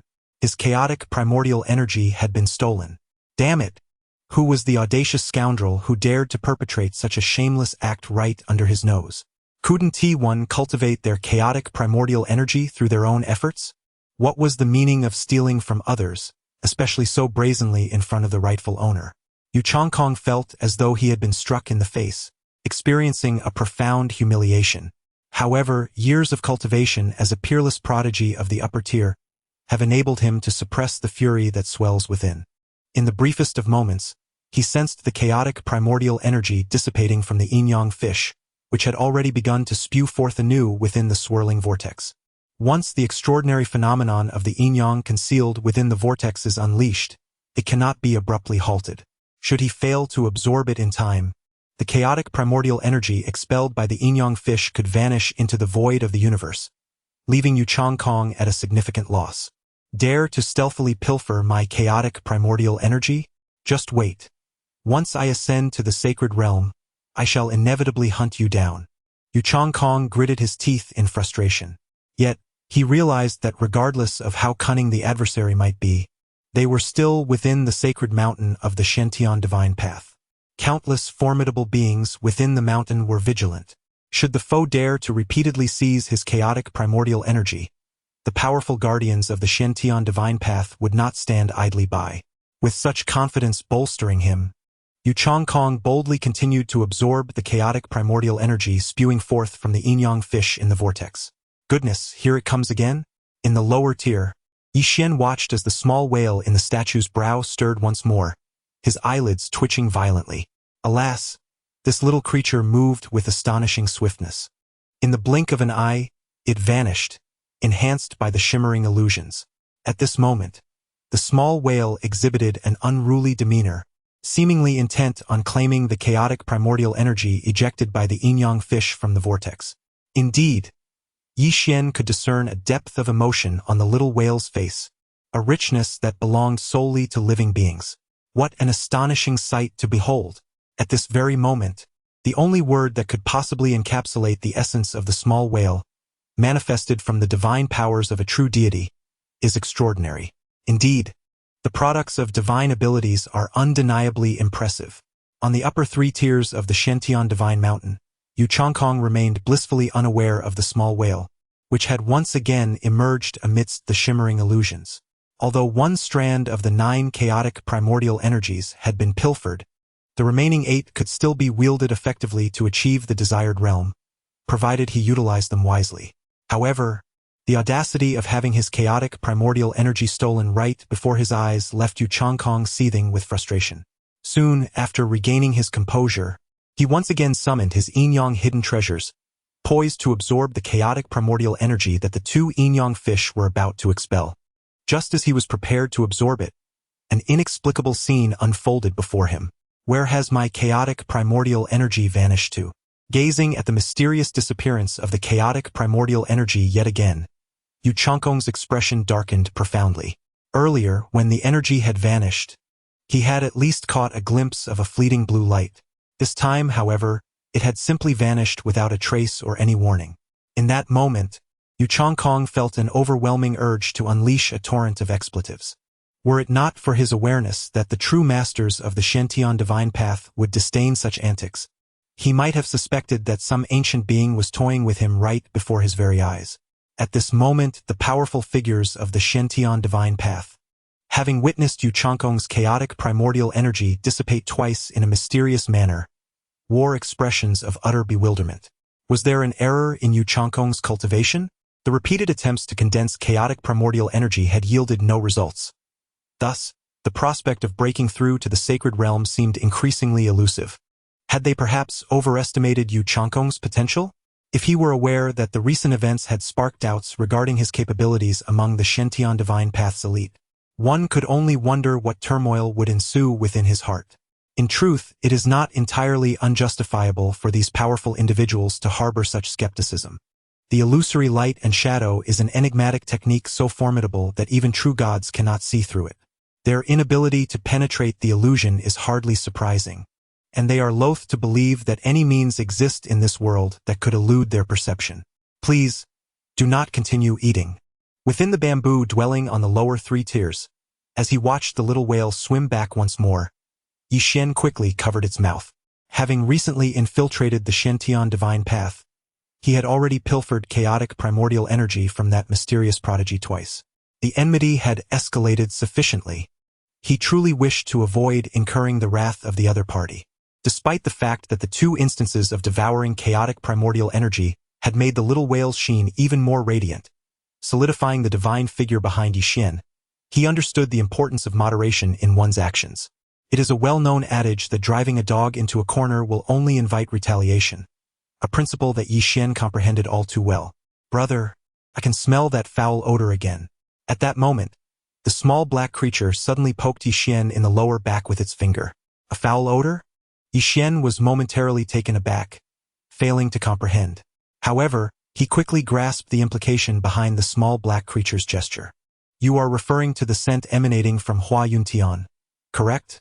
Yi Xian recalled vividly that during their time atop the summit of the life and death secret realm, the mysterious soul entity that had floated from Hua Yuntian's being was devoured whole by the small black creature. At that time, it had remarked on the repugnant stench of that entity. Goodness, hadn't he that fellow perished? How could it re-emerge? Is it a lingering specter? Small black creature, is the scent you detected originating from that swirling vortex above? Yi Xian distinctly remembered that as the small black creature uttered this phrase, its gaze was intensely fixed upon the enigmatic vortex overhead. Indeed, that is the source.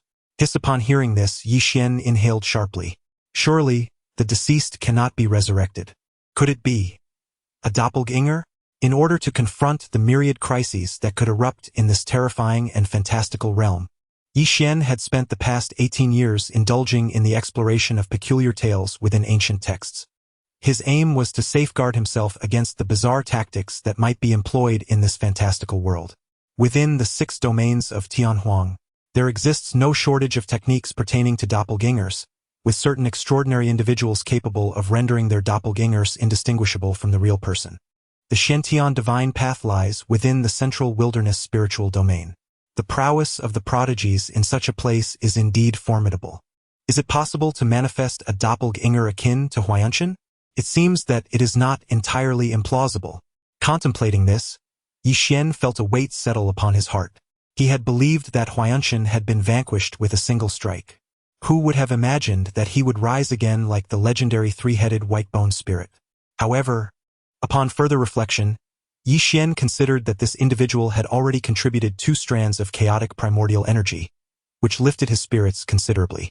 The fates entwined between him and Huayanshan appeared to be profoundly interconnected. Had Yi Xian not awakened his innate powers, the celestial goddess Xiao would not have discerned her turning point during her glimpses into the future. The Shen-Tian divine path would not have issued a divine decree. Huayanshan and his fellow disciples would not have rushed back to their sect. No one would have contended with Yi Xian for the position of young master, and he would have merely followed the predetermined course of fate, annul his engagement and await the protagonist's arrival to be humiliated. Yet now everything had shifted. Yi Xian had begun to rise from his initial role as a minor antagonist, gradually transforming the very fabric of this world.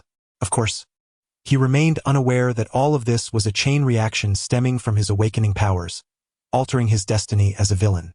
Gazing at the swirling vortex above, from which the yin-yang fish expelled chaotic primordial energy once more, and at the small whale struggling desperately in his palm, a peculiar smile began to form at the corner of Yi Xian's mouth. Since all of this is destined by fate, how could I possibly defy the heavens? Chapter 48. The vast cage, a plight without recourse go forth, my little whale.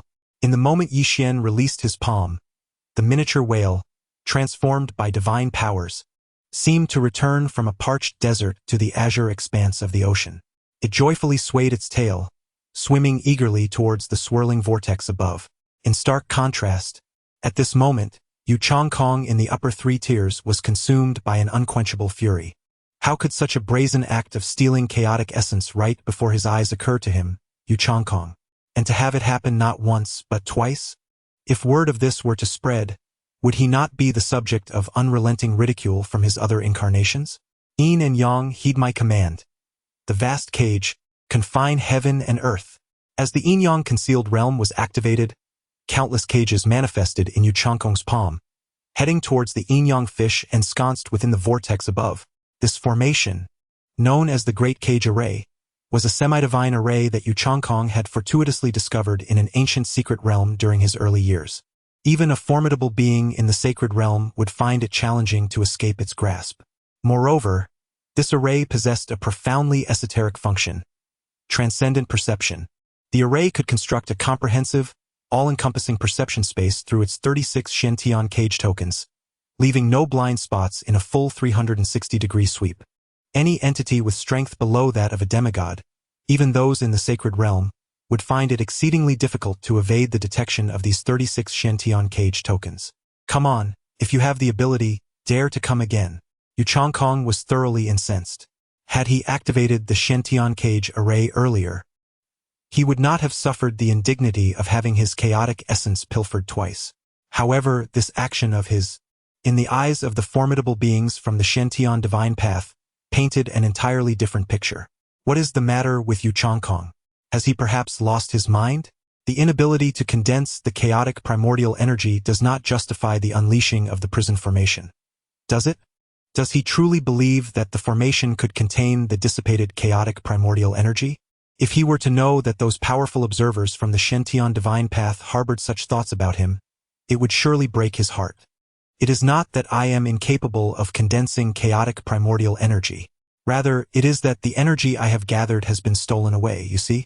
With the protection of the Shantian prison formation, Yu Changkong felt a considerable measure of comfort. Humph, cowardly rodents, why do you not emerge this time? Are you afraid upon seeing me activate the prison formation? Yu Changkong, through the prison formation, sensed his surroundings for quite a while, yet he could detect no signs of any peculiar entities approaching. In his growing agitation, a series of derisive chuckles escaped his lips, as if only in this manner could he restore a semblance of balance to his restless heart. Yet, just as he cautiously relied on the prison formation to perceive his surroundings, preparing to absorb the third strand of chaotic primordial energy that was spewing forth from the fish's mouth, the connection between him and the prison formation abruptly severed. My prison formation. Yu Changkong's countenance changed dramatically. The 36 formation tokens used to establish the prison formation were hard-won treasures he had painstakingly acquired from the ancient secret realm. How much effort had Yu Changkong expended to refine these formation tokens? At that very moment, the array suddenly severed its connection with him. Before Yu Changkong could react, the third stream of chaotic energy, exhaled by the yin-yang fish within the vortex, mysteriously vanished. Cursed be it! Even with his centuries of cultivation as one of the elite of the upper echelons, Yu Changkong could not suppress his exclamation of frustration. It was one thing for his chaotic energy to be stolen repeatedly, but now even the cage array had been compromised. This simply could not continue. He could not allow this individual to brazenly siphon off his chaotic energy any longer. In the blink of an eye, the yin-yang fish within the vortex unleashed the fourth stream of chaotic energy, leaving Yu Changkong's expression ashen. He frantically urged the hidden forces of yin and yang within him, striving to forcibly close the vortex above him. Though this action would undoubtedly result in severe backlash, his current predicament left no room for hesitation. If the cage array could be pilfered, he harbored grave suspicions that he had caught the attention of some formidable old monster. But what kind of ancient being would target him, a candidate for the sacred son of the Shantian divine path? Or could it be that my identity has truly been exposed? A torrent of thoughts surged within his mind, yet he found himself unable to untangle them. Just then, a small whale, sensing the imminent closure of the vortex, dashed towards it, flailing its tail in a frenzy as if it were a glutton rushing to a closing buffet. It devoured with great relish. How could it possibly allow Yu Changkong to effortlessly seal the vortex? What does this little whale intend? In the lower three tiers, upon witnessing the little whale plunge into the vortex alongside Yi Xian, the expression of the latter was similarly frozen in disbelief. Wait, could it be that it aims to? As one observed, the little whale, having ventured into the vortex, circled around the two fish, one of yin and the other of yang, before suddenly opening its mouth wide, causing Yi Xian's complexion to shift dramatically. Although Yi Xian was oblivious to the nature of the yin and yang fish within the vortex, it was evident that these creatures were of paramount importance to the avatar of Hua Yuntian. If it were to consume these two fish, would not Hua Yuntian's avatar be left in utter despair? This little whale is indeed formidable. Seemingly sensing Yi Xian's affirmative gaze, the little whale's actions grew increasingly audacious. It lunged toward the yin fish and took a fierce bite. Goodness, how chilling! In the next moment, Yi Xian felt a surge of frigid energy infiltrate his divine essence. The little whale, too, was taken aback by this bone-chilling aura, shivering involuntarily before swiftly turning to bite the young fish. In an instant, a wave of warmth flooded into Yi Xian's body, leaving him to experience a sensation of alternating cold and heat, a delightful oscillation. Was this not the fabled duality of ice and fire? Yi Xian felt utterly enraptured, although the power of the yin and yang fish could not directly enhance his martial prowess.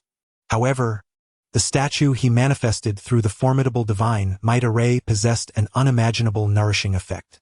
My yin-yang fish. How infuriating! As I gazed, the yin-yang fish within the vortex was being gnawed upon, its bites growing increasingly larger. By the time Yu Changkong realized what was happening, his countenance had turned ashen. In a mere moment of distraction, the head of the yin fish had nearly vanished, and even the tail of the yang fish had been devoured significantly. Yu Changkong was on the brink of madness. Were the divine beings of the Shentian divine path blind? Why did they not intervene? Could they not see that someone was pilfering my sacred yin-yang treasure? Yu Changkong felt a growing sense of helplessness. The backlash from forcibly withdrawing from the vortex had pushed his limits to the brink. Yet, it was evidently impossible to completely seal off the yin-yang fish within the vortex in such a short time. He could only place his hopes on the powerful beings of the Shentian divine path, yearning for them to take action and put a stop to this chaos. Little did Yu Changkong know that what those Shentian divine path experts perceived was entirely different from his reality.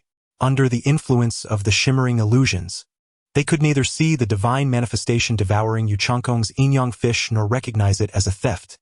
Instead, they believed it to be a manifestation of Yu Changkong's inadequacy, resulting in a flawed phenomenon. Could it be that even the yin-yang fish had encountered issues? Perhaps Yu Changkong had succumbed to madness? Should they intervene to assist him?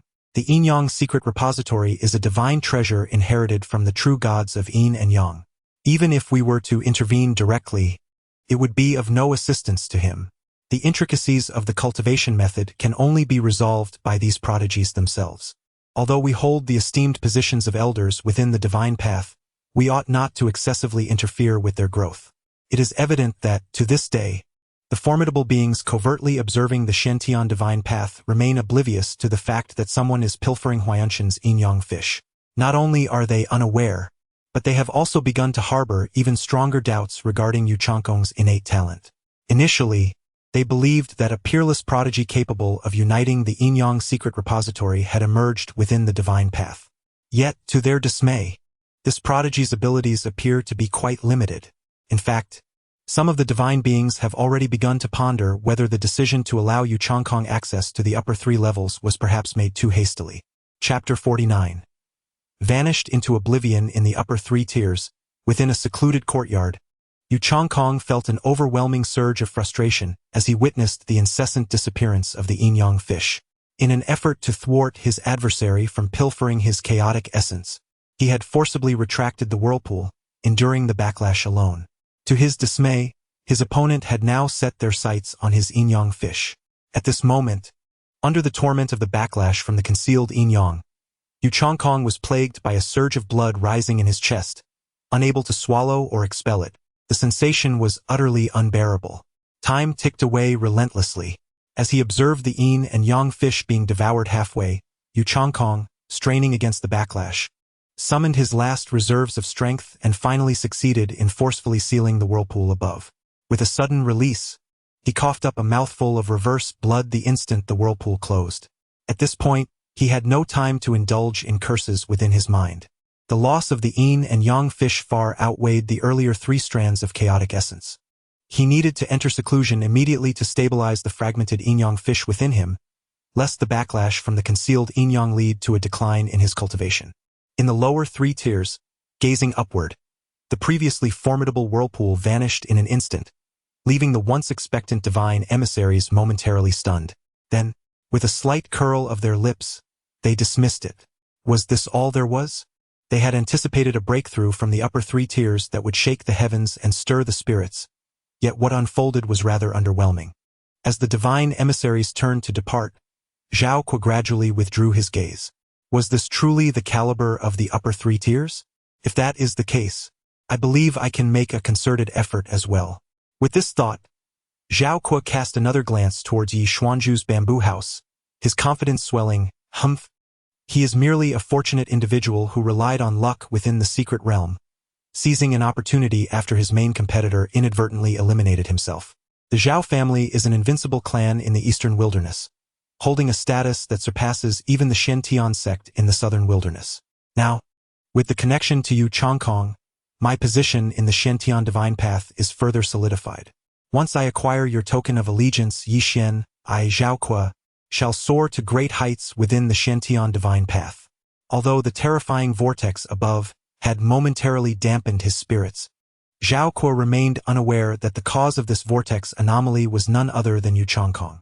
In Zhaoque's mind, Yu Chongkong was still one of the most prominent candidates for the role of Saint Sun within the Shantian divine path. With such an exalted candidate backing him, could Zhaoque's future in the Shantian divine path be a cause for concern? In stark contrast, within the bamboo house, Yi Xian, enveloped by the dual forces of yin and yang, experienced an entirely different reality. At this moment, he could distinctly sense that the divine formation within him was undergoing some inexplicable and wondrous transformation.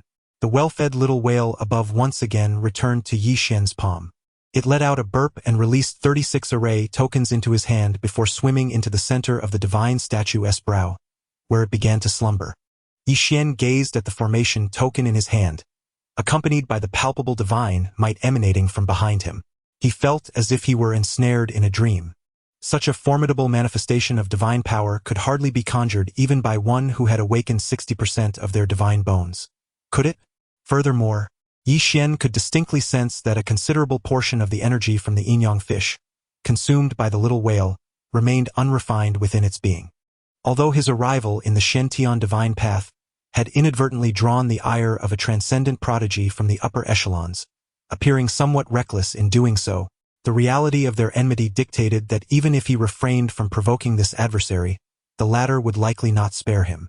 Given the inextricable knot binding them, the only recourse was to devise a means to eliminate the opponent first.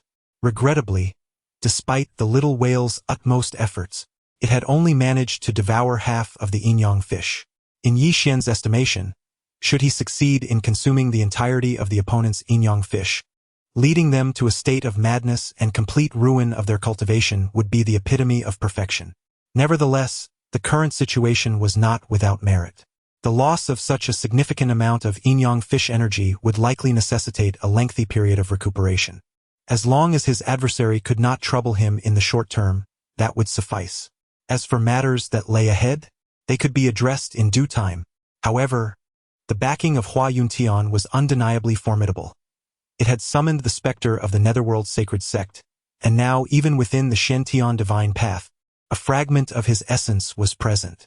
Based on Yi Xian's assessment, it was highly probable that Hua Yuntian himself was that very fragment. As for the entity within the 3 layers of the Shantian divine path, the question of whether it is indeed the true self remains to be evaluated. By the way, I have just achieved a breakthrough to the 1-star Martial King realm. Now, having activated the divine might array, it is imperative that I consolidate my power and thoroughly refine the residual energy within me. With this thought in mind, Yi Xian swiftly stowed away the array token in his hand. Given his current cultivation level, it will require considerable time to completely refine these array tokens. He understands the principle of not revealing one's wealth. Although Yi Xian had just exploited the recently awakened divine might array to significantly outsmart the owner of the yin-yang fish, he is confident that the other party remains oblivious to his machinations. Unless there exists a being within the Shantian divine path more formidable than Xiao He, Yi Xian's fleeting phantasm here is indeed an existence of near-bug caliber. After securing the array token, Yi Xian cast a glance at Xiao He. This girl has made a tremendous contribution today. Were it not for her recognition of the scent on the master of the vortex, Yi Xian might not have discerned the relationship between the owner of the yin-yang fish and Hua Yuntian. Here, take this and enjoy. Yi Xian casually tossed out a 5th-grade elixir. After all, these items were gifted by the Grand Master of the Shantian sect and come at no cost. The key is that, compared to the fruits of the Dao, 5th-grade elixirs offer greater cost-effectiveness. At the summit of the Shantian divine path, the divine maiden, Xiao, stood barefoot, awaiting quietly amidst the clouds. Before long, the divine envoy responsible for escorting Yi Xian to the sacred mountain approached with a demeanor of utmost reverence to report back. In response to the divine maiden, the chosen prodigies from the Shantian sect in the southern wilderness have been delivered to the lower 3 tiers, awaiting the summons from the divine hall.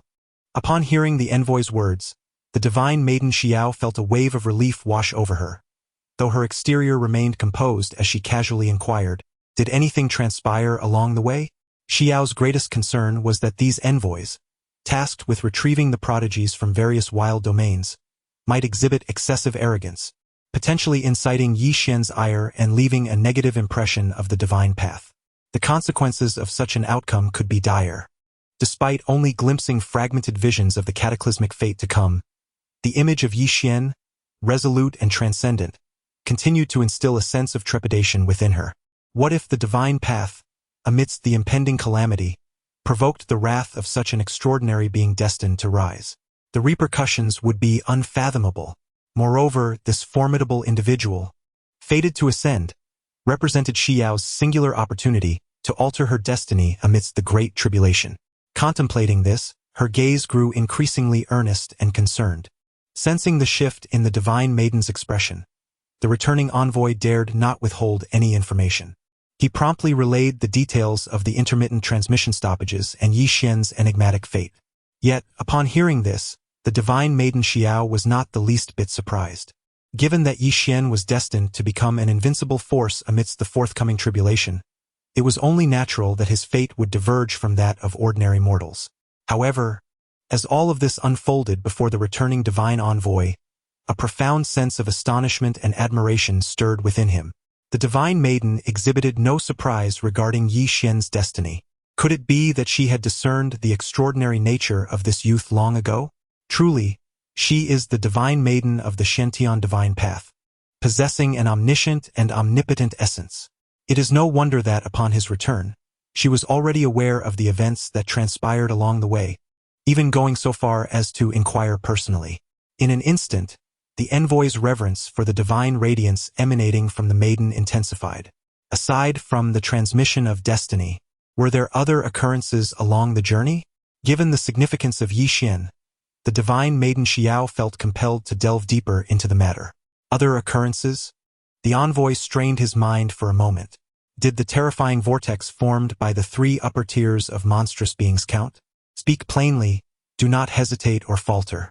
As the envoy appeared torn between words, the divine radiance of the maiden flared brilliantly.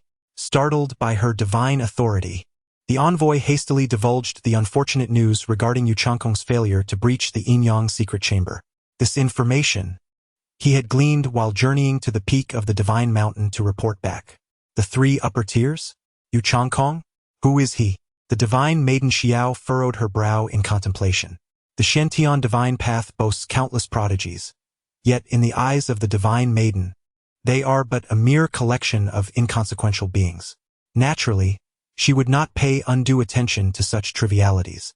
Moreover, in the glimpses of the future she had perceived, there was no sign of this Yu Changkong.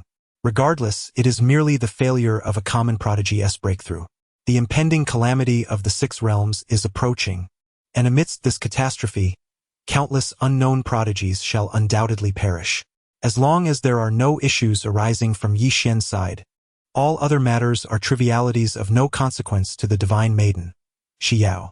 If she were to discover that the divine emissary escorting Yi Xian had relayed every detail, yet neglected to mention the most crucial event, Zhao Kuo's provocation of Yi Xian at the entrance of the bamboo dwelling, who knows how furious she would be, perhaps drawing her sword in a heartbeat.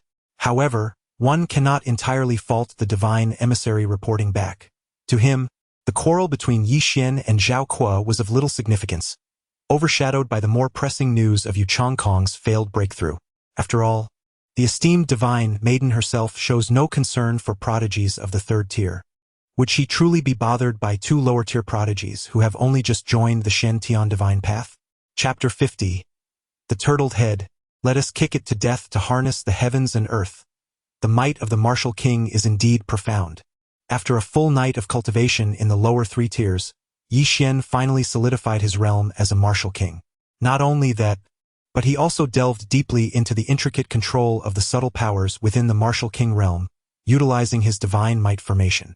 It is no exaggeration to assert that Yi Xian, even without the aid of the divine might formation, stands unparalleled among his peers within the martial king realm.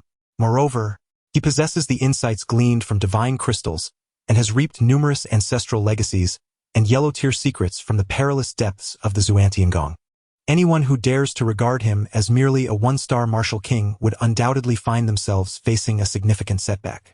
Brother, that fool outside has been staring at our room for quite a while. Should we go out and teach him a lesson? Observing the empty elixir vial in his hand and the eager expression on Xiao Hei's face, Yi Xian instantly realized who the fool in question was. It struck him as peculiar that the Zhao family from the eastern wilderness, with no prior grievances nor recent enmities with Xuantiangong, could harbor such ill will towards him, especially considering that they are all branches of the Xuantiangong. In fact, Yi Xian had sensed something amiss upon entering the bamboo cottage the previous day. Zhao Kuo's reaction had been rather strange. While he could comprehend the notion of provocation, the intensity of Zhao Kuo's persistence raised suspicions. To claim that there was no underlying reason would be utterly unbelievable. Let us go out and confront him. Naturally, Yi Xian would not allow Xiao Hei to act impulsively, considering Zhao Kuo's strength as a one-star martial king. Should one allow the black-clad figure to act freely, it is feared that he could swiftly claim the life of his dog. After all, this is the realm of the Shen-Tian divine path. On the surface, Yi Xian must exercise restraint, and if he truly cannot hold back, it must be done in secrecy when no one is present. Outside the bamboo cottage, Zhao Kuo had stood vigil for an entire morning, yet he had not caught a glimpse of Yi Xian. This timid creature cannot possibly remain hidden within the confines of the bamboo cottage forever. Can he? If Yi Xian truly intends to evade him, Zhao Kuo may find himself helplessly staring at the cottage's protective barrier. After all, this is a restriction set by a formidable master of the Shen-Tian divine path. Even with Zhao Kuo's status as a first-star martial king, he is at a loss. Creaking. Just as Zhao Kuo was consumed by frustration, the tightly shut door of the bamboo cottage suddenly swung open. Yi Xian? Zhao Kuo's eyes brightened. Ha ha ha, you emerged at the perfect moment.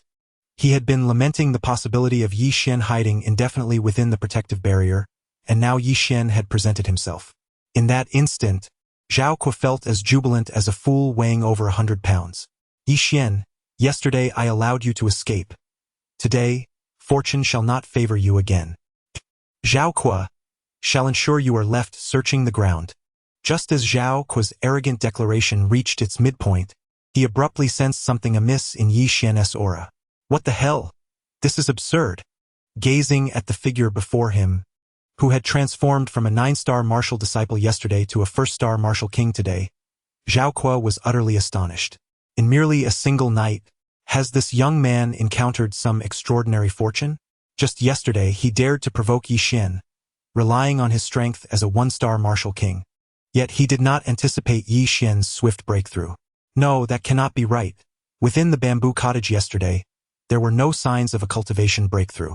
After a brief moment of shock, Zhao Kuo quickly regained his composure. Could it be? Could this young man be employing some form of trickery to deliberately intimidate me? Indeed, that must be it. Just yesterday he was a 9-star martial sovereign, and today he claims to be a 1-star martial king. Such a transformation is not impossible. Rather, it is Zhao Kuo's disbelief that it could occur to someone like Yi Xian, a mere fool who stumbled into the Shen-Tian divine path through sheer luck. Moreover, he had been stationed outside the bamboo cottage from yesterday to today. How could he not be aware of whether Yi Xian had made a breakthrough? How audacious of him to concoct a false cultivation level to deceive me. Does he truly consider me, Zhao Kuo, a fool easy to manipulate? The mere thought of Yi Xian treating him with such disdain ignited a fury within Zhao Kuo. The formidable Zhao family, have dominated the eastern wilderness for many years and have never been deceived by such clumsy tactics. Yi Xian, in his own folly, dares to regard me as a simpleton. This is nothing short of the gravest insult to me, Zhao Kuo. With this in mind, Zhao Kuo abruptly pointed at Yi Xian, declaring, Yi Xian, do you possess the courage to accept my challenge?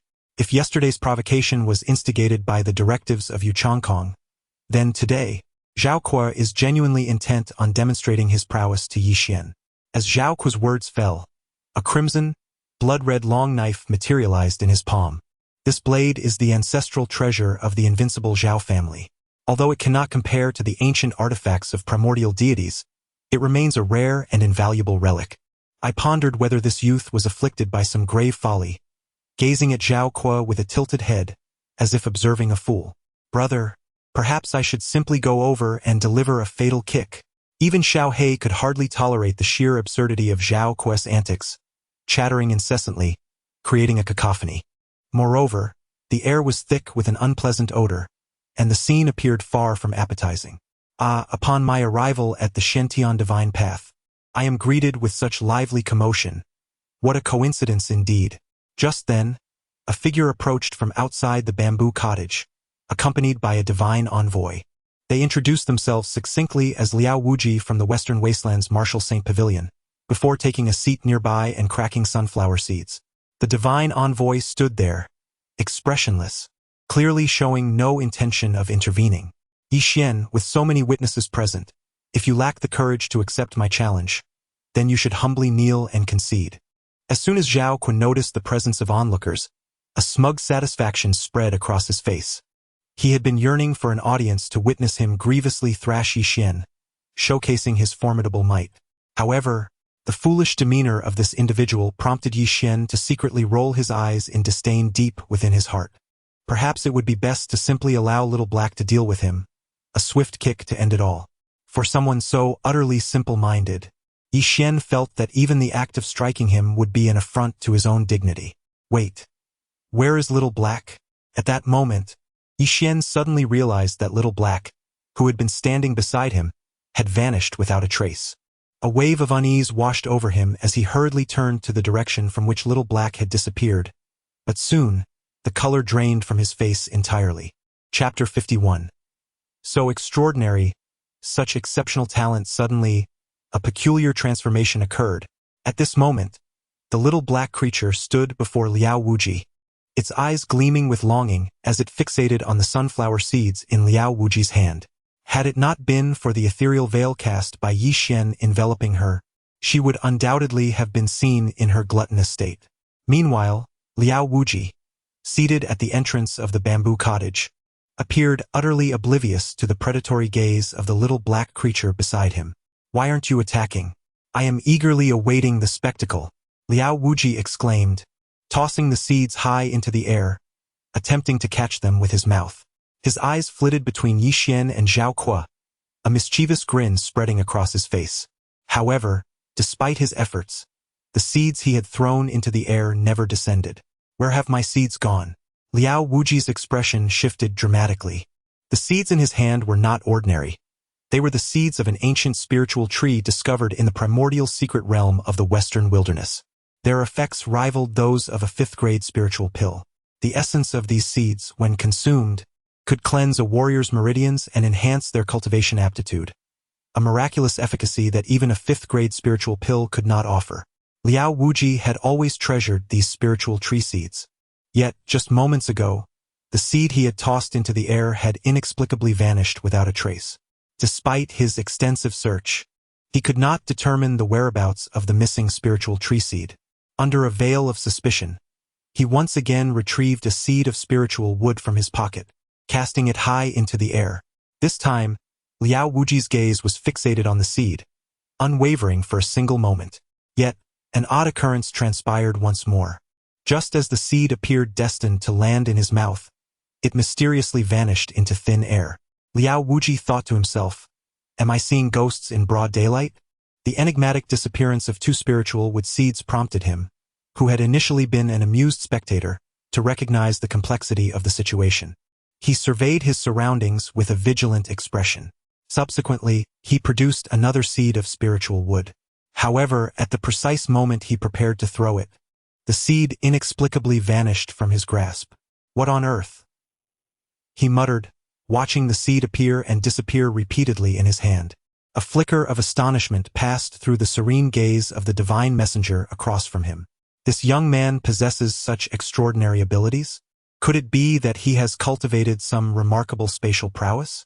Throughout their journey, Liao Wuji had exhibited a languid demeanor, and the divine messenger had discerned nothing particularly extraordinary about him. Nevertheless, the recent spectacle had granted the divine messenger a newfound appreciation for Liao Wuji's potential. The disappearance of the spiritual wood seed was so elusive that even he could not fathom it, truly befitting the most outstanding disciple of the martial sage pavilion in over 2 centuries.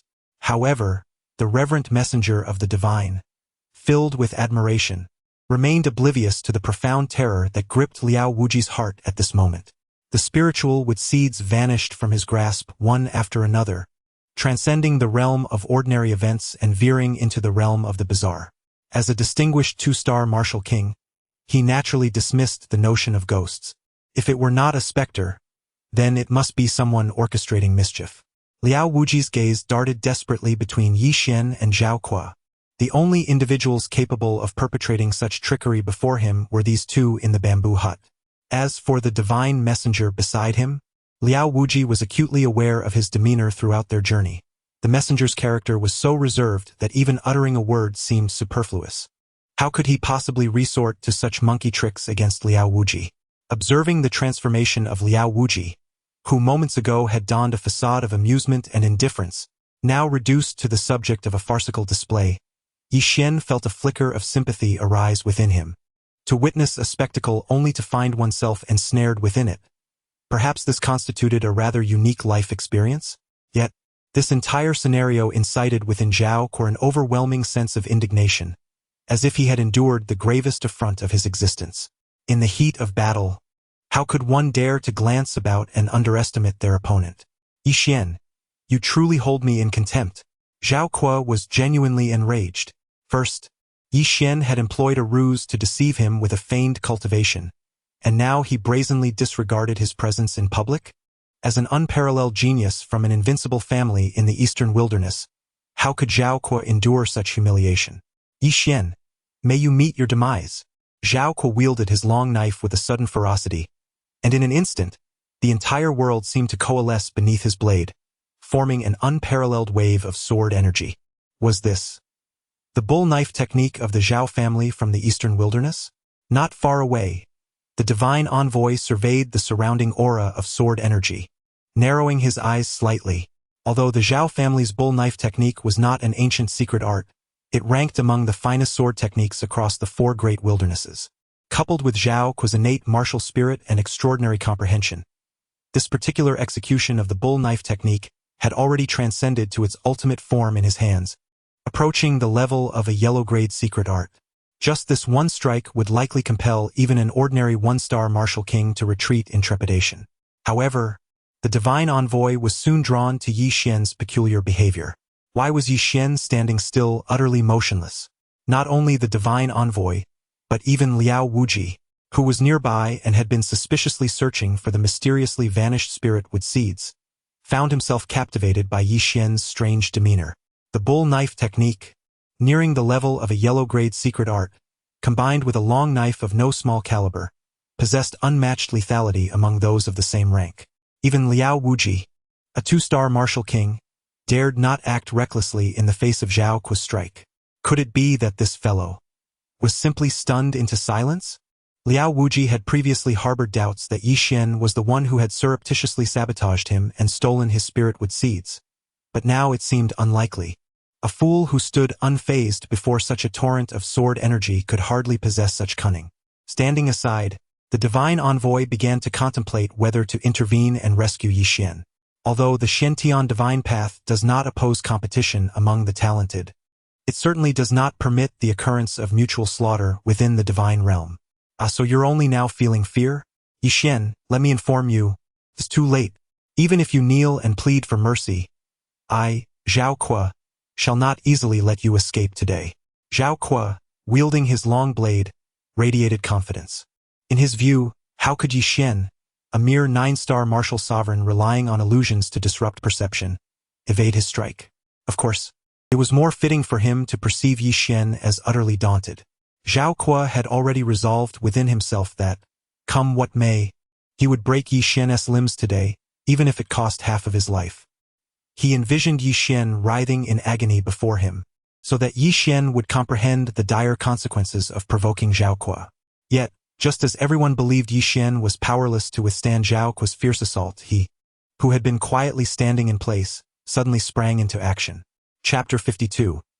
A desperate gamble. He pointed with a finger, swift as lightning, embodying countless pathways, akin to a fleeting glimpse of a startled swan in the void. What? He is actually confronting Zhao Kuo's treasured blade with bare hands? The divine path was taken aback by Yi Xian's audacity. Although tasked with guiding the prodigies from the western wilderness, He had familiarized himself with the profiles of the outstanding individuals from all four directions. Despite Yi Xian being a person of divine awakening, his mastery of the divine bone was still in its infancy. Furthermore, even those who had awakened their divine bones possessed no remarkable enhancements to their physical form, let alone contend against a treasured artifact. In the eyes of the divine messenger, Yi Xian's actions were tantamount to courting death. Nearby, Liao Wuji was similarly stunned for a couple of seconds. He had heard of warriors fleeing in battle, but witnessing someone willingly walk to their demise was an unprecedented sight. Could it be that he was not merely stunned by fear, but had succumbed to madness? Ridiculous. Engaging in unarmed combat against the invincible Zhao Jia's bull knife technique, as well as Zhao Kuo's treasured blade? Was this not the epitome of insanity? Yet, Liao Wuji soon observed that Yi Xian's gaze was remarkably composed, devoid of any hint of madness. Could it be that he was not deranged but possessed some hidden trump card? The divine messenger, noticing what Liao Wuji had discerned, found himself burdened by an additional layer of trepidation.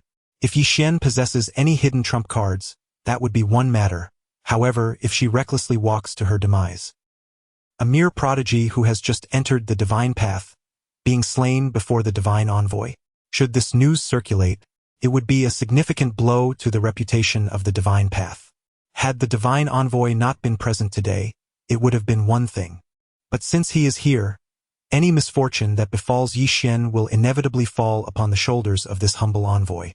What was intended as a simple escort has devolved into a plethora of complications. As the divine envoy grappled with his tumultuous thoughts, Yi Xian suddenly conjured a crimson dragon spirit between her fingers. In the blink of an eye, an explosive sound echoed as the myriad knife energies formed by the bull knife technique were effortlessly torn apart by this single gesture, shattering into countless fragments. What? She actually tore apart Zhao Kuo's bull knife technique with her bare hands? The divine envoy's gaze flickered, his heart gripped by profound astonishment. To rend asunder the knife energies that Zhao Kuo had condensed with a treasured blade? How formidable must her physical prowess be? Moreover, Zhao Kuo had perfected the bull knife technique to an extraordinary degree, nearing the realm of the yellow level's hidden treasures. Such a terrifying physicality must have transcended the ancient body, reaching the level of a sacred body. Crucially, the investigation reports from the Shentian Divine Path regarding the four great wilderness domain branches made no mention of any peculiarities regarding Yi Xian's physique. It appears that Yi Xian's true strength is concealed far deeper than the Divine Path had anticipated. In contrast to the profound astonishment within the heart of the Shinto emissary, Liao Wuji's shock was equally profound. Is this the essence of artistic conception? Could it be the intention of the sword? No, that is not correct. It is the essence of the spear. To resist the mystical long knife wielded by Zhao Kuo solely through artistic conception? And what of the renowned Gu Niu knife technique of the Zhao family, celebrated throughout the eastern wilderness? Upon contemplating this, Liao Wuji could not help but cast a few more glances at Yi Xian. He had initially believed himself to be the most formidable among the prodigies vying for entry into the Shentian Divine Path from the four great wildernesses. Yet, after witnessing Yi Xian's crimson dragon spear intent, Liao Wuji found his arrogance dissipating. Similarly, Zhao Kuo, who had regained his composure from his earlier surprise, exhibited a change in demeanor. His expression shifted, and he tightened his grip on the long knife in his hand. Zhao Kuo had always assumed that Yi Xian was merely a fortunate fool, stumbling into the divine path through sheer luck. However, he now realized how utterly mistaken he was. Yi Xian was not employing any trickery to fabricate a false realm. He was indeed a genuine martial king, a force to be reckoned with. Moreover, the astonishing finger gesture Yi Xian had just displayed was a testament to his true prowess. Yi Xian, I had underestimated you previously.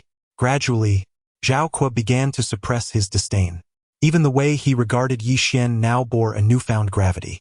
Who would have thought you were truly a bona fide martial king? The cultivation of a 9-star martial master you exhibited yesterday must have been an illusion crafted by some artifact that concealed your true abilities.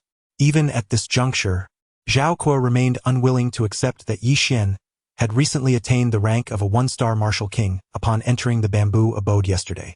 However, one cannot entirely blame Zhao Kuo.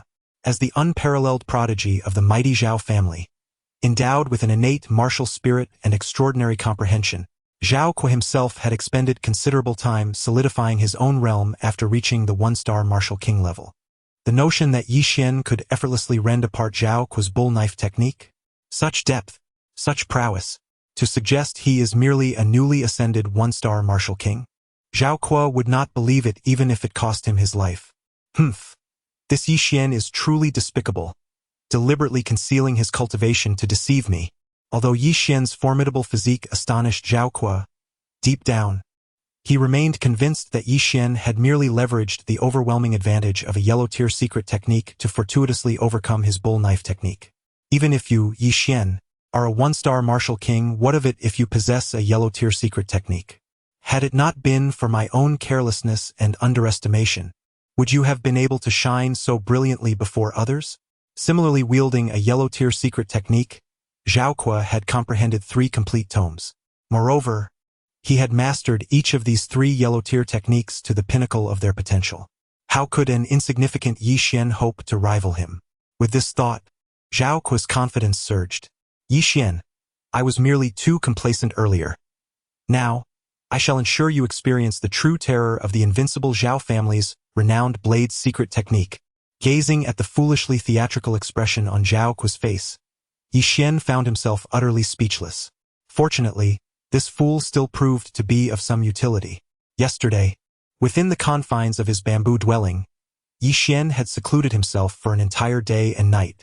In addition to solidifying his cultivation as a martial king and enhancing the divine might formation, he had continuously absorbed the insights from the insight crystal, delving into the mysteries of various secret techniques without pause. The recent manifestation of the Dragon Cloud Master's Red Dragon Spear intent was a direct result of the insight crystal's enhancement. Although Zhao Kuo lacked mental acuity, he served as an excellent sparring partner for honing the potency of secret techniques. Quickly shedding his dismissive attitude, Zhao Kuo launched another assault on Yi Xian. His formidable secret technique unleashed a multitude of blade auras, encircling Yi Xian like a cage. Yi Xian, however, was not sluggish in his response, frequently unleashing the Red Dragon Spear intent from his hand. Ever since acquiring the insight crystal, his comprehension of these yellow-tier secret techniques had escalated dramatically, approaching the speed of a rocket. Comparing secret techniques with Yi Xian, Zhao Kuo had indeed chosen the wrong adversary. As Zhao Kuo's blade auras grew increasingly ferocious, Yi Xian wielded the Dragon Cloud Master's Red Dragon Spear intent with an elegance akin to flowing clouds and flowing water.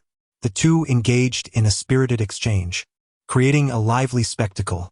Even the onlookers, the divine envoy and Liao Wuji, found it hard to divert their gaze for a moment. Zhao Kuo truly exemplified the innate martial spirit, managing to grasp yellow-tier secret techniques to such an impressive degree. At this very moment, Zhao Kuo, fully unleashing the formidable prowess of the dominant blade secret art, gradually entered a state of unity between man and sword. The sword energy he wielded surged forth with increasing ferocity, bolstered by the mysterious long blade in his grasp. He was steadily gaining the upper hand. In contrast, although Yi Xian possessed a robust physique, he lacked the enhancement of a secret treasure. Despite both utilizing the yellow-tier secret arts, it was inevitable that he would be subdued by Zhao Kuo. Furthermore, this invincible Zhao Kuo had, in his early years, comprehended 3 volumes of yellow-tier secret arts from the Zhao family ancestral hall, with the dominant blade secret art being merely one among them. With the support of a secret treasure, transcendent insights, and a plethora of secret arts surpassing those of the same rank, the current battle situation appeared exceedingly unfavorable for Yi Xian. When the martial artists are comparably matched in cultivation, realm, and strength, it is the secret treasures and arts that become the few means upon which they can rely. Regrettably, Zhao Kuo held an overwhelming advantage in both these aspects. Unless Yi Xian possessed more than 3 volumes of yellow-tier secret arts, which seemed highly improbable, Zhao Kuo's acquisition of 3 volumes of such arts stemmed from his innate understanding of the martial soul. Even though Yi Xian had traversed the perilous realms of the Shentian sect, his time was still limited compared to a prodigy endowed with a natural martial soul. Competing in the realm of secret arts appeared rather arduous. Sensing Yi Xian's gradual subjugation, a confident smile of assured victory graced Zhao Kuo's lips. In the next moment, a colossal iron-scaled python, stretching across 100 feet, erupted along the edge of Zhao Kuo's blade, the dragon python concealment. To think that Zhao Kuo not only employed the overbearing blade concealment but also secretly gathered strength to unleash the dragon python concealment? A flicker of astonishment crossed the eyes of the divine messenger. The simultaneous activation of 2 yellow-tier concealments instantaneously overshadowed Yi Xian's red dragon spear intent. It seemed that Yi Xian was destined for defeat. The divine messenger lamented inwardly. Even Liao Wujie could not help but reveal a hint of regret in his gaze. While formidable physical strength could indeed catalyze a martial artist's prowess, there are times when one must rely on external forces to enhance their capabilities. Just as the divine messenger and Liao Wujie retracted their gazes, believing Yi Xian was on the verge of falling, the red dragon spear intent coalescing at Yi Xian's fingertips suddenly erupted with radiant golden light. Following this, a resplendent golden greatsword rose from the ground. A mere serpent dares to claim the status of a dragon? Chapter 53. The Great River's Secret Treasure. Spitting blood 3 times, Yi Xian wielded a golden sword, and with a single stroke, a brilliant golden light erupted, the essence of his sword intent surging forth. The colossal python, coalesced within Zhao Kuo's blade, was instantly severed by Yi Xian's strike. This, you have actually cultivated 2 yellow-tier secret treasures? Zhao Kuo's eyes widened in disbelief. He had not anticipated that, in addition to the fluid grace of his crimson dragon spear intent, Yi Xian possessed such a formidable golden sword secret treasure. Through the overwhelming sword intent enveloped in golden light, Zhao Kuo could discern that Yi Xian's comprehension of this golden sword secret treasure was in no way inferior to his previous mastery of the crimson dragon spear. Damn it! I possess an innate martial soul and transcendent understanding. How dare you, Yi Xian, compare secret treasures with me? Today, I shall make you aware of the truth. There are always greater forces beyond your own. After a brief moment of astonishment, Zhao Kuo's reason was consumed by the flames of jealousy. He had initially believed Yi Xian to be an insignificant ant, lucky enough to enter the divine path, easily crushable. Little did he expect Yi Xian to deliver such a series of blows to his pride. Zhao Kuo positioned his long knife at his brow. Great River Secret Treasure, he bellowed. In an instant, a torrent surged forth, cascading from the edge of Zhao Kuo's blade. To simultaneously cultivate 3 yellow-tier secret treasures to such an extent was a testament to the invincible Zhao family, born of innate martial prowess. As the battle between Yi Xian and Zhao Kuo intensified, Liao Wujie and the divine envoy could no longer divert their gaze. Contrary to their expectations, Yi Xian did not succumb beneath the weight of Zhao Kuo's dragon python's secret treasure. Instead, a single sword strike severed Zhao Kuo's hidden dragon python. Such an unforeseen event is not unprecedented. The formidable physical prowess, the golden sword path capable of slaying dragon pythons. Consequently, they now find themselves uncertain whether the Great River's concealment in Zhao Kuo's possession can ultimately serve as a trump card against Yi Xian.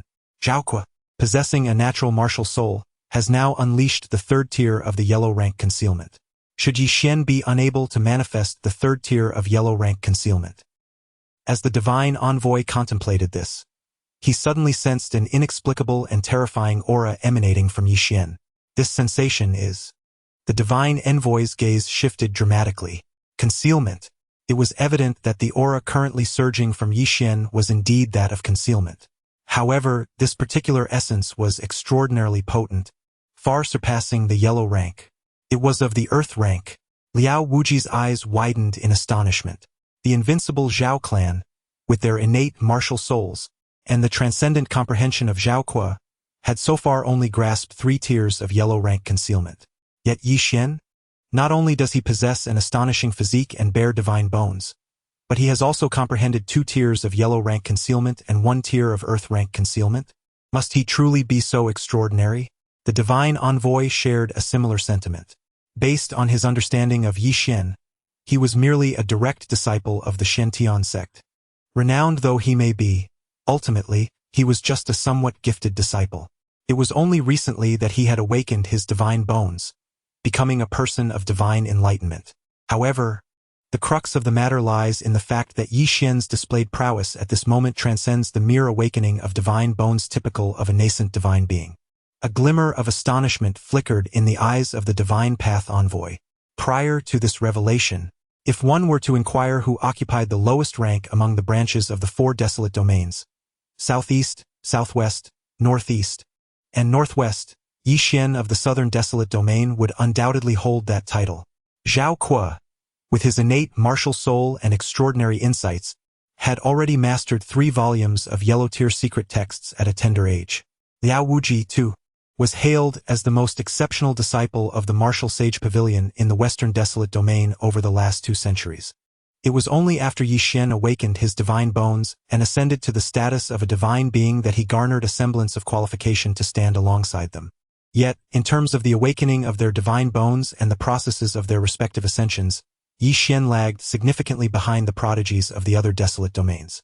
Moreover, the declining fortunes of the Shentian sect in the southern desolate domain over the years had led to a diminishing number of direct disciples inheriting the secret texts, thus fostering the misconception of Yi Xian's inferior strength as a representative of the southern desolate domain. Little did the Divine Path envoy anticipate that Yi Xian had mastered such an abundance of secret texts. Although his aura suggested incompleteness, it was undoubtedly a portion of Earth-tier secret texts. Indeed, the secret text Yi Xian was currently wielding was precisely the half of the Earth-tier secret text passed down by Master Sun Lan. Even though it was merely half of an Earth-tier text, it was far beyond the meager yellow-tier texts in Zhao Kuo's possession. To say nothing of the yellow tier, even a profound-tier secret text would find itself on its knees, calling Yi Xian grandfather in the presence of this half of the Earth-tier secret text. How could this be possible? How could Yi Xian possess a Earth-level secret art? The overwhelming aura emanating from Yi Xian's Earth-level secret art left Zhao Kuo in a state of utter disbelief. He, born with a natural martial soul and possessing transcendent comprehension, had only managed to grasp 3 yellow-level secret arts thus far. Yet, here stood Yi Xian, a mere God Enlightenment individual who had comprehended 3 secret arts, not to mention an Earth-level one as well. Under Zhao Kuo's incredulous gaze, a small, ethereal mountain phantom gradually took shape in the palm of Yi Xian's hand. The mountain-toppling seal. As Yi Xian executed the technique with a decisive strike, Zhao Kuo felt as though an immense weight bore down upon him from above, rendering him nearly breathless. The Grand River secret art in his grasp began to crumble like snow beneath the scorching sun, disintegrating into a trickle in the blink of an eye. Could this be compared? At that moment, Yi Xian's voice resonated with an unyielding solemnity beneath the formidable power of the mountain-toppling seal. No, there is no comparison. Finally, unable to withstand the pressure of the mountain-toppling seal any longer, Zhao Kuo painfully conceded defeat. This was supposed to be his triumph. Yet, he was compelled to publicly acknowledge his defeat at the hands of Yi Xian. A burning shame enveloped his face. However, there was nothing to be done. The mountain-toppling seal wielded by Yi Xian was an Earth-level secret art.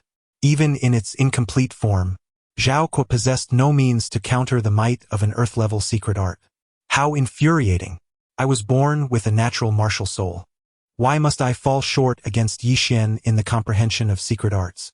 Although Zhao Kuo verbally conceded defeat, he remained unconvinced in his heart. Brother, why not eliminate that fool? At that moment, Little Black, who had consumed 3 spirit-wood seeds from Liao Wuji, scampered to Yi Xian and inquired, "Silly child, there are so many witnesses. If I continue to unleash the mountain-toppling seal upon him, wouldn't that provide others with a reason to intervene? If we must act, we should wait until no one is watching." "Oh, I understand." Upon hearing Yi Xian's words, Little Black appeared enlightened.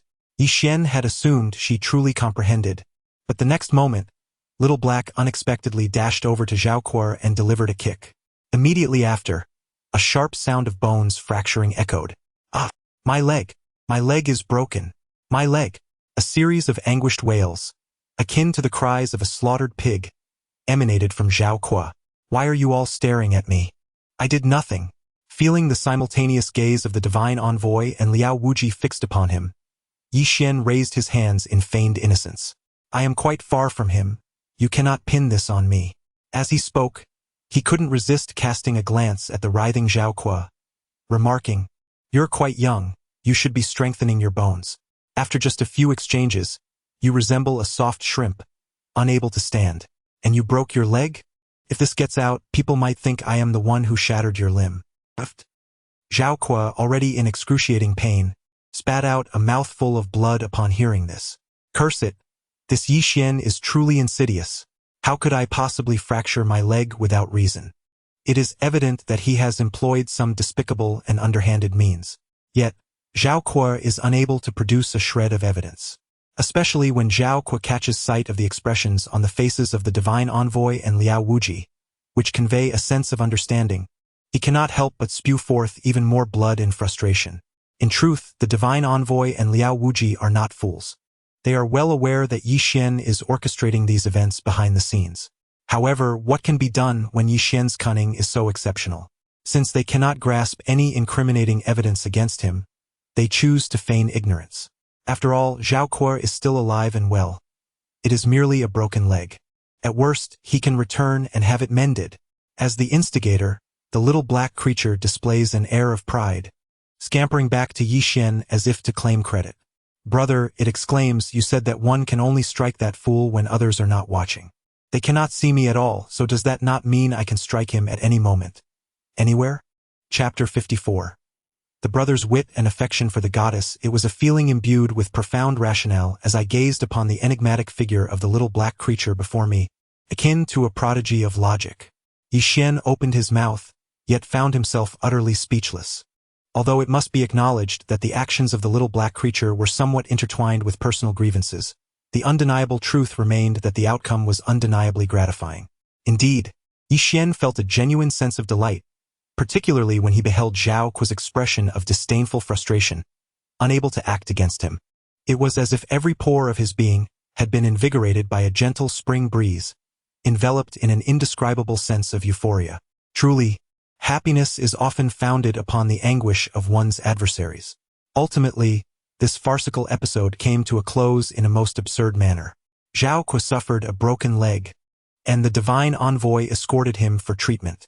Liao Wuji, having witnessed the entire spectacle, instinctively chose to refrain from provoking Yi Xian.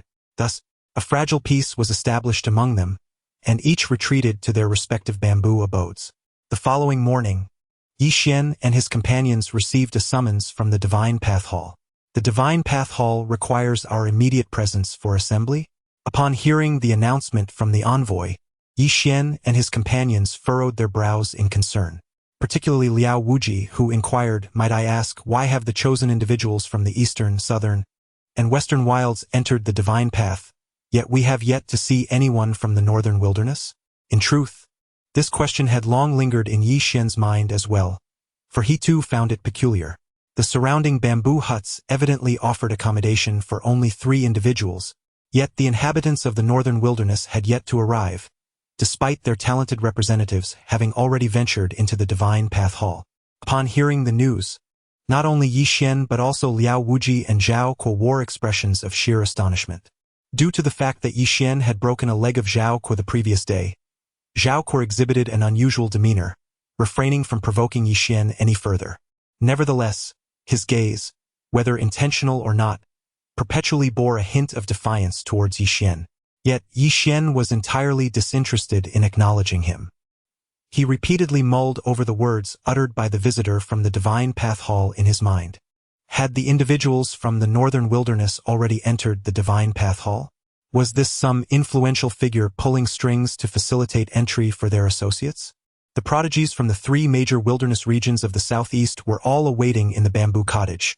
Yet it was the northern wilderness who had gained entry first? Was this not indicative of favoritism? To borrow a phrase from Yi Xian's past life, this was unequivocally a case of special recruitment.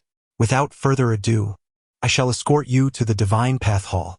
Under the guidance of the visitor, the trio swiftly arrived at the Divine Path Hall.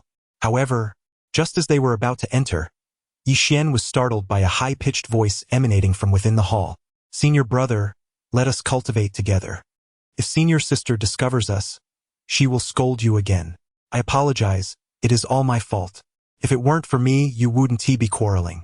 Though I wish to cultivate solely with you, and I truly enjoy it when we practice together, you can forgive me, right? Senior brother? Yi Xian? What on earth? The familiar sensation of tea permeates the air, accompanied by the rich aroma of matcha. Could it be a tea art master of the divine path? As expected, upon entering the divine hall, Yi Xian and his companions encounter two male disciples, their faces flushed with embarrassment, teased by an extremely provocatively dressed little girl. Indeed, the juxtaposition of lowly and provocative seems incongruous. However, this striking contrast is perfectly embodied in the petite figure before them. Seemingly sensing the presence of newcomers outside the divine hall, the little girl's attention is instantly captivated. Ah, are these three elder brothers from the eastern wilderness, southern wilderness, and western wilderness? She exclaims. Brother, your big head. As the little girl, with her exquisite tea skills, eagerly approaches, Yi Xian instinctively envisions the image of old Demon Han and decisively retreats behind the others. The green tea girls of the fantasy realm differ vastly from the green tea types encountered in his previous life online. The latter merely seek to exploit your finances, while the former, well, they may seek your very life. Especially this one before him. Isn't the Charm Sound Pavilion exclusively for enchanting and captivating women? When did they start accepting such ordinary little girls? Liao Wuji instinctively glances at the little girl's chest. As the most outstanding disciple of the martial sage pavilion in the western wilderness, Liao Wuji relishes the pursuit of information about the various sects across the eastern, southern, western, and northern wildernesses. Naturally, he pays particular attention to the Charm Sound Pavilion, a significant branch of the Shentian Divine Path in the northern wilderness. Is this the illustrious Liao brother from Shihuang? I am Ro Ruanji, with Ro representing gentleness, Ruan conveying softness, and Ji signifying slender branches. The petite tea art enthusiast remarked playfully, lightly tapping Liao Wuji's chest. Following this, she repeated the gesture on Zhao Ku's shoulder. As the little girl approached Yi Xian, he suddenly distanced himself with remarkable swiftness. Oh, this young gentleman, why do you appear as if confronted by a ferocious tiger upon seeing me? Upon hearing Ro Ruanji's teasing words, Zhao Ku couldn't help but stifle a laugh within. Yi Xian, even if you triumphed over me yesterday, what of it? A mere girl manages to intimidate you to such an extent. With such a mentality, how can you ever hope to reach the pinnacle of martial arts? Observing Yi Xian's retreat, the little girl, Ro Ruanji, became even more intrigued. She hurriedly advanced towards him, but just as she was about to make contact, Yi Xian flickered away once more. This is the technique of the yellow rank mysteries. A glimmer of astonishment flickered in Ro Ruanji's eyes. Witnessing this, Zhao Ku's jealousy surged, nearly overwhelming him. How could it be that he, a naturally gifted martial soul with transcendent comprehension, has only grasped 3 yellow rank mysteries to date? Yet Yi Xian, exhibiting 2 yellow rank mysteries and half a ground-level secret yesterday, now showcases yet another peculiar yellow rank technique today? Why? What could possibly explain this? Heaven and earth. I refuse to accept this. Why Zhao Ku, who possesses equal potential, must endure such disparity? Regrettably, at this moment, no one pays heed to Zhao Ku's melancholic soliloquy. All attention is focused on the petite girl, Ro Ruanji, and Yi Xian, particularly on the little girl, Ro Ruanji, who has just performed the unique secret technique of the Mei Yin Tower, ideally suited for close combat. Under such proximity, it is nearly impossible for an ordinary person to evade her sudden assault. Yet, Yi Xian effortlessly dodged her attack, employing a yellow-grade concealed movement technique. I beg your pardon, but I harbor no affection for women, Yi Xian stated calmly. His intention was to create distance between himself and the little girl, hoping she would cease her pursuit. However, unexpectedly, Liao Wuji, upon hearing this, quickly distanced himself from Yi Xian, regarding him with a peculiar gaze, as if he had encountered something horrifyingly unclean. At that very moment, Liao Wuji felt his heart racing uncontrollably. What is happening? Zhao Ku experienced a similar sensation, waves of desire igniting within his lower abdomen. Are you the cause of this? Almost instantaneously, both Zhao Ku and Liao Wuji's eyes fixated on Ro Ruanji. Brother, they are so fierce, I am terrified, Ro Ruanji cried, attempting to reach for Yi Xian. Yet Yi Xian dodged once more. I shall reiterate, I do not like women, and I certainly do not wish to be touched by one. What is? In the 4 vast wilderness regions of the southeast, southwest, northeast, and northwest, there is not a single branch of Xuanti that is not formidable. Even Liao Wuji and that fool Zhao Ku have fallen into the trap. Yet, Yi Xian still allowed that scheming little girl to approach him? Wasn't that foolish? Liao Wuji and Zhao Kuo have finally come to understand why Yi Xian had been evading the little girl. However, it is now too late for them to realize this. This must be Yi Xian, the brother from the southern wilderness. Isn't it? You claim that you do not fancy women? Then why have I heard that you sacrificed your entire fortune to avoid breaking off your engagement with a fiancé who is utterly devoid of cultivation? Is she not a woman? As Rou Ruanji uttered these words, Yi Xian's brow furrowed slightly. She even knows about his betrothal to Dan Tai Mingyue. This Rou Ruanji is indeed more complex than she appears. You are mistaken. To me, my fiancée is not merely a woman but rather a goddess in my heart. I adore goddesses, not women. Is there anything wrong with that? Yi Xian's words momentarily startled Rou Ruanji, but soon, she erupted into laughter. Brother Yi Xian is indeed quite amusing. He likes goddesses and not women? I shall remember this. Chapter 55. Subtle scheming troubled goods in Rou Ruanji's playful gaze. There flickered an eerie glimmer. For reasons unknown, Yi Xian felt a peculiar discomfort under the scrutiny of this little girl. Yet, he could not pinpoint the source of his unease. Fortunately, after the earlier interlude, the mischievous little girl no longer pressed him, instead gliding gracefully to the side of Liao Wuji and Zhao Kuo. With a gentle flutter of her dress, the discomfort that had enveloped Liao Wuji and Zhao Kuo dissipated in an instant. Having just shared a jest with her two older brothers, she wondered if they would harbor any resentment.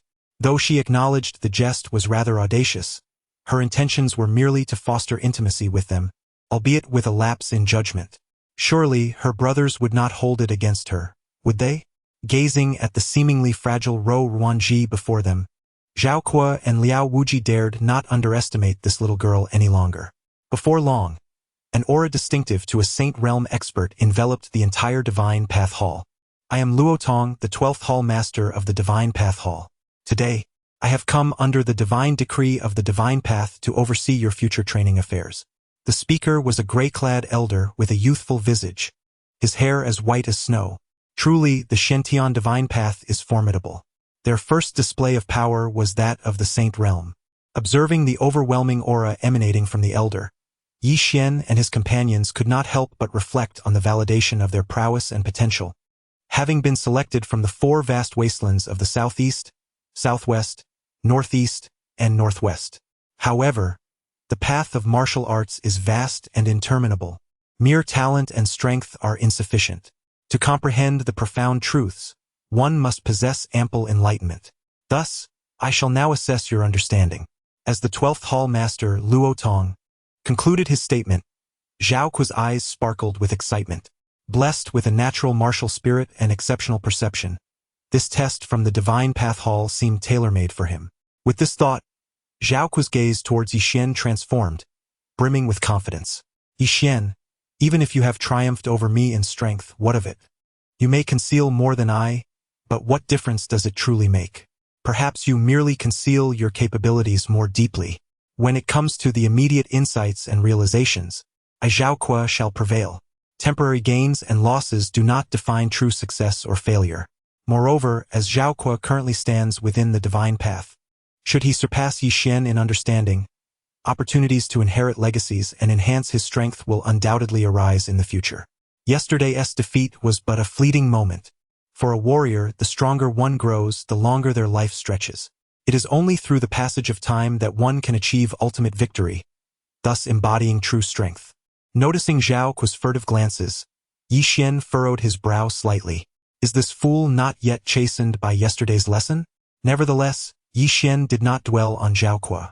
After all, in their previous duel, he had merely unleashed a fragment of a mid-tier concealment technique. The true might of his formidable divine formation had yet to be revealed. Should Yi Xian activate the divine might great formation, even without summoning deities or employing divine powers, the sheer force amplified by the formation itself could effortlessly vanquish Zhao Kuo, the prodigious talent of the Zhao clan, born with a martial soul. Soon, under the guidance of the 12th Hall Master Luo Tong, Yi Xian and his companions arrived at the rear of the Divine Path Hall. The area was shrouded in clouds and mist, rich in spiritual energy, and one could occasionally glimpse groups of spiritual beasts darting through the mountains. How adorable are the rabbits! I wish to savor them. At that moment the little girl, Ro Ruanji, suddenly exclaimed, pointing at a cluster of spiritual rabbits frolicking in the hills. These rabbits were nurtured by the celestial veins of the Shentian divine mountain. Their flesh transcended ordinary rabbit meat, imbued with a potent spiritual energy that served as a nourishing delicacy. In a flash, Ro Ruanji vanished into the throng, pursuing the spiritual rabbits up the slope. The 12th Hall Master, Luo Tong, made no effort to restrain her. The entire divine mountain belonged to the divine path, and the spirits residing within its bounds could naturally serve as sustenance for the aspiring practitioners. The spiritual rabbits, born of the confluence of celestial energies, displayed agility that rivaled the most advanced secret techniques. The little green tea girl, Ro Ruanji, chased them for quite some time, managing to corner only 3 or 5. Just as she was poised to seize these rabbits, a swift sound echoed. One of the rabbits she had cornered mysteriously vanished from beneath her grasp. Staring at the spot where the rabbit had disappeared, Ro Ruanji rubbed her eyes, momentarily stunned. What had just transpired with that rabbit? Before she could unravel the mystery. Soon after, a second rabbit appeared, followed by a third. In the blink of an eye, all 5 ethereal rabbits before Ro Ruanji vanished without a trace. Not only that, but many rabbits in the surrounding mountains began to exhibit similar signs of disappearance. It was perplexing. When had the rabbits in the back mountains evolved spatial abilities? Master Luo Tong stroked his beard, his face etched with confusion. Only Liao Wuji seemed to be stirred by some unseen force, his facial nerves quivering slightly. The scene before him bore an uncanny resemblance to the mysterious disappearance of the spirit with seeds just the day before. Liao Wuji stood amidst the crowd, casting an intentional yet casual glance towards Yi Xian. After witnessing the fierce battle between Yi Xian and Zhao Kuo yesterday, Liao Wuji had grown increasingly suspicious that Yi Xian had been behind the disappearance of his 3 spirit-wood seeds. Yet he lacked any evidence to substantiate his claims. Today, as Ro Ruanji captured rabbits on the back mountain of the Divine Path Hall, another bizarre occurrence arose. At this moment, Liao Wuji was utterly convinced that the individual orchestrating these mischiefs was none other than Yi Xian. If it weren't for Yi Xian's astonishing display of power during his confrontation with Zhao Kuo, Liao Wuji would have had no qualms about confronting him directly, demanding the return of the 3 spirit-wood seeds. However, given that Zhao Kuo had suffered a broken leg without a trace of evidence, Liao Wuji felt it prudent to refrain from acting alone. He needed to gather more allies to fortify his position. A sidelong glance at Zhao Kuo instinctively led him to exclude him from his plans. This fellow is nothing but a fool. Collaborate with him? It seems that Liao Wuji hasn't even called for the start, and this one is already finished. Moreover, there is the risk of alarming the snake and drawing the attention of Yi Xian. It is simply not worth it, far too unprofitable. With this thought in mind, Liao Wuji's gaze swiftly fixed upon the little girl, Ro Ruanji, who was angrily catching rabbits in the mountains. This seemingly delicate little sister, in truth, is as cunning as Yi Xian, making her the perfect candidate to deal with him. Just as Liao Wuji contemplated how to subtly signal the little girl to direct her efforts against Yi Xian, a sudden ripping sound emanated from the pocket behind him. My storage bag. In a panic, Liao Wuji shouted and quickly turned around, only to discover that his treasures had scattered all over the ground. The only thing missing was the spirit-wood seed. Yi Xian.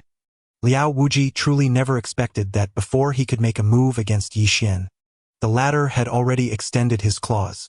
Yet, in the face of Liao Wuji's furious and indignant glare, Yi Xian appeared utterly unfazed, casually withdrawing his gaze from afar. HM? Did someone call me? Is there something you need? Liao Wuji. How can a person's audacity reach such heights? Chapter 56. Soaring upwards. Extraordinary talent. Sensing the flickering flame atop Liao Wuji's head, Yi Xian felt a profound sense of helplessness within. This sentiment intensified upon witnessing the little black creature, with its mouth full of rabbit fur and spirit with seeds in hand, prancing back from the mountainside. Brother, these seeds are simply delectable. I couldn't resist. Well, if they are so delightful, do indulge yourself a bit more. Liao Wuji always wore a smug expression, as if he were harboring some unseemly thoughts. Since their entry into the back mountain, he had been casting furtive glances at Yi Xian, evidently plotting something nefarious. The little black creature's antics served as a fitting lesson for him. After all, Liao Wuji had no proof of wrongdoing. If it was to be consumed, why not enjoy it?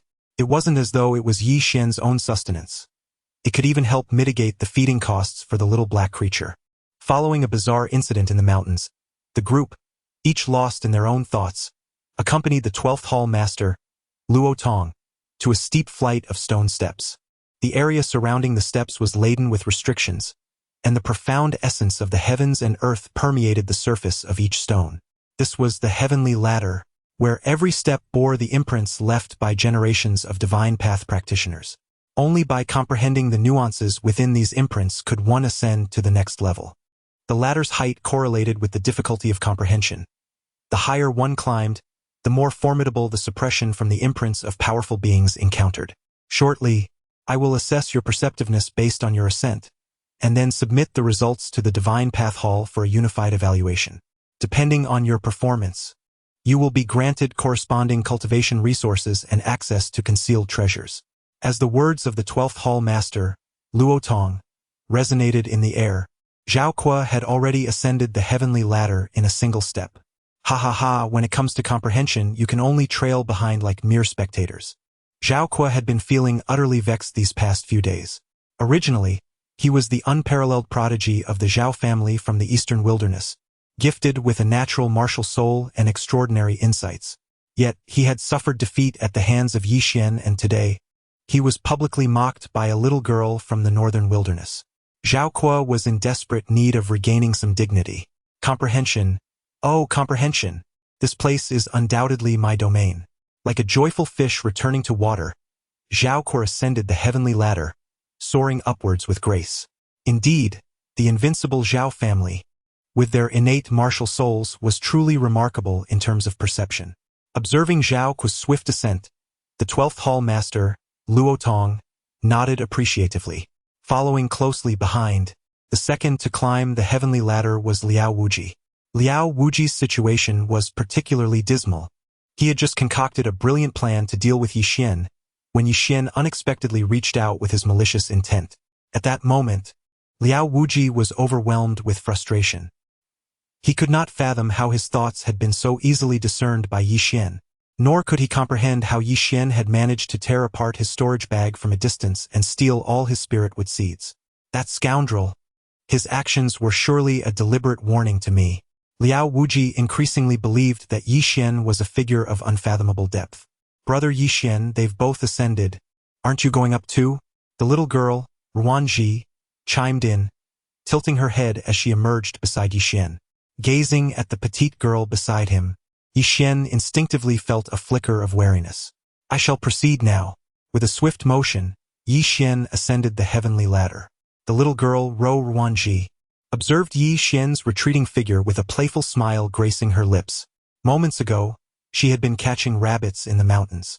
Although she had cornered these spiritual hares, at the crucial moment, they vanished as if haunted, disappearing one after another. Not to mention the torn storage bag of Liao Wuji. At this moment, Ruanji fixed her gaze on Yi Xian's silhouette, her eyes lowered in contemplation. Ha ha ha! You cannot see me, you cannot see me. You cannot even catch a glimpse of my shadow. At the forefront of the heavenly ladder, Zhao Kuo surged forward with unstoppable momentum, closely followed by Liao Wuji. The inner turmoil of Liao Wuji remained unspoken, yet he felt a deep-seated frustration. Although Zhao Kuo possessed an innate martial soul and transcendent insights, Liao Wuji, as the most exceptional disciple of the martial Saint Pavilion in the Western Wilderness for the past 2 centuries, harbored his own remarkable abilities. Is an innate martial soul truly so formidable? Over the years, Liao Wuji had cultivated the secret arts of the martial Saint Pavilion, establishing a spiritual root based on the spiritual veins within him. This root had, over time, blossomed into a towering tree nourished by the essence of warriors. This tree encompassed all of Liao Wuji's spiritual veins, having achieved a harmonious unity with him. Once the internal spiritual tree awakened, he would become the individual most intimately connected to the world and the principles of the universe. To ascend the celestial ladder, one must possess profound insights. I merely need to awaken the spirit tree and cultivate a connection with the surrounding stone steps, which will naturally facilitate my passage. Although Liao Wuji's actions may raise suspicions of impropriety, the 12 Hall Master, Luo Tong, perceives a remarkable prodigy emerging amidst the divine path. Utilizing his own spiritual veins as a foundation, the nurturing of the spirit tree demands enduring immense suffering and an indomitable will, a feat beyond the capabilities of ordinary individuals. This young man from the western wilderness indeed presents a promising prospect. In the future, he shall undoubtedly secure a place within the upper echelons. In contrast, the states of Yi Xian and Rou Ruanji perplexed the 12 Hall Master Luo Tong. The duo consistently maintained a close distance behind Zhao Kuo and Liao Wuji. However, upon closer inspection, it became evident that whenever Rou Ruanji quickened her pace to approach Yi Xian, he would similarly accelerate, as if the restrictions and markings of the celestial ladder held no sway over them. Zhao Kuo relied on the enlightenment of his martial soul, while Liao Wuji resorted to the spirit tree's advantage within his body. Yet what was the source of strength for Yi Xian and Rou Ruanji? Intrigued, the 12 Hall Master, Luo Tong, began to scrutinize the pair with greater intensity. As for Rou Ruanji, she had undoubtedly received prior notice from above, garnering significant attention, thus harboring countless secrets. But what of Yi Xian? The records indicated that his divine bone had been activated to 30%. However, just a moment ago in the Divine Path Hall, I observed him through the mystic mirror, and it was evident that the divine bones within him had already awakened to 35%. Could it be that, after entering the divine path, he underwent a new transformation? Yet, even so, those who have attained divine enlightenment only gain advantages in cultivation. I have never heard of them exhibiting extraordinary insights. A person of divine enlightenment is not omnipotent. While they may encounter no obstacles in their cultivation, when it comes to comprehension, it is clear that Zhao Kuo, with his innate martial soul, surpasses them. Furthermore, the notion that individuals of divine enlightenment face no bottlenecks in their cultivation is inherently limited. If a person of divine enlightenment were to step into the sacred realm, but their divine bones could not undergo transformation beyond 50%, they would remain confined to the pinnacle of the sacred realm for their entire life, with no possibility of advancing to demigod status. Thus, regarding Yi Xian, a person of divine enlightenment, the Divine Path Hall has consistently maintained a stance of observation. On one hand, individuals of divine enlightenment can transform their divine bones to rival true deities. On the other hand, the divine bones themselves possess certain limitations. This has resulted in the Divine Path Hall's difficulty in making a definitive assessment of Yi Xian's qualifications. However, this issue is not unique to Yi Xian alone. It has been the case for all individuals of divine enlightenment throughout history. Nevertheless, Yi Xian's performance on the heavenly ladder seems to differ remarkably from that of most individuals of divine enlightenment. In the blink of an eye, Rou Ruanji and Yi Xian were in hot pursuit of the second-place holder, Liao Wuji. What on earth?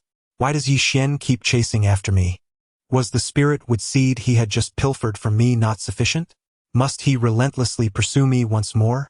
Startled, Liao Wuji instinctively clutched his precious treasure, maximizing the activation of the spirit tree as he propelled himself upward towards the celestial ladder with all his might.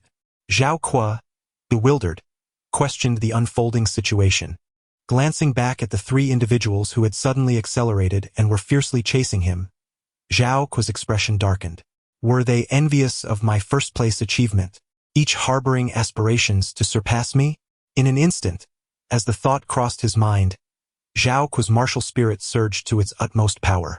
Thus, on the Shantian Divine Path's celestial ladder, an exceedingly bizarre scene unfolded. Chapter 57.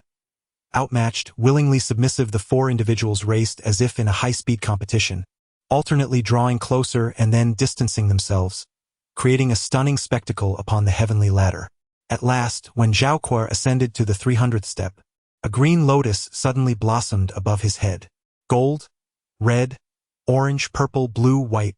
Green Zhao Kuo's achievement of being the first to reach the 300th step and receiving the green lotus recognition was indeed a testament to his extraordinary innate martial spirit. Below the heavenly ladder, Master Luo Tong of the 12 Halls nodded gently. His gaze revealed an unmistakable hint of affirmation. With Master Luo Tong's approval, Zhao Kuo beamed with pride, ready to turn and flaunt his accomplishment to the others behind him. However, He was startled to discover that Liao Wujie was now less than 10 steps away from him. Following closely were Yi Xian and the young girl Ro Ruanji, both fervently pursuing him, with their distance to Zhao Kuo narrowing to less than 20 steps. Damn it, have they taken some sort of stimulant? Despite exerting his utmost effort and fully unleashing his martial spirit, Zhao Kuo had merely secured a green lotus recognition for reaching the 300th step. Did they truly need to pursue him so relentlessly? Determined not to let the three catch up, Zhao Kuo, freshly awarded the green lotus, wasted no time and continued his ascent on the stone steps of the heavenly ladder. As Master Luotong had mentioned, the higher one climbed, the more challenging the comprehension of the required marks became. Beyond the 300th step, Zhao Kuo distinctly sensed that the pace of the stone steps beneath him was no longer as light and buoyant as before.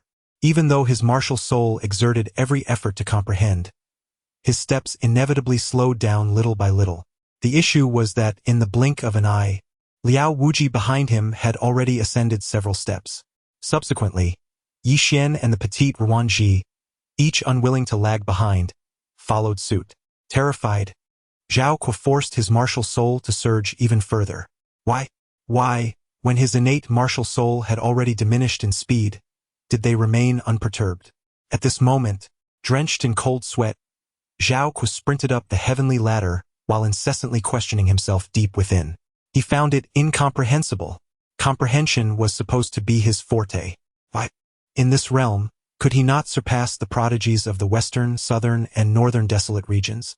At that instant, Zhao Kuo resembled a seasoned race car experiencing an oil leak during a competition.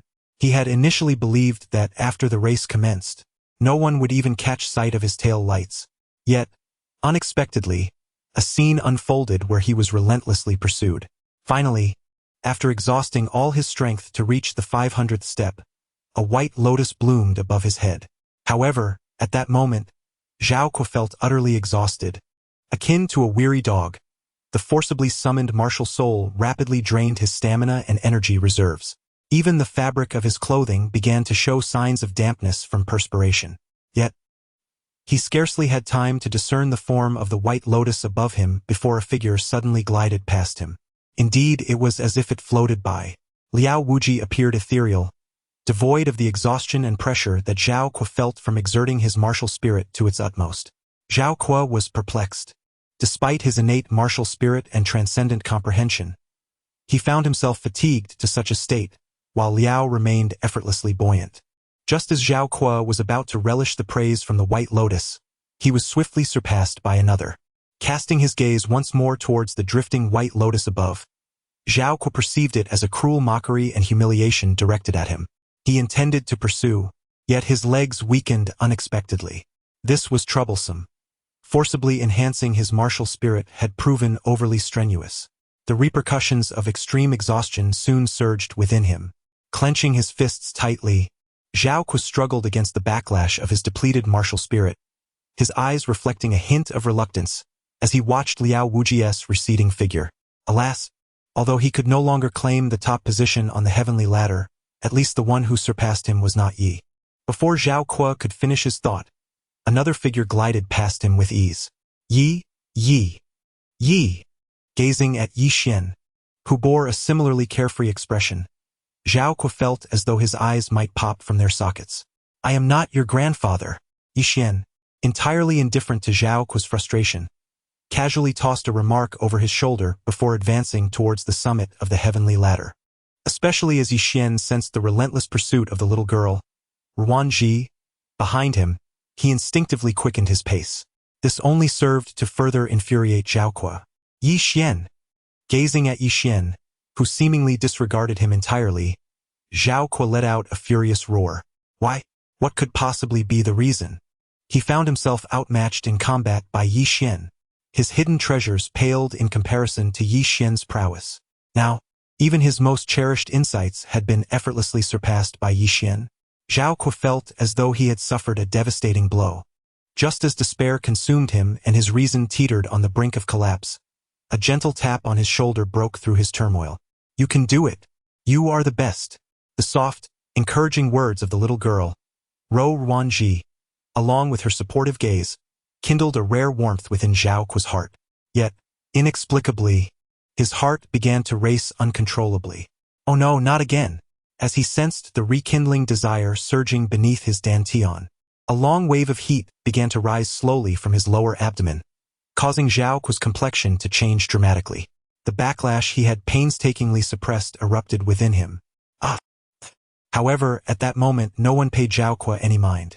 Under Rou Ruanji's pursuit, Yi Xian quickened his pace, and Liao Wuji followed suit, creating a chain reaction of urgency. Damn it! My spirit tree has reached such heights, yet Yi Xian relentlessly pursues me. Do I truly harbor such deep-seated animosity towards him? Liao Wuji considered himself not one to accept defeat lightly. Was it merely a bag of spirit with seeds? He acknowledged his inferiority to Yi Xian and surrendered gracefully. But must Yi Xian be so ruthless in his pursuit? At long last, under the relentless pursuit of Yi Xian and the enchanting Rou Ruanji, Liao Wuji found himself nearing the 700th step, a blue lotus slowly blossoming above his head. Despite the existence of the spirit tree as an advantageous tool, Liao Wuji felt utterly devoid of any spiritual energy within him. Yi Xian, please spare me. I concede, is that acceptable? Liao Wuji was not a fool like Zhao Kuo. He understood that when one must bow, it is wise to do so. One should not stubbornly choose to confront challenges head-on like Zhao Kuo did. However, as Yi Xian approached, he regarded Liao Wuji with a look of incredulity. My friend, are you unwell? Liao Wuji was taken aback. Was Yi Xian's fierce pursuit truly not aimed at his destruction? Just as confusion clouded Liao Wuji's mind, he suddenly noticed the petite figure of Rou Ruanji, relentlessly tailing Yi Xian. In that moment, Liao Wuji seemed to grasp the entirety of the situation. Yi Xian was not pursuing him. Rather, he was evading the chase of the young girl. Had he known this from the outset, he would not have exerted himself so vigorously. Breathless, Liao Wuji collapsed onto the ground, gasping for air. What had begun as a competitive game among four had swiftly transformed into a contest solely between Yi Xian and the little girl, Rou Ruanji. In the eyes of the 12th Hall Master, Luo Tong, a flicker of surprise passed over him. He had anticipated that Zhao Kuo, with his innate martial spirit and profound insights, would shine during this test of the heavenly ladder. To his astonishment, Zhao Kuo had become the very first to be surpassed. The ascent of the ladder emphasizes the principle of gradual accumulation leading to explosive growth. Thus, Zhao Kuo's reckless manipulation of his martial soul, charging forward indiscriminately, is nothing short of folly. After forming this judgment in his mind, the 12th Hall Master, Luo Tong, turned his gaze toward Liao Wuji, who was nurturing a spirit tree within. To be able to communicate with the heavens through the spirit tree and reach the impressive height of 700 steps is indeed commendable. With this favorable assessment, Luo Tong's attention once again shifted upward along the celestial ladder, ultimately fixating on the petite figure of the little girl, Rou Ruanji, in hot pursuit of Yi Xian. At this moment, the distance between Rou Ruanji and Yi Xian had dwindled to less than 15 steps. Each time the little girl charged toward Yi Xian, he would accelerate, further widening the gap. Over time, even Rou Ruanji could not help but furrow her brow. Is Yi Xian truly so perceptive? She had long since discerned the backgrounds of Zhao Kuo and Liao Wuji during her time in the Divine Path Hall. One possessed an innate martial soul, while the other had cultivated a spirit tree. Their achievements were well within Rou Ruanji's expectations. However, Yi Xian, even a person awakened to divine insight, could not possibly possess such profound comprehension. Could they? At that moment, Rou Ruanji's gaze toward Yi Xian grew increasingly profound. She sensed an air of enigma enveloping him. I refuse to believe that the secrets you harbor can elude my keen perception. With a stubborn resolve, the little girl Rou Ruanji's eyes flickered momentarily. Then, she surged forward once more, pursuing the silhouette of Yi Xian. Chapter 58. The Crimson Lotus. A profound silence the petite girl pursued relentlessly. Did she not tire? Upon noticing the little girl, Rou Ruanji, once again in hot pursuit, Yi Xian furrowed his brow slightly. With the aid of the enlightenment crystal, places like the ascending ladder felt like mere child's play to him. Yi Xian had not intended to ascend too swiftly, yet he could not withstand the relentless chase of the little girl behind him. Zhao Kuo, endowed with a natural martial soul, and Liao Wuji, who evidently possessed some extraordinary quality, both from the wild domains, had already succumbed to exhaustion. Yet, this little girl showed no signs of fatigue whatsoever. While I am bolstered by the enlightenment crystal, what could possibly sustain her? Thus, with a heart full of questions, Yi Xian was pursued by the little girl, Ro Ruanji. Just as he was enveloped in uncertainty, a violet lotus suddenly blossomed above him. The purple lotus. It is indeed the purple lotus. Luo Tong, the 12th hall master beneath the ascending ladder, felt a sudden tightening in his form. Throughout the years of the Shen Tian divine path, those extraordinary individuals who ascended the ladder and reached the purple lotus level were invariably those capable of entering the upper 3 tiers. It was astonishing to discover that Yi Xian possessed such potential. To reach the upper 3 tiers already indicated a significant portion of the qualifications needed to become a demigod. Furthermore, Yi Xian was an individual imbued with divine bones, and if he were to truly become a demigod, his strength within that realm would be remarkably formidable. Contemplating this, the 12th hall master, Luo Tong, felt a surge of excitement as his gaze shifted to the little girl, who was still fervently pursuing Yi Xian. The expression on his face bore no trace of fatigue. In the blink of an eye, he had surpassed the threshold of the 900 steps of the purple lotus. To his astonishment, this time, among the outstanding talents selected from the 4 great wastelands of the southeast, southwest, northeast, and northwest, 2 possessed qualifications of the highest tier. Luo Tong, the 12th hall master, felt as though he had struck gold. In stark contrast, Zhao Kuo, who had painstakingly restrained his desires to ascend to the 700 steps, now wore a flushed countenance, as if he were soaring to the heavens. "Have you arrived, my friend?" Upon seeing Zhao Kuo, who had finally managed to climb up, Liao Wuji, having sufficiently recuperated, greeted him. After a period of adjustment, the depleted spiritual energy within him had gradually begun to replenish. Rising to his feet, Liao Wuji activated the spiritual tree and, without a word, pursued the silhouettes of Yi Xian and his companion ahead. "Zhao Kuo? What does this mean? He leaves as soon as I arrive? Is he deliberately waiting here to mock me?" The calm demeanor Zhao Kuo had finally managed to establish erupted once again. However, at that moment Liao Wuji, who continued his ascent, paid no heed to Zhao Kuo. Gazing at the figures ahead, who had already received the purple lotus evaluation and reached the 900 steps, still moving with remarkable agility, Liao Wuji genuinely felt the vast chasm that separated him from them. Yet, even as he internally acknowledged this disparity, he could not help but yearn to exert every ounce of his strength to narrow that gap, if only slightly. At the summit of the celestial ladder, Yi Xian found himself enveloped in a sense of discontent. This little girl seemed to have taken some peculiar medicine, pursuing him relentlessly to this point. Isn't this compelling me to unleash my latent potential? Soon, under the pursuit of the little girl Ruanji, Yi Xian ascended to the terrifying height of 1100 steps, accompanied by the emergence of an orange lotus above his head. An orange lotus, how astonishing! Below the heavenly ladder, the 12th hall master, Luo Tong, was utterly astonished. He had believed his assessment of Yi Xian to be sufficiently high, yet he never anticipated that it would reach the level of an orange lotus.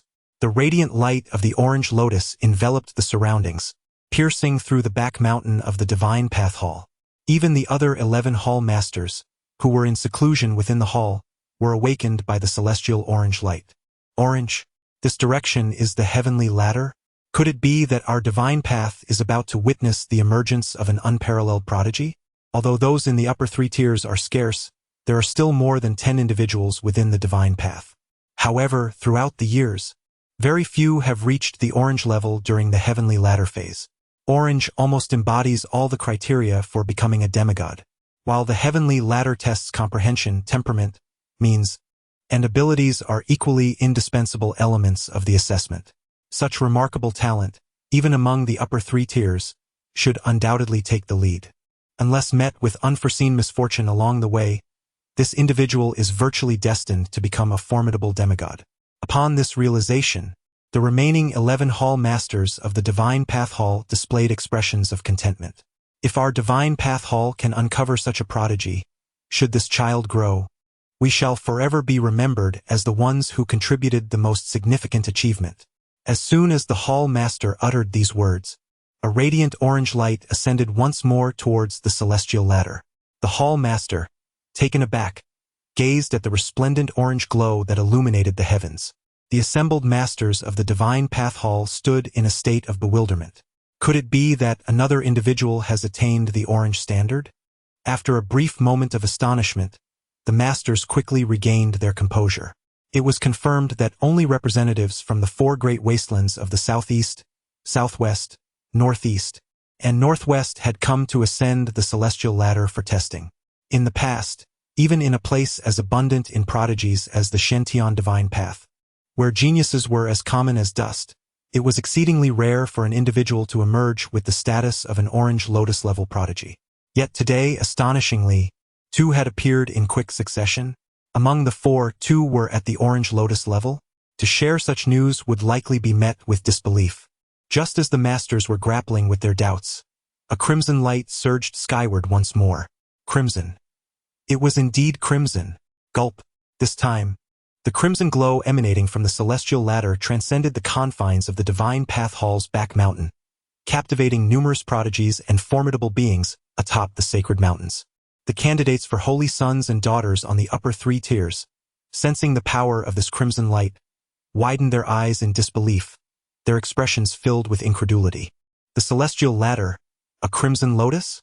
Was this a portent heralding the birth of an extraordinary genius? The crimson lotus, though merely 200 ranks beneath the illustrious golden lotus of the Shentian divine path, signifies a remarkable achievement. Since the inception of the celestial ascent, those who have attained the crimson lotus have invariably been formidable figures, reverberating through the desolate realm of spirits. In an instant, the prodigies atop the 3rd tier of the Shentian divine path revealed a profound trepidation in their gazes. It was not solely these elite individuals who felt the tremor.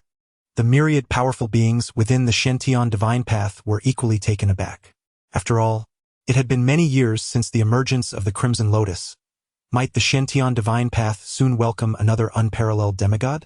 In an era where true gods are nearly extinct, the weight of an invincible demigod is understood more profoundly by none than by them.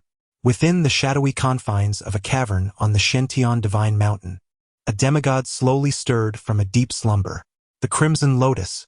Ha ha ha, my legacy of inheritance has finally found a successor.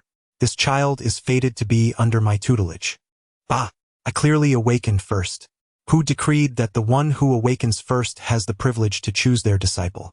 In an instant, the once quiet mountain, dormant for over a century, erupted into a flurry of activity. Yet, amidst their contention, as each vied for dominance, a golden light surged unexpectedly skyward. A colossal golden lotus began to unfurl gracefully above the sacred mountain.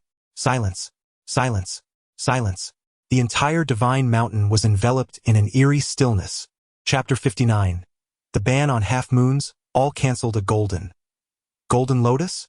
At this moment, the golden lotus floating above the Shentian divine mountain seemed poised to trample all that exists beneath it. Gulp. Those divine beings, seemingly petrified as they gazed at the golden lotus, struggled to swallow their astonishment. Since the establishment of the Shentian divine path, only one being had ever met the standard of the golden lotus, aside from the illustrious Shentian true god who founded the path, none other than the current divine maiden, Xiao, residing upon the sacred mountain. Could it be that the heavens favor our divine path? Following the divine maiden, has another prodigy of unparalleled talent, rivaling that of the true god, been bestowed upon us? The visage of a true god, an extraordinary prodigy. In an instant, even the semi-divine old monsters, stunned by the aura of the golden lotus, found their breaths quickening, and a glimmer of bloodlust flickered in their eyes. This successor is mine. Ha! Do you truly believe you are worthy to guide a true god? Silence. All of you be silent. Whoever dares to claim what is mine shall face annihilation. Annihilate me? We shall see if you possess the capability to do so. In an instant, various profound pathways, concealing terrifying energies, began to reverberate throughout the divine mountain. In stark contrast to the semi-divine old monsters, who were flushed and heated over the golden lotus Luo Tong, the 12th hall master at the foot of the heavenly ladder, stood there, utterly dazed, his jaw dropped in disbelief.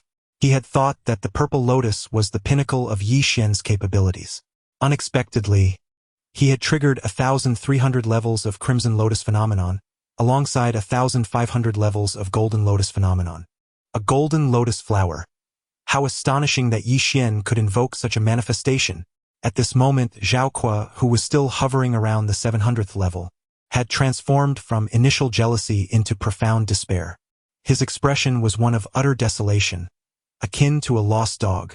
The Golden Lotus flower, apart from the Shantian true deity, had only been invoked by one other in the entire Shantian divine path over the course of several 100,000 years, none other than the exalted goddess, Shiyao.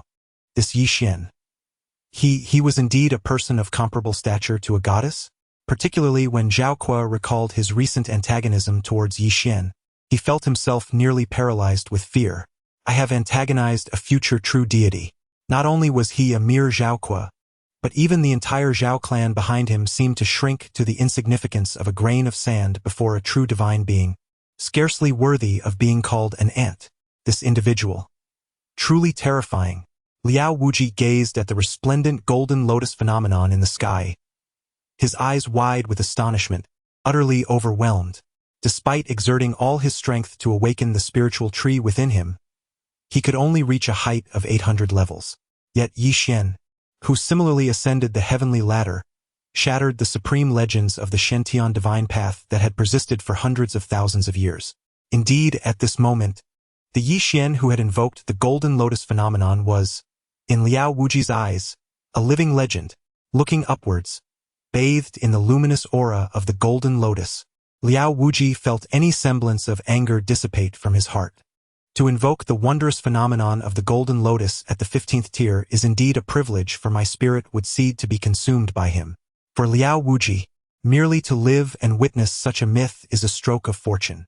The petite figure of Ruanji, who stands at the 12th tier, is equally entranced, her gaze fixated on Yi Xian. In her eyes, one can discern a blend of contemplation, astonishment, and disbelief. Golden? He has actually achieved the golden state? In stark contrast to the dazed Ruanji below, Yi Xian gazes calmly at the Golden Lotus blooming above him. Although he wishes to avoid excessive attention, a formidable adversary lurks within the realm of the divine. The master of the Yin-Yang fish, being a candidate for the divine son of the upper 3 tiers, holds a position of immense significance. How could a mere prodigy from the lower tiers like Yi Xian dare to contend with such an entity?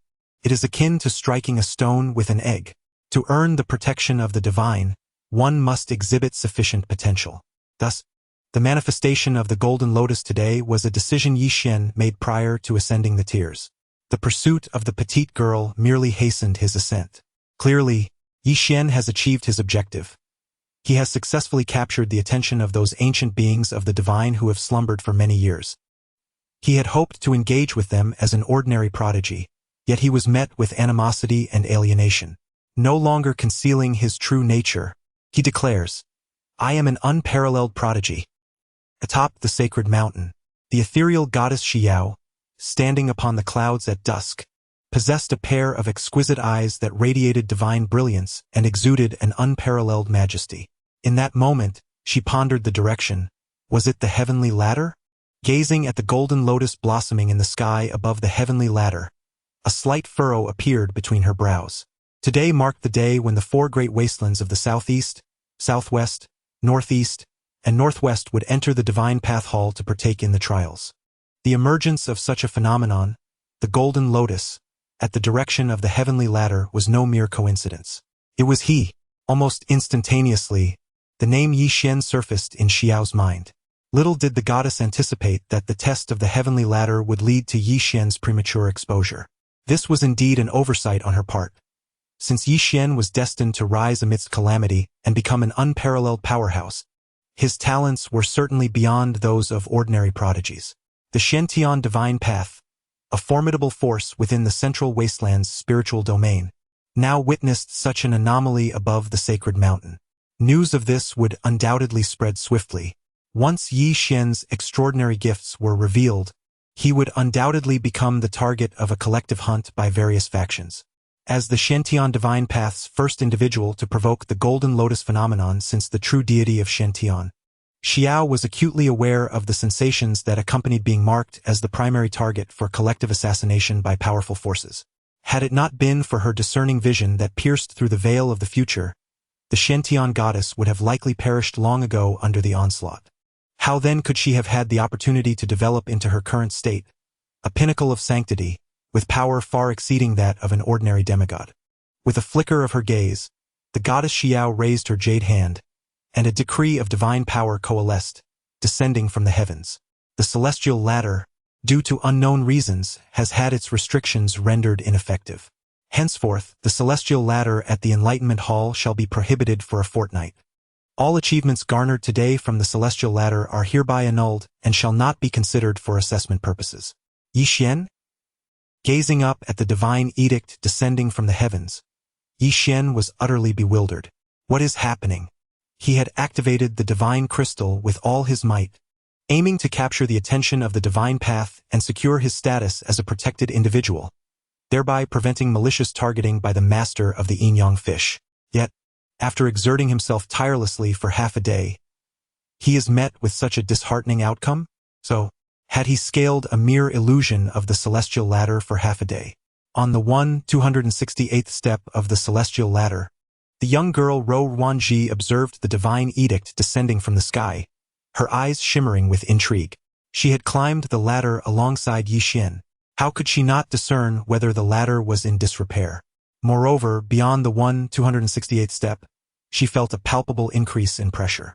Even she found it challenging to ascend with the same ease as before. Due to certain personal reasons, she had refrained from pursuing Yi Xian further. Was this divine edict perhaps intended to deliberately protect Yi Xian? In an instant, Ro Ruanji surmised the profound implications behind the divine decree that had descended from above. How amusing this situation has become. With a light giggle, she covered her mouth, her eyes reflecting an increasingly intense sense of playful curiosity. Chapter 60. The Divine Maiden's Revelation. Firecrackers in celebration gazing at the prophecy wafting above the sacred mountain. Liao Wujie was initially taken aback, only to gradually regain his composure, his eyes now filled with skepticism. In stark contrast, Zhao Kuo was so overwhelmed with excitement that he was on the verge of tears. Happiness had arrived so unexpectedly. He had believed that he would never be able to catch up to Yi Xian in this lifetime. Who could have anticipated such a dramatic twist along the way? Ha ha ha! I once thought you, Yi Xian, possessed genuine prowess in eliciting the manifestation of the golden lotus. It turns out you are merely a paper tiger, relying on the malfunction of the heavenly ladder's restrictions to create a spectacle. In this moment, Zhao Kuo could hardly contain himself and felt an overwhelming urge to set off firecrackers in celebration. What does it mean when water reaches a dead end and becomes a scenic view, or when a person finds rebirth at their lowest point? What does it signify when one feels lost in the mountains and rivers, only to discover a hidden path in the flowers? Today, Zhao Kuo truly experienced it all. He felt as though he could soar once more. He couldn't help but ponder, had it not been for the excessive consumption of his martial soul, would he have had the chance to continue ascending and seize this splendid opportunity to showcase the golden lotus manifestation? With the divine decree bestowed by the goddess Xiao, the ancient demigods, who had been fiercely competing in the depths of the sacred mountain, began to erupt in anger after a brief moment of stunned silence. Damn it! You should have told us the heavenly ladder was broken earlier. I had my annihilation divine technique all prepared, and you tell me that golden lotus is a sham? Annihilation divine technique? What nonsense! I was about to unleash the grand desolation infinite divine bell, and now you've forced me to hold back. Heh! What a waste of my time for secluded cultivation. Nothing but nonsense, compared to the demigod old monsters cursing as they returned to their caves atop the divine mountain. The holy realm powerhouses observing from the shadows were drenched in cold sweat, grateful to survive. Just a moment ago, they genuinely feared that these demigod beings might bring the divine mountain crashing down. The mere aura released by their divine techniques was suffocating. The power of demigods is truly terrifying. However, when it comes to feeling relieved after the ordeal, it was the celestial prodigies on the upper three tiers who truly sighed in relief. Their journey to this point was fraught with challenges.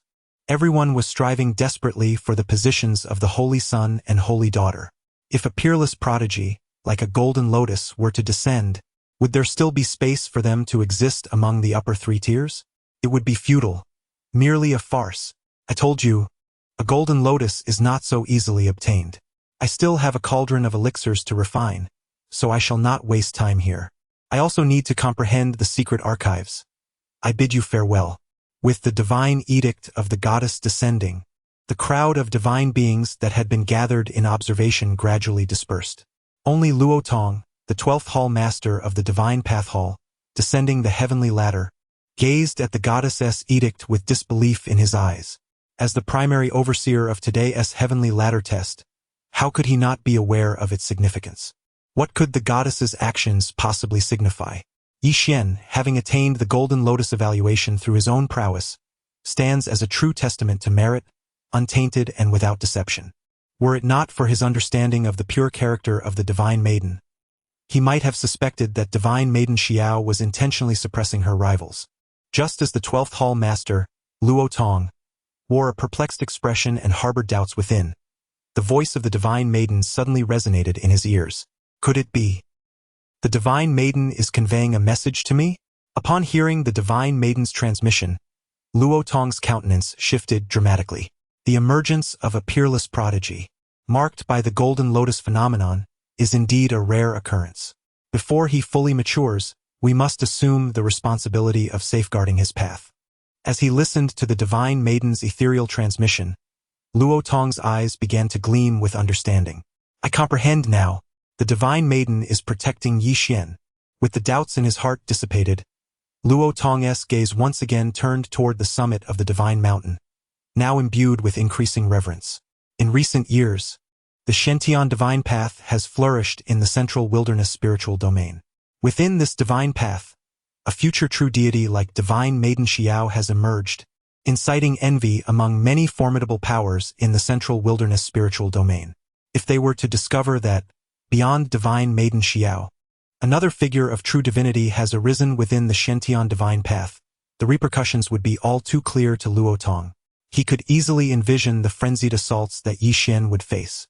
The Divine Maiden not only possesses extraordinary talent and formidable strength, but has also anticipated potential threats that we had overlooked, taking timely measures to remedy them. Truly, she is the illustrious Divine Maiden of our Shentian Divine Path.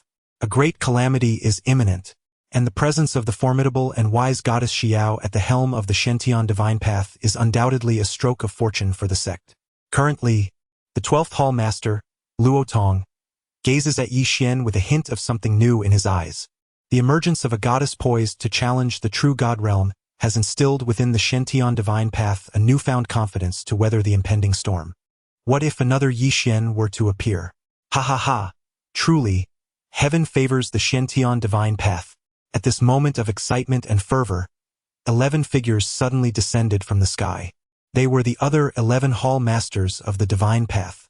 The emotional roller coaster they experienced today was akin to a whirlwind. One moment, an extraordinary prodigy with a golden lotus manifestation graced them, and the next, it vanished into thin air. They felt utterly stripped of their anticipation, their joy dissipating in an instant. At this very moment, these 11 Hall Masters were burdened with a mix of emotions. There was disappointment, reluctance, and a flicker of hope that should have perished under divine decree. Even though Goddess Xiao had already issued her divine proclamation, they still yearned to witness the truth for themselves, to inquire if the ascent to the heavenly ladder had indeed encountered an obstacle. Was the prodigy responsible for the Golden Lotus phenomenon merely a fleeting illusion? Each of them fixated their gaze intensely upon the 12th Hall Master, Luo Tong, seeking a definitive answer to quell the lingering, unwarranted fantasies nestled deep within their hearts.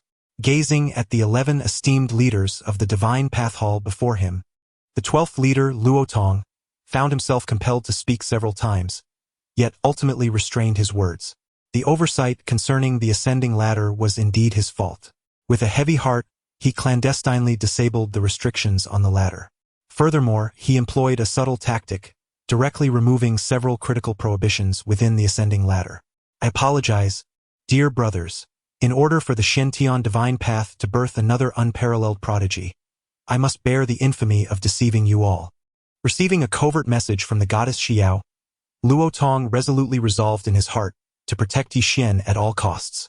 Upon hearing Luo Tong's affirmative response, the 11 leaders were engulfed in a profound sense of disappointment that seemed to swell like a vast ocean. How could the ascending ladder falter so? The third leader remained skeptical and strode forward. After conducting a series of tests, it became evident that the ladder indeed malfunctioned. So, does this imply that the previous Golden Lotus was also? Alas, it is what it is. The manifestation of the Golden Lotus is not so easily achieved. As for the 4 of them, the leaders of the Divine Path Hall, with faces laden with gloom, turned to glance at Yi Xian and the others on the ascending ladder. Let us distribute the knowledge among the halls and study it gradually. With that, the head leader, bearing his disappointment, turned to leave with the remaining 10 leaders. This left Luo Tong, the 12th leader, standing alone, feeling an overwhelming sense of guilt. However, upon reflecting that his actions were intended to safeguard the path of an extraordinary being embodying the essence of a true deity, allowing for a stable ascent within the divine realm, the countenance of the 12th Hall Master, Luo Tong, instantly regained its vibrant hue. I shall offer my devotion to the divine path by providing oil. Chapter 61. Betrayal for the sake of desire, shamelessness. As Zhao Kuo descended the mountain, he consistently and subtly provoked Yi Xian with his gaze. However, Yi Xian was utterly disinterested in this fool. The restrictions of the heavenly ladder were evidently intact. Why then did the divine decree proclaim otherwise? Yi Xian was no fool. He had navigated the challenges relying on his insights from the divine crystals. Deep down, he was certain about the state of the heavenly ladder. And what of the divine decree just delivered? Was it perhaps a misguided attempt to protect me? In a moment of clarity, Yi Xian found himself bitterly amused.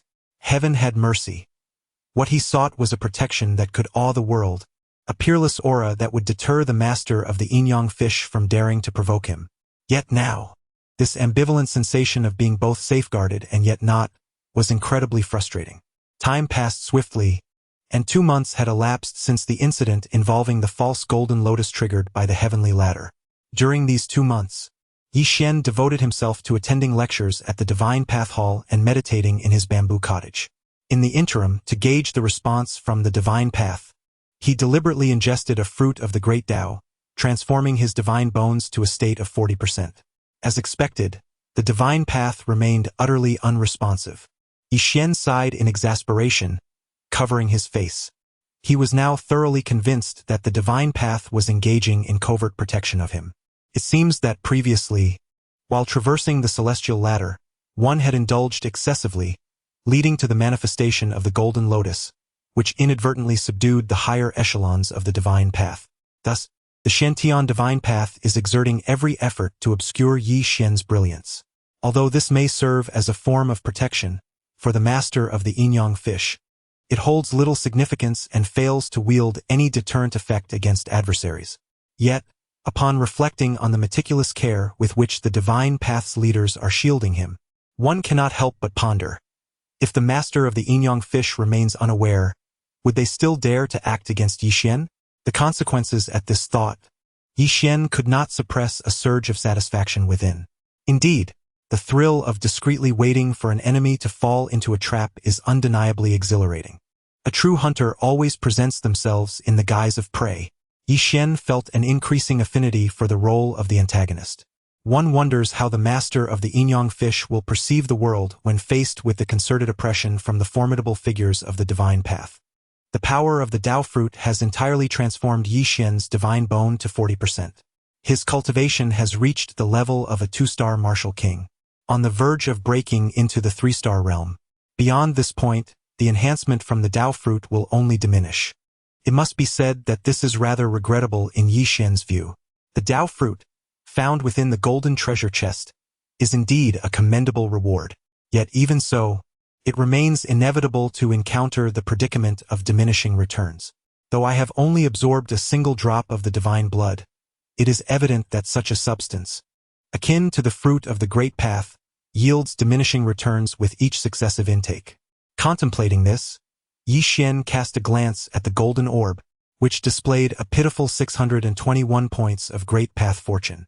During the past 2 months, He has remained within the central wilderness spirit domain, consistently corresponding with his beloved wife. However, events of significance have transpired in the southern wilderness domain. To be precise, two monumental occurrences have taken place. Firstly, the ancient anomaly within the royal family of the Jiang Kingdom has finally breached the threshold of the martial king realm.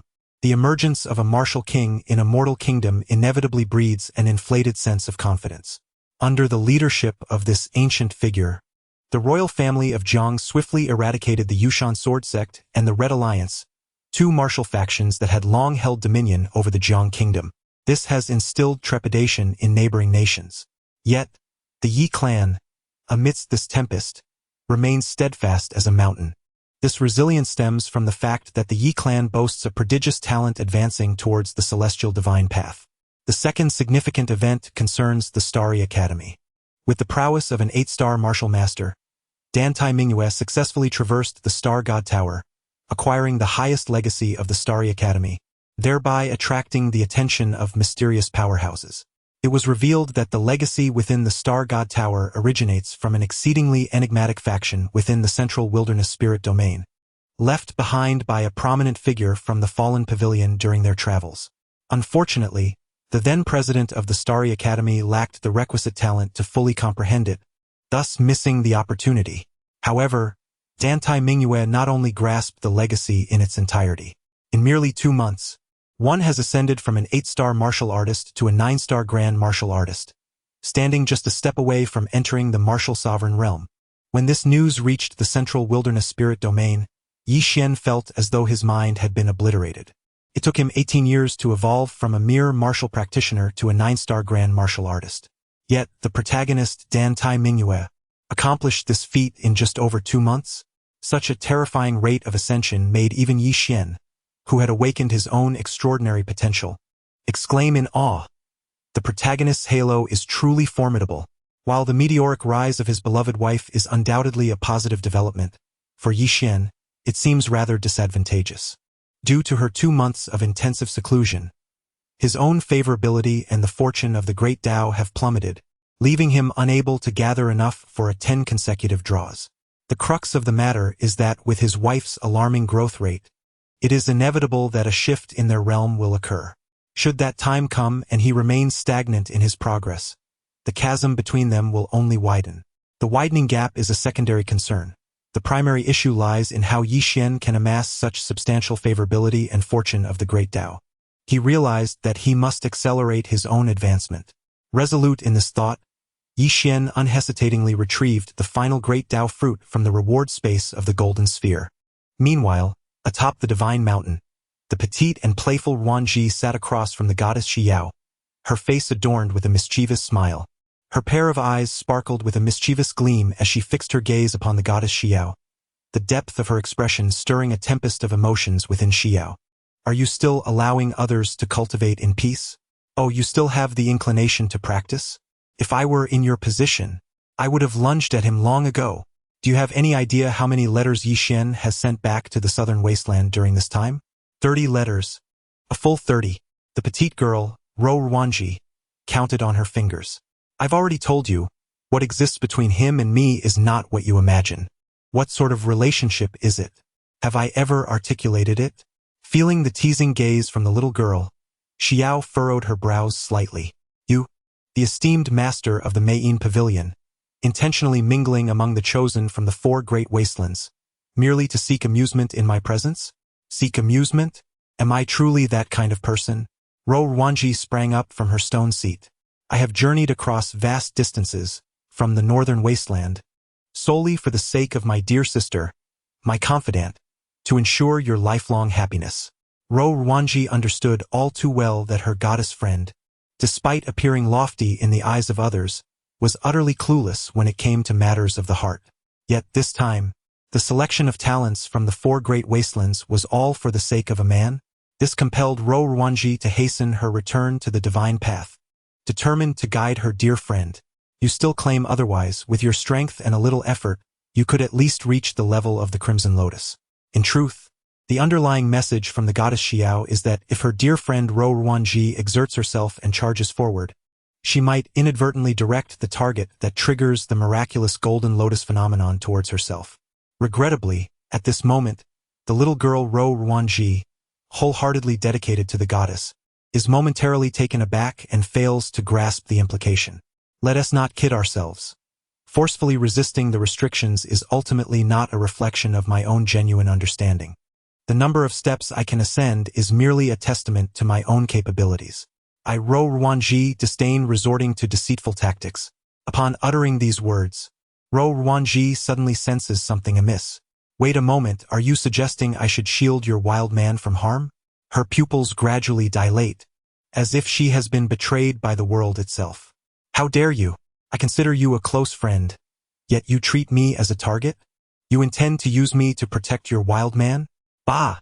You shameless creature. How can you forsake loyalty over mere attraction? I misjudged you, despicable woman. I shall sever ties with you. Chapter 62. Arrogant capital, ominous entities you are, after all, a formidable being at the pinnacle of the sacred realm, teetering on the threshold of semi-divinity. How could you not shield the younger generation from peril? Gazing at the tempestuous and aggrieved Ro Ruanji, the divine maiden Xiao seemed to regard the situation as a trivial matter. Feeling the gradual deterioration of their friendship, the petite Ro Ruanji resembled a forsaken wife, indignantly exclaiming, "You expect me to protect your wild man, and yet you dare to insult me as old? I shall not tolerate this." With a piercing scream, the little girl lunged towards the divine maiden Xiao. However, upon her approach, she was instantly ensnared by Xiao's divine radiance. "Speak of him as my wild man one more time, and I shall silence you. I shall declare it, I shall proclaim it. Wild man, he is your wild man," she wailed, her voice trembling. Observing her lips being gradually pried apart by divine force, the little Ro Ruanji ultimately displayed a beseeching gaze. "Sister goddess, I was wrong." The disparity in their strengths compelled her to momentarily adopt a submissive stance. Yet, within her heart, resentment brewed ceaselessly. It was evident that she had chosen a wild man, yet she stubbornly refused to acknowledge it. "Just wait, one day, I shall make the entire divine realm aware that even a goddess can yearn," the little Ro Ruanji thought with fierce determination. "Oh, wait." As she prepared to speak again, the divine maiden Xiao shot her a sharp glare. "I shall utter but a single word," proclaimed the little Ro Ruanji, raising her finger with utmost seriousness. Upon gazing into the eyes of the divine maiden Xiao, her expression gradually softened. The petite girl, Ro Ruanji, finally spoke. Earlier at the Divine Path Hall, Yi Xian mentioned he favored goddesses over women. As you are universally acknowledged as the divine maiden of Shantian, does that not imply that he harbors affection for you? The echoes of Ro Ruanji's playful laughter lingered at the summit of the sacred mountain, while she had already vanished without a trace, leaving behind the entranced Xiao, lost in contemplation. Fond of goddesses? Disinterested in women? Even Xiao herself remained oblivious to the peculiar emotions that began to unfurl within her heart at that very moment. Oh, this foolish woman truly elicits concern. Ro Ruanji, who had fled from the mountain's peak, cast a glance back at her dazed friend. Despite being a close confidant who often shielded her from troublesome men and threatened to silence her, Ro Ruanji understood that her dear friend was one who appeared aloof but was warm at heart. Alas, what can I say? We are bound by our deep friendship. In her earlier years, Xiao had saved Ro Ruanji's life on multiple occasions. Were it not for this devoted friend, guiding and protecting her, Ro Ruanji would have struggled to ascend to the pinnacle of the sacred realm. Though she now stood on the threshold of semi-divinity, it was merely a matter of time before she fully crossed that threshold. Yet, in comparison to her own advancement, the everlasting happiness of her cherished friend held greater significance. As Ro Ruanji pondered deeply, a sudden surge of divine bone transformation energy erupted from beneath the divine mountain. This direction. Yi Xian? The petite Ro Ruanji's eyes widened in astonishment. Within a mere 2 months, the divine bone had undergone 2 consecutive transformations. I now believe in the discerning eye of my dear friend when it comes to selecting wild men. After a brief moment of shock, Ro Ruanji gradually regained her composure. Once again, the golden lotus. Once again, the divine bone's dual metamorphosis. Yi Xian's innate talent is undeniably remarkable. As for his character, the fact that he would go to great lengths to protect a fiancée who has lost all her cultivation speaks volumes of his virtue. Yet, Yi Xian is, after all, a man bound by a marriage pact. My foolish friend has fallen for a married man? Is she truly willing to play the role of the mistress? Just the thought of it sends a pang of heartache through me, though I cannot help but feel elated for her. Ha ha ha, you wretched woman, weren't you going to tear my mouth apart? Come on, tear it apart. Even if you shred my lips, it will not alter the fact that you are destined to be a mistress to a wild man. Ah ha ha ha. The transformation of Yi Xian's divine bone lasted a full cup of tea's time. 43%? Indeed, not only has the efficacy of the transformation diminished, but the duration has also grown shorter. However, Yi Xian did not dwell on these matters, for he had anticipated this outcome. Just as he prepared to rise and harness the strength of his newly attained 3-star Martial King rank, the golden sphere within him suddenly vibrated twice. Acquiring the guilt of the serene Tai Mingyue, the great Dao's fortune crit soared to 20, then to 21, and finally to 22. What is happening? A critical hit? Is it truly possible? Clearly, the delicate wife, having concluded her period of seclusion, felt a profound sense of indebtedness and remorse upon receiving Yi Xian's unceasing letters over the past 2 months. This emotional turmoil rejuvenated Yi Xian's dwindling great Dao fortune, causing it to flourish once more. At that moment, as the golden sphere of the great Dao's fortune surged, it began to manifest some extraordinary transformations. To Yi Xian's astonishment, beside the option for a 10-fold draw, a new selection emerged, labeled Diamond Flying Lock. Upon closer inspection, it resembled a claw-like icon. Upon clicking, one could soar into the prize pool and seize a diamond treasure chest at will. However, this fixed option for the Diamond Flying Lock required a substantial 600 points of Great Dao fortune for a single attempt, nearly equivalent to more than half of a 10-fold draw. In addition to the newly added Diamond Flying Lock, Yi Xian also observed that the surface of the golden sphere within him had deepened in radiance. The great Dao fortune became even more substantial. Did this signify that my golden finger has ascended yet again?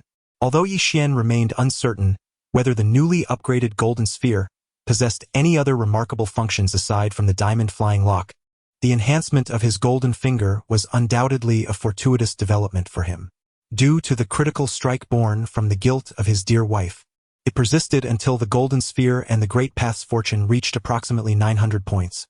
Only then did it finally cease.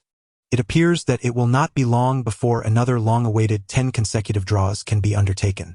Although a Diamond Flying Lock has emerged from within the golden sphere, the rewards contained in the golden treasure chest still provide a significant enhancement for Yi Xian at this stage. While the diamond treasure chest is indeed precious, the cost of 600 points of Great Path's fortune for a single flying claw remains prohibitively expensive for him at present. To quote a popular saying from Yi Xian's past life, it is not that he cannot afford the Diamond Flying Lock, but rather that the 10 consecutive draws offer superior value. Brother Yi Xian. At that moment, the voice of the little girl, Ro Ruanji, suddenly echoed from outside the bamboo cottage. Yi Xian? Why is this master of divine tea arts here again? Brother, should I go kick her out? Little He Ba turned to look at Yi Xian, who appeared troubled. Ever since the golden sphere within Yi Xian upgraded, little He Ba has increasingly enjoyed being by his side. Well, let's pass on that. Yi Xian shrugged. Although he remains unaware of the little girl's background, one thing is certain: she possesses considerable influence in the realm of Shen Tian. Even the daily teachings at the Divine Path Hall seem to be met with her casual approach, with no hall master expressing any discontent towards her. Truly, she is a special recruit. Soon, as Yi Xian rose and stepped out of the bamboo hut, he beheld a little girl with a hint of tea flavor in her demeanor, who greeted him with a radiant smile. 3-star Martial King, Brother Yi Xian, how impressive! The little girl, Ro Ruanji, deliberately raised her voice. Nearby, Zhao Qua, who had also emerged from the bamboo hut, turned ashen upon hearing that Yi Xian had reached the 3-star Martial King level, his expression darkening as if he had just tasted something foul. In contrast, Liao Wuji appeared resigned, accepting the reality with a calm demeanor. The Divine Path Hall has issued an urgent decree summoning us. There must be something of great significance at hand. The Divine Path Hall seldom calls upon outstanding talents who are engrossed in their cultivation unless it is of utmost importance. Yi Xian suddenly turned his gaze towards the little girl, Ro Ruanji. Do you know the reason for this summons? Others might be oblivious, but the special recruits undoubtedly possess more channels of information than ordinary prodigies. Of course, Ro Ruanji puffed out her chest with pride. Yi Xian and his companions instinctively glanced at the little girl's rather flat chest. Is that all? What is there to be proud of? However, their actions inadvertently provoked Ro Ruanji. How dare you little ones look down upon my proud attributes? If it were not for the peculiar nature of her cultivation technique, which caused her to revert to a youthful appearance periodically, she would have relished the opportunity to display her true form and demonstrate to these inexperienced children what it truly means to possess formidable prowess. Forget it. I shan't stoop to quarrel with a bunch of immature youngsters, especially not with the wild man of my dear friend. If I were to entice her wild man, would she not descend from the sacred mountain with sword in hand to strike me down? The mere thought sends a thrill through the depths of my being. Yi Xian, dear brother, do you not wish to know the purpose behind the Divine Path Hall summons? Come closer, and I shall reveal it to you. Chapter 63. The man of my best friend. Have I engaged him? Are you certain this is what you wish to convey to me, rather than having consumed me? Perceiving the enchanting gaze of the little girl, exuding an air of seduction, Yi Xian instinctively turned away. Since it is a communication from the Divine Path Hall, we should proceed there without delay. Who would be foolish enough to trust the words of a tea art master, especially in such a deliberately alluring manner? It is evident that a trap is set, waiting for Yi Xian to stumble into it. He certainly does not wish to find himself like Zhao Kuo, standing before the esteemed leaders of the Divine Path Hall, blushing profusely. Soon, upon arriving at the Divine Path Hall, Yi Xian encountered the 12th Hall Master Luo Tong. Besides the 12th Hall Master, the 3rd Hall Master was also present today. To become a distinguished figure of the Divine Path, one not only enjoys the various cultivation resources and hidden treasures bestowed by the Divine Path, but also bears the responsibility of safeguarding it. Originally, after you underwent the trials of the Celestial Ladder, the Divine Path Hall was supposed to assign corresponding protective duties to you. However, due to various reasons, this has been delayed until now. The 3rd Hall Master paused slightly at this point. The purpose of summoning you today is to assign you protective tasks. Protective tasks? Upon hearing this, Yi Xian and his companions were momentarily taken aback. Only the little girl, Ro Ruanji, appeared to have already seen through everything. Ahem. This time the protective task is quite simple. Near the Chenkuan Sea lies a coastal mortal city known as Dan City, currently within the sphere of influence of our Shentian Divine Path. It is inhabited by a considerable number of mortals and martial artists. However, just a fortnight ago, the tranquil city frequently fell victim to assaults by sea beasts. Unlike the myriad of demonic creatures, these sea beasts were not governed by the sacred beast mountain. In a sense, they bore resemblance to the ferocious beasts encountered by Yi Xian within the realm of life and death, brutish entities, possessing robust limbs yet simple minds, driven solely by the instinct to kill. The sudden surge of sea beast attacks near the tranquil city surely harbored a deeper significance. As esteemed prodigies of the divine pathway, each of you surpasses the martial king realm in strength. Thus the responsibility to confront and resolve the sea beast incursions in the tranquil city now rests upon your shoulders. While speaking, Master Luo Tong discreetly cast a glance at Yi Xian amidst the crowd. He had contemplated Yi Xian's protective mission for quite some time. Previously, Yi Xian had ignited a remarkable phenomenon upon ascending the heavenly ladder, as predicted by the goddess Xiao. This event swiftly reverberated throughout the major factions within the central wilderness spiritual domain.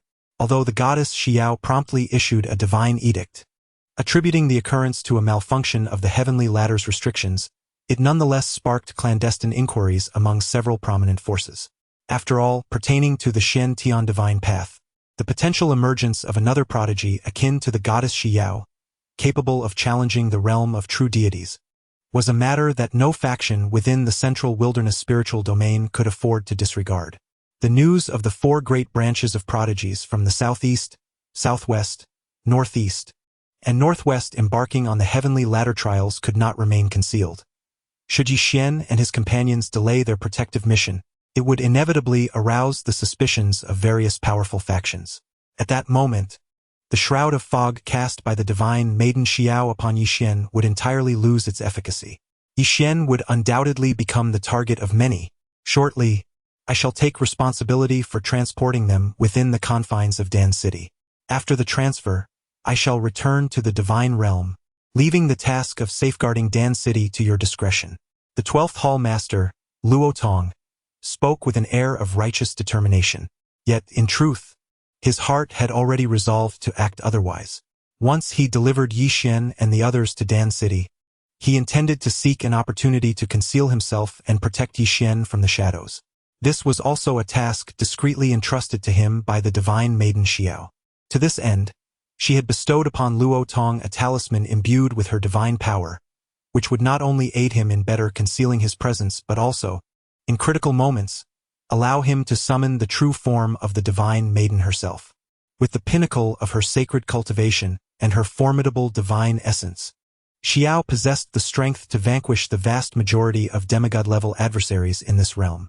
Armed with such confidence, Luo Tong appeared unfazed, steady as ever, completely unaware that the aura of the talisman had already been sensed by the little girl, Ro Ruanji. Was this a secret ploy devised by her best friend for her wild man? Although the aura of the talisman was subtly concealed, Ro Ruanji, due to her close acquaintance with the divine maiden Xiao, managed to detect it. The crucial point was that Ro Ruanji herself was already on the brink of stepping into the realm of demigods.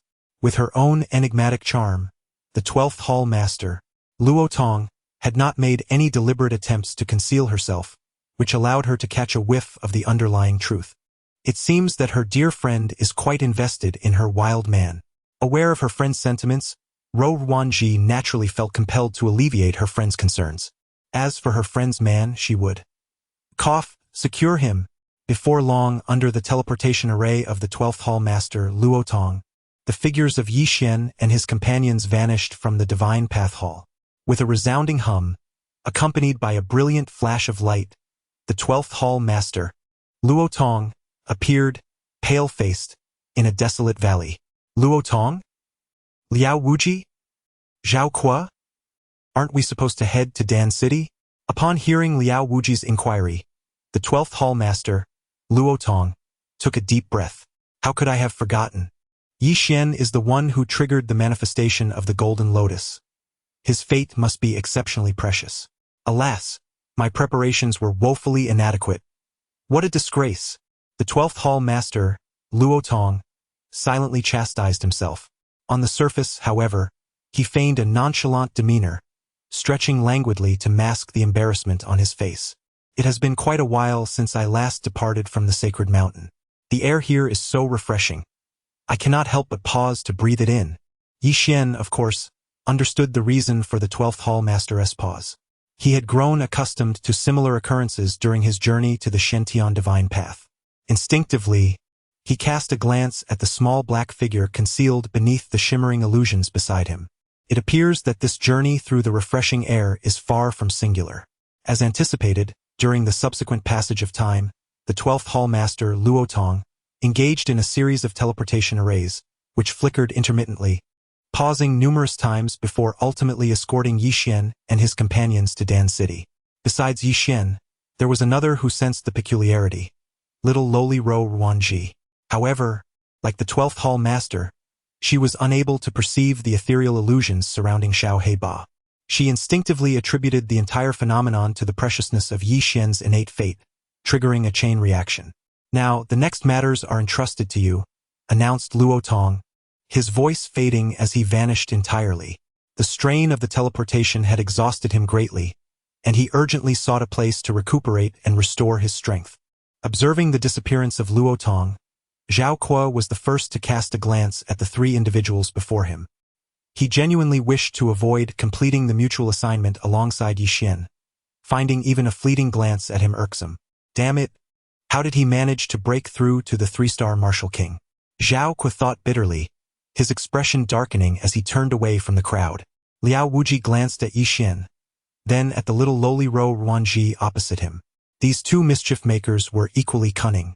Being in their company would surely lead to pitfalls. Thus, it would be wiser to pursue a solitary course of action.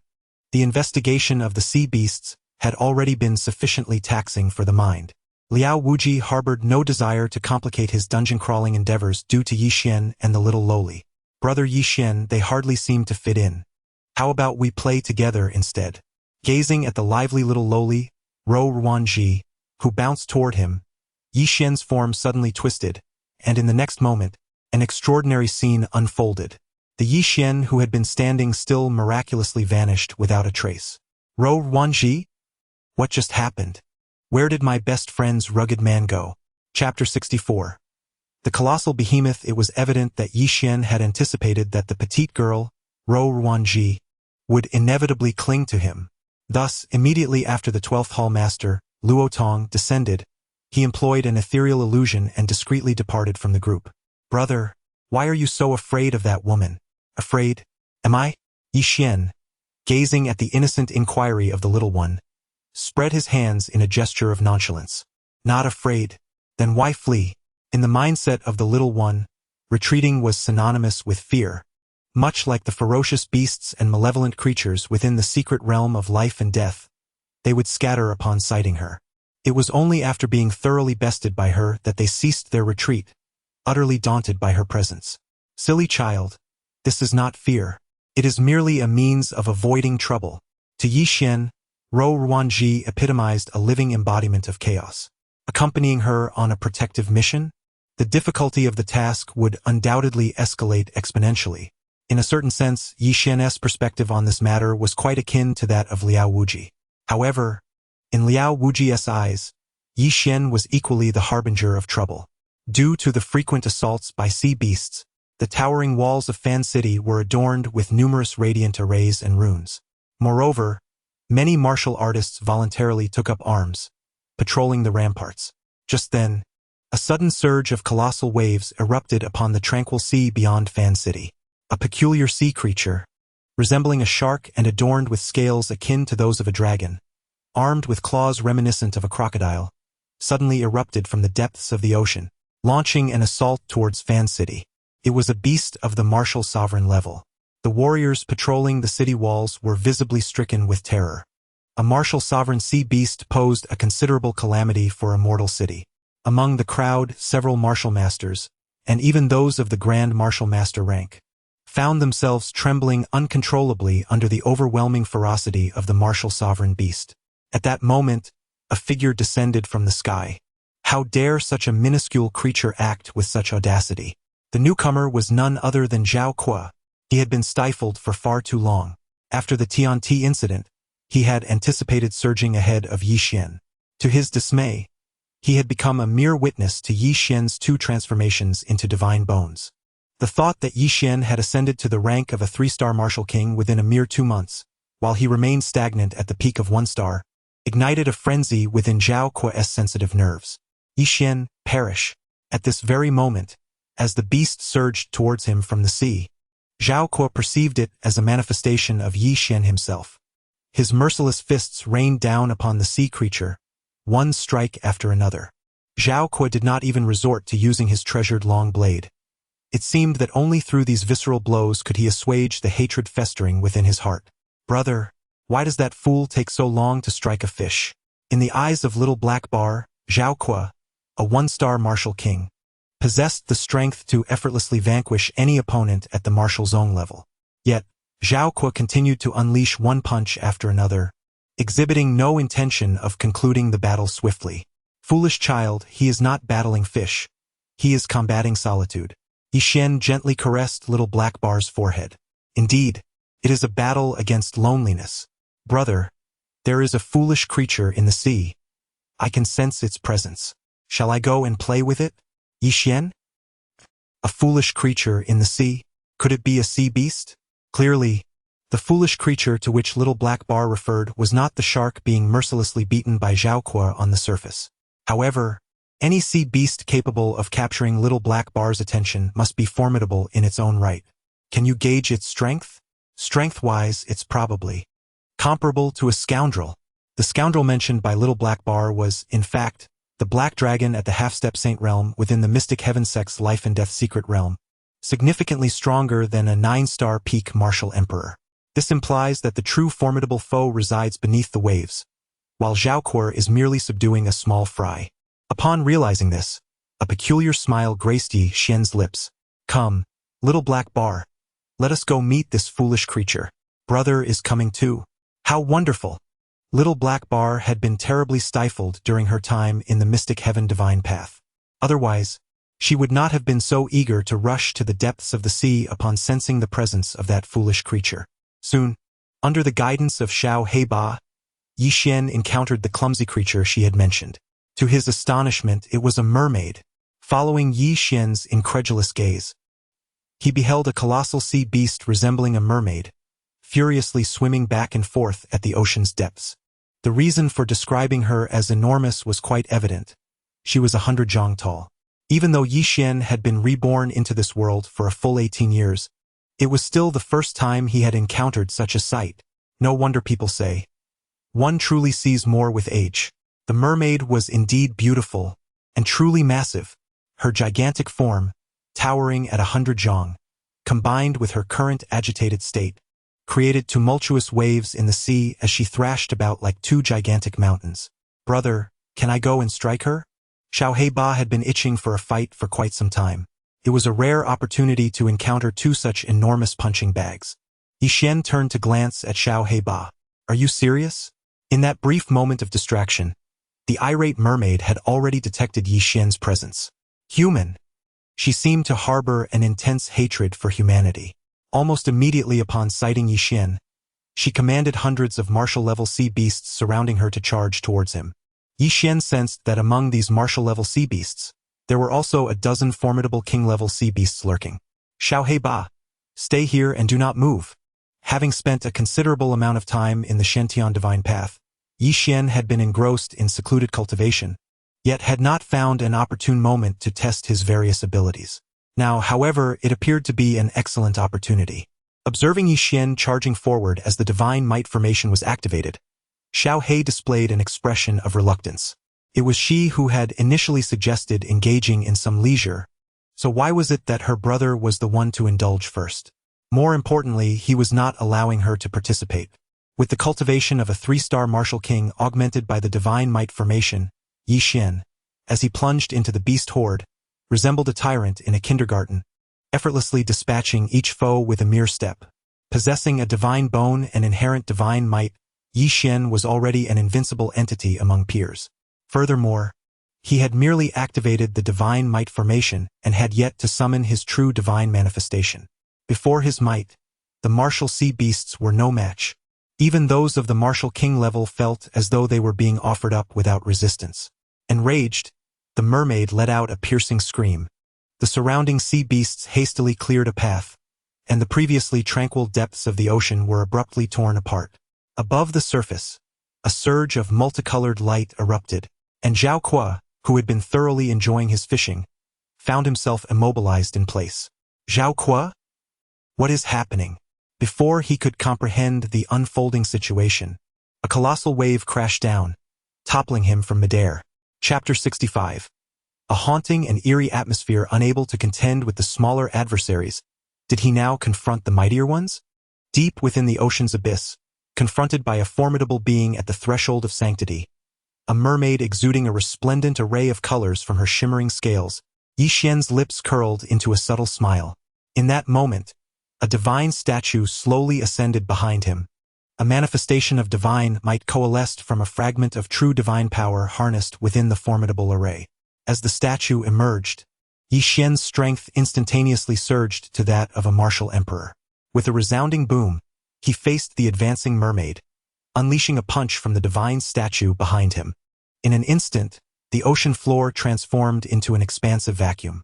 Zhao Kuo, who had just plunged into the water, was yet to recover from the bewildering spectacle of the 5-colored luminescence when an immense force surged from the depths of the sea.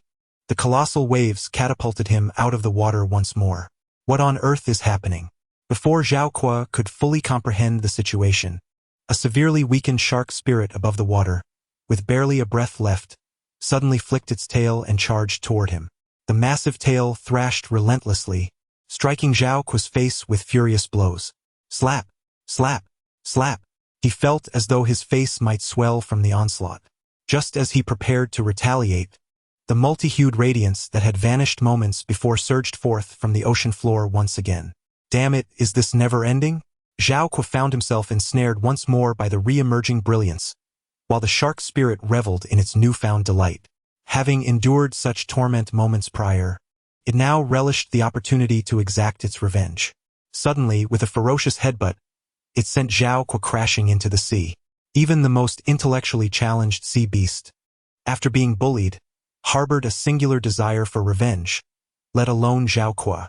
At this moment, struck by the blow, Zhao Kuo's head swelled with a sizable bump. His eyes burned with a mix of humiliation and fury. He was a dignified martial king. How could he be publicly humiliated by a mere fish?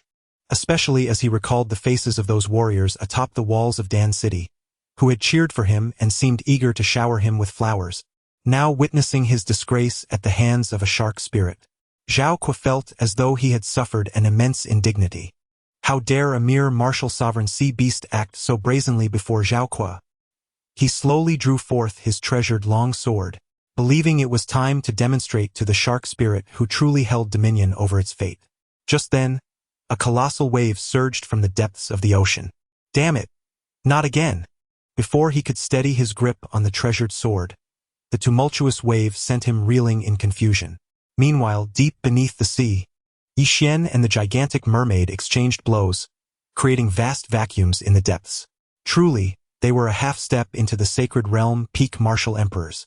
After a series of intense confrontations, Yi Xian glanced at the cracks appearing on the surface of his and gently wiped the blood from the corner of his mouth. In the guise of the King Wu, he faced the pinnacle of the half-step saint realm, the enchanting mermaid. Should an outsider behold the scene before him, they would surely be left agape, their eyes wide with astonishment.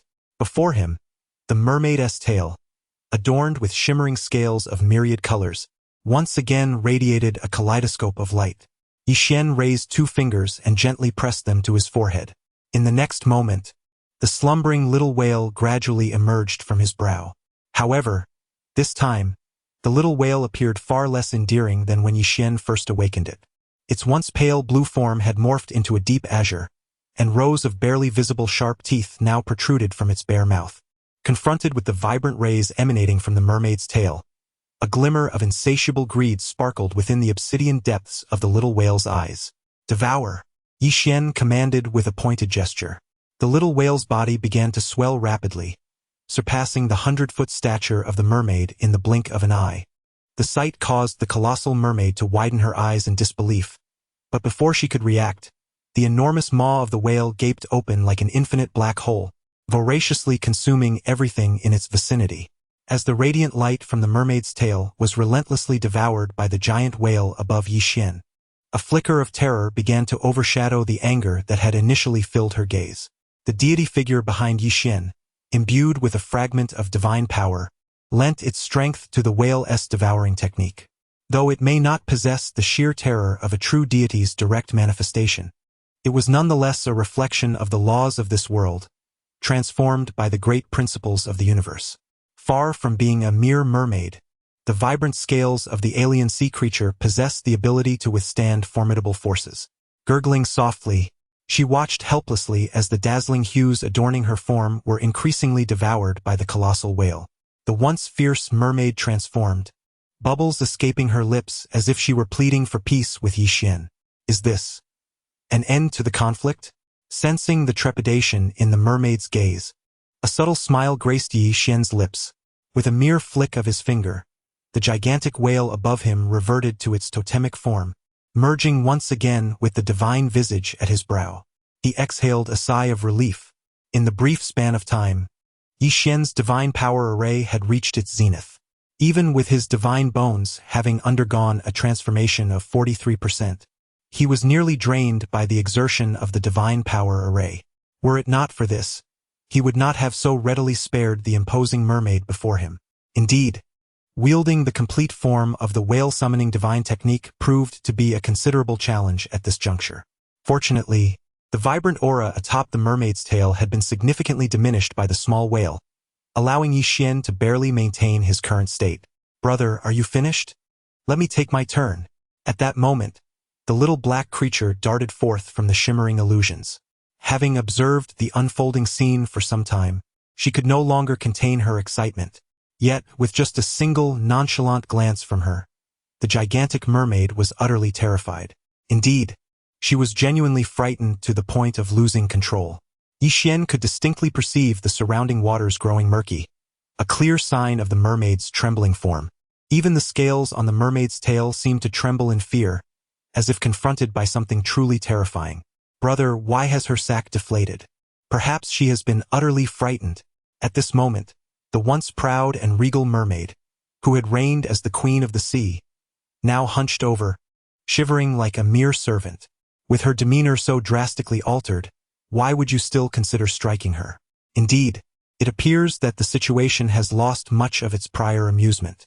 Observing the mermaid, now transformed into a different creature entirely, Xiao Haiba pondered thoughtfully. Why not ask her why she leads so many sea beasts to assault human cities? The mermaid before them was utterly petrified by Xiao Haiba's presence. Yi Xian had no doubt that whatever Xiao Haiba asked, she would readily divulge. This mermaid was a distinct type of sea creature, displaying a level of intelligence far surpassing that of the ordinary beasts surrounding her. Although attacks on human settlements by sea creatures were not uncommon, organized and premeditated assaults were exceedingly rare. Yi Xian harbored a vague sense that an unknown secret lay hidden beneath the surface of this incident. As expected, under Xiao Haiba's inquiries, the mermaid quickly revealed the full story.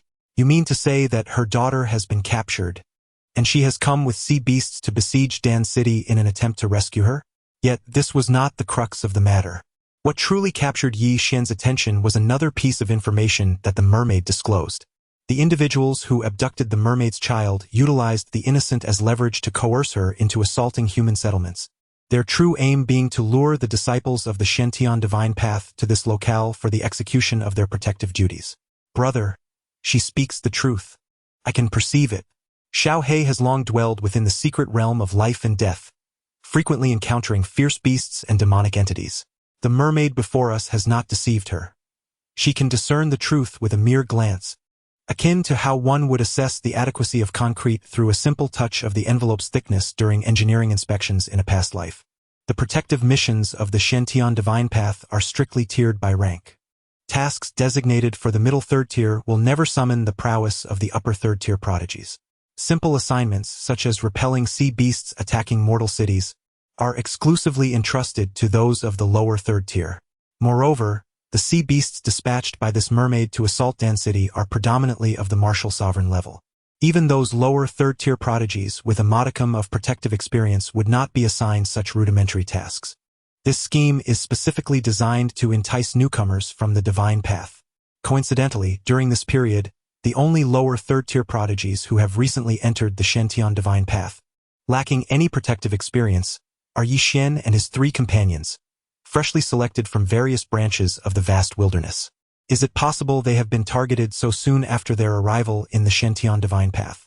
To ascertain this, Yi Xian instructed Xiao He to conduct a thorough interrogation of the mermaid, delving into the attire, demeanor, aura, and techniques employed by the group responsible for her child's abduction. As a result, after a thorough interrogation, Yi Xian indeed made a new discovery. Are you implying that those individuals, shrouded in a chilling aura, employ exceedingly mysterious techniques? Upon hearing this, Yi Xian's gaze gradually transformed into one of peculiar intrigue. It seemed he had an inkling of who the target of these individuals might be. Chapter 66. Royal Sea Beasts and the Hasty Escape. This familiar, ominous atmosphere is undeniably reminiscent of Yi Xian's old acquaintance, the underworld Holy Church.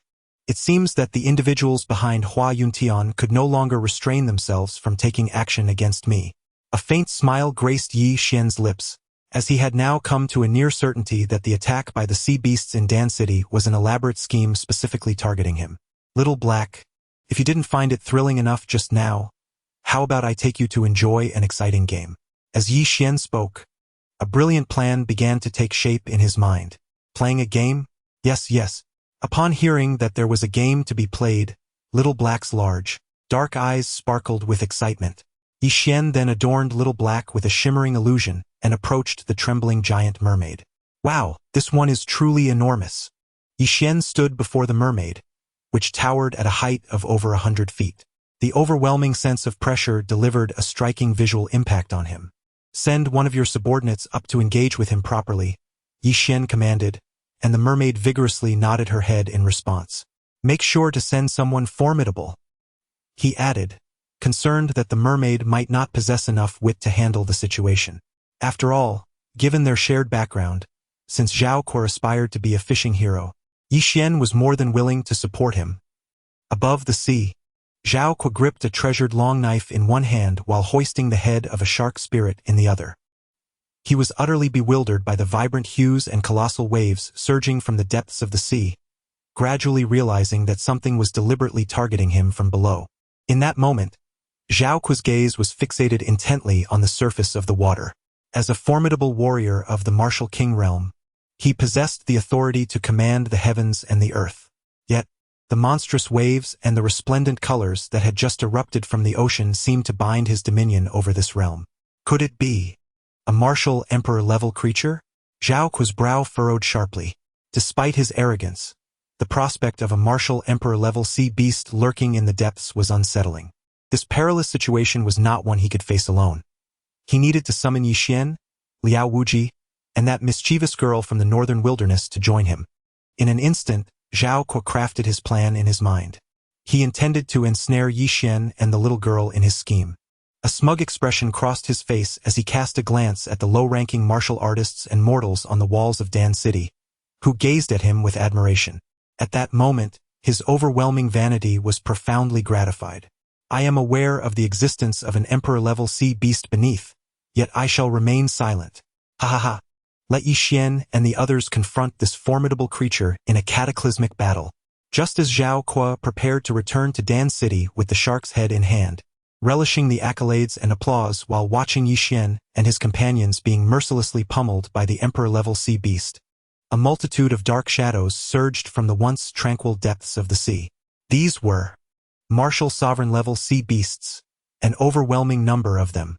Gazing at the increasing number of martial sovereign sea beasts surging from the ocean's depths, the once jubilant mortals and lower-tier martial artists atop the city walls now displayed expressions of sheer terror. Goodness, has the count nearly reached 100? As low-tier warriors, the martial spirits and martial masters on the walls had never witnessed such a terrifying congregation of martial sovereign sea beasts. Even the esteemed Grand Masters appeared pallid with fear. The ordinary citizens on the walls were in an even more dire state.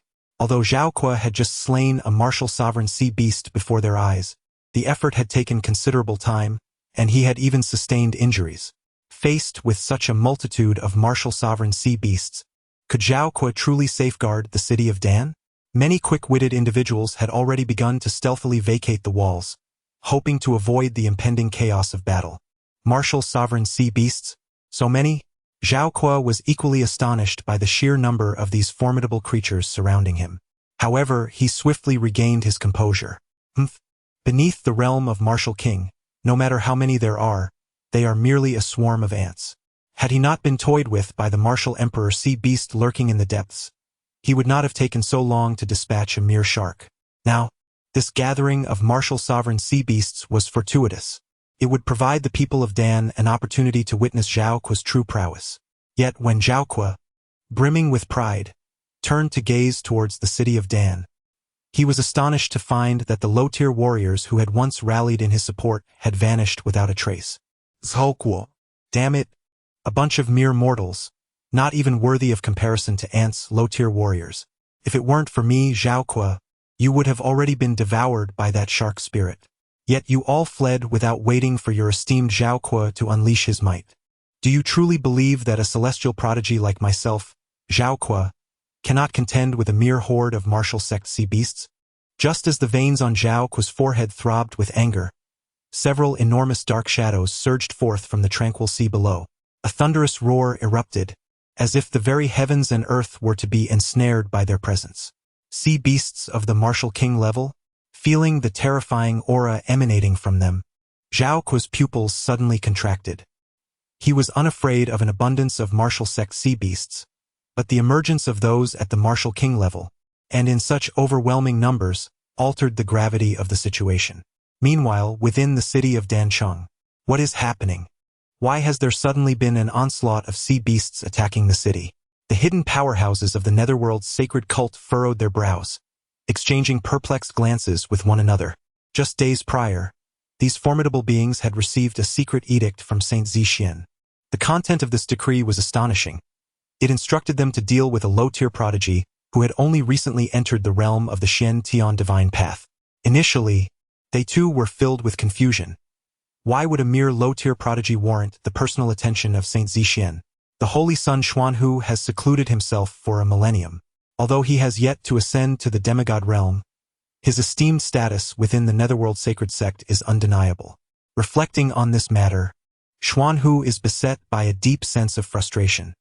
He had anticipated that with the might and stature of his avatar in the Shen-Tian divine path, eliminating a mere Yi Xian would be as effortless as crushing an ant. Yet, the reality is that before his avatar could even strike, it was forced into seclusion due to a backlash from his hidden reserves, necessitating a period of stabilization in his cultivation. The endeavor was thwarted before it even commenced. Although his avatar has yet to identify the insidious individual responsible for this backlash, it does not diminish Xuanhu's resolve to deal with Yi Xian. How dare someone disrupt the Holy Sun's endeavors? The mere fact that Yi Xian has persisted until now is already a testament to Xuanhu's forbearance. To confront Yi Xian, the Holy Sun has dispatched 2 6-star martial emperors and over 10 9-star martial kings. Such a formidable assembly is more than sufficient to obliterate a powerful force within the 4 desolate domains. Xuanhu is confident that dealing with an insignificant figure like Yi Xian is well within his capabilities. In fact, this sentiment is shared by the formidable members of the Netherworld Sacred Sect present. To ensure absolute certainty and to avoid revealing their intentions prematurely, they have employed secret arts to abduct a young, half-step sacred realm sea beast in the depths of the ocean, using it as leverage to entice representatives from the Shen-Tian divine path to intervene. According to their original plan, the marine beasts under the mermaid's command would periodically launch assaults on Dan City, with their strength predominantly restrained to the martial sovereign level. The intention behind the strategy was to avoid alarming the formidable beings within the Shen-Tian divine path. However, now, an unprecedented number of marine beasts had emerged in Dan City, with even those of the king level joining the fray. Even if the Shen-Tian divine path were to react sluggishly, they would inevitably sense that something was amiss in Dan City. If that were all, it might be manageable. The crux of the matter lies in the fact that their plan to hunt Yi Xian had yet to commence. What if they returned empty-handed?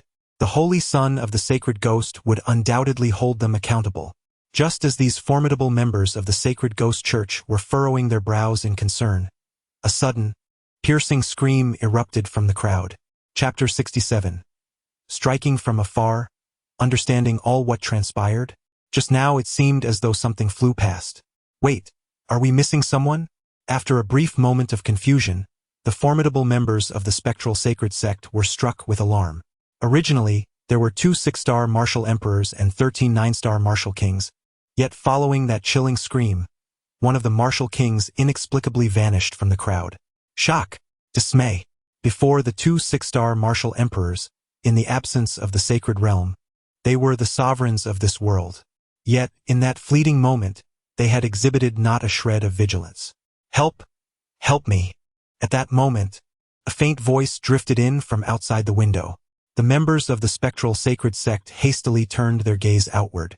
There, they beheld the 9-star martial king who had been flung from the window, his entire spine grotesquely contorted, as if he had endured a tremendous force. The 9-star martial king, now barely clinging to life after being cast out, was engulfed in frustration. He had been peacefully deliberating within the chamber when, all of a sudden, it felt as if he had been kicked by some unseen force. A dignified 9-star martial king, reduced to a state where a mere kick had nearly taken his life. Were one unaware, they might assume he was made of clay. However, just as the formidable members of the spectral sacred sect prepared to render aid, another blood-curdling scream erupted from the crowd. This time, it was a 6-star martial emperor who was sent hurtling outwards. The members of the spectral sacred sect were left bewildered. What on earth was happening? What have they truly encountered? How could even the martial emperor escape the clutches of such malevolence? A wave of terror and uncertainty washed over the crowd, inundating their hearts with an array of emotions. The earlier incident with the 9-star martial king was one thing, but now a martial emperor had been sent hurtling through the window, crashing violently to the ground. Witnessing the 6-star martial emperor, whose chest had caved in and whose mouth spewed forth crimson blood, sent a chill of dread through everyone present. The fear in their eyes reached a pinnacle of despair. Could it be a hidden technique that strikes from afar? How could they have sustained such grievous injuries without any awareness? If they remained here any longer. Almost instantaneously, all the formidable members of the ghostly holy sect soared into the sky. They had yet to discern the appearance of their assailants, yet 2 of their comrades had already perished. The opponent's methods instilled a profound sense of fear within them. At that moment, a singular thought consumed the minds of these ghostly holy sect warriors. Flee! They could scarcely afford to spare a thought for their gravely wounded companions below. Meanwhile, in Dan City, the petite figure of Ro Ruanji, having lost all trace of Yi Xian, scoured the city in search of him. How peculiar it was that her dear friend Wild Man had vanished without a trace right before her eyes. Ro Ruanji found herself baffled. Here she was, a pinnacle Saint Realm cultivator, nearly on the verge of stepping into the demigod realm, yet she felt utterly perplexed. How could it be that Yi Xian, a mere 3-star martial king, vanished without a trace right beneath her very eyes? The fault must either lie with the little girl herself or be attributed to some mysterious quality inherent in Yi Xian. Little girl Ro Ruanji was utterly convinced that she bore no shortcomings. With her peak sacred realm perception, she could envelop the entirety of Dan City in her awareness. Even the slightest ant crawling within its bounds would not escape her keen senses. Therefore, the issue could only stem from her dear friend Wild Man. Ro Ruanji wore a look of skepticism. She had long suspected that the man her close friend was enamored with was no ordinary fellow, yet she could never have anticipated the extent of his extraordinary nature. To mysteriously vanish without a trace even in the presence of someone at the peak of the sacred realm? Wasn't that a bit excessive for a mere 3-star martial king? At this moment, another individual sharing her frustrations was Luo Tong, the 12th Hall Master, who was covertly safeguarding Yi Xian. He had merely taken a moment to ingest some medicine to recover from the near exhaustion caused by the teleportation. How had he turned around only to find Yi Xian had mysteriously disappeared? At this very instant, Luo Tong was in a state of agitation, akin to an ant on a hot pan. He had lost all focus, even neglecting the sudden appearance of a multitude of sea beasts outside Dan City. They are merely a group of sea beasts at the martial sovereign and martial king levels. Annihilating them would be but a trivial task. However, the mere thought of Yi Xian and the miraculous golden lotus phenomenon he triggered upon ascending the celestial ladder fills the hearts of the 12 Hall Masters with an escalating anxiety. The golden lotus phenomenon, a rarity in the history of our Shen-Tian divine path, aside from the transmission of the Shen-Tian true God and the singular presence of the divine maiden Xiao, now presents a divine opportunity, bestowing upon our path another extraordinary prodigy like Yi Xian. Should my guardianship falter and lead to his untimely demise? The thought alone sends a shiver of despair through Hall Master Luo Tong. The divine maiden placed her trust in him, assigning him such a crucial task of protection. Yet, how could Yi Xian slip from his grasp? Just as Hall Master Luo Tong is engulfed in worry and self-reproach, a dozen enigmatic figures suddenly ascend into the sky above the tranquil city. What is this? The aura of the Netherworld Holy Sect. Almost instantaneously, Luo Tong's gaze zeroes in on these formidable figures of the Netherworld Holy Sect, 1 6-star martial emperor and 12 peak 9-star martial kings. Could Yi Xian's disappearance be connected to the Netherworld Holy Sect? With this realization, the already anxious Hall Master Luo Tong's expression turns icy. The sudden appearance of the Netherworld Holy Sect within the territory of the Shen-Tian divine path, especially amidst the mysterious circumstances surrounding Yi Xian's disappearance, is indeed suspicious. The Netherworld Holy Sect is known for its treacherous dealings. Perhaps there is a genuine connection between their actions and Yi Xian's vanishing. Once such thoughts arise in his heart, the cold gaze of the 12th Hall Master, Luo Tong, inevitably exudes a trace of murderous intent. Demon, do not flee. Receive my iron rod. At the moment he reveals his form, 100-foot iron rod ascends into the heavens behind him. Regardless of whether this matter is related to the Netherworld sacred teachings, since it has brought Luo Tong, the 12th Hall Master, into the fray, he cannot easily let this group of Netherworld demons slip away. With a sweeping motion of his rod, a colossal vortex forms in the sky above Fan City. This rod, an artifact forged from an entire iron mine during his youth, surpasses all treasures in this world. When wielded by Luo Tong, a master of the sacred realm, it becomes utterly unrivaled. What's happening? A sacred realm powerhouse? The fleeing members of the Netherworld sacred teachings turn pale at the sudden appearance of Luo Tong. Their fear intensifies, especially when they sense the enormous vortex above them that confines them. Indeed, the Shentian divine path has long been lying in wait here to ambush us. They should have anticipated that, within the territory of the Shentian divine path, they could be ensnared in such a continuous manner. Furthermore, how could even the 6-star martial sovereign be caught off guard? It could only be the work of the Shentian divine path's formidable warriors. Now, witnessing the 12th Hall Master Luo Tong in person validates their myriad suspicions. Yet the pressing question remains. Despite our careful approach, how did the Shentian divine path discover our movements? The formidable powers of the underworld's sacred sect, ensnared by a colossal vortex, found themselves perplexed. They had meticulously orchestrated a plan to lure Yixin into a trap for over half a month. After such cautious preparations, how could their scheme have been unraveled by the people of the Shentian divine path? Could it be that the rumors were indeed true?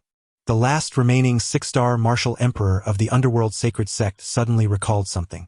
2 months prior, the Shentian sacred mountain had inexplicably manifested a golden lotus phenomenon. Radiant golden light spread in all directions, and the enormous golden lotus hovered above the sacred mountain for a full half-day before gradually dissipating. This event had caused quite a stir throughout the central wilderness spirit domain. The Shentian divine path already possessed a divine maiden, Xiao. What if another unparalleled prodigy with the demeanor of a true deity were to emerge? Would there be any other sanctuaries or places for the divine path to stand in the central wilderness spirit domain thereafter? In pursuit of clarity regarding this matter, the underworld sacred sect dispatched their elite forces. Unfortunately, the subsequent findings revealed that the celestial ladder of the Shentian divine path had experienced anomalies. The birth of a true deity is no trivial matter. Once the authenticity of the information was confirmed, the issue was gradually brushed aside. Yet, in retrospect, the 6-star martial emperor among the underworld sacred sect increasingly felt that everything resembled a smokescreen deployed by the Shentian divine path to mislead the masses. Indeed, this was the only plausible explanation. A mere coastal human settlement in Dan City? Their operations were so clandestine. How could they attract such an array of divine power? Moreover, there were instances of remote attacks and interventions from the sacred realm. It must be the one who incited the vision of the Golden Lotus among the prodigies in this sacred mission. Moreover, recalling the enigmatic orders previously issued by Saint Sun Xuanhu at this moment, the 6-star martial emperor of the Netherworld sacred sect seemed to grasp everything in an instant. Yixin is the embodiment of the Shentian divine path, the very person who triggered the vision of the Golden Lotus. Chapter 68. The Savior has arrived. Your doom is nigh. Were the Saint Sun Xuanhu present, he would undoubtedly wear an expression of astonishment. How could his subordinates have anticipated his actions? The Saint Sun had merely issued a clandestine order to target Yixin due to personal grievances. Yet, to his surprise, this band of subordinates had uncovered the truth behind the Shentian divine path and the extraordinary manifestations of the Golden Lotus. Moreover, their targeting was remarkably precise. At that moment, gazing at the formidable figure of the 12th Hall Master, Luo Tong, wielding an iron rod, the powerful members of the Netherworld sacred sect were filled with trepidation. Faced with a being of Saint Realm strength, our chances of survival appeared utterly bleak unless, after comprehending the unfolding circumstances, a 6-star martial emperor among the crowd of the Netherworld sacred sect suddenly produced a pitch-black, mysterious orb. This is a treasured artifact bestowed by the Saint Sun. You all must activate the Netherworld Grand Formation to buy me some time. Once the artifact is unleashed, we shall make our escape together. Upon hearing the words of the 6-star martial emperor, A flicker of hope ignited amidst the despairing gazes of the Netherworld's sacred sect members. One by one, they retrieved their sacred sect treasures, swiftly forming a formation that coalesced into a colossal dragon of ominous black mist. The Netherworld Black Dragon Formation? Observing the immense black dragon before him, 12th Hall Master Luo Tong let out a cold sigh. Black Serpent, Black Dragon, if you were to summon a true black dragon today, I might not be able to dismantle your formation. Alas, as it stands, this mere black dragon shall barely withstand 3 strikes from me. As soon as the words left his mouth, the formidable iron staff wielded by the 12th Hall Master, Luo Tong, descended with a thunderous crash. The violent tremor reverberated swiftly across the skies of Dan City. With a resounding crack, a gaping fissure was torn in the recently formed Black Serpent Formation. The formidable members of the spectral holy cult present exchanged alarmed glances. Yet, before they could react, the heavy iron rod in Luo Tong's grasp descended once more. It had been a considerable amount of time since Yi Xian had vanished, and he urgently needed to extract information about Yi Xian's whereabouts from these spectral fiends. This time, facing the colossal iron rod, not only did the entire Black Serpent Formation rapidly fracture, but even the 12 martial kings sustaining the formation coughed up blood in unison. With one final strike remaining, the situation was dire. As the enormous iron staff in Luo Tong's hands swung again, at a critical juncture, the 6-star martial emperor of the spectral holy cult at the center of the formation finally activated a secret treasure, a black orb. Witnessing this, the 12 martial kings who had just spat blood felt a surge of exhilaration and anticipation. However, just as they believed that today they might finally escape their dire predicament, the 6-star martial emperor, who had been standing at the center, abruptly vanished from the formation with a swift motion.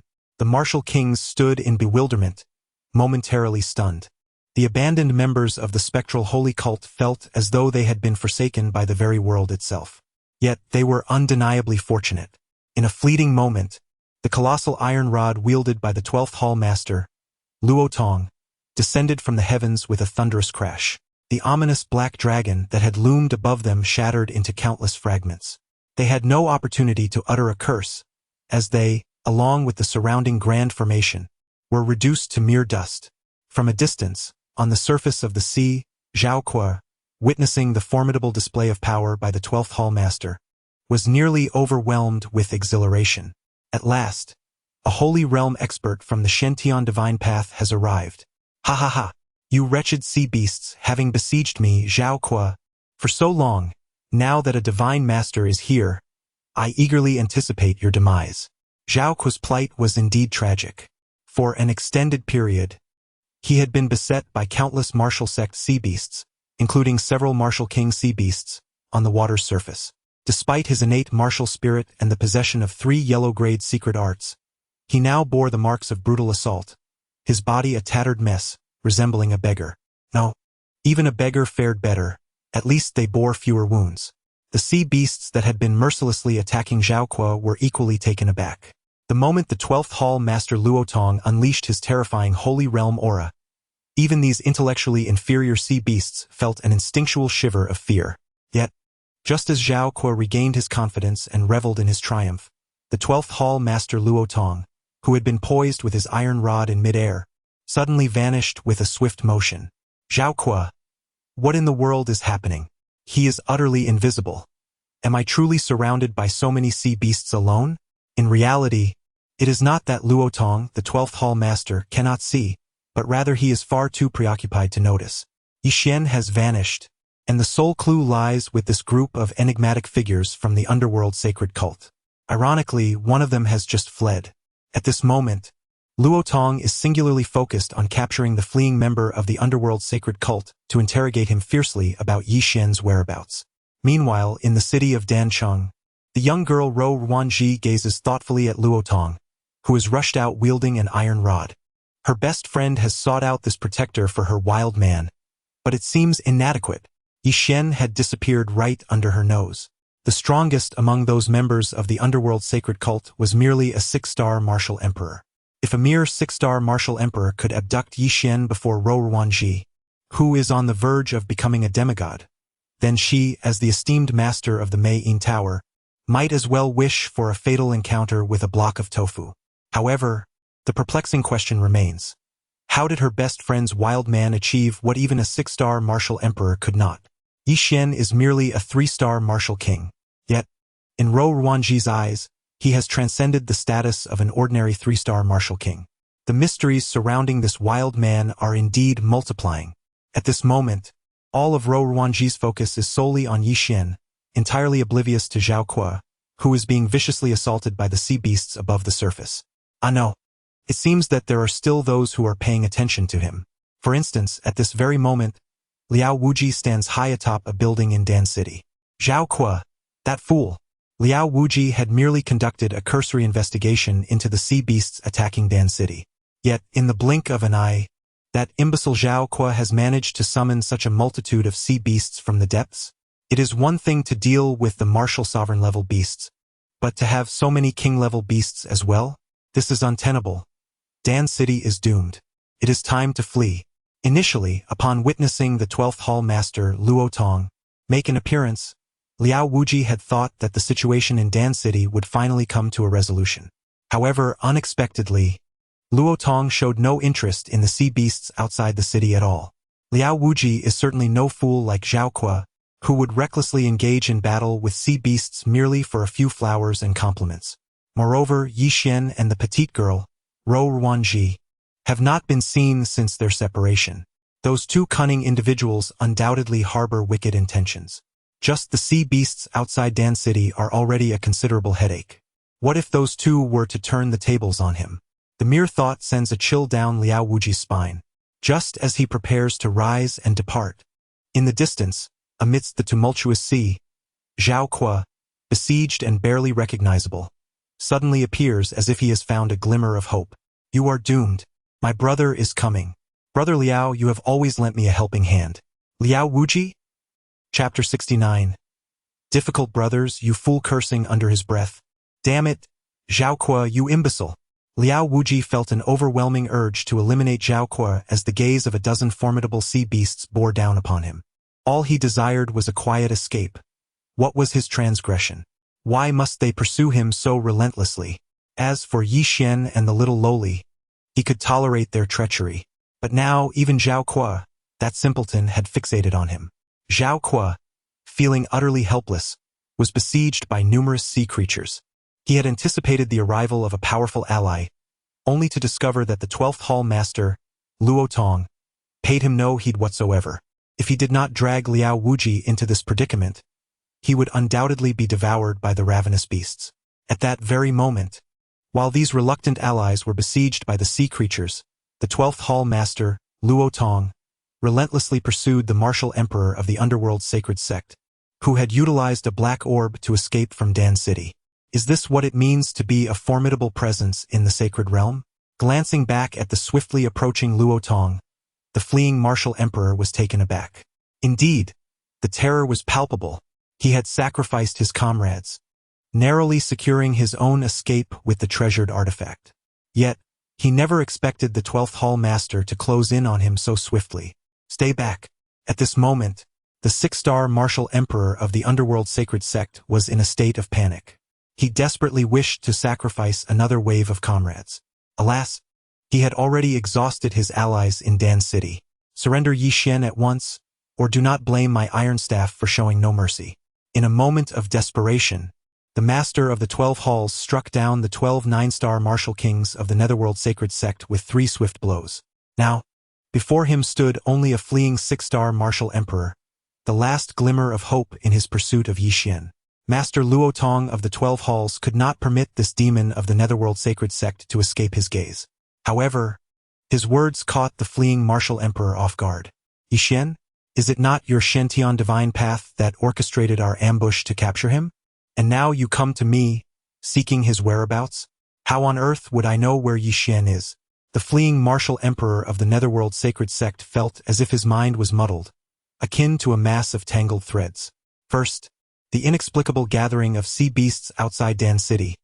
Then their hideout was discovered. Before they could comprehend the series of events that led to their severely injured companions being thrown out, Master Luo Tong unleashed a barrage of strikes with his iron rod. Each incident occurred with such bizarre swiftness, leaving no room for respite. The fleeing martial emperor sensed an invisible hand orchestrating these events from the shadows. If Yi Xian, who trailed closely behind the two, were privy to his thoughts, he would undoubtedly offer a thumbs up in admiration. You figured it out? Your imagination is quite remarkable. Indeed, the unseen puppet master was none other than Yi Xian himself. He first instructed the little black creature to launch an assault on the stronghold of the dark-clad members of the Phantom Sacred Sect, cloaked in shimmering illusions. This would cause them to reveal their whereabouts.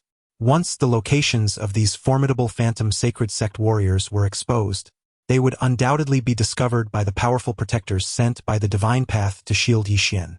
Given that Yi Xian had long surmised the Divine Path's clandestine protective strategy, he could not forego this opportunity to severely undermine the Phantom Sacred Sect. However, this was not the entirety of Yi Xian's scheme. Little black creature, run faster. Certainly, brother. At that moment, the little black creature, bearing Yi Xian with one hand, moved swiftly under the cover of shimmering illusions. It had been quite some time since he had witnessed such a captivating display of combat. As he watched, the 12th Hall Master, Luo Tong, raised his lengthy iron staff once more, and just as the Phantom Sacred Sect's martial emperor was about to meet his demise, Yi Xian hastily patted the little black creature on the head. Go assist him. Understood, brother. Just remember, do not be too forceful. Yi Xian added quickly, watching as the little black creature darted away in an instant. What did you say? I can't hear you? As he gazed at the little black creature that had vanished in the blink of an eye, Yi Xian's expression subtly shifted. Although the 12th Hall Master, Luo Tong, was indeed a formidable Sacred Realm warrior, the Sacred Realm was not beyond the reach of the little black creature's prowess. Even within the realm of life and death, countless ancestors of the Shentian sect had trembled in fear at the sight of her. At this moment, Yi Xian could only silently pray in his heart for the 12 Hall Masters to seek their own fortune and not be struck dead by a single punch from the little black creature. Behold, the demon of the underworld sacred church, receive my iron rod. The 12th Hall Master, Luo Tong, swung his iron rod in midair. His intention was quite simple. As he was merely inquiring for information, he only needed to avoid killing this demon of the underworld sacred church. However, just at the critical moment when his iron rod was about to descend, an invisible force suddenly struck down upon it with tremendous impact. What was happening? In a state of shock, Luo Tong felt his hands go numb, nearly losing his grip on the iron rod.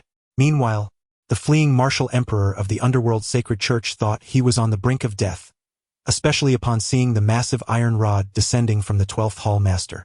He had already experienced the rod's might back in Dan City.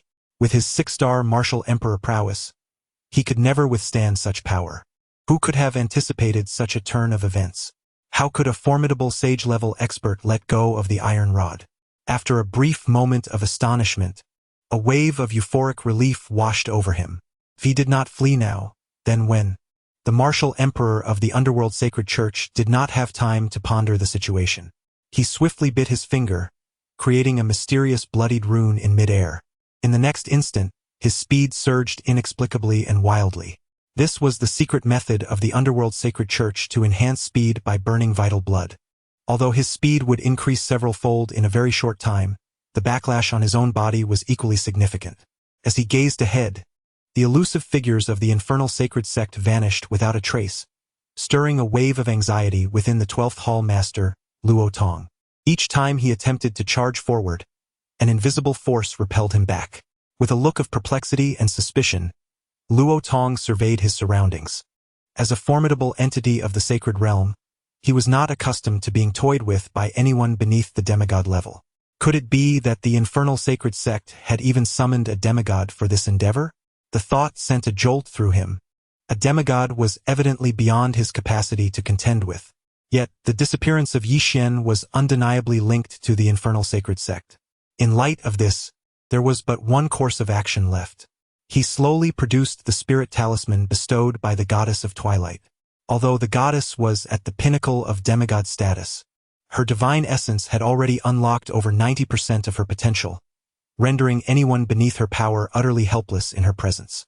Goddess, I beseech you, the 12th Hall Master, Luo Tong, cast the spirit talisman high into the air. However, at that pivotal moment of invocation, an uncanny spectacle unfolded once more. Chapter 70. A gentle breeze. Who are you? The 12th Hall Master, Luo Tong, gasped in astonishment as he beheld the spirit talisman before him, which had inexplicably slipped from his grasp. The sheer bewilderment of it nearly tore him asunder. What manner of entity could usurp a talisman bestowed by the goddess herself?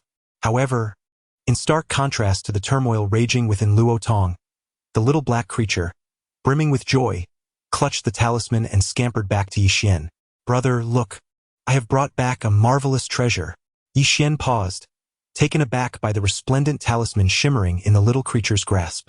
Is this something you snatched from Hall Master Luo? Indeed, the little creature nodded enthusiastically. As Yixin discreetly concealed his face in his hands, he realized the truth. Whenever the little creature intervened, adversaries and allies alike found themselves ensnared in its cunning. Yet, at this moment, he could scarcely dwell on the loss suffered by Luo Tong, for in the blink of an eye, the martial emperor of the underworld sect, who had been fleeing for his life, had vanished without a trace. This individual was integral to my plans. Now, little one, the next steps rest with you. All right, brother. The little creature toyed with the talisman for a while, but soon discovered it was inedible and tossed it carelessly to Yixin. In comparison to this glittering object, which offered no sustenance, the little creature preferred the thrill of combat. Meanwhile, the martial emperor of the underworld sect, having finally eluded danger, cast a glance over his shoulder, only to find that the figure of Hall Master Luo Tong had completely disappeared from sight. Had I truly escaped successfully? A whirlwind of excitement and exhilaration surged from the depths of his soul, manifesting in an array of emotions.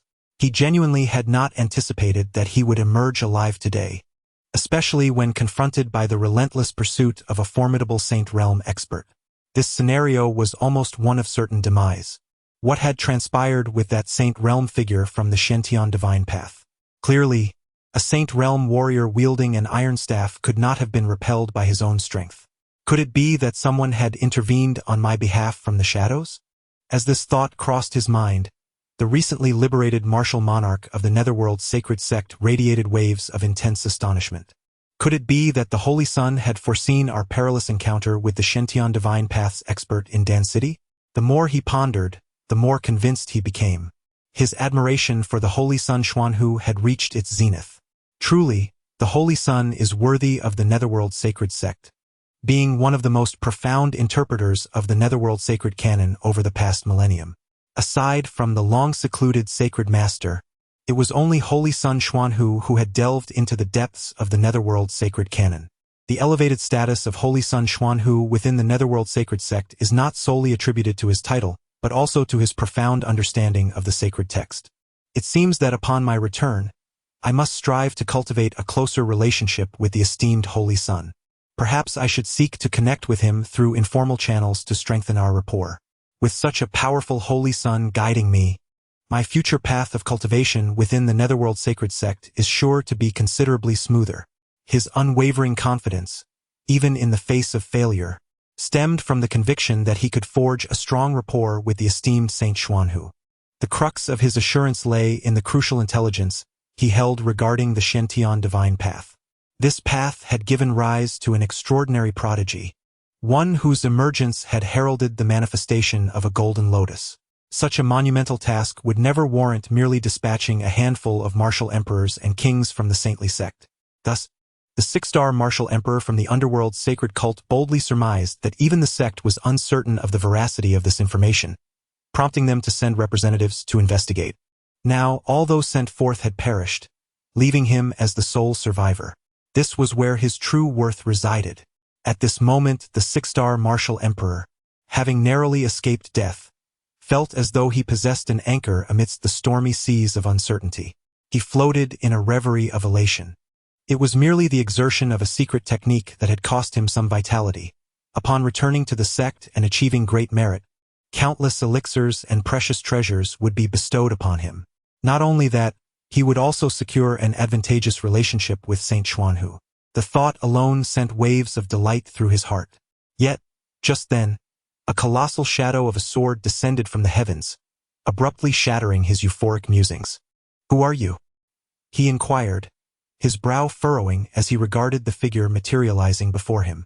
The individual bore striking features, sharp eyebrows and starry eyes, exuding an ethereal aura, unmistakably a person of significance. With a single gesture, the other slowly raised a finger. "What?" The martial emperor of the netherworld sacred cult wore a mask of confusion. "Receive this sword strike, and you shall pass," the other party's calm voice echoed once more. "Ha ha ha, merely a single sword strike? Such arrogance is rather excessive, don't you think?" As he laughed maniacally, the martial emperor of the netherworld sacred cult cast another glance at his opponent. Though pursued relentlessly by the 12th Hall Master, Luo Tong, he was still a 6-star martial emperor. The enigmatic figure before him, while shrouded in mystery, exuded an aura that had yet to reach the sacred realm. If he was not of the sacred realm, how could he possibly pose a threat to a distinguished 6-star martial emperor like himself? It seemed that, having sustained some injuries, all manner of insignificant characters believed they could bully him. The 6-star martial emperor of the netherworld sacred cult shot a sidelong glance at the shadow across from him. "Enough of your prattle. If you do not draw your sword soon, you may never have the opportunity to do so in your lifetime." He had been relentlessly hunted from Dan City to this very place, and his heart brimmed with pent-up frustration. Thus, it seemed fortuitous that such a fool had fallen from the heavens, clearly serving as a target for his ire. Upon hearing these words, the newcomer let out a soft chuckle, then unleashed an unparalleled sword light with bare hands. This sword light, seemingly formidable, with black and white shadows intertwining and coalescing at the sword's edge, failed to evoke any sense of danger in the martial emperor of the netherworld sacred cult. Could it be that this fellow is merely pretending to be powerful, when in truth, he is but a mere lantern? Having attained the status of a 6-star martial emperor within the netherworld sacred cult, he was not one to underestimate his adversary based solely on appearances. Though the figure that suddenly appeared before him emitted no formidable aura, as a 6-star martial emperor, he had always been discreetly activating his protective treasure. Yet, the nature of this attack? Not only did it threaten to breach my defenses, but it seemed unlikely to even tear my garments. Just as the 6-star martial emperor of the netherworld sacred sect was engulfed in confusion, an intense, ripping force surged through his body. Ah! Before he could comprehend the situation, his right leg and arm had been severed beneath the glimmering sword light, completely detached from his torso. How could this be? In the throes of his scream, the martial emperor of the netherworld sacred sect was filled with horror. The peculiar sword light had exuded no hint of danger, yet it had torn his body apart. Throughout the ordeal, his protective treasure had remained utterly unresponsive. Who exactly are you? At this moment, the dismembered martial emperor, rendered nearly helpless, gazed in terror at the figure before him. What manner of being possesses such strength that he could launch an attack while leaving no trace of peril? However, in response to his inquiry, the other remained unfazed, exuding an air of nonchalance. Unchanging in name, unaltered in title, it is none other than the illustrious Shentian Divine Path's Yu Chang Kong. Chapter 71. Awakening of Destiny Yu Chang Kong? The villain? The illustrious figure of the upper 3 layers of the Shentian Divine Path. Upon hearing the name of Yu Chang Kong, the countenance of the once mighty martial emperor of the Ming Sacred Church, now reduced to a mere shadow of his former self, suddenly shifted in profound alarm as he lay amidst a pool of blood. As a prominent force within the Central Wilderness Spirit Domain and a 6-star martial emperor of the Netherworld Sacred Church, he was certainly no stranger to the name Yu Chang Kong. This name was not only familiar to him, it once instilled within him a deep-seated dread. In comparison to the tasks of safeguarding undertaken by the middle and lower 3 layers, the upper 3 layers of the Shentian Divine Path excelled in engaging with the elite prodigies of other sacred churches and divine powers within the Central Wilderness Spirit Domain, indulging in mutual hunts. For hundreds of thousands of years, this form of hunting has been tacitly accepted among the various sacred lands and divine powers of the Central Wilderness Spirit Domain. As long as the venerable saints and demigods from these sacred lands refrained from intervening, the fierce clashes among these top prodigies would remain undisturbed by the greater powers. Take, for instance, the renowned goddess Xiao from the Shentian Divine Path, who, during her own hunts, mercilessly slew countless prodigies from various sacred churches and divine powers. To this day, her name still echoes with fear across the major forces. Although Yu Changkong may lack the same level of intimidation as Goddess Xiao, his meteoric rise over the brief span of merely a century has seen him emerge as a dark horse in the quest for the position of Holy Sun within the Shen-Tian divine path. The crux of the matter lies in the ruthless methods employed by this individual. Numerous esteemed sects and divine factions within the desolate spirit realm, such as the Divine Beast Mountain and the Azure Wave Pool, have seen their prodigies fall by his hand. Moreover, he possesses two immensely powerful secret tomes of earthly rank, relics that date back to the ancient era of the Yin-Yang true deity. Reflecting on the recent moment when he unleashed a sword light entwined in black and white, the fallen martial sovereign of the Netherworld sect became increasingly convinced of Yu Changkong's identity. Yet, unbeknownst to him, the figure standing before him was not Yu Changkong, but rather Yi Xian, who had assumed his appearance through ethereal illusions. The very sword strike that had severed his limbs was also executed by Yi Xian, with the assistance of Little Black. That strike was nothing more than an illusion devoid of any real power. The actual force that had torn his limbs asunder was, in truth, the work of Little Black. Ever since the last encounter at the Shen-Tian divine path, where Yi Xian had devoured half of the Dharma form belonging to the Lord of the Yin-Yang fish, his past 2 months had not been solely dedicated to arduous cultivation. The illustrious figure of Yu Changkong, a renowned prodigy among the upper echelons, is a target far too significant to conceal. It would be exceedingly simple for Yi Xian to ascertain his identity within the Shen-Tian divine path. Having unraveled the identity of the Lord of the Yin-Yang fish, Yi Xian would not let this splendid opportunity to turn the tables slip away. At this moment, Yi Xian gazed at the incapacitated martial sovereign of the Netherworld sect with a serene smile, as if anticipating the unfolding of a grand performance.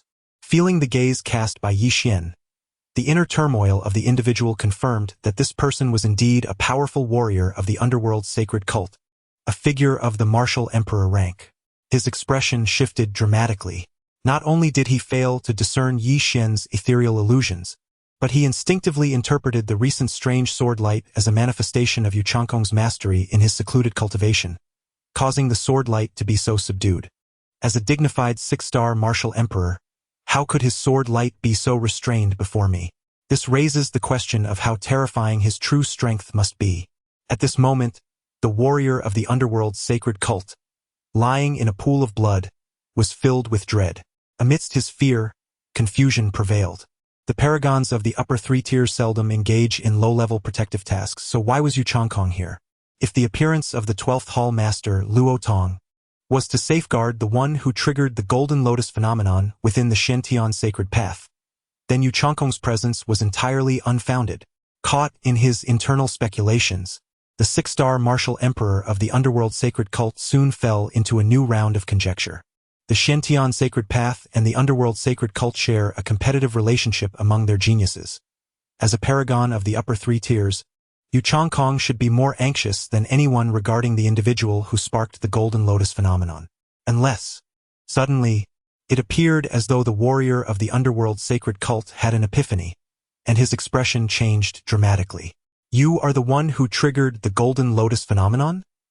Staring at the bewildered warrior of the underworld sacred cult, Yi Xian was equally taken aback.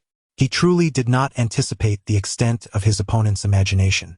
Initially, he merely intended to create a facade to disrupt the attention of the Netherworld sacred cult. In passing, he hoped to extract some information about Yu Changkong and the identity of the enigmatic figure hidden behind the cult. To his astonishment, there were unexpected gains. Before long, Yi Xian, having regained his composure, gazed at the frenziedly speculating martial emperor of the Netherworld's sacred cult, a peculiar smile gradually forming at the corner of his lips. Since you have uncovered my identity, I shall no longer remain concealed. Indeed, I am the Shen-Tian divine path, the extraordinary prodigy who triggered the Golden Lotus phenomenon. Your Netherworld sacred cult, in luring the sea beasts to assault Dan City, was indeed targeting my double, was it not? Now that you have taken action against me, how could I idly await my demise? Evidently, the martial emperor of the Netherworld sacred cult bore an expression of revelation. So, Yi Xian truly is your decoy, and we have prepared for half a month to ambush a mere substitute. What a failure that is. Oh, you had begun preparing an ambush against me a fortnight ago? Upon hearing this, Yi Xian couldn't help but smile. Indeed, the villain knows the villain best. With just a slight application of strategy, he had extracted the truth from his adversary's lips. Now that you realize it, I senti it a tad too late. Unfortunately, you shall never have the opportunity to alert your hidden master. Your hidden supporter, at this very moment, is likely still reveling in the falsehoods disseminated by the divine path, indulging in secret delight. Ha! What a collection of foolish individuals. Silence! How dare you presume to challenge our holy son? The voice of the fallen martial emperor of the netherworld sacred sect suddenly rose in intensity. You are merely a prodigy from the Shentian divine path. A trifling figure of the upper three tiers, merely a candidate, utterly unqualified to be compared with our holy son. Even if, for a fleeting moment, our holy son is ensnared by your devious schemes, he shall undoubtedly regain his senses swiftly. Just wait and see. Our holy son will not spare you. Even if you were to slay me today, our esteemed holy son would assuredly seek retribution. That six-star martial emperor of the netherworld sacred sect originally intended merely to indulge in a moment of bravado, to intimidate Yu Chongkong. Little did he expect to find Yu Chongkong standing there, his brow furrowed, utterly unmoving. The holy son? The Xuanhu holy son of the netherworld sacred sect is renowned throughout the central wilderness spiritual domain. When Yi Xian was still in the southern wilderness, his name was already well known. It is astonishing that the one sent to deal with me from the netherworld sacred sect is none other than him. If Yi Xian had offended someone else within the netherworld sacred sect, it would have been one thing, but it happens to be this Xuanhu holy son, who reigns supreme within the sect, second only to the reclusive netherworld sacred lord. Yi Xian feels like a villain, burdened more heavily than the protagonist, constantly targeted from all sides. Yet what can be done? I am merely a nascent small boss, akin to one who delivers experience points to the protagonist in a novice village. If I were to be bestowed with the identity of an ultimate big boss from the outset, would I still need to exert myself so laboriously? Were that the case, a mere glance from Yi Xian would summon countless subordinates, racing to assist him in eliminating these bothersome foes, much like that esteemed saint of Xuanhua. Yet, despite this, Yi Xian's pride remains unyielding. Even the petite and radiant wife, blessed by the protagonist's halo, has been rendered utterly obedient to me. How could I possibly fear a saint from the netherworld sacred cult? Although the identity and power of the Xuanhua saint loom before Yi Xian like an insurmountable mountain, he is confident that, given sufficient time with his infinite buff-enhancing ability, he will inevitably dismantle this formidable peak. Destiny awakens, successfully siphoning the luck value from the villainous male counterpart. Destiny's fortune. 1123. Yi Xian? Villainous male counterpart? What does this imply? Could this saint of Xuanhua be a dark version of the little medical sage? Chapter 72. The Mind of the Holy Sun. Incomprehensible transformations. Yi Xian never anticipated that receiving a fiancée in the form of Xiao Huahua was merely the beginning. Now, a male version of the dark little healer had also presented itself at his doorstep. It dawned upon him that he had inadvertently altered his own narrative as the antagonist, consequently reshaping the fate of his delicate wife, the destined heroine. Although Yi Xian remained uncertain about how the saint son of Xuanhu should have originally appeared in the eyes of his beloved, it was evident that, as the fated heroine, she would not be surrounded by just one male counterpart like the saint's son. With the dark version of the little healer already manifesting, the emergence of a male version of Xiao Suner, a male Yafei, or even a male version of Queen Medusa seemed exceedingly plausible. Yi Xian had previously believed that his continuous flow of correspondence would secure his delicate wife's affections. However, it now appeared that the pool of competitors was far more extensive than he had presumed. Nevertheless, the thought that these rivals would ultimately become mere instruments for him to seize fortune brought a wave of relief to Yi Xian's heart. At this moment, the formidable warrior of the Yuming Holy Church, lying in a pool of blood, remained oblivious to the seismic shifts occurring deep within Yi Xian, prompted by the golden sphere's indication. Observing Yi Xian's silence, standing motionless and speechless, the six-star warrior of the Yuming Holy Church flashed a look of determination, akin to a valiant hero poised for a noble demise. Regardless of the circumstances today, I cannot escape my fate. If I must perish beneath your blade, I shall do so, but I must convey this to you. Our Holy Son will not let you go unpunished. He will ensure that you suffer greatly, extracting your very essence to comfort the noble souls who have fallen at your hands. The 6-star martial emperor, lying amidst a pool of blood, initially believed his demise to be certain. However, just moments ago, he unexpectedly discerned that the individual before him, Yu Changkong, appeared particularly intrigued by the Holy Son of Xianhua. Each time the words Holy Son escaped his lips, the other's thoughts would momentarily falter. Whether this fascination stemmed from genuine interest or apprehension, it offered him a glimmer of hope for survival.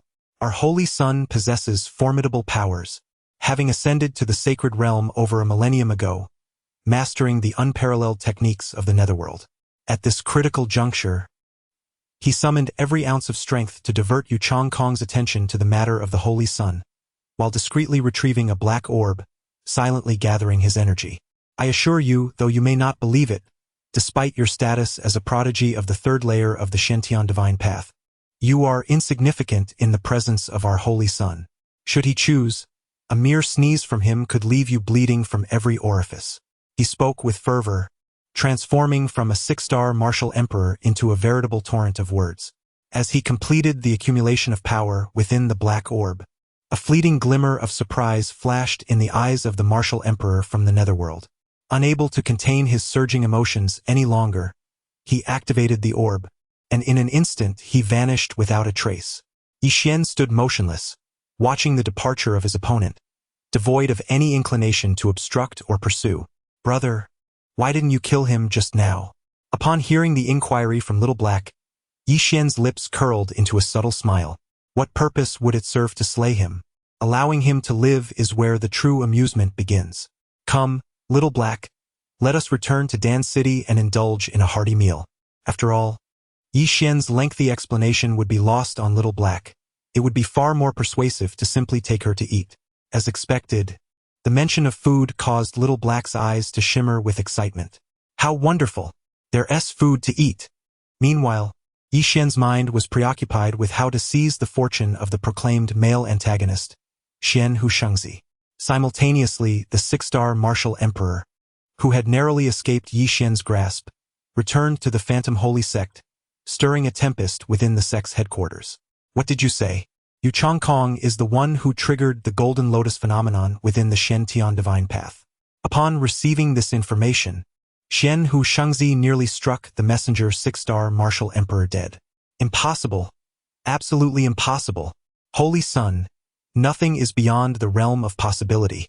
Indeed, with the emergence of the true deity-like figure, the goddess Xiao within the Shentian divine path, should another prodigy arise once he ascends, the entire Phantom Holy Sect may find itself bowing in deference to him. The Holy Son, undeterred by countless dangers, remains wary of the slightest misstep, for the specter of the Ing sacred cult looms ominously. As he gazes at the encircling elders of the Ing sacred cult, the Holy Son Xuanhu feels an overwhelming sense of trepidation. Yu Changkong, a manifestation derived from his 9 nether unification technique, is not unknown to him. He is acutely aware of whether or not Yu Changkong has summoned the Golden Lotus phenomenon. Furthermore, the earlier assertion by the 6-star martial emperor, claiming he was ambushed by Yu Changkong, is utterly absurd, since the last time Yu Changkong was intercepted during the retrieval of the Yin-Yang secret repository, he has been in seclusion, healing and solidifying his cultivation. How could he possibly engage in such a lethal ambush? Yet, Xuanhu knows he cannot voice these doubts. The 9 nether unification is his most formidable trump card, gleaned from the profound insights of the Ing sacred canon. Should this secret be unveiled, not only would Yu Changkong be endangered, but also his avatars concealed within other major sacred sects and divine paths. It is simply implausible. I shall not entertain further discussion on this matter. Observing Xuanhu's reaction, the previously kneeling 6-star martial emperor stood in stunned silence. After sacrificing an arm and a leg to procure this intelligence, is it to be dismissed so casually? This cannot be permitted, Holy Son. I would stake my life on the veracity of this information. You did not witness the restraint of that sword light wielded by Yu Changkong. In my estimation, His mastery of the yin-yang secret repository has reached unparalleled heights. This matter is critical to the foundations of our Ing sacred cult in the central wilderness spiritual realm. We cannot afford to show leniency and allow such a colossal threat as Yu Chongkong to go unchecked. Damn it! I merely sent a doppelganger out. How has it become the gravest threat to the unfathomable sacred sect? At this moment, gazing at the six-star martial emperor kneeling and wailing, Xuanhu's sacred son felt an overwhelming urge to twist his head off. Although Guemu is merely a six-star martial emperor, his words held substantial truth. If Yu Chongkong is indeed the one who provoked the Golden Lotus phenomenon, our unfathomable sacred sect must eliminate him. I second that. I too support this. As the elders of the sacred sect began to rise in consensus, Xuanhu's sacred son clenched his fists tightly. Are you all sincerely trying to vex me? Just as Xuanhu's sacred son was preparing to unleash his divine authority to silence these gossipy elders, a decaying, terrifying aura suddenly emanated from the depths of the sacred sect. The one who triggered the Golden Lotus phenomenon is a formidable adversary to our sect. This person must not be spared. The brief yet powerful words, coalescing in the air, struck the elders of the unfathomable sacred sect like a divine decree descending from the heavens. We shall heed the sacred Lord's command. Xuanhu's sacred son stared at the black characters forming in midair, his eyes widening in disbelief. He never anticipated that this incident would rouse even the sacred Lord, who had been in seclusion for many years. Despite his esteemed position within the unfathomable sacred sect, Xuanhu's sacred son, as a mere sacred son, dared not defy the sacred Lord's command. Yet, if he were to comply, does it mean that this sacred son must personally eliminate his own doppelganger? At this moment, Xuanhu Shengzi felt as though he had ingested something utterly repugnant, unable to swallow it down or expel it from his system. It was all due to that insufferable wretch who had returned with such spurious tidings. Could Yu Chongkong truly incite the extraordinary phenomenon of the Golden Lotus? Surely, I must be dreaming, for I could burst into laughter upon waking. The sixth-star martial sovereign, who knelt upon the ground and was addressed as Guemu by the esteemed elders, had initially displayed a countenance replete with joy upon receiving the decree from the Holy Master. Yet, almost immediately, he sensed the piercing gaze of Xuanhu Shengzi, filled with the intent to slay. It was perplexing. I had believed I was bearing excellent news. Why then did Xuanhu Shengzi regard me with such palpable disdain, as if he longed to flay me alive? After much contemplation, Guemu could not fathom the reason behind it and could only sigh inwardly. Indeed, the thoughts of the Holy Sun are as inscrutable as they are capricious. Chapter 73. Hidden affairs and secret schemes. The male lead's fortune was successfully seized, and the grand fortune continued to surge within Yi Xian. He felt an overwhelming wave of exhilaration. It seemed that, in addition to writing letters to his beloved wife, he had discovered another exclusive avenue to acquire grand fortune. Yi Xian delightedly pondered the prospects that lay ahead. As he encountered more official male leads, the opportunities to plunder fortune would inevitably increase. Who knows, he might even come across a destined male protagonist in an official capacity. At that very moment, Yi Xian resembled a villain who boldly claimed love. The mere thought of the official male lead, picturing his delicate wife nestled in his embrace, with her eyes sparkling with affection, filled him with an unprecedented sense of fulfillment. Yi Xian not only sought to seize their fortunes but also desired to bed their women. What of the dark version of the little doctor? What of the male counterparts of Yafei, Zixian, and Medusa? Who dared to contest Yi Xian for his women? Bring them all forth. Meanwhile, in another realm, above the city of Dan, observing the hurried return of the 12 hall masters led by Luo Tong, as well as the sea beasts scattering back to the depths, Zhao Kuo and Liao Wuji were nearly at their wits' end. Why did you take so long to arrive? These two unfortunate souls were on the brink of despair, nearly overwhelmed by the relentless assault of the sea beasts. At that moment, both bore faces swollen to the point of being unrecognizable. Regrettably, the 12th hall master, Luo Tong, was too preoccupied to attend to the two individuals who had been thoroughly beaten by the sea beast. In his hurried return to Dan City, his mind was consumed with the quest to uncover the whereabouts of the missing Yi Xian. Since the sole lead, the six-star martial emperor of the Netherworld sacred cult, had eluded him under the obstruction of a mysterious power, he was left to scour the city for any remnants of clues. Due to the theft of the spirit talisman, Luo Tong had lost contact with the goddess. In this moment of urgency, he was as restless as an ant on a hot pan. He arrived at the location where the Netherworld Sacred Cult's demons had previously appeared, intent on investigating their hiding place. To his astonishment, he discovered two gravely injured Netherworld Sacred Cult experts lying on the ground, blood spilling from their mouths. Alive? Not yet dead. This revelation filled Luo Tong with immense joy. What is it to lose and then regain? What is it to find light in the darkness? The sudden wave of happiness was overwhelming. Just as he prepared to confront the two demons to extract information regarding Yixian, a suspicious little girl, Ro Ruanji, emerged from the adjacent room. Did you injure these two? Luo Tong stared in shock at the little girl. The two Netherworld's sacred cult demons sprawled on the ground included one 9-star martial king and another who had reached the 6-star martial emperor level. Could this little girl truly inflict harm upon the two of them? What could her origins possibly be? Were it not for the prior communication from the higher-ups of the divine path, he might have almost believed that the delicate little girl Ro Ruanji was an unparalleled powerhouse infiltrating the Shentian divine path from another faction. Don't look at me. These two have nothing to do with me. They were already lying there when I arrived. Upon hearing this, the 12th Hall Master, Luo Tong, finally exhaled with some relief. However, this relief was short-lived, as a new wave of unease washed over him. This cannot be right.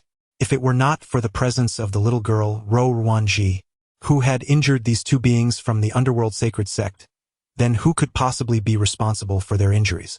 Could it be that there lurked some mysterious and formidable entity within the depths of Dan City that had eluded my detection? While the 12th Hall Master Luo Tong grappled with his suspicions, the little girl Ro Ruanji harbored her own tangled thoughts. Apart from Luo Tong and herself, there were no other sanctified beings present in Dan City. This fact was something that the little girl, as the mistress of the Charm Sound Pavilion, understood better than anyone else. But if there were no additional sanctified beings here, then who could have harmed these two powerful figures from the underworld sacred sect?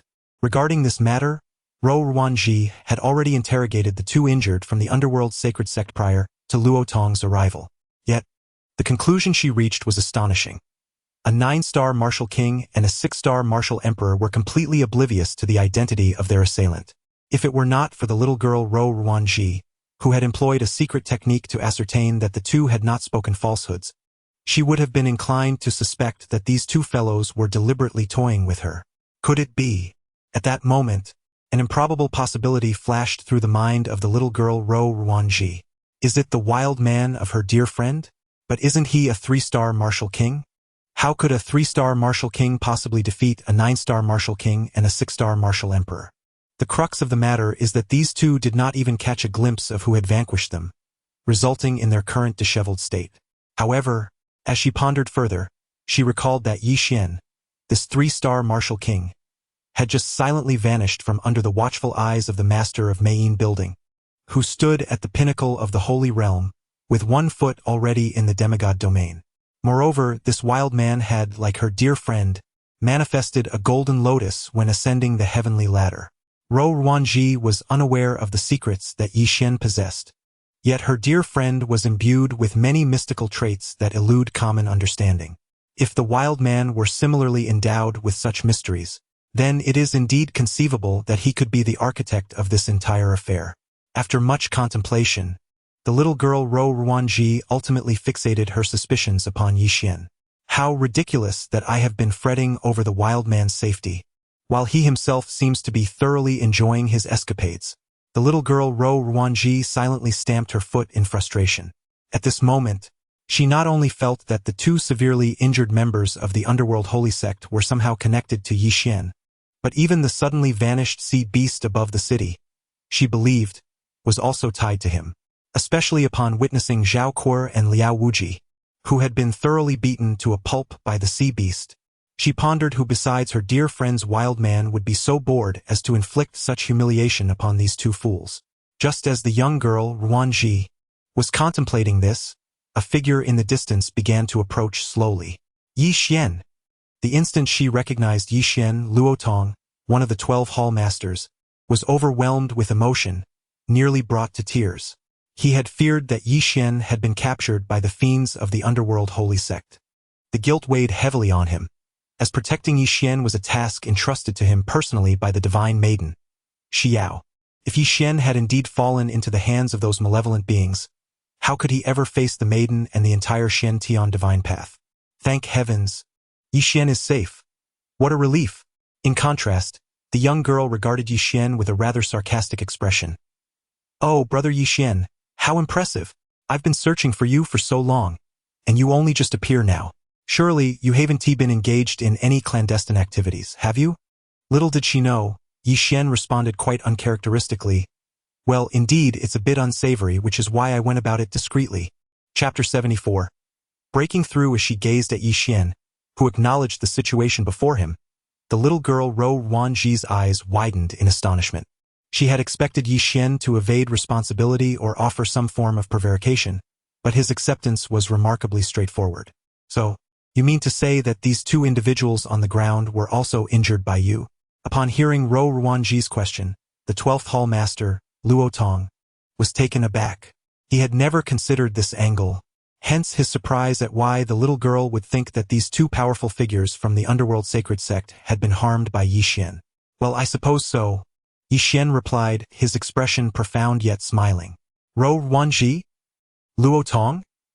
Both were momentarily struck dumb, albeit for entirely different reasons. Ro Wanji was stunned by Yi Xian's sincerity. After covertly engaging in so many clandestine activities, he didn't even offer a single word of denial.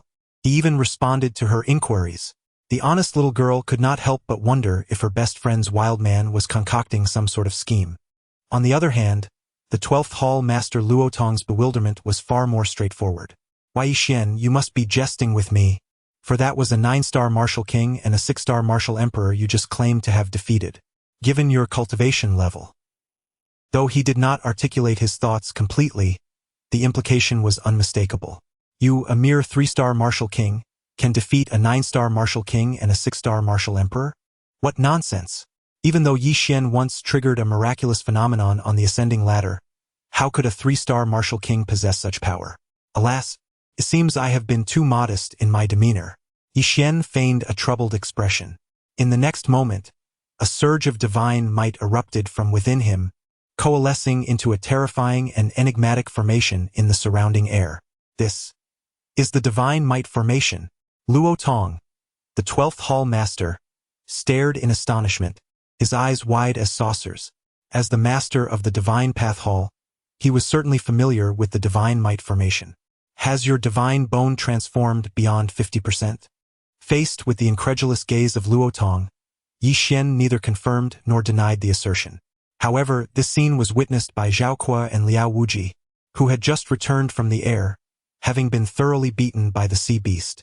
Even though Liao Wuji had chosen to resign himself to fate, he could not help but feel a pang of sorrow upon witnessing this spectacle. Zhao Kuo felt even more despondent. He was once the esteemed prodigy of the Zhao family, yet after entering the Shen-Tian divine path, he had been continually battered by Yi Xian. At this moment, gazing at the radiant Yi Xian within the divine might formation, Zhao Kuo's eyes were filled with boundless anguish and envy, especially when he recalled how Luo Tong had ignored him during the sea beast's onslaught. Perhaps it would be better not to enter the Shen-Tian divine path at all. The young girl, Ro Ruanji, displayed little emotional fluctuation throughout the entire ordeal, as if everything that transpired with Yi Xian was simply as it ought to be. How could a wild man, coveted by a good friend, be anything but extraordinary? With the failure of the dark underworld sacred sect's plot to ambush Yi Xian, the crisis posed by the sea beasts in Dan City was also resolved. On the journey back to the Shen-Tian divine path, Zhao Kuo found himself increasingly vexed. It was he who had bravely faced the assault of the sea beasts above Dan City. Why, then, did the monumental credit for this protective task fall upon Yi Xian? He claimed that he had injured those two formidable members of the dark underworld sacred sect, and yet you believed him? How could a 3-star martial king possibly defeat a 9-star martial king and a 6-star martial emperor? Are you all lacking in common sense? Why do you so readily accept his words? Even when Yi Xian publicly activated the divine might array, Zhao Kuo remained unwilling to accept the truth. In reality, it was not that he could not believe, but rather that he refused to acknowledge it. To accept that Yi Xian surpassed him would mean admitting that his own talents paled in comparison. Liao Wuji remained as silent as ever. However, in his lexicon, aside from avoiding Yi Xian and the mischievous Rou Ruanji, there now existed an additional entry. That fool Zhao Kuo, this imbecile, who attracts trouble upon himself, is always eager to shift the blame onto others. If it were not for Zhao Kuo, could Liao Wuji have suffered so greatly at the hands of the sea beasts in Dan City? In contrast, the young girl, Rou Ruanji, had been fixated on Yi Xian from the very beginning. While she was intrigued by the formidable divine array Yi Xian had activated in Dan City, her greater curiosity lay in how he managed to slip away right under her nose, possessing merely the cultivation of a 3-star martial king, while she herself stood at the pinnacle of semi-divine realms. Yi Xian, however, seemed utterly oblivious to the gazes directed his way. This journey to Dan City had proven immensely profitable for him. He had not only seized 2 6-star martial emperor's storage rings, but had also significantly plundered the fortune of the holy son of Xuanhua. As he made his way back to Dan City, an amusing incident occurred. The daughter of a mermaid, abducted by a powerful figure from the underworld's sacred cult, was unexpectedly found sealed within the storage ring of the fleeing 6-star martial emperor. Although this mermaid was indeed quite large, Yi Xian had no means to care for her. Thus, he entrusted the task of reuniting the mermaid's daughter with her mother to Little Black. "Brother, these delicacies are truly exquisite," Yi Xian observed, glancing down at Little Black, who was indulging in various mortal delicacies with great eagerness. A smile of satisfaction graced his lips, as he had never anticipated such allure these mundane dishes held for Little Black. It seemed that, in the future, the cost of her upkeep could be further reduced in this manner. This was not due to Yi Xian's frugality, but rather the exorbitant expenses associated with caring for Little Black. In just 2 short months, the precious elixirs and pills gifted to him by the sect master of Shantian had been nearly consumed by her. Yet, amidst the crowd, who was truly the most distressed? None other than the 12th Hall Master Luo Tong. The Divine Maiden has appointed him to protect Yi Xian, intending to shield the extraordinary beauty of Yi Xian's golden lotus. However, it has become increasingly evident that I cannot conceal Yi Xian's remarkable growth. Luo Tong increasingly feels that someone like Yi Xian is akin to a firefly in the pitch-black night sky, shining brilliantly no matter where it hides. Meanwhile, as Luo Tong leads everyone back to the divine path, within the upper 3 tiers of the Shantian divine path, a strange vortex begins to swirl amidst the mountains. With a contorted expression, Yu Changkong slowly opens his eyes from his meditation. After 2 months, a full 2 months, I have finally stabilized my cultivation.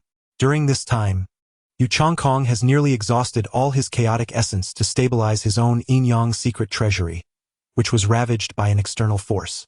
Nevertheless, his cultivation has regressed to the realm of the 3-star martial emperor. Do not let me discover who is responsible, for I, Yu Changkong, will not spare you. Waves of furious roars reverberate through the cave where Yu Changkong is in seclusion. At that moment, he suddenly receives a secret transmission from the main body, Saint Prince Xuanhu. Upon listening to the transmission, his expression darkens immediately. Yi Xian.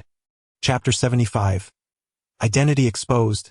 The enemy approaches. It is time for another round of 10 consecutive draws. Yi Xian gazed at the golden orb, where the great fortune looted from the holy son Xuanhu resided, a fleeting smile gracing his eyes. Coupled with the previous critical strike stemming from his little dear wife's sense of guilt, Yi Xian's current fortune had amassed to a staggering 1,069 points. He delicately tapped the option for 10 consecutive draws, and in the next moment, the lottery pointer on the golden orb began to whirl rapidly. Gradually, the pointer came to a halt, revealing 10 resplendent golden treasure chests within Yi Xian's sight. To his surprise, there were no diamond treasure chests.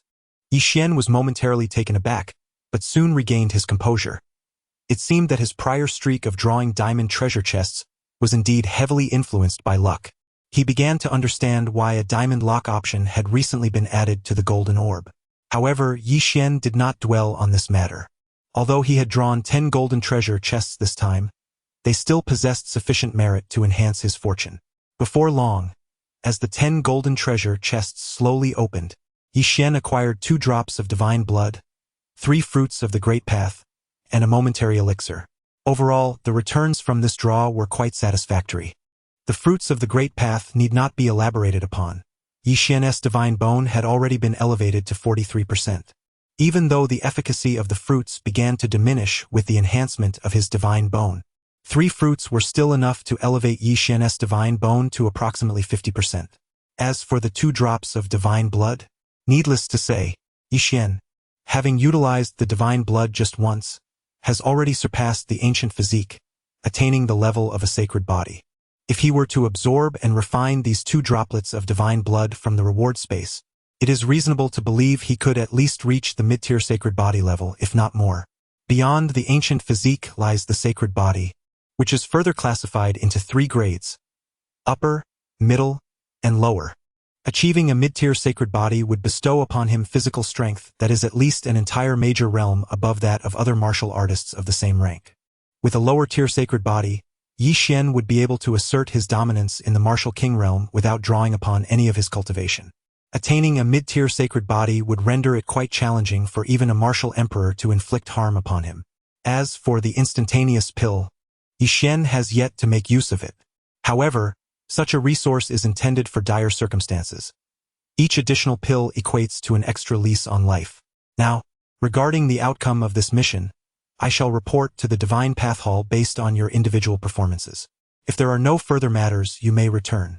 Shortly thereafter, Luo Tong, the 12th Hall Master of Shentian Mountain, issued a light command and vanished in an instant.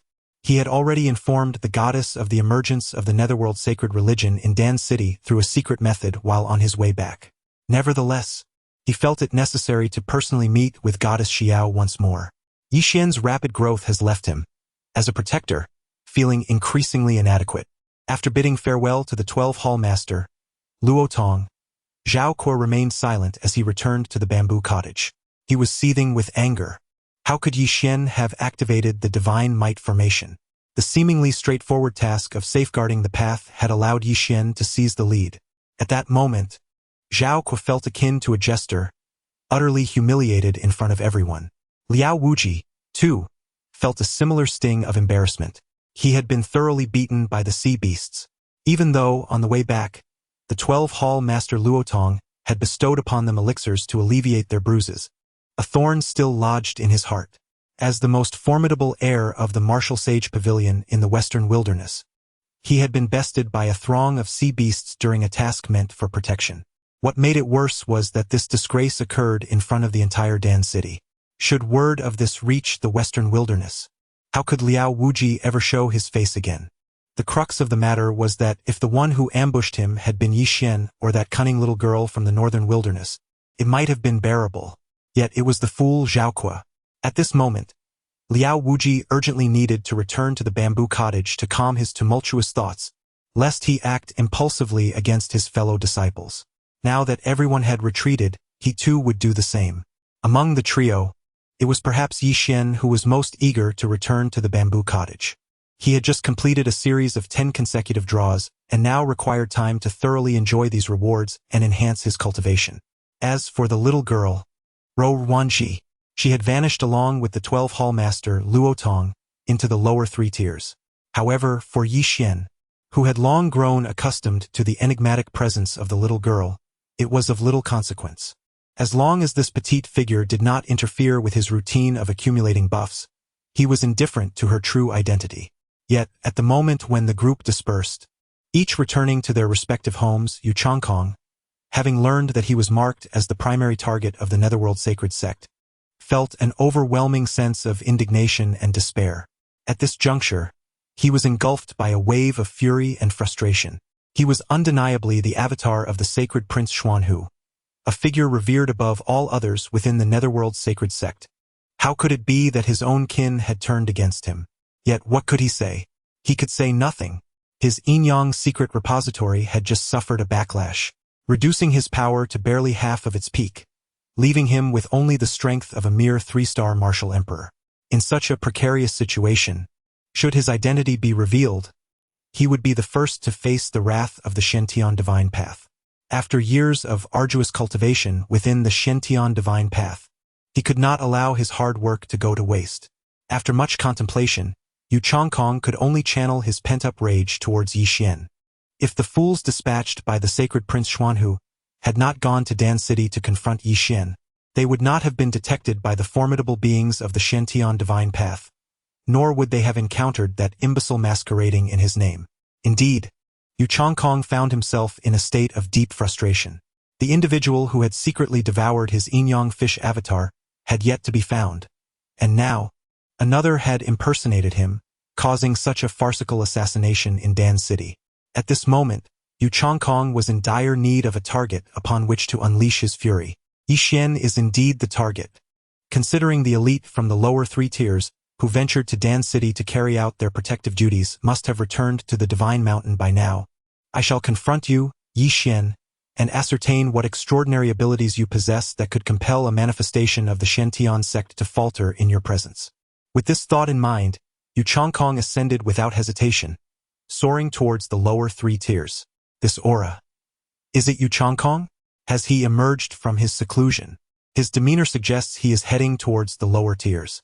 What business does he, Yu Changkong, have in such a place? The elites from the upper 3 tiers have always kept a vigilant watch on one another.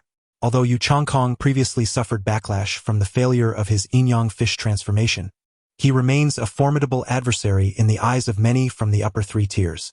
Now, witnessing his unusual behavior, they cannot help but extend their spiritual perception and follow his trail. Soon, enveloped in the dual energies of yin and yang, Yu Changkong arrived near the bamboo dwelling where Yi Xian resided. Yi Xian, come forth. Chapter 76. Adding fun, Divine Might Zhao Kuo, who was feeling despondent in his bamboo cottage, was initially taken aback by the angry voices outside, but soon a spark of joy ignited in his eyes. Ah, Yi Xian, you rascal. You truly are a source of annoyance. It seems someone has come knocking at your door sooner than expected. After a series of events, Zhao Kuo realized that his hopes of dealing with Yi Xian were virtually extinguished. Just as he was feeling dejected, a rival appeared before Yi Xian. Though I, Zhao Kuo, may be powerless against you, I refuse to believe that among the countless prodigies of the Shantian divine path, there is not a single one capable of bringing you down.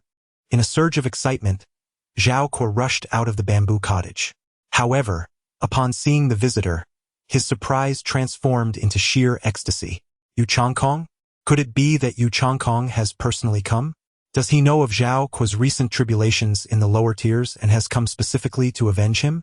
The unexpected joy overwhelmed Zhao Kuo, prompting him to stride toward Yu Changkong, eager to unburden his frustrations. Yet, just at that moment, a colossal hand, formed from the convergence of yin and yang energies, suddenly struck him down to the ground. Are you Yi Xian? Zhao Kuo? Staring at Yu Changkong, who glared at him with a look that promised dismemberment, Zhao Kuo was left utterly stunned. In the Eastern Desolation, the invincible Zhao family had recently formed an alliance with Yu Changkong. To prove his loyalty, Zhao Kuo had boldly sought out Yi Xian for a confrontation upon his arrival at the Shantian divine path. Yet, what was this unexpected turn of events? Yu Changkong, it appeared, did not recognize Zhao Kuo. This was hardly surprising. Who was Yu Changkong?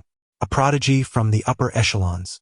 He had encountered countless other prominent figures from various powerful factions. The insignificant Zhao family from the Eastern Desolation was of little consequence to him. He could simply send a messenger to announce their alliance, rather than personally attending to such trivial matters. Consequently, if he had never visited the Zhao family, it was only natural that he would not know Zhao Kuo. It was peculiar that Zhao Kuo chose this very moment, when Yu Changkong was angrily invoking Yi Xian's name, to emerge from the nearby bamboo hut. This unfortunate timing led to a significant misunderstanding. As Yu Changkong's ethereal hand, a manifestation of yin and yang, pressed Zhao Kuo to the ground, a massive, penetrating nail formed above him, instilling sheer terror in Zhao Kuo. At that moment, he could hardly ponder the triviality of Yu Changkong's lack of recognition. Elder Yu, you've made a mistake. I am not Yi Xian. I am Zhao Kuo, from the Zhao family of the Eastern Desolation. Zhao Kuo exclaimed desperately, struggling against the weight of the ethereal hand. Upon hearing the name Zhao Kuo, Yu Changkong's brow furrowed. This was indeed the very pawn he had selected from the 4 great desolate regions to deal with Yi Xian. As time has elapsed, Yi Xian remains steadfast within the Shentian divine path, while the Zhao family of the eastern wilderness proves to be utterly inept. In a fit of anger, Yu Chongkong hardly glances at Zhao Kuo, dismissively casting him aside. This scene is fortuitously witnessed by Liao Wuji, who emerges from a bamboo hut shortly thereafter. I am not Yi Xian. I am Liao Wuji from the western wilderness. To avoid further misunderstandings, Liao Wuji hastily announces his name upon his arrival. Where is Yi Xian? Tell him to come out. Yu Chongkong has little concern for the distinctions between the eastern and western wilderness. His singular aim today is Yi Xian. Feeling the overwhelming aura of a martial emperor emanating from Yu Chongkong, Liao Wuji breaks into a cold sweat. This is terrifying. How on earth did Yi Xian provoke such a formidable figure? Liao Wuji regrets stepping out of the bamboo hut at that moment. Just then, a languid voice drifts from the adjacent bamboo hut. Who is it? Do you need something from me? You are Yi Xian? Yu Chongkong questions as he watches Yi Xian saunter out from the bamboo hut. If there is no other Yi Xian in the vicinity, then I must indeed be the one you seek, Yi Xian replies with a slight nod. Excellent. Today, the Yi Xian I am looking for is you. Observing Yi Xian's admission, Yu Chongkong dismisses any further pleasantries, summoning a colossal hand formed from the Yin Yang secret tactics to grasp Yi Xian directly. Has Yu Chongkong lost his mind? For no apparent reason, he has chosen to strike against a prodigy from the lower third tier. Moreover, his demeanor suggests he is exceedingly enraged. Could it be that he has previously suffered a setback at the hands of this lower-tier genius? It seems improbable. After all, even a genius from the middle third tier pales into insignificance when faced with those from the upper third tier. At this very moment, the upper third tier prodigies, who have been discreetly observing, are filled with perplexity. Yet, this scene brings an inexplicable sense of satisfaction to Zhao Kuo. Although he had been quite displeased by the blunder instigated by Yu Chongkong, witnessing the latter's aggression towards Yi Xian fills him with exhilaration. Haha, Yi Xian. Today is your day of reckoning. The upper third-tier prodigy has personally taken action. In Zhao Kuo's view, Yi Xian stands no chance of turning the tide. This sentiment is not unique to Zhao Kuo.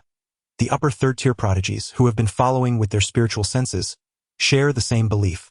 In fact, many of them have begun to find the situation rather dull. They had anticipated that Yu Chongkong's fierce approach to the lower third tier concealed some significant secret, only to discover that it was merely to deal with a trivial lower-tier genius. With such time spent, they could have instead focused on seclusion, deepening their understanding of the hidden treasures. However, at this juncture, an unforeseen spectacle unfolds.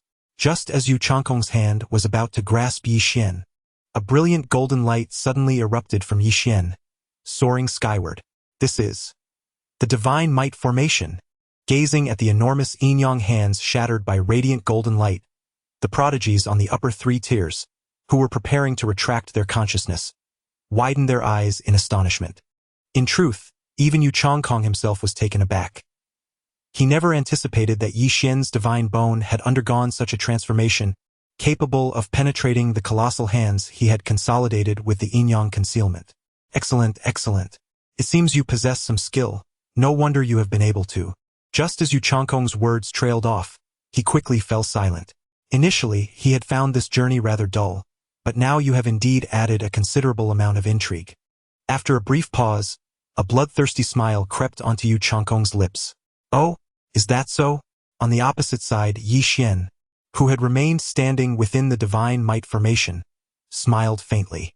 In that case, allow me to add some more amusement for you. As soon as Yi Xian's words fell, a magnificent golden statue surged skyward behind him. This is the divine might avatar.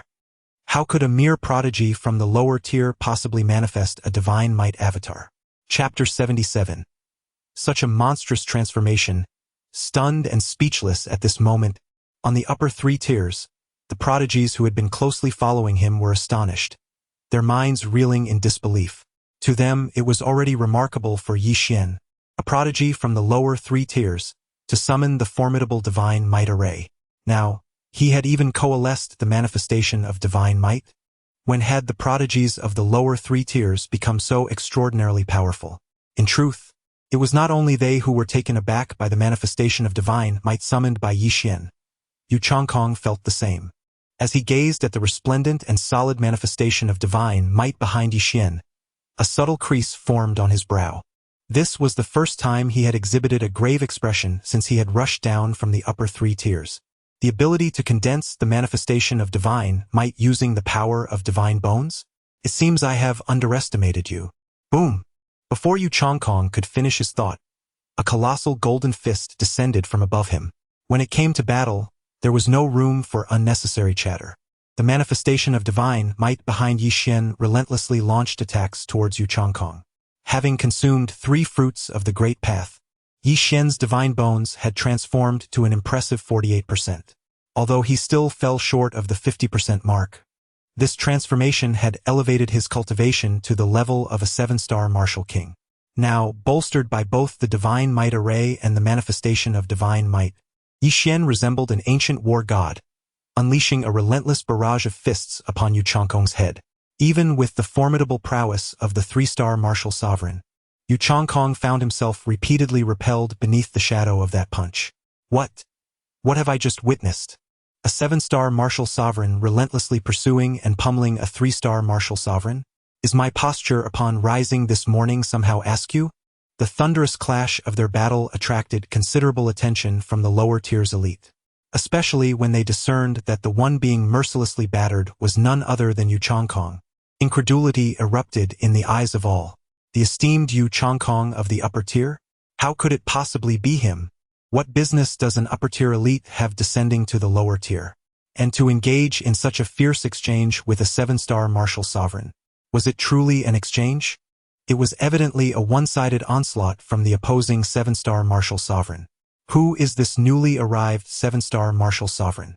While the lower-tier elites gathered around, captivated by the spectacle, Zhao Kuo's mind was already shattered by the scene before him.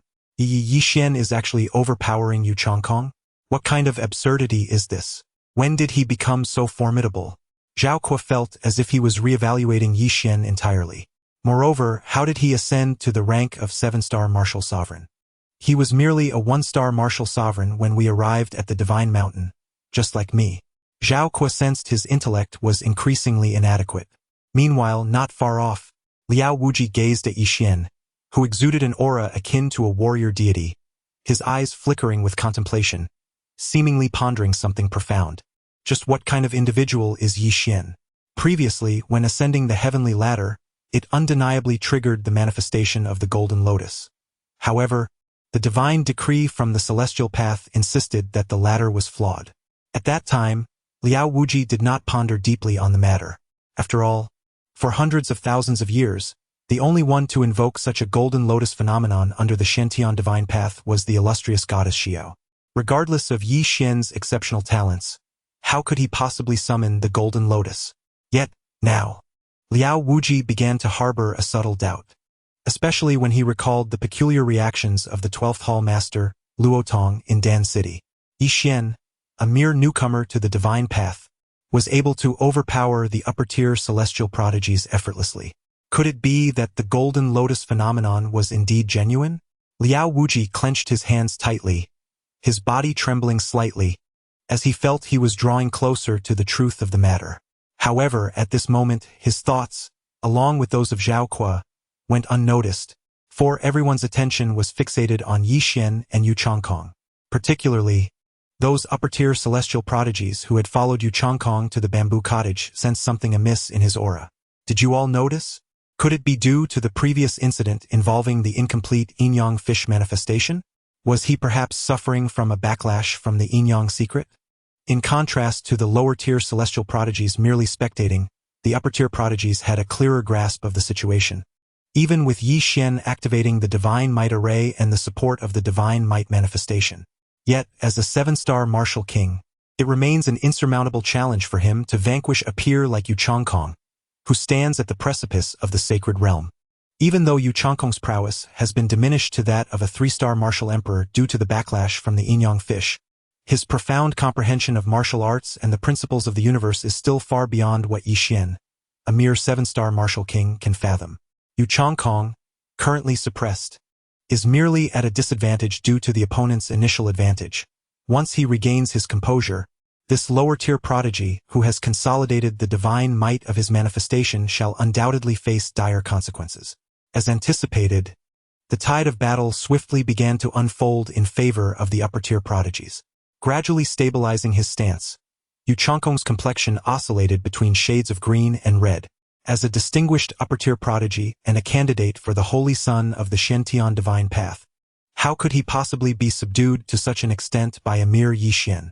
When has Yu Changkong ever suffered such public humiliation? The crux of the matter is that he was the one who sought out Yi Xian first. Yi Xian, you are impressive. It is indeed a rarity to find someone capable of suppressing me, Yu Changkong, to this extent. However, this ends now. At last, having firmly regained his footing, a flash of crimson flickered in Yu Changkong's eyes. Although the Shen divine path forbids conflict among prodigies, in the heat of battle, injuries are inevitable, and some wounds can never be reversed. In this very moment, Yu Changkong resolved within the depths of his heart to incapacitate Yi Xian, to obliterate his divine essence. Yin Yang hidden fault. With a furious roar from Yu Changkong, the atmosphere thickened with tension. A colossal yin-yang fish manifestation appeared atop his head once more. Under the auspices of the yin-yang secret repository, the formidable power of Yi Xian's divine formation, along with the might of the statue behind him, was instantly diminished by more than half. This was the true power of the yin-yang secret repository, a legacy of the true gods. At this moment, a trace of a chilling smile graced the lips of Yu Changkong. He gazed at Yi Xian, continuously weakened by the yin-yang secret repository, as one would observe a wild boar ensnared in a trap. However, just as Yu Changkong revealed his cruel smirk, a fleeting glimmer of joy flashed in Yi Xian's eyes, despite the weakening of his divine formation. Could it be that the oppressive yin-yang fish manifestation had rejuvenated? Sensing the stirrings deep within his brow, the essence of devouring surged forth. A profound smile gradually emerged on Yi Xian's lips. He positioned his fingers upon his brow, and in the next moment, a voice brimming with immense power flowed forth from his mouth. Devour!